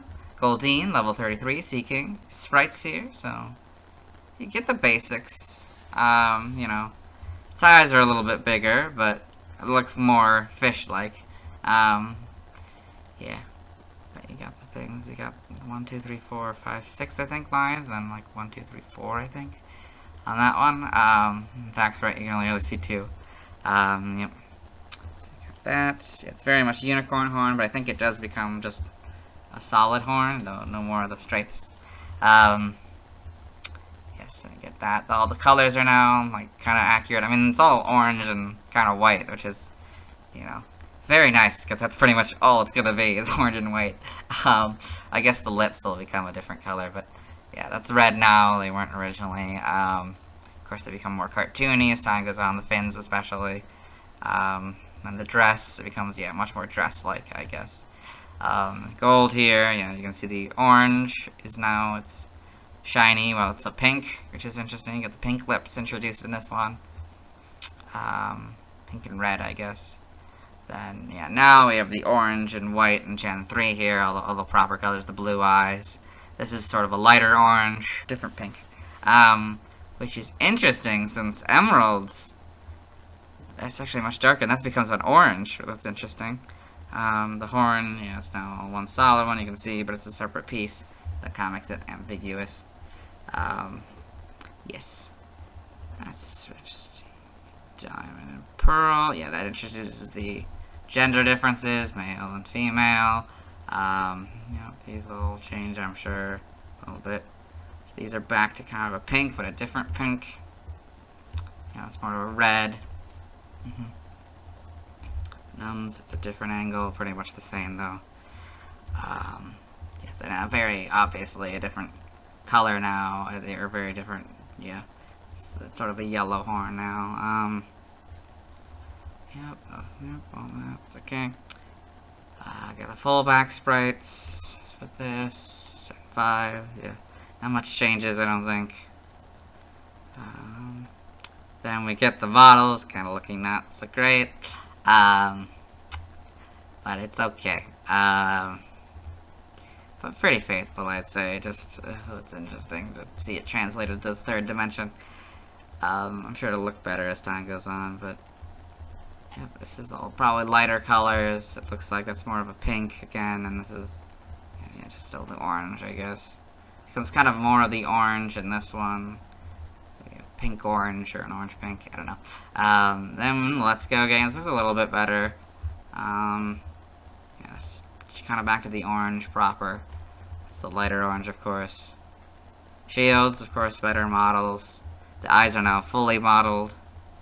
So it looks like maybe so are the lips. That's interesting. Yep. We got homes here. Yeah. They are not modeled eyes. But yeah, this is the redder orange, I guess. Lighter orange, yep. Okay, other sprites. Auric in Pokemon Super Contests, and Goldie in Pokemon Super Contests. These, I assume, are NPC Pokemon you battle in Pokemon Super Contests. In the anime, Goldeen in the anime. It's pretty cool. You can see it's kind of the more red style. Yep. This. Oh yeah, Misty's Goldeen. Right, I forgot about that. Yeah, Misty got a Goldeen. That would probably be the big one that most people would probably know. Although she didn't really appear much. Yeah. But yeah, yeah, you got this. Yeah, Pokedex entries and what I assume is Journeys, episode 24. And Go's Rotom Phone. Goldeen, the goldfish Pokemon, a water type. When the weather warms up, Goldeen forms schools and swim upriver. Some say this is a sign that spring has arrived. Pokemon evolutions in the manga here. Goldeen in Pokemon Battle Frontier. Guess there was a comic for it. It's looking interesting. I mean, probably not the easiest to translate in black and white, but they did a good job. This TCG. Other appearances, Super Smash Bros. When released from a Pokeball, Goldeen uses Splash, having no effect on the battle. Super Smash Bros. Melee. When released from a Pokeball, Goldeen will use Splash, having no effect on the battle. Goldeen is also a Pokefloat. It will appear from the bottom of the screen, but quickly drop down to the bottom again, knocking out any character it hits. Trophy information. These water types are often referred to as water dancers, as their elegant fins make them incredible agile underwater. They can even travel upstream in rapids at a speed of 5 knots. Of course, they're not quite as nimble on dry land. Goldeen's horn drill is so strong that it can KO an enemy with one strike if it connects. Super Smash Bros. Brawl. Goldeen will sometimes be found in a Pokeball and will use Splash when released. It does nothing to affect the battle. On the official blog, Masahiro Sakurai commented that Goldeen appearing at the most critical of times is in keeping with Murphy's Law. Then we got Goldeen in Super Smash Bros. Brawl, so that's what it looks like. I don't know why it's down here. Trophy information? A goldfish Pokemon. In contrast to its elegant appearance, it has a wild temperament, and its attack with its horn is severe. Among the techniques it can master, Horn Drill is especially reliable. It evolves into Seaking, but if raised without evolving, it can learn the powerful bug-type Mega Horn. There are male and female Goldeen. The male's horn is longer. Super Smash Bros. For Nintendo 3DS and Wii U. Goldeen will sometimes appear from a Pokeball or even a Master Ball. As in the previous games, it uses Splash when released, having no effect on the battle. Goldeen also appears as a trophy in both versions. So you can see that here, the Goldeen trophy in Super Smash Bros. For 3DS. Trophy information in North America. This water-type Pokemon sports a fancy horn on its head. An elegant swimmer, it can literally swim up waterfalls. In the world of Pokemon, this elegant Pokemon has a variety of effective moves in battle. In Super Smash Bros., however, all it can use is an ineffective splash attack. Pal, a water-type Pokemon with a distinctive horn. Thanks to its powerful fins, Goldeen can swim comfortably through the most torrential waters and even up waterfalls. It's known for both its strength and grace. That said, don't expect it to make a big splash in this game. Just a little one when it uses Splash. It's super ineffective. Super Smash Bros. Ultimate, Goldeen returns as a Pokeball summon, retaining the same behavior as before. Trivia: in the Pokemon Red and Blue Beta, Goldeen was originally known as Goldie. Goldeen's number in the Sinnoh Pokedex and the Johto Pokedex are the same, 078. Goldeen and its evolution were the only Pokemon that could learn Waterfall in Gen 1, before the move was an HM. Goldeen shares a fairly similar in-game cry to Caterpie, being only 0.07 seconds longer. Even though Goldeen uses Splash in all 5 Super Smash Bros. Games, as well as Pokemon Quest, it has no way of learning the move in any Pokemon game. Goldeen's Pokemon Soul Silver Pokedex entry claims that it can swim at 5 knots per hour. This is technically incorrect, as a knot is already a measurement of distance over time, nautical miles per hour. This last one I read in the Rattata video. Origin: Goldeen seems to be based on the Tosakin curly fantail breed of goldfish, due to its flat tail and red and white scales. It might also be inspired by the Kohaku variety of koi fish. Its billowing tail and prominent lips and eyelids give it a feminine appearance, reminiscent of a queen wearing a dress and makeup.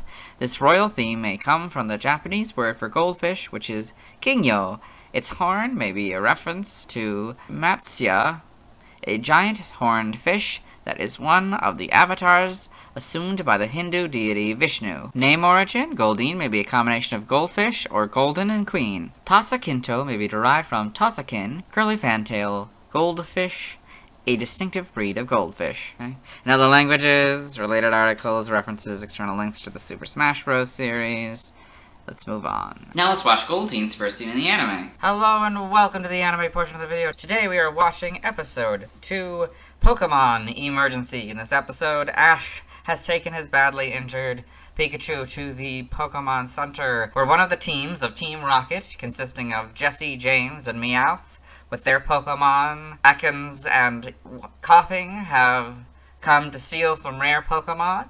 And Misty here, who has followed Ash after he stole her bike, is about to defend the rest of the Pokemon in the center with her Pokemon here. So. Pokeball, go! There's the Goldeen. There it is. Goldeen, return! Okay. That's her best shot? Yeah, so that's Jesse, James, Meowth, Ekans, Koffing. That was Goldeen's first appearance in the anime. Let's move on. Now let's talk about the TCG. I have one Goldeen card. It's the first Goldeen card design. It was illustrated by Kegamaru Humino. I think this image shows off Goldeen well. It has 40 HP, it's 2 foot, and 33 pounds, which is 0.1 pounds lighter than its weight in the official Pokedex. Next to the weight, there's the jungle expansion symbol. It has one move, Horn Attack. Since I've already explained what Horn Attack is in the video games, I'll just explain how it works on this card. It takes 1 water energy and hits for 10 damage. It's weak to lightning for double damage. It has no resistance, which is weird since it could have been resistant to fire or water as it's resistant to those in the video games. It has no retreat cost. Its description reads, its tail fin billows like an elegant ballroom dress, giving it the nickname Water Queen. This is similar to the Pokedex entries in Pokemon Red, Blue, and Leaf Green. Goldeen is level 12.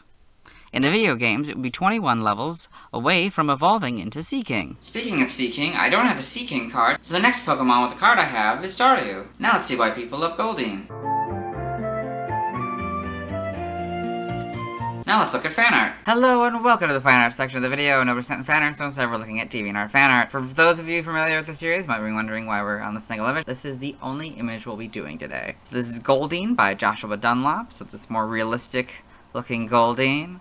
Probably not what we would have gotten in, say, Detective Pikachu, but pretty good looking, you know. You got all the things, the horn, fins, the colors, so yeah. That's it, so let's move on. Thanks to everyone who submitted fan art. I won't be streaming tonight as I need to wait until I talk about Snorlax before I can catch a Goldeen. Tomorrow I'll be talking about Seaking. As always, this is my proper outfit and you'll see me tomorrow. Hello, today I'll be talking about Seaking, the only evolution of Goldeen who evolves at level 33. Its previous PYC dates are June 24th, 1996, April 15th, 1999, February 3rd, 2002, November 24th, 2004, September 15th, 2007, July 6th, 2010, April 26th, 2013, February 15th, 2016, December 6th, 2018, and September 26th, 2021. I think Seaking looks better than Goldeen. I guess because it looks more like a fish to me. Anyway, let's get in the Bulbapedia article. Hello and welcome to the Bulbapedia section of the video. Today we'll be talking about Seaking, the goldfish Pokemon whose number is 019. This is what it looks like. Its type is water. Its abilities, Swift Swim or Water Veil. Lightning Rod is its hidden ability. Gender ratio is 50-50. Catch rate is 60. Or 14.8%. Breeding, a group 2, hatch time 20 cycles, height is 4'3" or 1.3 meters, weight is 86 pounds or 39 kilograms, base experience yield is 170 the first 4 gens and 158 in 5+, leveling rate is medium fast, EV yield is 2, shape is that, has no feet so it has no footprint, Pokedex color is red, and base friendship is 70. Seaking is a water-type Pokemon introduced in Gen 1. It evolves from Goldeen starting at level 33. Biology, Seaking is a primarily orange and white Piscine Pokemon. It has round, dark eyes, prominent pink lips, 2 small fangs, and a cream-colored horn in the center of its forehead. A female will have a smaller horn than a male. Most of its body is orange with a patch of white under its mouth and along its underside. There are several black markings on its body, 2 thick lines under each eye, a large wavy patch on its back, and several sparkles near its tail. It has billowing pectoral fins and a pair of tail fins shaped like butterfly wings, all of which are white speckled with black. However, its dorsal fin is pure white and rigid. Seaking is a very powerful swimmer that is found in rivers and streams. It can swim not only against a river's current, but of waterfalls as well. In the autumn spawning season, it grows fatter and more vibrant. It travels upriver where male Seaking engage in elaborate dances to court females. The female would go for the Seaking with the most graceful dance. Seaking uses its powerful horn to bore holes in riverbed boulders in order to shelter its eggs from water currents. A mated pair take turns patrolling around their new nest for roughly a month and defend it with their lives. There are 2 different groups of trainers who are obsessed with Seaking's horns or dorsal fins. However, the groups cannot get along with each other. In Gen 1, Waterfall was its signature move. Evolution, Seaking evolves from Goldeen, so you got Goldeen here and Seaking. Game data, Pokedex entries. In Gen 1 and Red and Blue. In the autumn spawning season, they can be seen swimming powerfully up rivers and creeks. Yellow, it's the male's job to make a nest by carving out boulders in a stream using the horn on its head. Stadium, in the autumn they travel up rivers to spawn. In other seasons, they make and live in their own nests. Gen 2 and Gold, during the spawning season, Seaking, gather from all over, coloring the rivers a bright red. Silver, using its horn, it bores holes in riverbed boulders, making nests to prevent its eggs from washing away. Crystal, when autumn comes, the males patrol the area around their nests in order to protect their offspring. Aww. For Stadium 2, if you have Pokemon Red, Silver, or Crystal inserted, you get the Gold entry, but if you have Pokemon Blue, Gold, or Yellow inserted, you get the Silver entry. In Gen 3 and Ruby, in the autumn, Seaking, males can be seen performing courtship dances in riverbeds to woo females. During this season, this Pokemon's body coloration is at its most beautiful. Sapphire, Seaking, is very protective of its eggs. The male and female will take turns patrolling around their nest and eggs. The guarding of eggs by these Pokemon goes on for over a month. Emerald, it punches holes in boulders on stream beds. This is a clever innovation that prevents its eggs from being attacked or washed away by the current. Fire Red, the horn on its head is sharp like a drill. It bores a hole in a boulder to make its nest. Leaf Green is red and blues again. In Gen 4 and Diamond, it makes its nest by hollowing out boulders in streams with its horn. It defends its eggs with its life. Pearl, to protect its family, it will fight with its drill-sharp horn. It lives in hollowed rocks in streams. Platinum, in autumn, its body becomes more fatty in preparation to propose to a mate. It takes on beautiful colors. Heart Gold is very similar to Gold's, but slightly different, so we'll read it. Heart Gold, during spawning season, Seaking, gather from all over, causing rivers to appear a brilliant red. Soul Silver's is its silver counterpart. The Gen 5 entries are Platinum's entry. In Gen 6, X is Red, Blue, and Leaf Green's entry. Y is Diamond's entry. Omega Ruby and Alpha Sapphire are basically Ruby and Sapphires, but Seaking and Pokemon are all the correct casing. In Gen 7 and Sun, when the weather grows cold, its whole body flushes a deep red. This sight serves as a poetic reminder that autumn has arrived.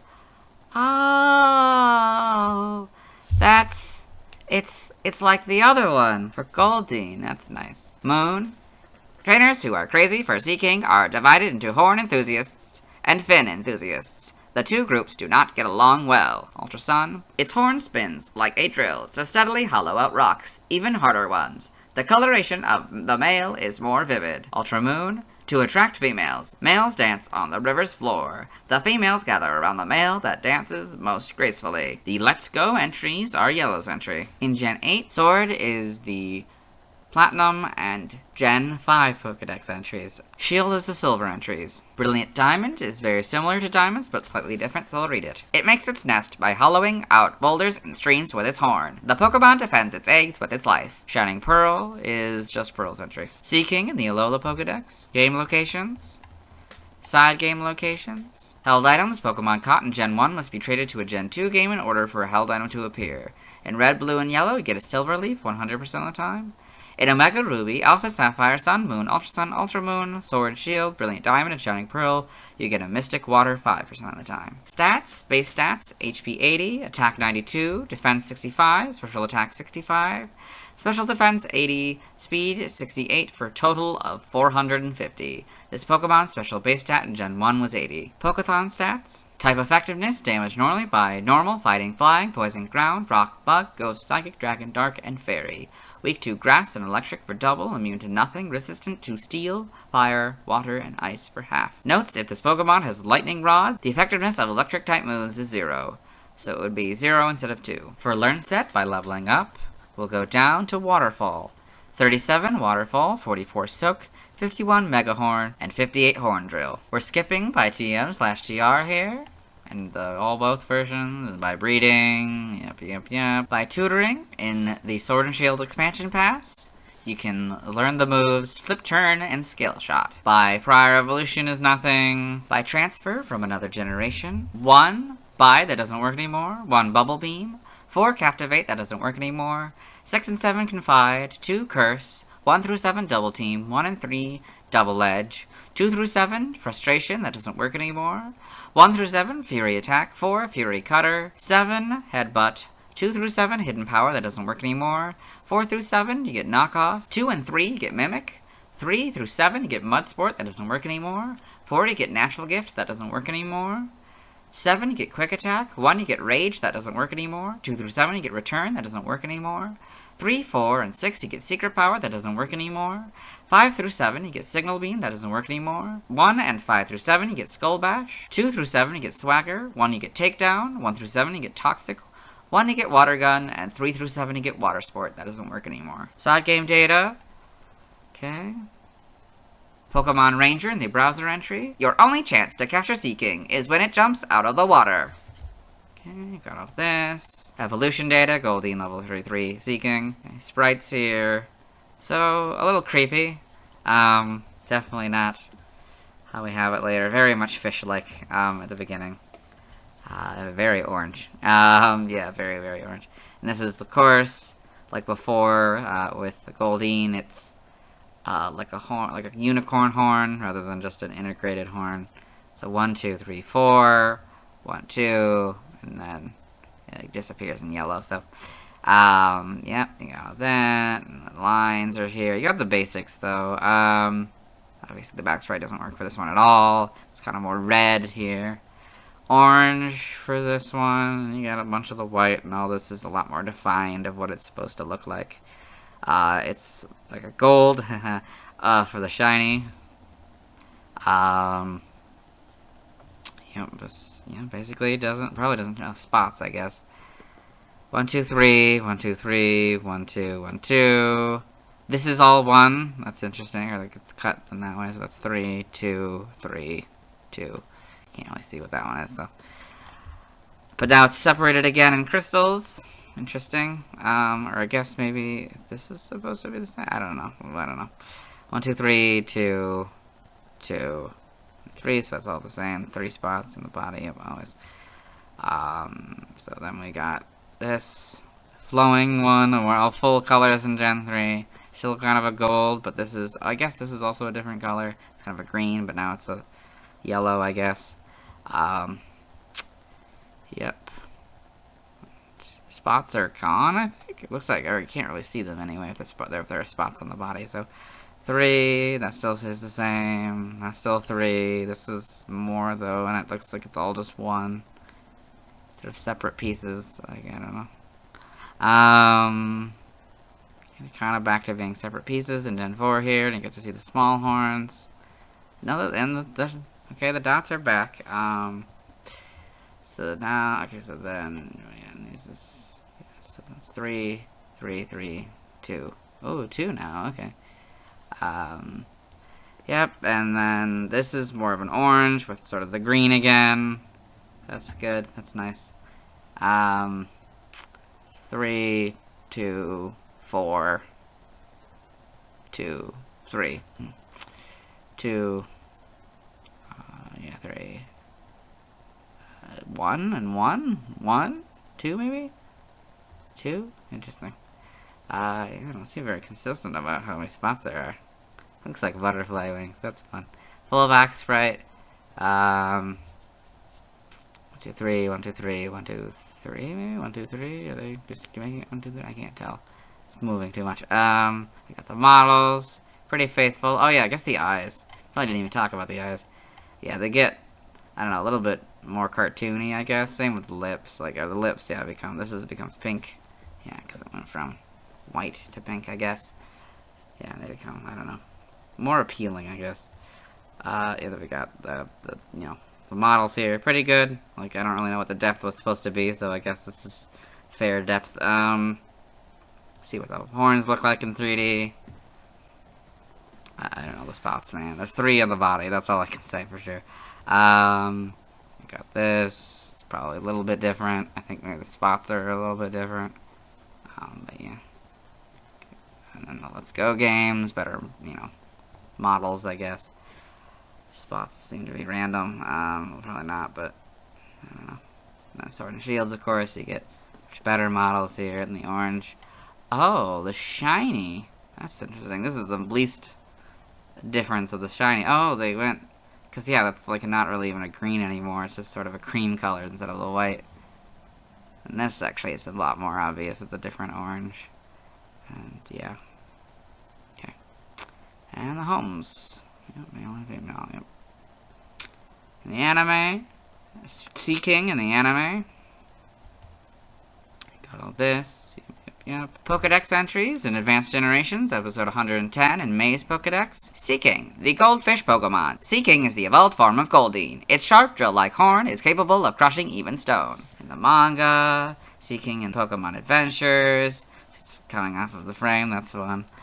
Yep, in the TCG. Trivia, in the Pokemon Red and Blue Beta, Seaking's prototype name was Neptune, after the god of the sea in Roman mythology. Seaking's number in the Sinnoh Pokedex and the Johto Pokedex are the same, 079. In Gold, Silver, and Crystal versions, it appears that Seaking was originally set to learn Supersonic as one of its 3 starting moves. However, the game programmers made an error and filled the 3rd data slot with Tail Whip, so Seaking ended up with 2 starting moves instead. Origin, Seaking seems to be based on the Oranda breed of goldfish due to its plump body and billowing tail, specifically the Azuma Nishiki variety. It may also be inspired by the Sankei variety of koi fish. Its behavior is reminiscent of the sockeye salmon, whose bodies flush red as they swim upstream and climb waterfalls during their breeding season. Its horn may be a reference to Matsya, a giant horned fish that is one of the avatars assumed by Hindu deity Vishnu. Seaking's royal theme may come from the Japanese word for goldfish, which is kingyo. Name origin, Seaking may be a combination of sea, king, and possibly a play on Seaking. Azumao may be derived from Azuma Nishiki, a breed of goldfish, and O, king. In other languages, external links, let's move on. Now let's watch Seaking's first scene in the anime. Hello and welcome to the anime portion of the video. Today we are watching episode 61, The Misty Mermaid. In this episode, Ash, the main character, and his traveling companions, Brock and Misty, have come to Cerulean City, the gym here, which is Misty's home gym, I guess. I mean, it was her gym. She's a gym leader. But her sisters have taken over since she left the gym. And so her sisters have convinced her to put on this underwater ballet, and so that's what we're about to start that now. See, it's been raised up. There's the Seaking, some Goldeen, a Seal, lagoon, there lives and a Star, Staryu, spent many playful hours and with their lovely Horsea. That was Seaking's first scene in the anime. Let's move on. Now let's see why people love Seaking. Hello and welcome to the community post section of the video. So 2 people have responded. This is the first time that 2 people have responded to one of these. Thank you to both number 1 Drizzile fan and Matches Malone. Number 1 Drizzile fan says, had a really nice shiny in Gen 2. Aside from that, it's kinda cool that it's just a big fish with a horn that's barely stylized. Super overdue for some kind of evolution or regional form. Matches Malone says, Mega Horn. Which is fair. I imagine that's a powerful move. Yay.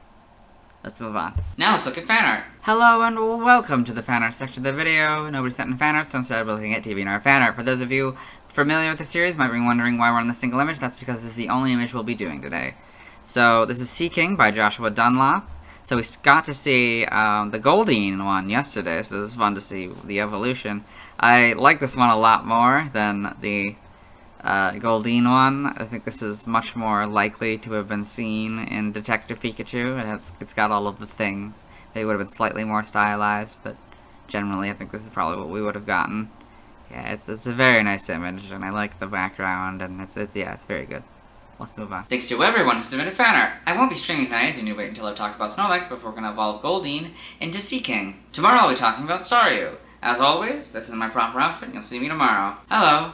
Today we'll be talking about Staryu. Its previous PYC dates are June 25th, 1996, April 16th, 1999, February 4th, 2002, November 25th, 2004, September 16th, 2007, July 7th, 2010, April 27th, 2013, February 16th, 2016, December 7th, 2018, and September 27th, 2021. I most remember it being on Misty's team in the early anime. I like the cool sea star design. Anyway, let's get into the Bulbapedia article. Hello and welcome to the Bulbapedia section of the video. Today we're talking about Staryu, the star-shaped Pokemon. Guess it was all one word before Gen 3. Whose number is 0120. This is what it looks like. Its type is water. Abilities, Illuminate or Natural Cure. Analytic is its hidden ability. Gender ratio, gender unknown. Catch rate is 225 or 39.9%. Breeding is egg group. Water 3, hatch time 20 cycles, height is 2'7" or 0.8 meters, weight is 76.1 pounds or 34.5 kilograms. Base experience yield 106 in the first 4 gens and 68 in 5+. Leveling rate is slow, EV yield is 1, and speed, shape is that, footprint is that, Pokedex color is brown, and base friendship is 70. Staryu is a water-type Pokemon introduced in Gen 1. It evolves into Starmie when exposed to a water stone. Biology: Staryu is a golden-brown echinoderm Pokemon with 5 appendages.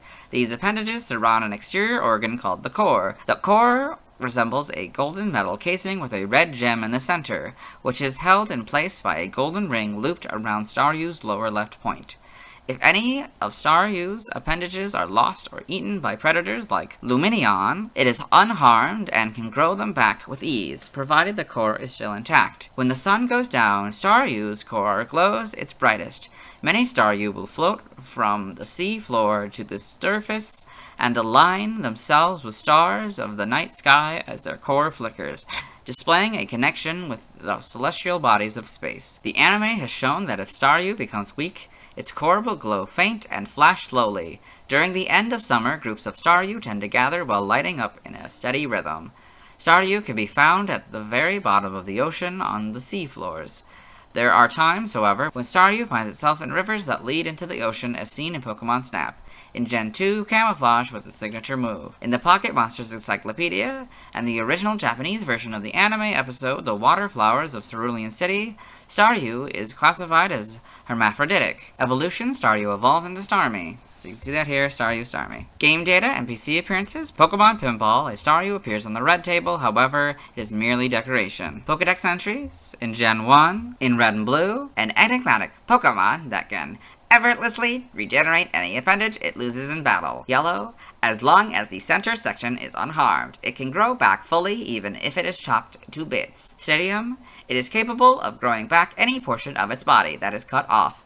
At night, the center core glows with a red light. Gen 2, Gold. At night, the center of its body slowly flickers with the same rhythm as a human heartbeat. Silver, even if its body is torn, it can regenerate as long as the glowing central core remains intact. Crystal, when the stars twinkle at night, it floats up from the seafloor, and its body's center core flickers. For Stadium 2, if you have Pokemon Red, Silver, or Crystal inserted, get the Gold entry. If you have Pokemon Blue, Gold, or Yellow inserted, you get the Silver entry. In Gen 3 and Ruby, Staryu's center section has an organ called the core that shines bright red. If you go to a beach toward the end of summer, the glowing cores of these Pokemon look like the stars in the sky. Sapphire, Staryu apparently communicates with the stars and the night sky by flashing the red core at the center of its body. If parts of its body are torn, this Pokemon simply regenerates the missing pieces and limbs. Emerald, it gathers with others in the night and makes its red core glow on and off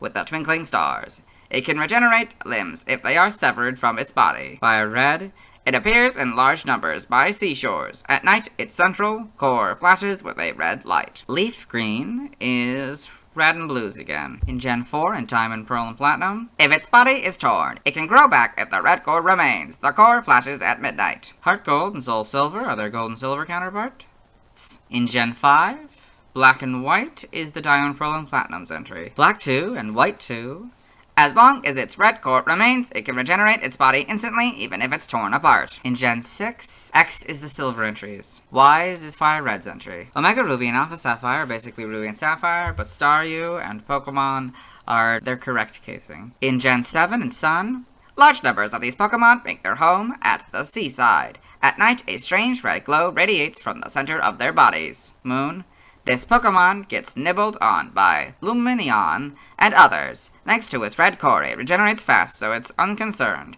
by their snack attacks. Ultra Sun, in many places there are folktales of stardust falling into the ocean and becoming Staryu. Ultra Moon, no number of injuries can bother Staryu. Its amazing regenerative powers return it to its previous state in half a day. The Let's Go entry is very similar to Yellow's, but slightly different, so I'll read it.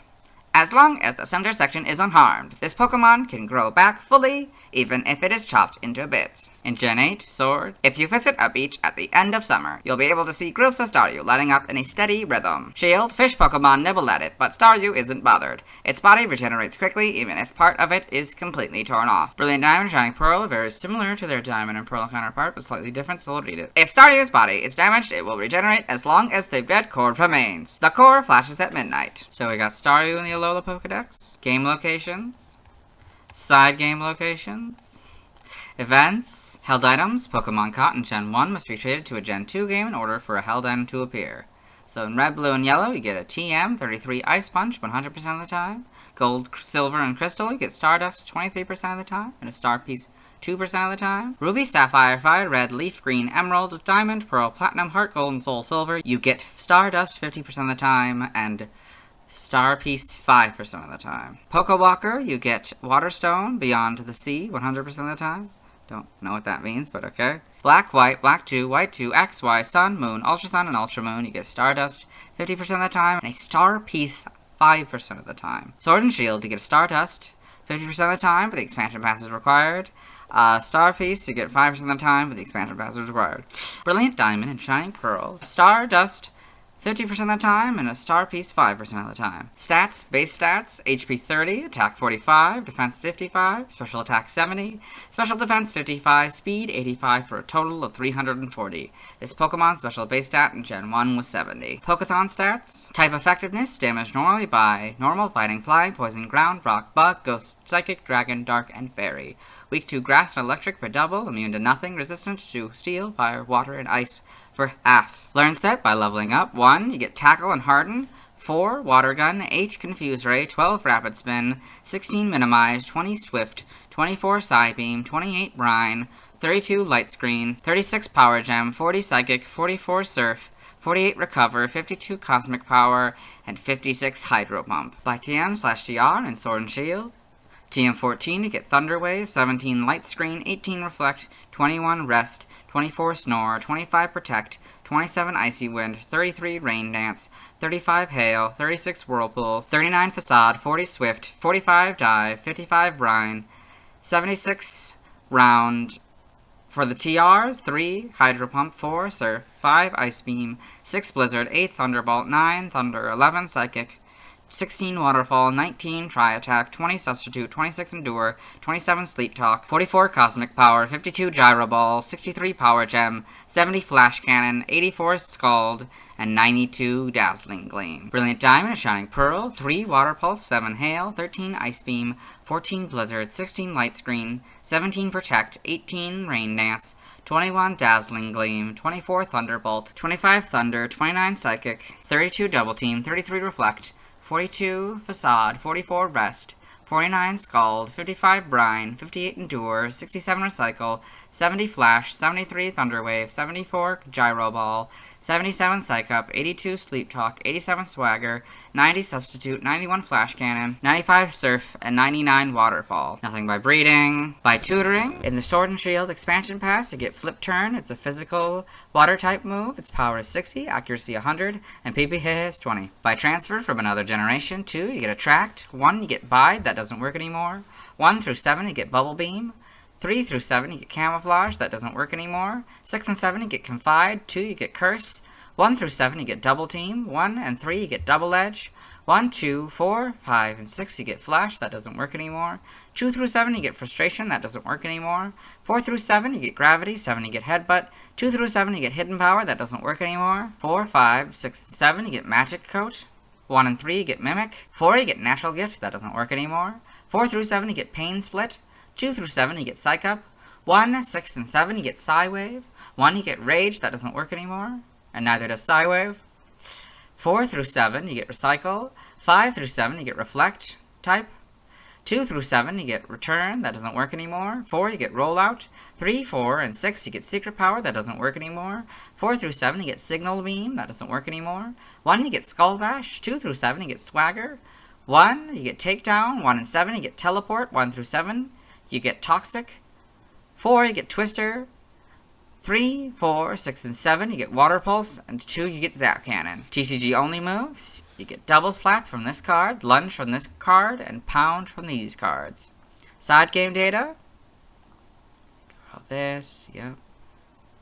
Okay. Pokemon Ranger in the browser entry. Staryu attacks while spinning its body. Take care not to touch it then. Pokemon Ranger Shadows of Almia. It attacks by launching strange orbs and by spinning around. Got this. Yep.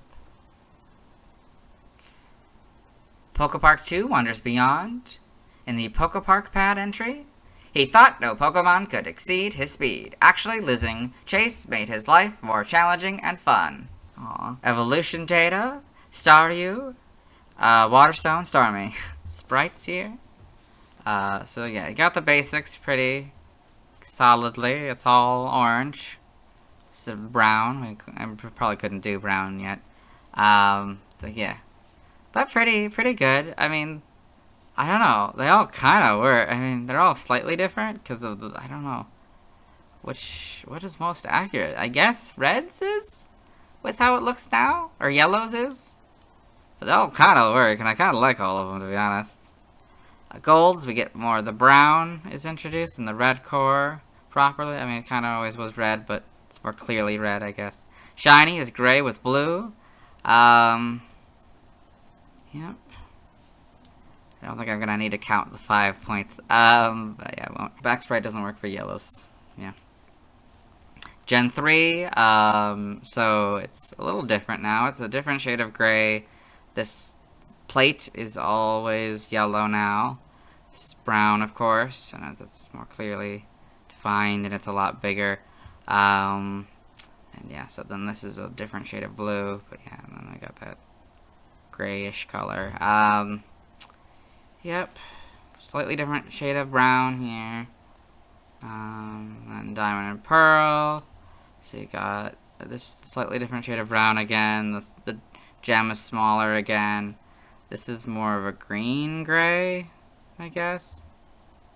Yeah, these are all slightly different. And, yeah. Oh yeah, the back. The weird hook on the back. I always forget about the hook on the back. So you can't really see it. In the front, like, the back sprites here, you can't at all see the hook on the... But here, it kind of, you can slightly see the hook of the thing. That's how it attaches, or whatever, to the star, or whatever, this little hook here. This mostly appears on the back sprites. Obviously, you can't really see it. You wouldn't be able to see it, yeah. Black and white, you get to see the full thing, and you get the full strap there. I think this is a slightly different shade of brown. Then we got... Oh, this is interesting. Okay. Interesting first interpretation of what this Pokemon would look like in 3D. It's a little different. It's more of a gold. And, I don't know, pinkish red, I guess. And they're back to their lighter colors. Bodies, yep. Yeah, Suns is way better. Sun and Moons, yeah, because it's much more accurate to the modern look of it. I don't know what's going on here, but yeah, this is the gem. Yeah, surrounded by this simple gold plate. Of course, the Let's Go games, a lot better. Actually, it's interesting because, yeah, would have been interesting to see how Sword and Shield dealt with it, but unfortunately, they're not here right now, so. I can't find... I guess I can find out when I play the game. Yep, and this is the homes. Let's see. It's very simplified, I guess, now. Now that's in 3D. Anyway, in the anime... So, yeah, the major one is Misty Staryu. So, Staryu in the anime here. Yeah, we got all this. Yep. Pokedex entries in Episode 7 in Ash's Pokedex. Staryu, the core of this water Pokemon, shines in a rainbow of 7 colors. A core that is valued by some as a type of jewelry. I got that, I guess. In the manga here, Staryu, Pokemon Adventures. Very nice. Staryu and Ash and Pikachu, very simplified. Yep. Pokedex entries in Pokemon Adventures. Chapter 120. As long as the sparkling core in the middle of its body is not destroyed, Staryu can reform, even after it has been cut into 1,000 pieces. This is from a translation, I guess. Okay.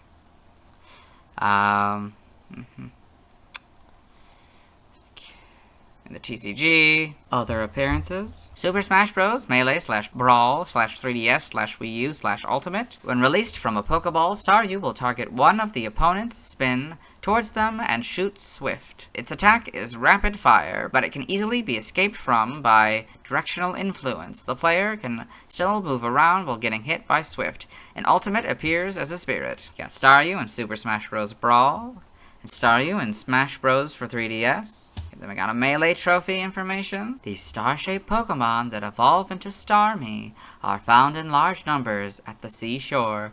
At night, Staryu's red center glows and blinks on and off. It's said that as long as its red center remains, it can regrow its limbs. Whether it's related to Cleffa, another Pokemon with a vaguely star-shaped appearance, is unknown. Brawl trophy information. A star-shaped Pokemon. It gathers in groups and flashes the red jewel in the center of its body in time to the twinkling of the stars in the night sky.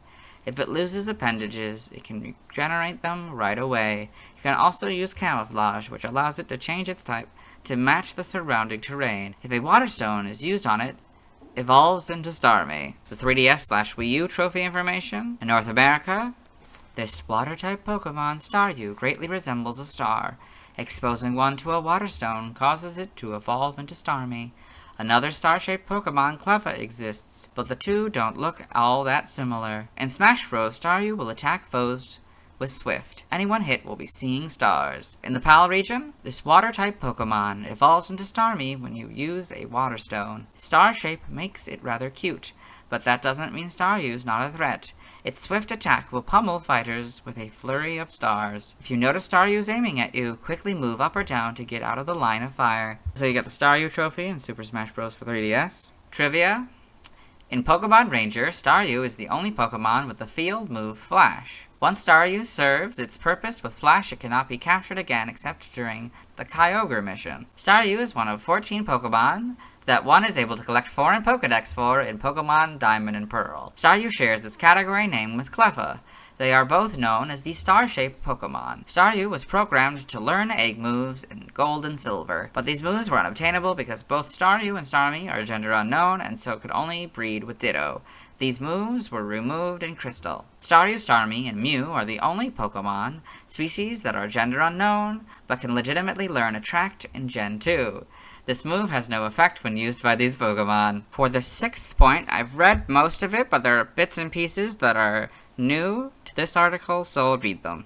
So in the sub-point, the first one here, they also have a chance of holding valuable items, Stardust / Starpiece, and Pearl / Big Pearl, respectively. Starfishes and oysters are natural enemies, as starfishes prey on oysters. Pokepark 2 Wonders Beyond erroneously refers to Staryu as male, despite it being a Pokemon species that is gender unknown. Origin: Staryu seems to be based on a stylized starfish such as the common starfish or the necklace starfish with its vivid red center surrounded by bright plates. Like Staryu, many real starfish have the ability to regenerate lost body parts. Given its ties to outer space and ability to emit light, it may also be based on literal stars and meteors. It is also reminiscent of ornate jewelry with its central core resembling a polished cabochon gem mounted inside a golden prong setting. The standard color of its gem resembles a ruby, while its shiny color resembles a sapphire. Its tendency to rapid spin its body is reminiscent of shuriken and propellers. Staryu's gender unknown designation may be based on hermaphrodism, observed in some real-life starfish species. In the Pocket Monsters Encyclopedia and the original Japanese version of the anime episode The Water Flowers of Cerulean City, Staryu is classified as hermaphroditic. Additionally, Staryu's ties to outer space, its Japanese name, its ability to learn various beam attacks, and the gem in its middle acting like a heart may all be a reference to the Ultraman series, where Ultra Warriors have similar gems on their chests that start flashing when they are weak, just like Staryu's gem as shown in the anime. Name origin: Staryu may be a combination of star and you in opposition to me in Starmie. Hitodemon may be a combination of Hitode, starfish, and man, possibly in reference to Ultraman. Aww. in other languages, related articles, external links to the Super Smash Bros. Series. Yeah, let's move on. Now let's watch Staryu's first scene in the anime. Hello and welcome to the anime portion of the video. Today we are watching episode 6, Clefairy and the Moonstone. In this episode, Ash, the main character, and his traveling companions, Brock and Misty, as well as his faithful Pikachu, have come to Mount Moon where they've met Seymour the Scientist. They were confronted by Team Rocket, consisting of Jessie, James, and Meowth. Jessie and James were blasted off, while Meowth snuck away to capture Clefairy with the Moonstone, a rare stone that makes some Pokemon evolve. And so Misty and Seymour have followed the Clefairy, and Misty has thrown her Pokeball into the water, and I think this is the Pokeball with the Staryu. Yep. There's the Staryu. Swift attack! Attack. Meowth there, yep. Meow! Meow! Water gun, Staryu!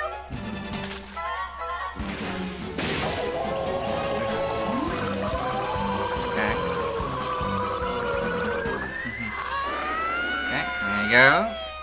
Hi, Meow! Have a nice trip! That's Seymour the Scientist and the Clefairy. Turn. Yep. Okay. So that's Staryu's first scene in the anime. Let's move on. Now let's watch Staryu's scenes in Detective Pikachu. Hello and welcome to the Detective Pikachu portion of the video, as I like to call it, Detective Staryu, as it's only the frames of Staryu to the best of my ability. There is a huge caveat on this one because Staryu only appears as a sign. So you can kind of see a little bit of it here. There's also a different kind of sign that it appears in, and I'll point them out as we go. So, we are currently in Rhyme City. Tim Goodman, the main character, has come to this city after finding out that his father died in a car crash. He was a police detective, and he's going to his dad's apartment to, finish up there. So Rhyme City is special because it's a city where humans and Pokemon coexist. So there's another fighter. Okay, here we go. So, in this scene, Tim has met Detective Pikachu, a talking Pikachu, and accidentally released something called the R-gas onto some local APOM in the area, and they've gone crazy, and they chased him through this to this dumpster. And so the sign is here. It's not really all that obvious. It doesn't really look like it, but if we were to... Yeah, in that it would be. So we've got to much later in the film. The parade for the 10th anniversary of Rhyme City is starting. So here's the other Staryu sign. So they're doing a parade, yeah. Watch the day's festivities. There it is.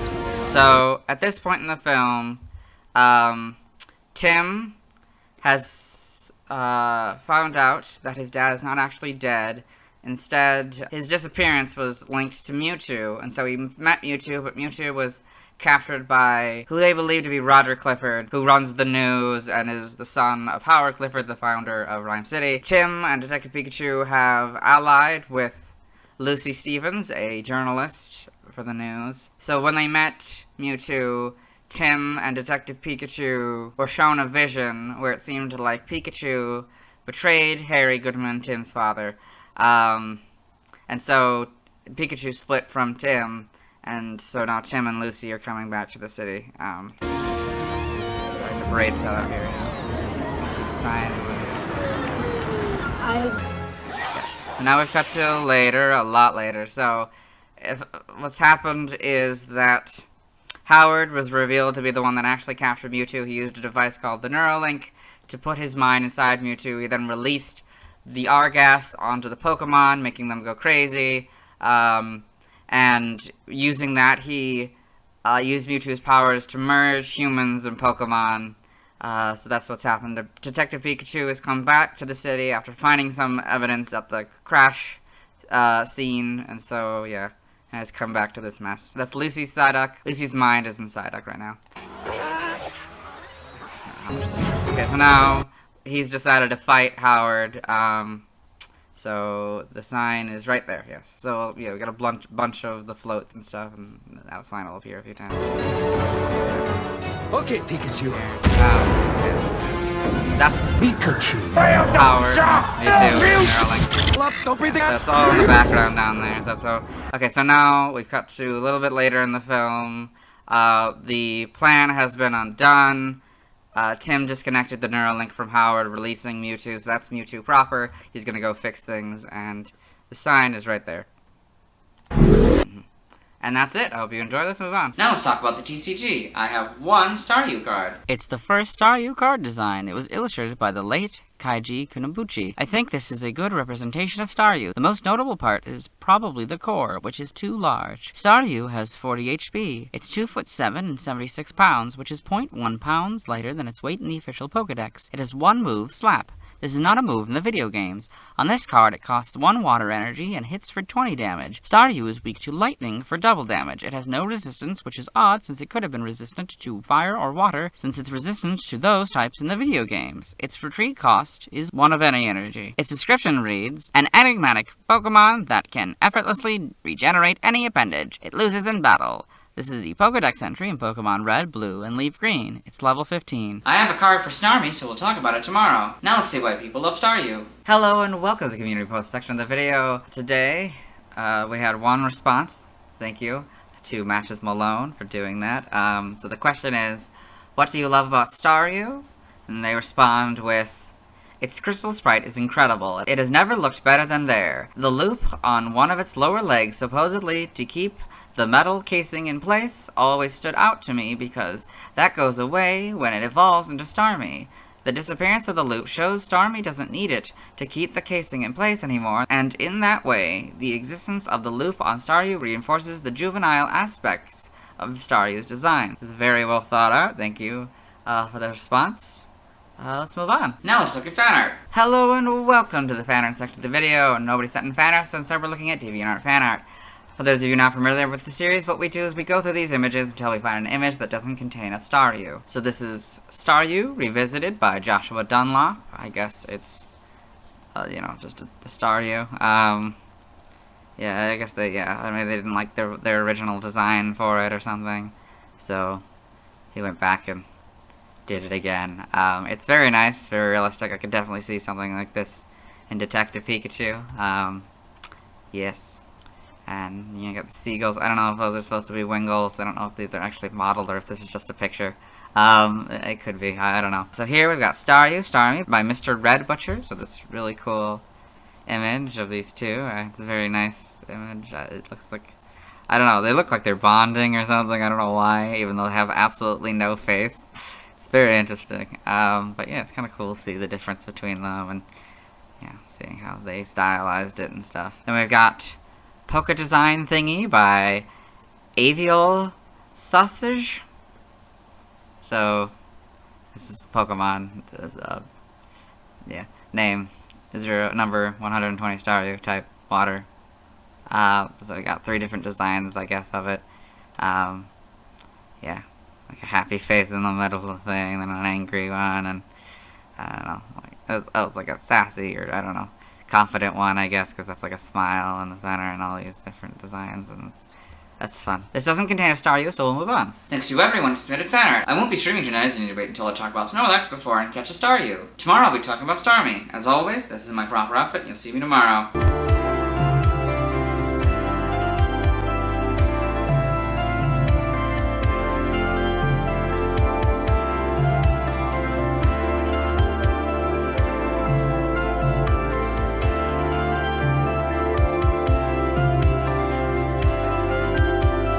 Hello. Today we'll be talking about Starmie, the only evolution of Staryu who evolves when given a Water Stone. Its previous BYC dates are June 26th, 1996, April 17th, 1999, February 5th, 2002, November 26th, 2004, September 17th, 2007, July 8th, 2010, April 28th, 2013, February 17th, 2016, December 8th, 2018, and September 28th, 2021. I most remember it being on Misty's team in the early anime. I like that in evolution, it grows arms, changes color, and the jewel becomes bigger. Anyway, let's get in the Bulbapedia article. Hello and welcome to the Bulbapedia section of the video. Today we'll be talking about Starmie, the mysterious Pokemon whose number is 0121. This is what it looks like. Type is Water Psychic. Abilities, Illuminate or Natural Cure. Analytic is its hidden ability. Gender ratio, gender unknown. Catch rate is 60 or 14.8%. Breeding, a group water 3, hatch time 20 cycles. Height is 3'7" or 1.1 meters. Weight is 176.4 pounds or 80 kilograms. Base experience yield is 207 the first 4 gens or 182 and 5+. Leveling rate is slow, EV yield is 2, and speed. Shape is that, footprint is that, Pokedex color is purple, and base friendship is 70. Starmie is a dual-type water psychic Pokemon introduced in Gen 1. It evolves from Staryu when exposed to a water stone. Biology, Starmie is an echinoderm Pokemon that resembles 2 violet starfish with 5 appendages each. The front starfish has a golden formation in the center. In the center of the golden casing is a red jewel core, which can glow in 7 colors and has developed to resemble a cut precious stone. The second starfish is semi-attached to the back of the first and can spin 360 degrees. This rotation action is how Starmie swims through the ocean. It can also launch itself out of the water and fly through the air for short periods, as seen in Pokemon Snap. From its core, Starmie can emit electrical waves that are powerful enough to reach the furthest parts of the universe. The multicolor glowing of its core is also believed to be a method of communication with other members of its species.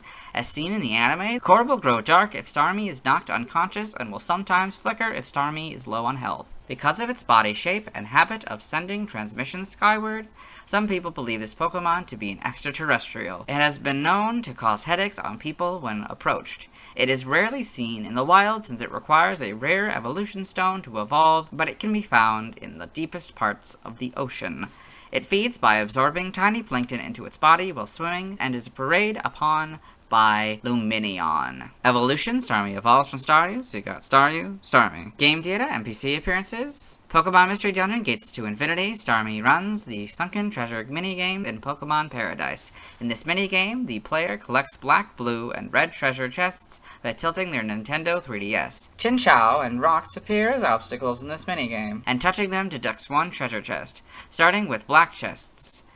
Unlike treasure boxes obtained from dungeons, they are opened upon obtaining. Starmie's minigame can be played once every in-game day. Pokedex entries in Gen 1, in red and blue. Its central core glows with the 7 colors of the rainbow. Some people value the core as a gem. Yellow. The center section is named the core.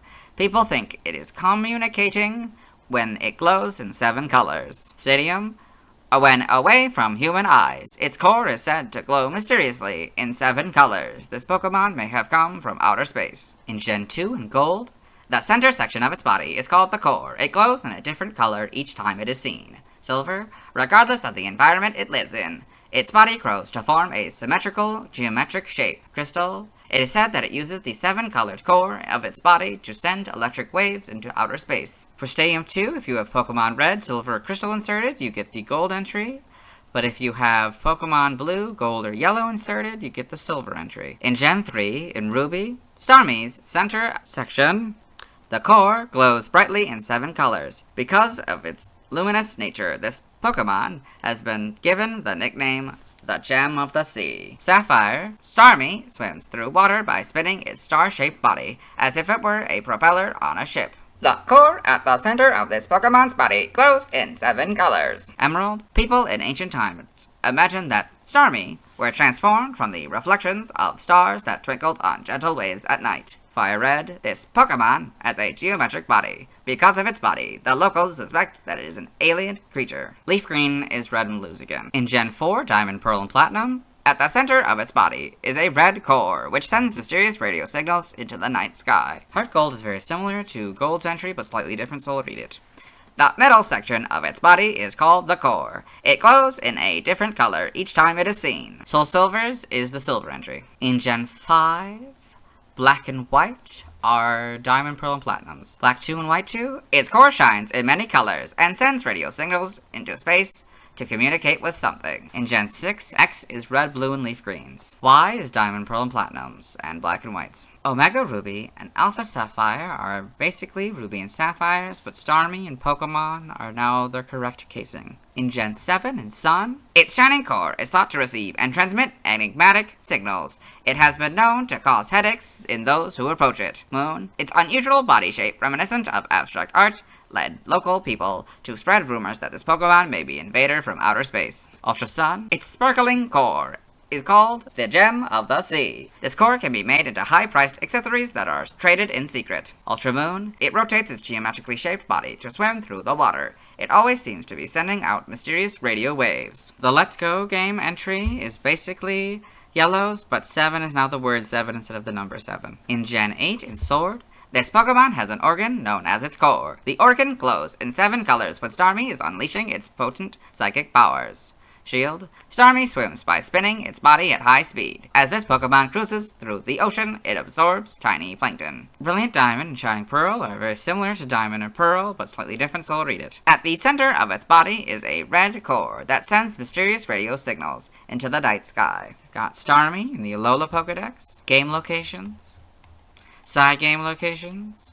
Held items. Pokemon caught in Gen 1 must be traded to a Gen 2 game in order for held item to appear. Pokemon Emerald, Starmie can only be found in the Battle Frontier. Red, blue, and yellow, you get a Silver Leaf 100% of the time. In Emerald, Black, White 2, White 2, X, Y, Sun, Moon, Ultra Sun, and Ultra Moon, you get Stardust 50% of the time and Star Piece 5% of the time. Sword and Shield, with the expansion pass, you get Stardust 50% of the time and a Star Piece 5% of the time. Stats, base stats, HP 60, attack 75. Defense 85, special attack 100, special defense 85, speed 115, for a total of 520. This Pokemon's special base stat in Gen 1 was 100. Pokéthon stats, type effectiveness, damage normally by normal, flying, poison, ground, rock, dragon, or fairy. Weak to bug, ghost, grass, electric, and dark for double, immune to nothing, resistant to fighting, steel, fire, water, psychic, and ice for half. Notes, in Gen 1, the effectiveness of ghost type moves is 0. So it went from 0 to 2. Learn set.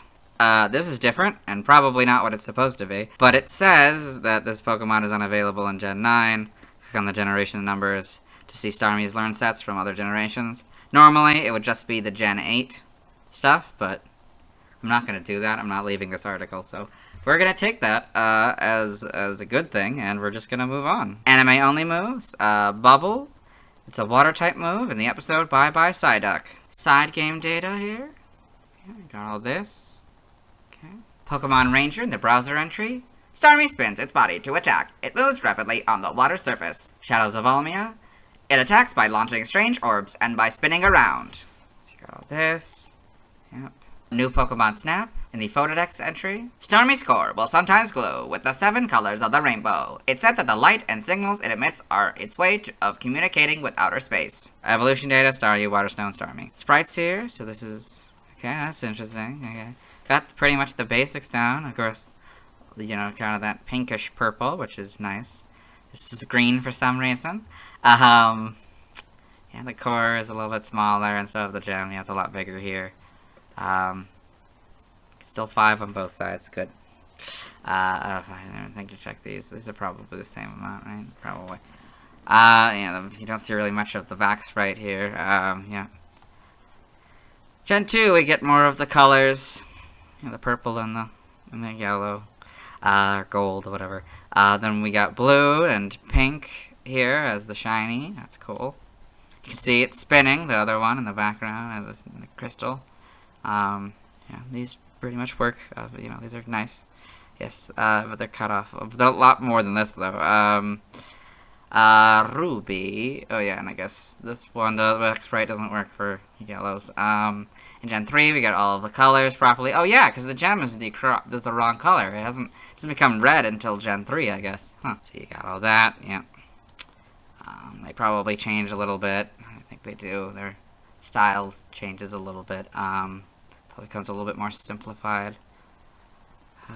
So you get a little bit more of the back sprite. Each generation we're getting a little bit more of the back sprite each time. This is now a different shade of blue. This keeps the blue, that's interesting. And that keeps kind of the pink as well. Maybe a slightly different shade.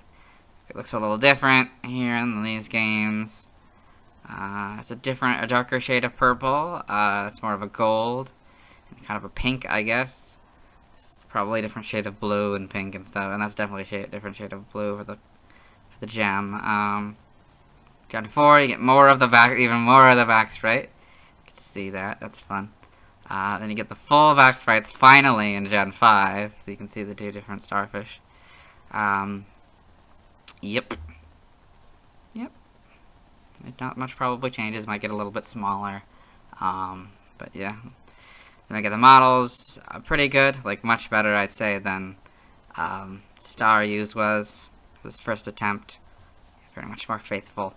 Because the gem is usually very large. It's a little bit smaller in these gens, but yeah, in those games. So yeah, it gets a little bit different here, I think, in Sun and Moon, but basically stays the same. Oh, I guess these are darker blue now, and this is a lighter, which is interesting. The Let's Go games here, you know, cross-generation, yeah, you got that. It's a different shade of blue here, and that looks more like an orange.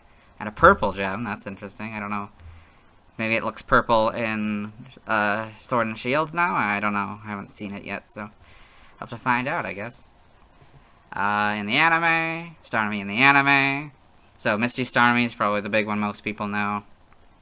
Yep, got all this. Yep. Pokemon Origins, Starmie and Pokemon Origins with Misty from the games, like their version of Misty. Looks, of course, wildly different than the one we got in the actual, like the primary anime. Then we got Masters animated trailer. So again, Misty, Starmie in the Pokemon Masters animated trailer there. Got all that. Starmie and Pokemon Adventures here. So, yep. Got all this. Yep. TCG. Other appearances: Super Smash Bros. When released from a Pokeball, Starmie floats to the closest opponent and barrages them with Swift. Each hit does 3% damage, and touching Starmie itself does 12% damage. It has been replaced by its pre-evolved form Staryu in all future releases, in which it performs the same function. Wonder why? Maybe because it's an easier one to model? Probably. That's probably what it is. Trivia. So for the first 2 points here, I read those. In the Japanese exclusive Pokemon Stadium, Starmie seems to have originally been a lot more rubbery than it is now, as its limbs stretch whenever it is hit. Starmie is the only Psychic-type Pokemon in the Water 3 egg group. Origin: Starmie seems to be based on a stylized starfish, such as the Purple Sea Star, due to its color, the Sunflower Sea Star, due to its many arms, or the Hefferman Starfish, due to its color and central pattern, especially in its shiny form. Like Starmie, many real starfish have the ability to regenerate lost body parts. Given its ties to outer space and ability to emit light, it may also be based on literal stars and meteors. It is also reminiscent of ornate jewelry, with its center core resembling a faceted gem mounted inside a golden prong setting. The standard color of its gem resembles a ruby, while its shiny color resembles a sapphire. Its tendency to rapidly spin its body is reminiscent of shuriken and propellers. Its gender unknown designation may be based on hermaphrodism, observed in some real-life starfish species. Its ability to learn various beam attacks and the gem in the middle acting like a heart might also be a reference to the Ultraman series, where Ultra Warriors have similar gems on their chests that start flashing when they are weak, just like Starmie's gem, as shown in the anime. Name origins: Starmie may be a combination of star and mystery. Its name in English may also involve me in opposition to you in Staryu. In other languages, related articles, external links to the Super Smash Bros. Series. Let's move on. Now let's watch Starmie's first scene in the anime. Hello and welcome to the anime portion of the video. Today we're watching episode 7, The Water Flowers of Cerulean City. In this episode, Ash Ketchum, the main character, and his traveling companions, Brock and Misty here, have come to the Cerulean City gym. Brock didn't. They came to Cerulean City, and Ash came to the gym with Pikachu, his Pokemon. He has learned that the gym leader is actually Misty here, and so he's battling her. So they've just done one Pokemon each. So he sent out his second Pokemon, Pidgey, and she's about to send out her second Pokemon, Starmie. Misty calls Starmie! There's Starmie. That is Starmie's first scene in the anime. Let's move on. Now let's watch Starmie's scenes in Detective Pikachu. Hello and welcome to the Detective Pikachu portion of the video, or as I like to call it, Detective Starmie, as this is only the frames of Starmie to the best of my ability. So it's the sign in the background here. This is Tim Goodman, the main character. This is Howard Clifford, the founder of Rhyme City. His goal is the ultimate partnership between humans and Pokemon. Rhyme City is the city they're in right now. And so he's captured Mewtwo and is using a device called the Neuralink. He's about to put his mind inside of Mewtwo to control him. He'll then release a gas onto the city that will make the Pokemon go crazy. He'll merge humans and Pokemon. Yeah.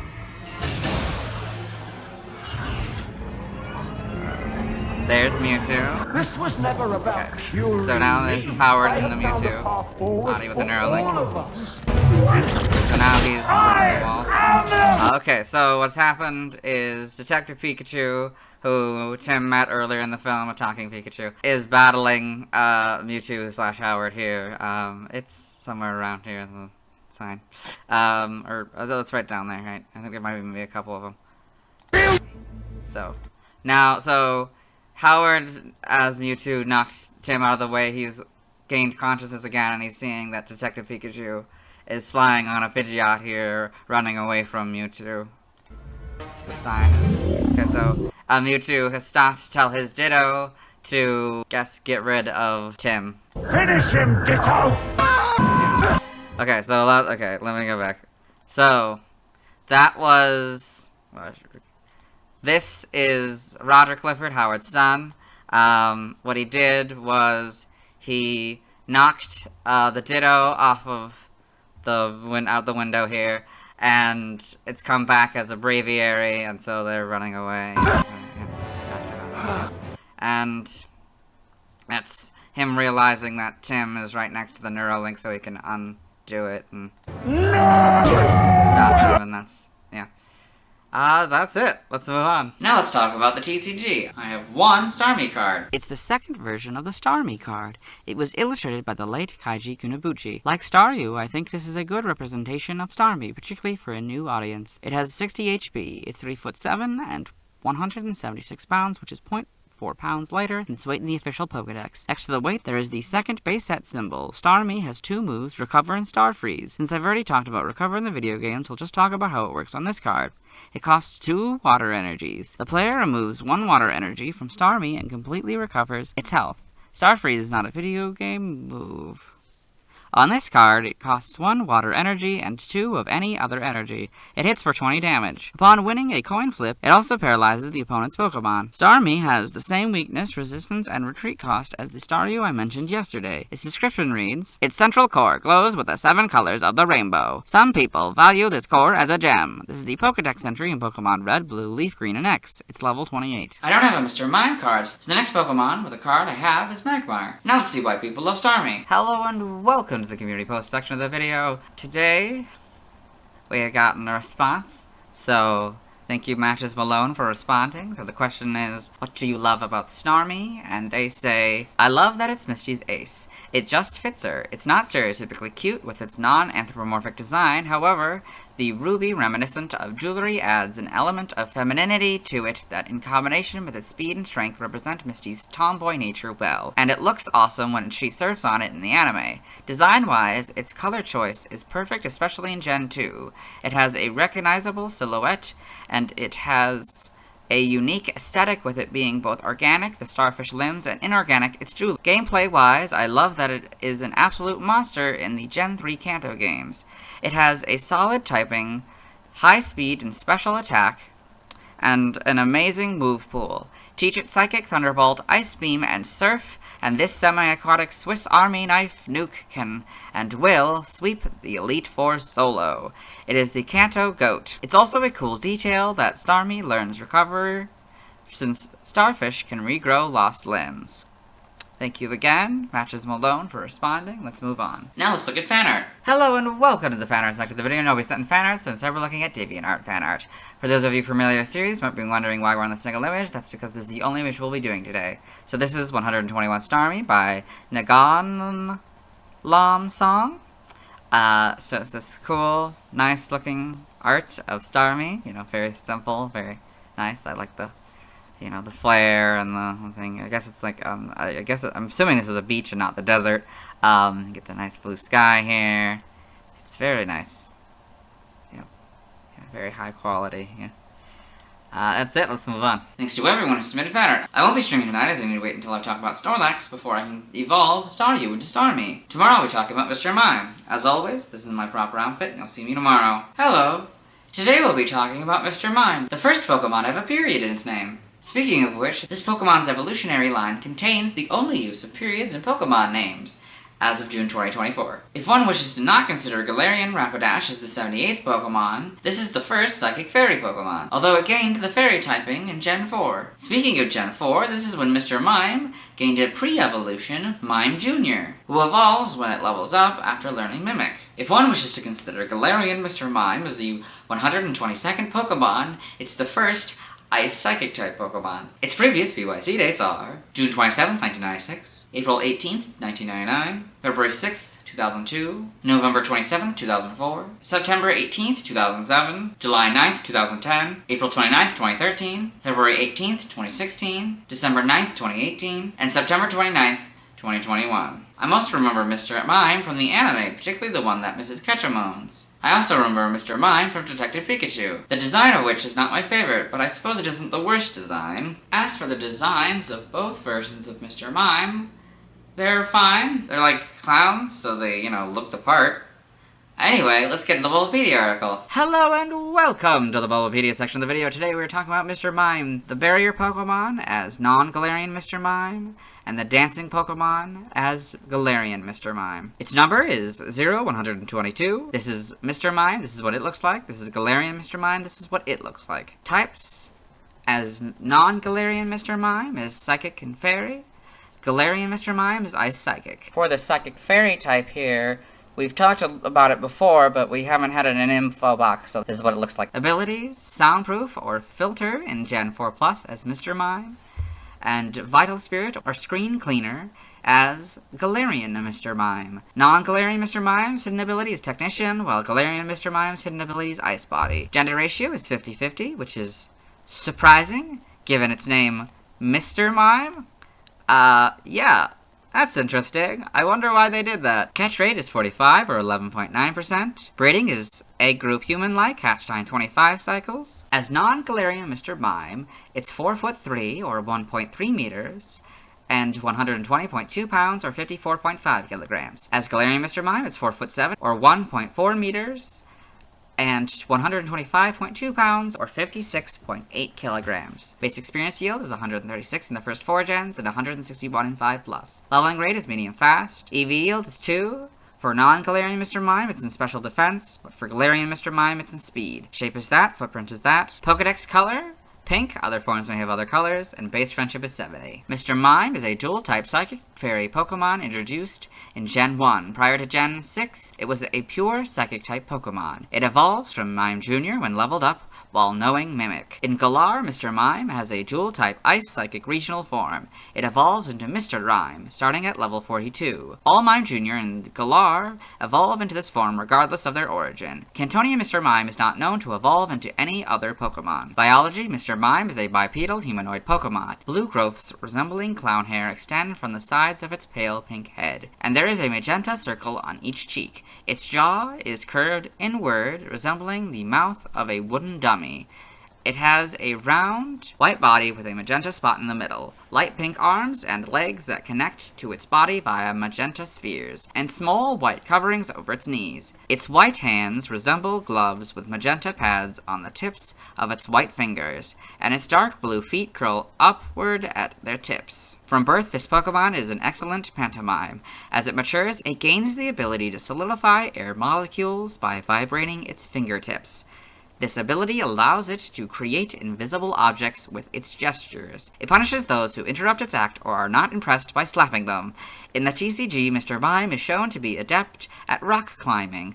Mr. Mime is usually very rare, but can be found in suburban areas. As mentioned, Pokemon Sleep, it is hard to tell whether Mr. Mime is either sleeping or pretending to be asleep due to its masterful pantomime skills. So you can see Mr. Mime rock climbing. In Gen 2, Substitute was its signature move prior to Gen 6, and in Gen 8, Mr. Mime in its pre-evolved form, Mime Jr., were the only known Pokemon who could have Filter as an ability. Forms, Mr. Mime has a regional form, Galarian Mr. Mime. Galarian Mr. Mime are mostly blue and white. It also has blue growths resembling clown hair on its pale head. However, these also extend and cover its cheeks, creating a mutton chop style sideburn effect resembling earmuffs. It has wider shaped eyes and a small blue triangle for a nose. It has a suit-like body comprising a white top, blue shoulder spheres, blue bottom trousers, and a diamond-shaped crystal that resembles a tie. It has mitten-like hands and feet that are more defined, resembling blue shoes with light blue soles, presumably made out of ice. Through its feet, it is able to control the temperature and create a floor of ice, which it can kick up to act as a barrier. It is widely known in the region for its talent in tap dancing, contrasting Cantonian Mr. Mime's talent for pantomiming, and it is likely the result of Mr. Rhyme's influence over Mime Jr., imitating their dance steps. Galarian Mr. Mime and its evolved form, Mr. Rhyme, are the only known Pokemon that can have Screen Cleaner as an ability. Evolution, Mr. Mime evolves from Mime Jr., so you can see that here, Mime Jr., Mr. Mime. Galarian Mr. Mime evolves from Mime Jr. and evolves into Mr. Rhyme, so you can see that here, Mime Jr., Galarian Mr. Mime, Mr. Rhyme. Game data, specific appearances, that's new. Normally, it is NPC appearances, so I do wonder what this is supposed to mean. I don't know. Maybe specific appearances was its old name for NPC appearances, or a new name? I don't know. Pokemon Stadium 2, Mr. Mime stars in its own minigame called Barrier Ball. Pokeballs appear on the field, and by using Mr. Mime's barrier, send the Pokeballs to the other players' fields. Pokemon Mystery Dungeon Explorers of Time, Darkness and Sky. During the post-game, after graduating, a few days later, Mr. Mime will appear in Treasure Town, saying that a famous Scizor has been trapped in a dungeon called Blizzard Island. After, Mr. Mime will remain in Treasure Town. In Explorers of Sky, it also appears before the post-game as a regular visitor of Spinda's Cafe. Pokedex entries in red and blue. If interrupted while it's miming, it will slap around the offender with its broad hands. Yellow always practices its pantomime act. It makes enemies believe something exists that really doesn't. Stadium. It is an expert at miming and loves to perform. It is said to slap around anyone who disturbs it with its broad hands. Gen 2. Gold. A skillful mime from birth, it gains the ability to create invisible objects as it matures. Silver, its fingertips emit a peculiar force field that hardens air to create an actual wall. Crystal, it uses the mysterious power it has in its fingers to solidify air into an invisible wall. For Stadium 2, if you have Pokemon Red, Silver, or Crystal inserted, you get the Gold entry, but if you have Pokemon Blue, Gold, or Yellow inserted, you get the Silver entry. In Gen 3 in Ruby and Sapphire, Mr. Mime is a master of pantomime. Its gestures and motions convince watchers that something unseeable actually exists. Once it is believed, it will exist as if it were a real thing. Emerald. 8. Mr. Mime is a master of pantomime. It can convince others that something unseeable actually exists. Once believed, the imaginary object does become real. Fire Red. It is adept at conning people. It is said to be able to create walls out of thin air by miming. Leaf Greens is very similar to Red and Blues, but slightly different, so I'll read it. If interrupted while it is miming, it will suddenly double slap the offender with its broad hands. In Gen 4 in Diamond, it is a pantomime expert that can create invisible but solid walls using miming gestures. Pearl, emanations from its fingertips solidify the air into invisible walls that repel even harsh attacks. Platinum, it shapes an invisible wall in mid-air by minutely vibrating its fingertips to stop molecules in the air. Heart Gold and Soul Silver are their Gold and Silver counterparts. The Gen 5 Pokedex entries are Platinums. In Gen 6, X is Pearl's entry. Y is Fire Red's entry. Omega Ruby and Alpha Sapphire, very similar to their Ruby and Sapphire counterpart, but slightly different, so I'll read it. Mr. Mime is a master of pantomime. Its gestures and motions convince watchers that something unseeable actually exists. Once the watchers are convinced, the unseeable thing exists as if it were real. In Gen 7 and Ultra Sun, its pantomime skills are wonderful. You may become enraptured while watching it, but the next thing you know, Mr. Mime has made a real wall. Ultra Moon, it creates invisible walls with its pantomiming. If you don't act impressed, it will attack you with a double slap. The Let's Go games are Yellow's entry. In Gen 8, for non-Galarian Mr. Mime is Sword. The broadness of its hands may be no coincidence. Many scientists believe its palms become enlarged specifically for pantomiming. Shield, it's known for its top-notch pantomime skills. It protects itself from all sorts of attacks by emitting auras from its fingers to create walls. Brilliant Diamond and Shining Pearl are their Diamond and Pearl counterparts. Legends Arceus. The behavior of this clown-like Pokemon reminds one of pantomime. It creates invisible walls using a force emitted from its fingertips. For Galarian Mr. Mime is Sword. Its talent is Tap Dancing. It can also manipulate temperatures to create a floor of ice, which this Pokemon can kick up to use as a barrier. Shield. It can radiate chilliness from the bottoms of its feet. It'll spend the whole day tap dancing on a frozen floor. Mr. Mime in the Alola Pokedex in Ultra Sun and Ultra Moon. Game locations. Yep. Side game locations. And events. Held items. Pokemon caught in Gen 1 must be traded to a Gen 2 game in order for held item to appear. In Red, Blue, and Yellow, you get a Bitter Berry 100% of the time. In Gold, Silver, and Crystal, you get a Mystery Berry 2% of the time. In Diamond, Pearl, Platinum, Heart, Gold, and Soul Silver, you get a Leppa Berry 5% of the time. In Legends Arceus, for normal, you get a Chesto Berry 35% of the time. Swirled Apricorn 15% of the time, and Grid items per level. Alpha, you get an EXP Candy M 100% of the time, Seed of Mastery 20% of the time, and Grid items by level. Stats, base stats, I'll compare Mr. Mime and Galarian Mr. Mime, but before I do, I wanted to mention the Ice inside and Psychic outside. I didn't do that. We talked about the evolution stuff earlier, so yeah, that's what it looks like. 40 HP, this form has 50, attack 45, this form has 65, defense 65, that stays the same, special attack 100, that one has 90, special defense 120, that one has 90, speed 90, that one has 100, so they're both 460. In the Mr. Mime box, this Pokemon's special base stat in Gen 1 was 100. Pokéthon stats, type effectiveness, I'll compare Mr. Mime and Galarian Mr. Mime. So, non-Galarian Mr. Mime is damaged normally by normal, flying, ground, rock, bug, fire, water, grass, electric, ice, dark, and fairy. The ones that go away are rock, bug, and fire, and ice, and dark.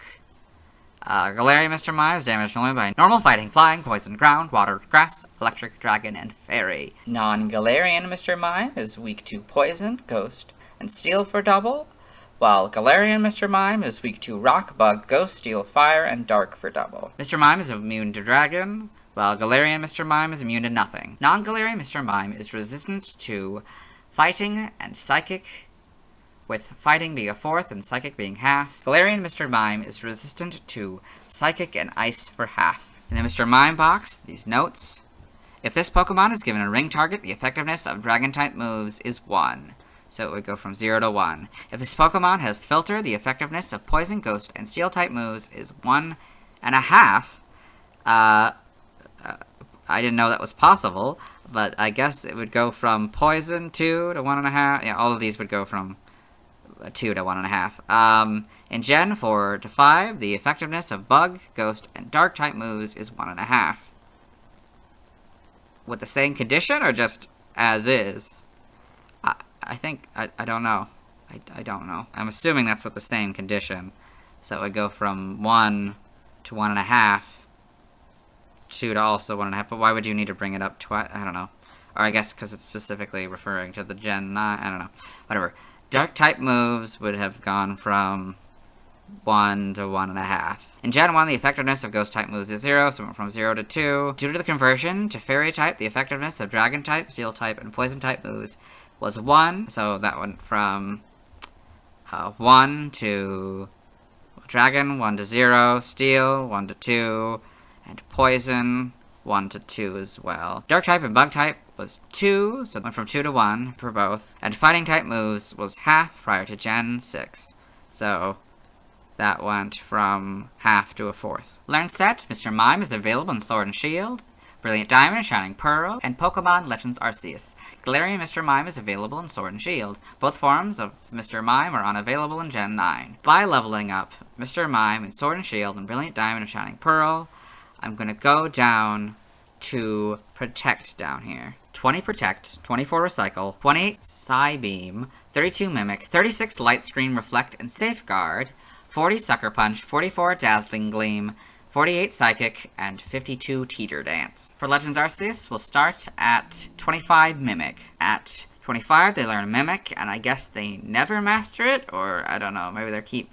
Yeah, I don't know, I don't really understand what Mastery means yet, so I'm sure it'll make sense when I play this game. At level 34, they learn Psychic and master it at 45. At level 43, they learn Calm Mind and master it at 54. At 46, they learn Dazzling Gleam and master it at 58. For Galarian Mr. Mime, will go down to 18. 20, Icy Wind. 24, Double Kick. 28, Psy Beam. 32, Hypnosis. 36, Mirror Coat.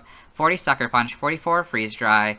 48, Psychic, and 52, Teeter Dance. By TM/TR for Mr. Mime, what I'm gonna do is I'm gonna read all of these, but I won't do it in the Mime Jr. video. Sword and Shield, TM, 0, Mega Punch, 1, Mega Kick, 3, Fire Punch, 4, Ice Punch, 5, Thunder Punch, 8, Hyper Beam, 9, Giga Impact, 10, Magical Leaf, 11, Solar Beam, 14, Thunder Wave, 17, Light Screen, 18, Reflect, 19, Safeguard, 21, Rest, 23, Thief, 24, Snore, 25, Protect, 27, Icy Wind, 29, Charm, 31, Attract, 33, Rain Dance, 34, Sunny Day, 39, Facade, 41, Helping Hand, 43, Brick Break, 57, Payback, 59, Fling, 60, Power Swap, 61, Guard Swap, 63, Drain Punch, 70, Trick Room, 71, Wonder Room, 72, Magic Room, 76, Round, 89, Misty Terrain, 91, Psychic Terrain, 92, Mystical Fire.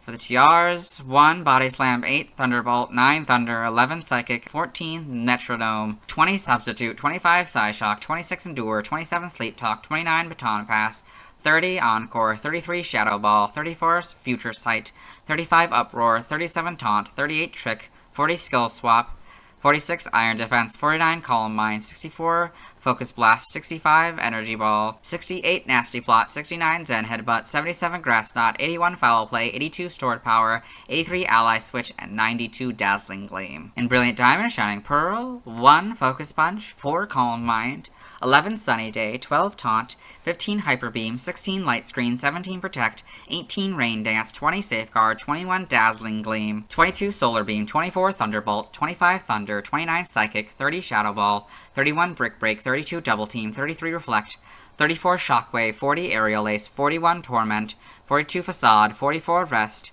45, Attract, 46, Thief, 48, Skill Swap, 52, Focus Blast, 53, Energy Ball, 56, Fling, 57, Charge Beam, 58, Endure, 60, Drain Punch, 63, Nasty Plot, 66, Payback, 67, Recycle, 68, Giga Impact, 70, Flash, 73, Thunder Wave, 77, Psych Up, 82, Sleep Talk, 85, Dream Eater, 86, Grass Knot, 87, Swagger, 90, Substitute, and 92, Trick Room. For Galarian Mr. Mime, I'm gonna rate it in this one, but I won't in the Mr. Rhyme video. TM, 0, Mega Punch, 1, Mega Kick, 4, Ice Punch, 8, Hyper Beam, 9, Giga Impact, 11, Solar Beam, 14, Thunder Wave, 16, Screech, 17, Light Screen, 18, Reflect, 19, Safeguard, 21, Rest, 23, Thief, 24, Snore, 25, Protect, 27, Icy Wind, 29, Charm, 31, Attract, 33, Rain Dance, 34, Sunny Day, 35, Hail, 39, Facade, 40, Helping Hand, 43, Brick Break, 51, Icicle Spear, 57, Payback, 59, Fling, 60, Power Swap, 61, Guard Swap,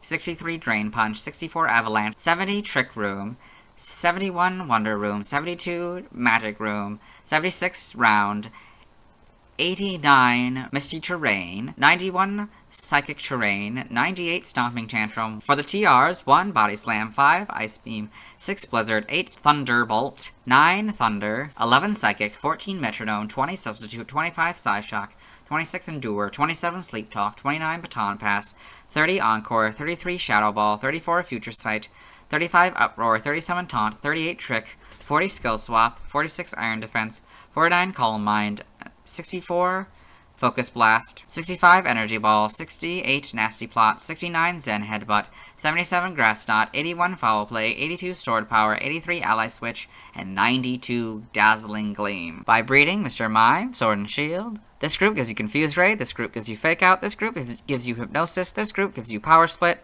and this group gives you Tickle. Brilliant Diamond, Shining Pearl, this group gives you Charm, this group gives you Confuse Ray, this group gives you Fake Out, this group gives you Future Sight, this group gives you Healing Wish, this group gives you Hypnosis, Spinda gives you Icy Wind, Mr. Mime gives you Magic Room, Mimic, Power Split, and Tickle, but Magic Room, Power Split, and Tickle are all from the Grand Underground. Mr. Mime and Spinda give you Teeter Dance, and Spinda gives you Trick. Galarian Mr. Mime, this group gives you Confuse Ray, this group gives you Fake Out, this group gives you Hypnosis, this group gives you Power Split, and this group gives you Tickle. By tutoring Mr. Mime and Sword and Shield and Brilliant Diamond, Shining Pearls. In the Sword and Shield expansion pass, you get Expanding Force, which is a special Psychic type move. Its power is 80, accuracy 100, and PB is 10. In Legends Arceus, you get Aerial Ace, Calm Mind, Charge Beam, Dazzling Gleam, Drain Punch, Energy Ball, Fire Punch, Giga Impact, Hyper Beam, Ice Punch, Icy Wind, Magical Leaf, Mystical Fire, Power Shift, Psychic Rest, Shadow Ball,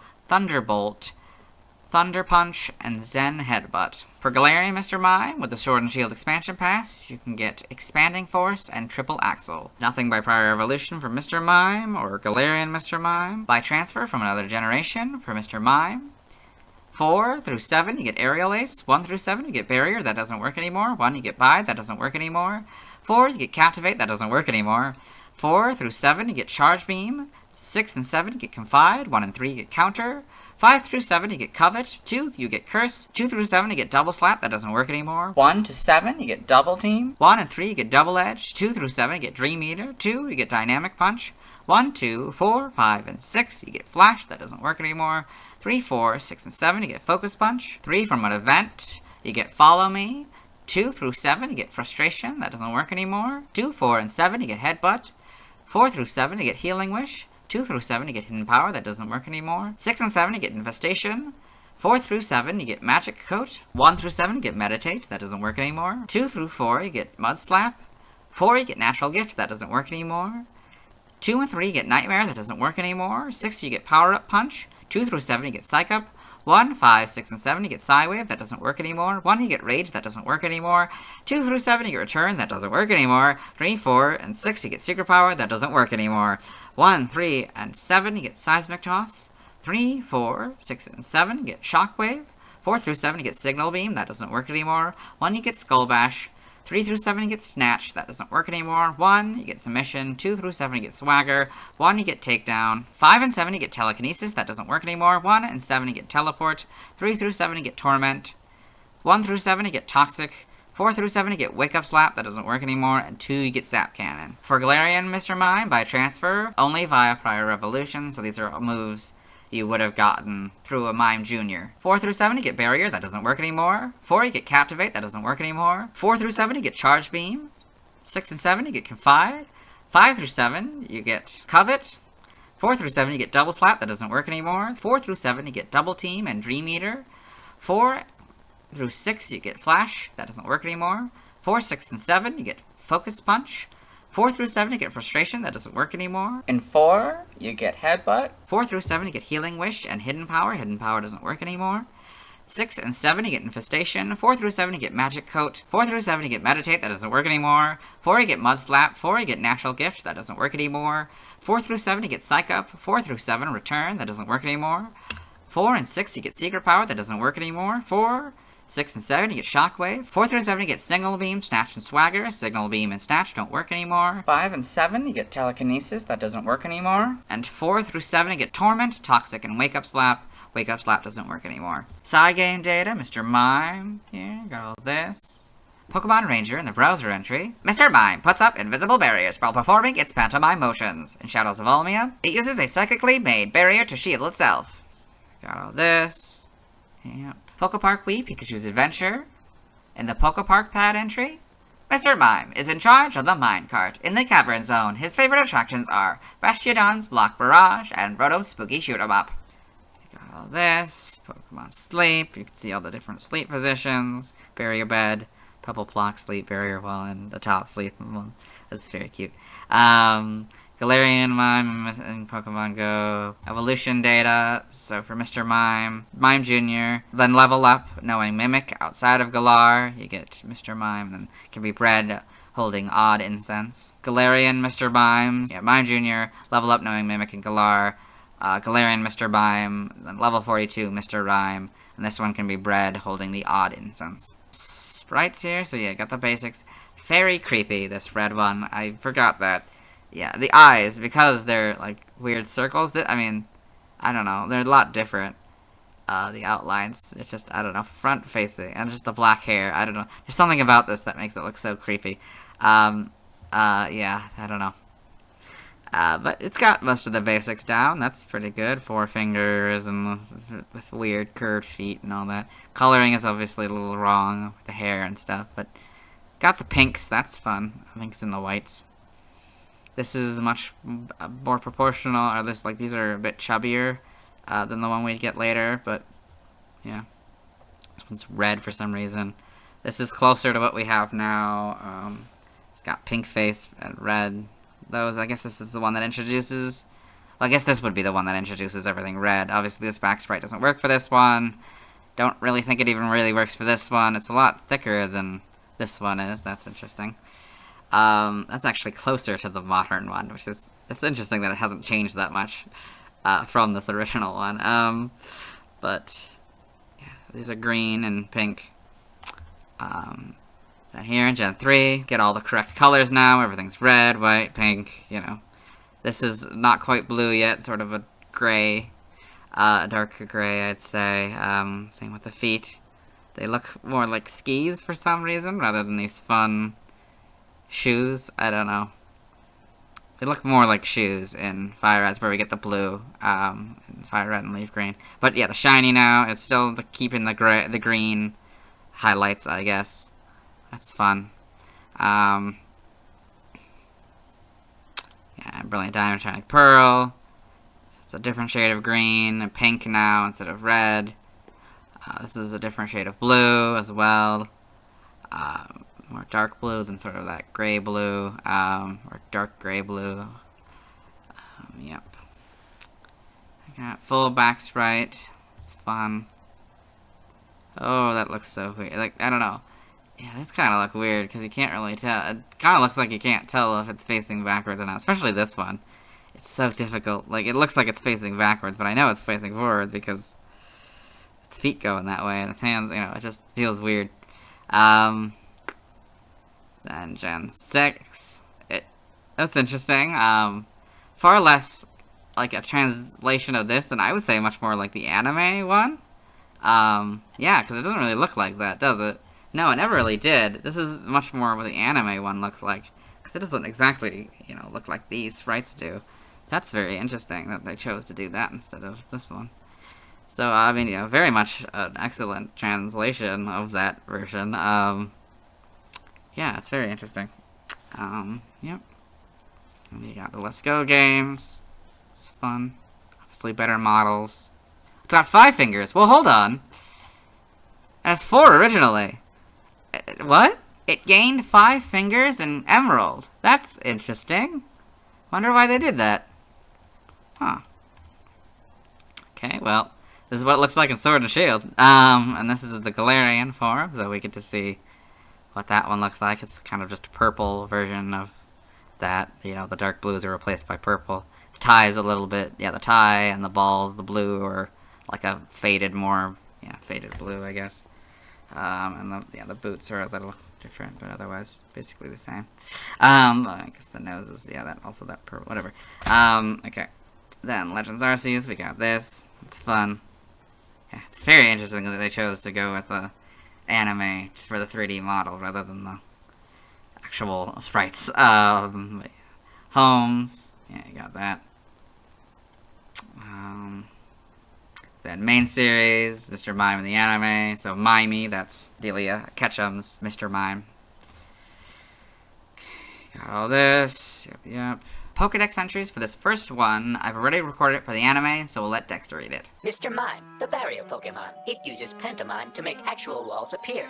Because it is rarely discovered, information about this Pokemon is extremely limited. In Diamond and Pearl, episode 159, in Dawn's Pokedex, Mr. Mime, the barrier Pokemon. By rapidly moving its fingers, Mr. Mime can stop air molecules to create an invisible wall. These in the manga. We've got Mr. Mime in Pokemon Adventures, and Galarian Mr. Mime in Pokemon Adventures with a bunch of Ice Cube and a Galarian Daru Maka. Okay. Pokedex entries and Pokemon Adventures. Chapter 158. It can release mysterious waves from its fingers and solidify the air, creating invisible walls. Guess that's from Chuang Yi's translation. Okay, in the TCG. Other appearances, we'll see this Mr. Mime at the Detective Pikachu portion of the video. Pokemon Unite. Mr. Mime is playable through obtaining a Unite license. It is a melee supporter, so you can see that here, Mr. Mime in Pokemon Unite. Trivia. Despite its English name containing a male, exclusive honorific, Mr. Mime's gender ratio is evenly split between male and female. This discrepancy is probably due to the fact that Mr. Mime's Japanese name, Barriered, does not reference gender. Also, Mr. Mime was introduced in Gen 1 before the gender mechanic was introduced. Based on this, translator Nob Ogasawara was wary about Mr. Mime's English name during localization. If they make sequels and they give genders to Pokemon, we're going to be hooped. The Mr. Mime obtained through an in-game trade in Pokemon Red and Blue was nicknamed Marcel. This may have been a homage to the late Marcel Marceau, a French mime artist. However, this was not kept in Pokemon Yellow or Fire Red and Leaf Green. The same, Mr. Mime is nicknamed Miles in Yellow and Mimeon in Fire Red and Leaf Green. This is referenced in Pokemon Sword and Shield, where a boy in Wyndon said a nearby Galarian Mr. Mime is named Marcel. Aww. In all official artwork and in-game sprites prior to the release of Fire Red and Leaf Green, Mr. Mime only had 4 fingers. However, Mr. Mime has 5 fingers in the anime. That's not true, as we saw earlier. It should be emeralds. Galarian Mr. Mime is the only regional form with an exclusive evolved form that evolved from a Pokemon without a regional form of its own. The only Pokemon evolved by knowing a certain move that can evolve further. The only Galarian form that can have the Hisuian origin mark due to Mime Jr. being able to have it. Galarian Mr. Mime shares its category with Oricorio. They are both known as the dancing Pokemon. Mr. Mime and Lycanroc are the only 2 Pokemon known to have 6 possible abilities between their forms, the most of any Pokemon. Mr. Mime is the only wild Pokemon in Pokemon Legends Arceus that can prevent players from battling it, as the barrier it sets up disrupts any Pokeballs that hit it. Origin, Mr. Mime seems to be based on a mime artist, specifically the pantomime of pretending to be trapped in invisible boxes. Its brightly colored body is also reminiscent of a clown and a court jester. The blue growths on its head resemble a fool's cap, and its curled feet resemble a jester's hook-toed shoes. Its curled feet are also reminiscent of modern depictions of elves. Elves are often portrayed as fairy-like beings, and in some cases, the terms are used interchangeably. This may explain why Mr. Mime was changed to be part fairy with the type's introduction in Gen 6. Its jerky animation causes it to resemble a jointed puppet or doll. In Japanese folklore, inanimate objects that are possessed by spirits and come to life are known as Zuku Mogami. Galarian Mr. Mime appears to be based on both tap dancers and ice skaters. The soles of its feet resemble tap shoes. The blue spots on the sides of its head resemble earmuffs. Its fingers resemble mittens, and the ice on its chest resembles a necktie. Its rounded body is also reminiscent of a snowman. Name origin, Mr. Mime, is an abbreviation of Mr. and Mime. Barriered may be a combination of barrier, referring to the invisible walls it creates, and weird. In other languages, related articles, references, external links to the Galarian forms. Let's move on. Now let's watch Mr. Mime's first scene in the anime. Hello and welcome to the anime portion of the video. Today we're watching episode 65. It's Mr. Mime time. Fittingly, the first appearance of Mr. Mime. So, Ash, the main character and his traveling companions, Brock here, and Misty, as well as his faithful Pokemon companion Pikachu, and now Togepi, are returning home after getting all of their badges and stuff. But they have been stopped by this invisible wall, and Ash has seen Mr. Mime. There's the Mr. Mime. Mr. Mime. Mr. Okay, so that's Mr. Mime's first scene in the anime. Let's move on. Now let's watch Mr. Mime's scenes in Detective Pikachu. Hello and welcome to the Detective Pikachu portion of the video, or as I like to call it, Detective Mr. Mime. Okay, that doesn't really work for this one, but anyway, in the film, Tim Goodman, the main character, has met Detective Pikachu, a talking Pikachu, and they have tracked something called the Argas, which makes Pokemon go crazy, to this dockyard, and Mr. Mime is exiting this building here. What is that? Oh! Ooh, ew, that. Silent but annoying.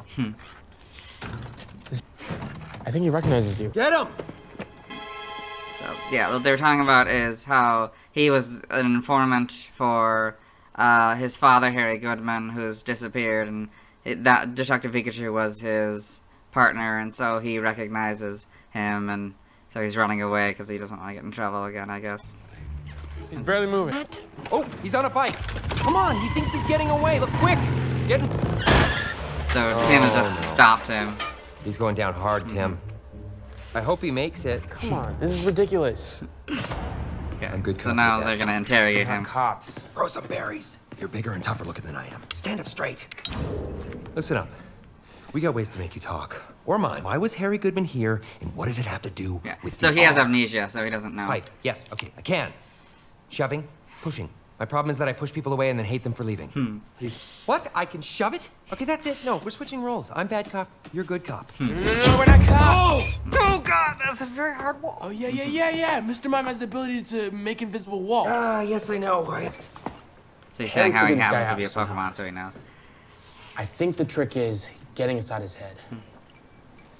I have an idea.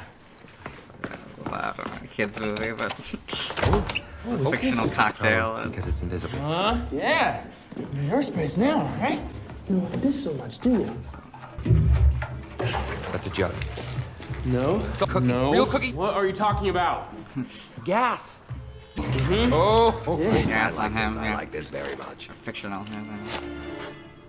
All right. Okay, you wanna play that game? I can play that game. You think that's funny? You think that's funny, huh? I'll be laughing soon. Huh? Who's laughing now, huh? Oh, I smell what you're stepping in. That's right, Mr. Mime. You're about talking.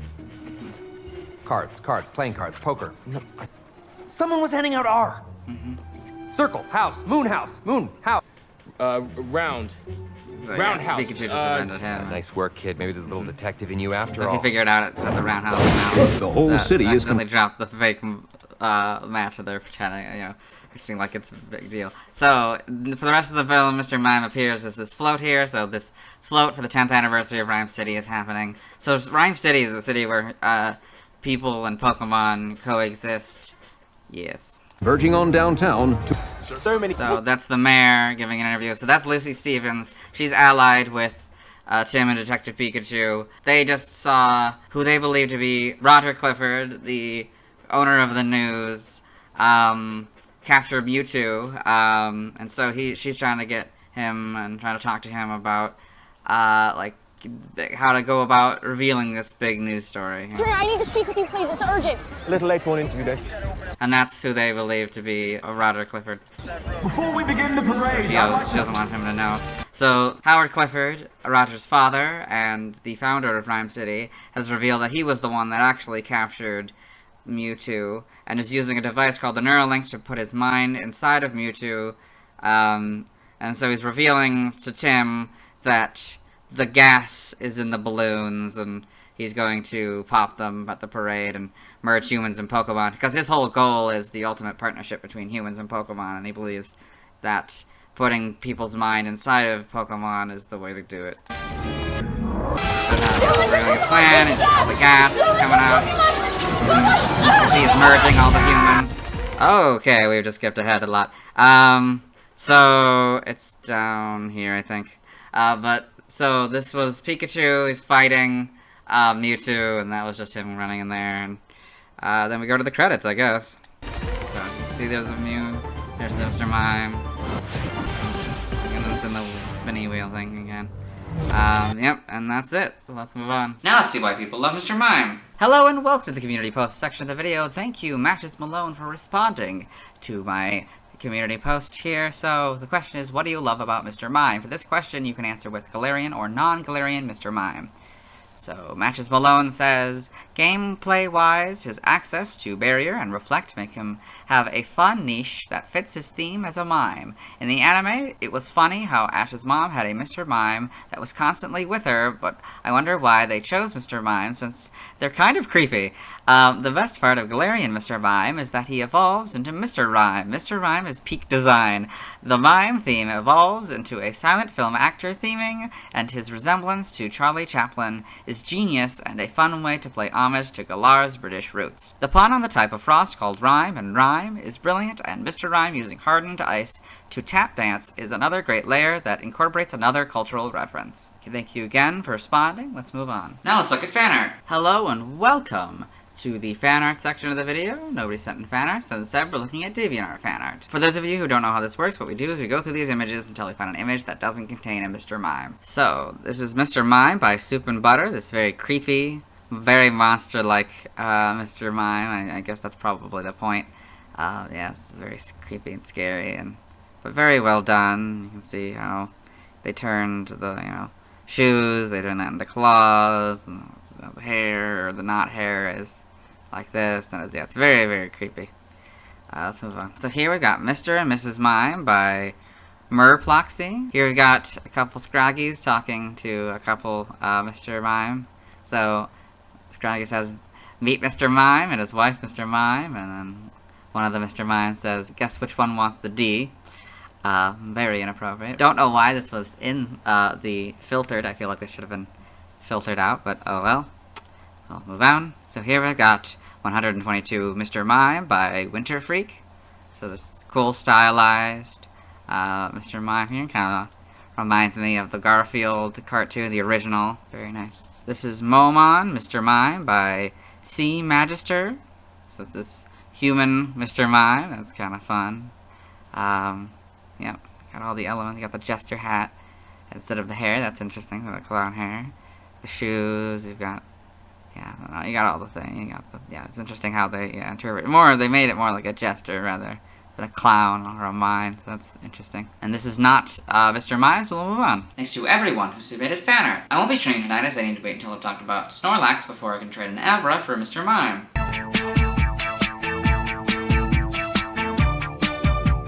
Tomorrow I'll be talking about Scyther. As always, this is my proper outfit. You'll see me tomorrow.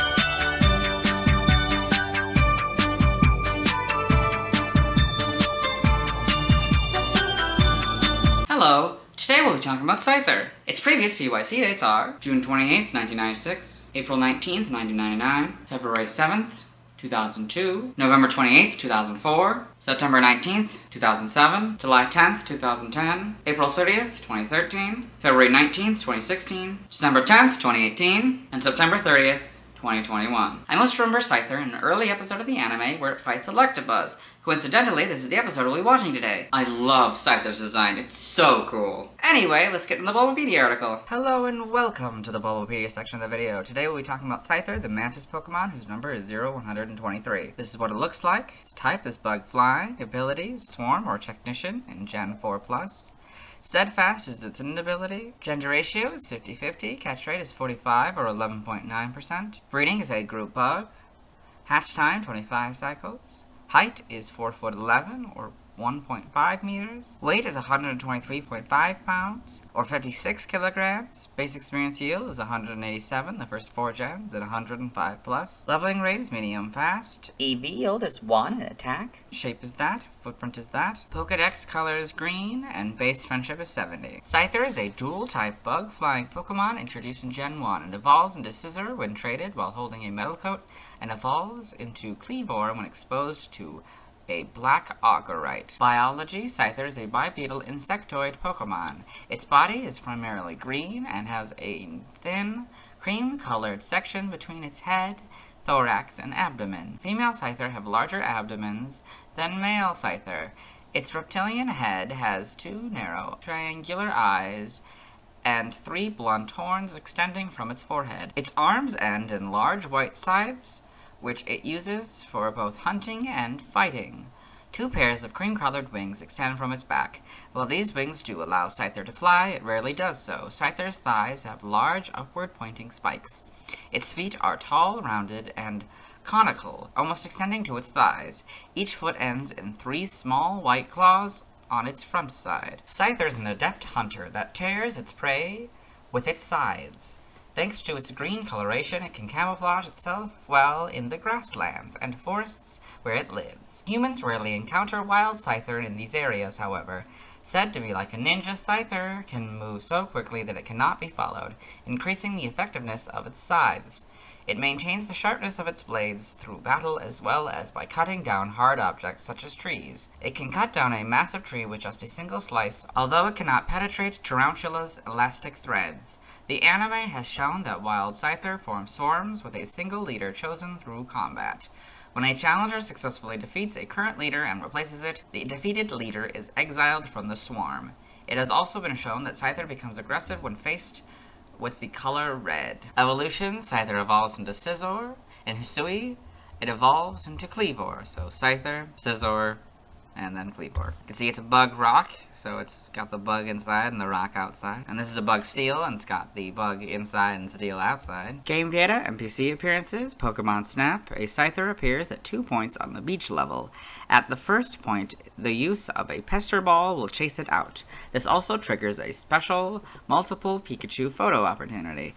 The second point is close to the end of the beach level. Pokemon Stadium 2, Scyther stars in a minigame alongside Pinsir called Clear Cut Challenge. Each player chops a falling log for each round of the game.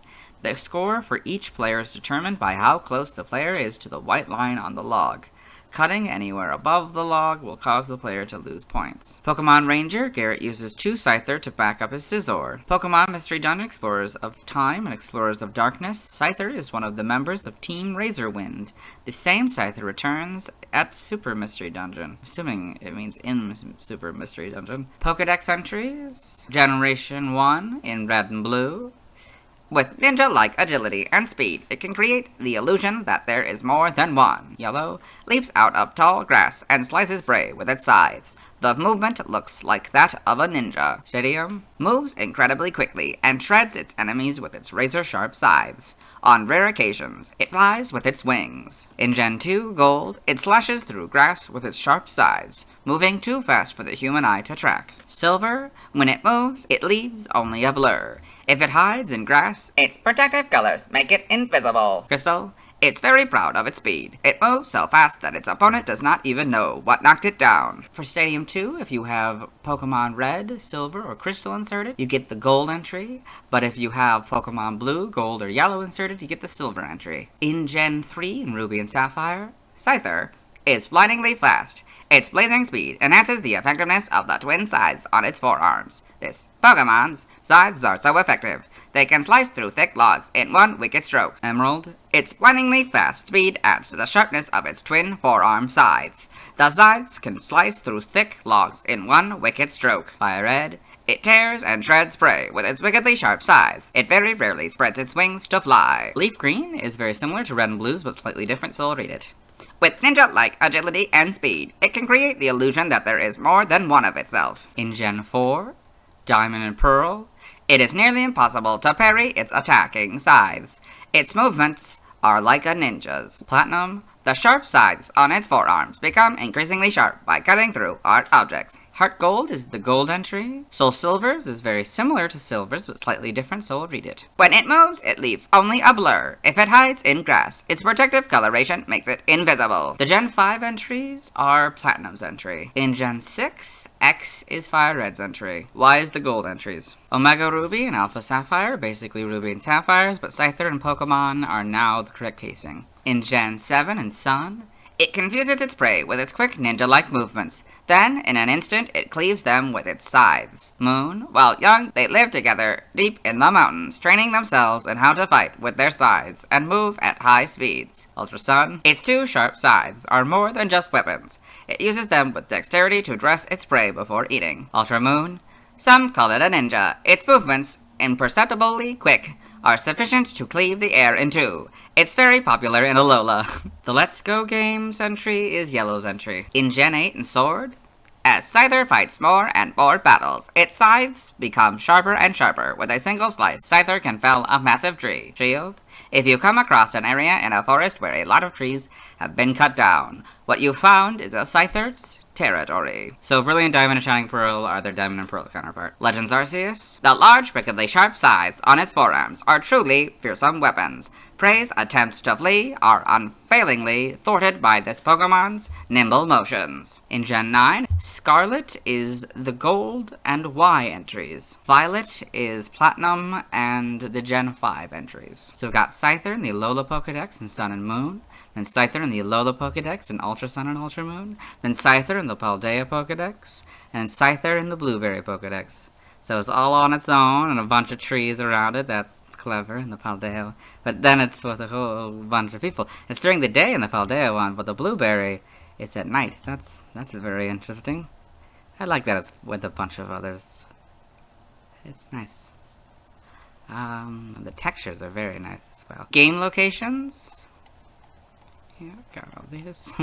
Side game locations and events. Held items. Pokemon caught in Gen 1 must be traded to a Gen 2 game in order for a held item to appear. In red, blue, and yellow, you get a Bitter Berry 100% of the time. In Legends Arceus, for normal, you get Wood 25% of the time. Spoiled Apricorn 15% of the time. Grid items by level. Alpha, you get an EXP Candy M 100% of the time, Seed of Mastery 20% of the time, and grid items by level. Still don't know how the math works. Stats, base stats, HP 70, attack 110, defense 80, special attack 55, special defense 80, speed 105 for a total of 500. This Pokemon's special base stat in Gen 1 was 55. Pokéthon stats, type effectiveness, damage normally by normal, poison, ghost, steel, water, psychic, dragon, dark, and fairy. Weak to flying, rock, fire, electric, and ice, all for double except for rock, which is 4.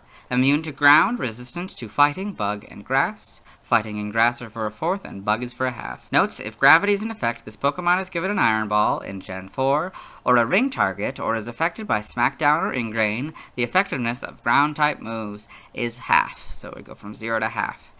In Gen 5, if this Pokemon is given an Iron Ball, the effectiveness of ground-type moves is 1, so we go from 0 to 1.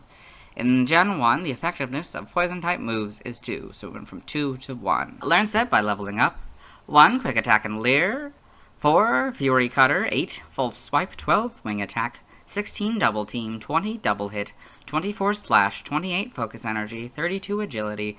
36 Air Slash. 40 Exeggcute. And 44 Swords Dance. By TM, 1 Takedown, 4 Agility, 6 Scary Face, 7 Protect, 14 Acrobatics, 15 Struggle Bug, 18 Thief, 20 Trailblaze, 21 Pounce, 25 Facade, 27 Aerial Ace, 32 Swift, 40 Air Cutter, 47 Endure, 49 Sunny Day, 50 Rain Dance, 57 False Swipe, 58 Brick Break, 60 U-Turn, 65 Air Slash, 70 Sleep Talk, 75 Light Screen, 85 Rest, 88 Swords Dance, 103 Substitute, 105 Scissor, 113 Tailwind, 130 Helping Hand, 132 Baton Pass, 134 Reversal, 152 Giga Impact, 162 Bug Buzz, 163 Hyper Beam, 167 Close Combat, 171 Terra Blast, 182 Bug Bite, 184 Vacuum Wave, 185 Lunge, 197 Dual Wing Beat, and 219 Skitter Smack. By breeding, this group gives you Counter, this group gives you Defog, this group gives you Faint,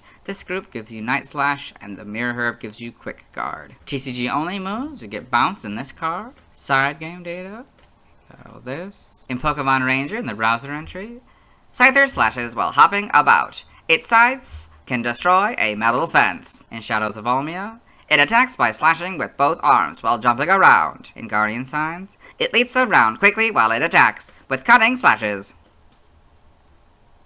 Got all this. Poke Park Wii, Pikachu's Adventure in the Poke Park pad entry. Scyther investigates the Meadow Zone, looking for tough Pokemon. His specialty is Bulbasaur's Daring Dash. Poke Park 2 Wonders Beyond. He says he likes battles and wants to go to the Crag area. He means it, but he also likes the laid-back atmosphere of the Arbor area. Got this. Yep. Evolution data. Scyther evolves into Scizor when traded while holding a Metal Coat. Scyther cannot evolve into Scizor in Pokemon Fire Red and Leaf Green before the player obtains the National Pokedex, as its evolution will be interrupted. Scyther also cannot evolve into Scizor in Pokemon Let's Go Pikachu and Let's Go Eevee, as Scizor is not present in those games. In Pokemon Legends Arceus, Scyther evolves into Scizor when exposed to a Metal Coat. Hold on, it still does evolve into Scizor? I was not expecting that. In Hisui, Scyther evolves into Kleavor when exposed to a Black Augrite. So you can see that here, Scyther, trade, holding the Metal Coat, Scizor, or Black Augrite in Hisui, Kleavor. Sprites, so you got these, so pretty basic, or pretty, you know, the head's a little bit different. I think the neck is too. That looks a bit weird. But it's got the basics. Yeah, not much really changed. The head is the biggest thing that I think will change as time goes on. The body probably also changes, like the wings, I think, probably a little bit, and the sides, the basic shape of them probably changes a little bit, but yeah. So gold, I mean, it's already green and white, which is like the colors, so it's pretty good. Gold, I guess, adds more color, not really much is added, though. Head's still a little bit weird. Not quite. Oh, I guess it was points in yellow, but they went back to, like, the three-pronged look in gold, like they have in the, kind of the originals. Really, red and blue is the big one that has that. The shiny has just red highlights. Imagine that'll be big different later. Oh, and slightly different green, I guess. Okay. It's actually the reverse in Gen 3, so that's interesting. So get the yellow parts now. I'm sure the sides are probably a little bit different. The feet, yeah, those are like, I don't know. They change. They change a bit as time goes on. They pretty much become what they're going to be in Crystal, I think. But yeah, full colors, yeah, it's a lighter green now, and the darker green is now the shinies. I think all the colors are darker, plus the red highlights, of course. Yeah, the head changes, the neck changes a little bit. Yep. And the wings, so originally, the wings were different colors in the back sprite, but now they're not different colors. Huh. Okay. Oh yeah, the gender differences. So in this generation, so you can see, I think it's longer? Oh yeah, I guess it is a little longer. So these are darker still. I think all of the greens are darker. This becomes more of a red-pink, I guess. Yeah, you can see the longer part in the Veteran Heart Gold and Soul Silver. Black and white, get the full model, so you can, yeah, really see the long bottom part there, yeah. Not really much changes. Models, so you can see the longer, yeah, model there. It's darker. Ooh, oh, what? That's interesting. Females are much darker in the shiny version. That's interesting. Wonder why they did that. Yeah, so they're, it's like a really different dark, or different green, my goodness. Yeah, the model's probably not much different. Becomes much more, okay, so it goes, oh, it's blue wings, I guess. But then they become probably more transparent in this generation. But it becomes closer to that color again. I don't know why there was a huge difference, but yeah, I don't know what that was about. And the Let's Go games. Yeah, not probably, I mean, better models, of course, but not much is going to change, I don't think. Legends Arceus. Again, probably better models. Wings are yellow now, so like these are probably transparent. It's interesting that they're no longer transparent. Interesting. Now they're back to being transparent for the homes. Yep. And then probably different greens, slightly. Yeah, back it's red, pink still, I guess. In the anime, so Scyther in the anime here. So we got a couple of them. All this. Yep. Pokedex entries in episode 42 for Scyther and Electabuzz. In Ash's Pokedex, Scyther and Electabuzz are both rare Pokemon. They are able to distinguish colors and become enraged by the color red. In episode 97 for Scyther in Ash's Pokedex, Scyther, the Mantis Pokemon. Its claws are sharp as swords, and it is a powerful flyer. This Pokemon is rarely seen by humans, and almost never captured. In the same episode about Swords Dance, in the same Pokedex, Swords Dance. Scyther's special attack. Scyther spins ferociously to focus its energy and increase its attack power. In what I assume is Journeys, episode 6, Scyther goes Rotom Phone. Scyther, the Mantis Pokemon, a bug and flying type. The twin sides on Scyther's forearms can slice through logs in one stroke. Got it in Pokemon Origins, on the ceiling for some reason, or maybe it's upside down, I don't really know. In the manga, this, Scyther in Pokemon Adventures, Scyther in Pokemon Gold and Silver, the Golden Boys. You got all this. Open the TCG and the TFG. Trivia. In the Pokemon Red and Blue Beta, Scyther's prototype name was Strike. This is a corruption of the word strike, which is also its Romanized Japanese name. Despite having different base stats, Scyther and its evolved forms all have a base stat total of 500. This makes Scyther the only pre-evolved Pokemon to have the same base stat total as its evolved forms. Scyther can be seen as a parallel to Pinsir. Both of them are Bug-type Generation 1 Pokemon, with base stat totals of 500 and originally no evolutionary family. Scyther is exclusive to Pokemon Red, Fire Red, Diamond, and Let's Go Pikachu, while Pinsir is exclusive to Pokemon Blue, Leaf Green, Pearl, and Let's Go Eevee. In Pokemon Platinum, Heart Gold, and Soul Silver, Scyther can learn Vacuum Wave by leveling up, but not via Move Tutor. Scyther is the only Pokemon with a split evolution to have both of its evolutions introduced after its debut. Scyther's evolution into Cleaver is programmed into Pokemon Scarlet and Violet, however the method is disabled, preventing the Pokemon from evolving. It shares this trait with Ursaring and Stantler. Scyther is programmed to evolve into Cleaver through usage of a Black Ogrite, which is unobtainable in Pokemon Scarlet and Violet. It's probably just leftover data from Legends Arceus. Origin, as indicated by its category, Scyther seems to be based on a mantis, most closely resembling the European mantis and the Chinese mantis, with arms shaped like scythes. It also possesses some reptilian characteristics, e.g. the head, teeth, claws, bipedal stance, that give it similarities to dromaeosaurid dinosaurs, as well as to therizinosaurids, scythe lizards, due to the shape of its arms. As indicated in its Pokedex entries, it may also be based on a ninja. There are similarities to the Kamikiri, a hair-cutting yokai with sharp claws and teeth that may look like an insect. Name origin, Scyther may be a combination of scythe and the suffix something that does an action. Yeah, very likely. Strike is literally strike. So we got other languages, see also, external links, yeah, let's move on. Now let's watch Scyther's first scene in the anime. Hello and welcome to the anime section of the video. Today we're watching episode 42, Showdown at Dark City. In this episode, two rival unofficial gyms, the Yas Gym and the Cast Gym, are fighting, so an Electabuzz from the Cast team has already been released and has shocked some of the Yas members, so now he's releasing the Scyther as a retaliation. Scyther?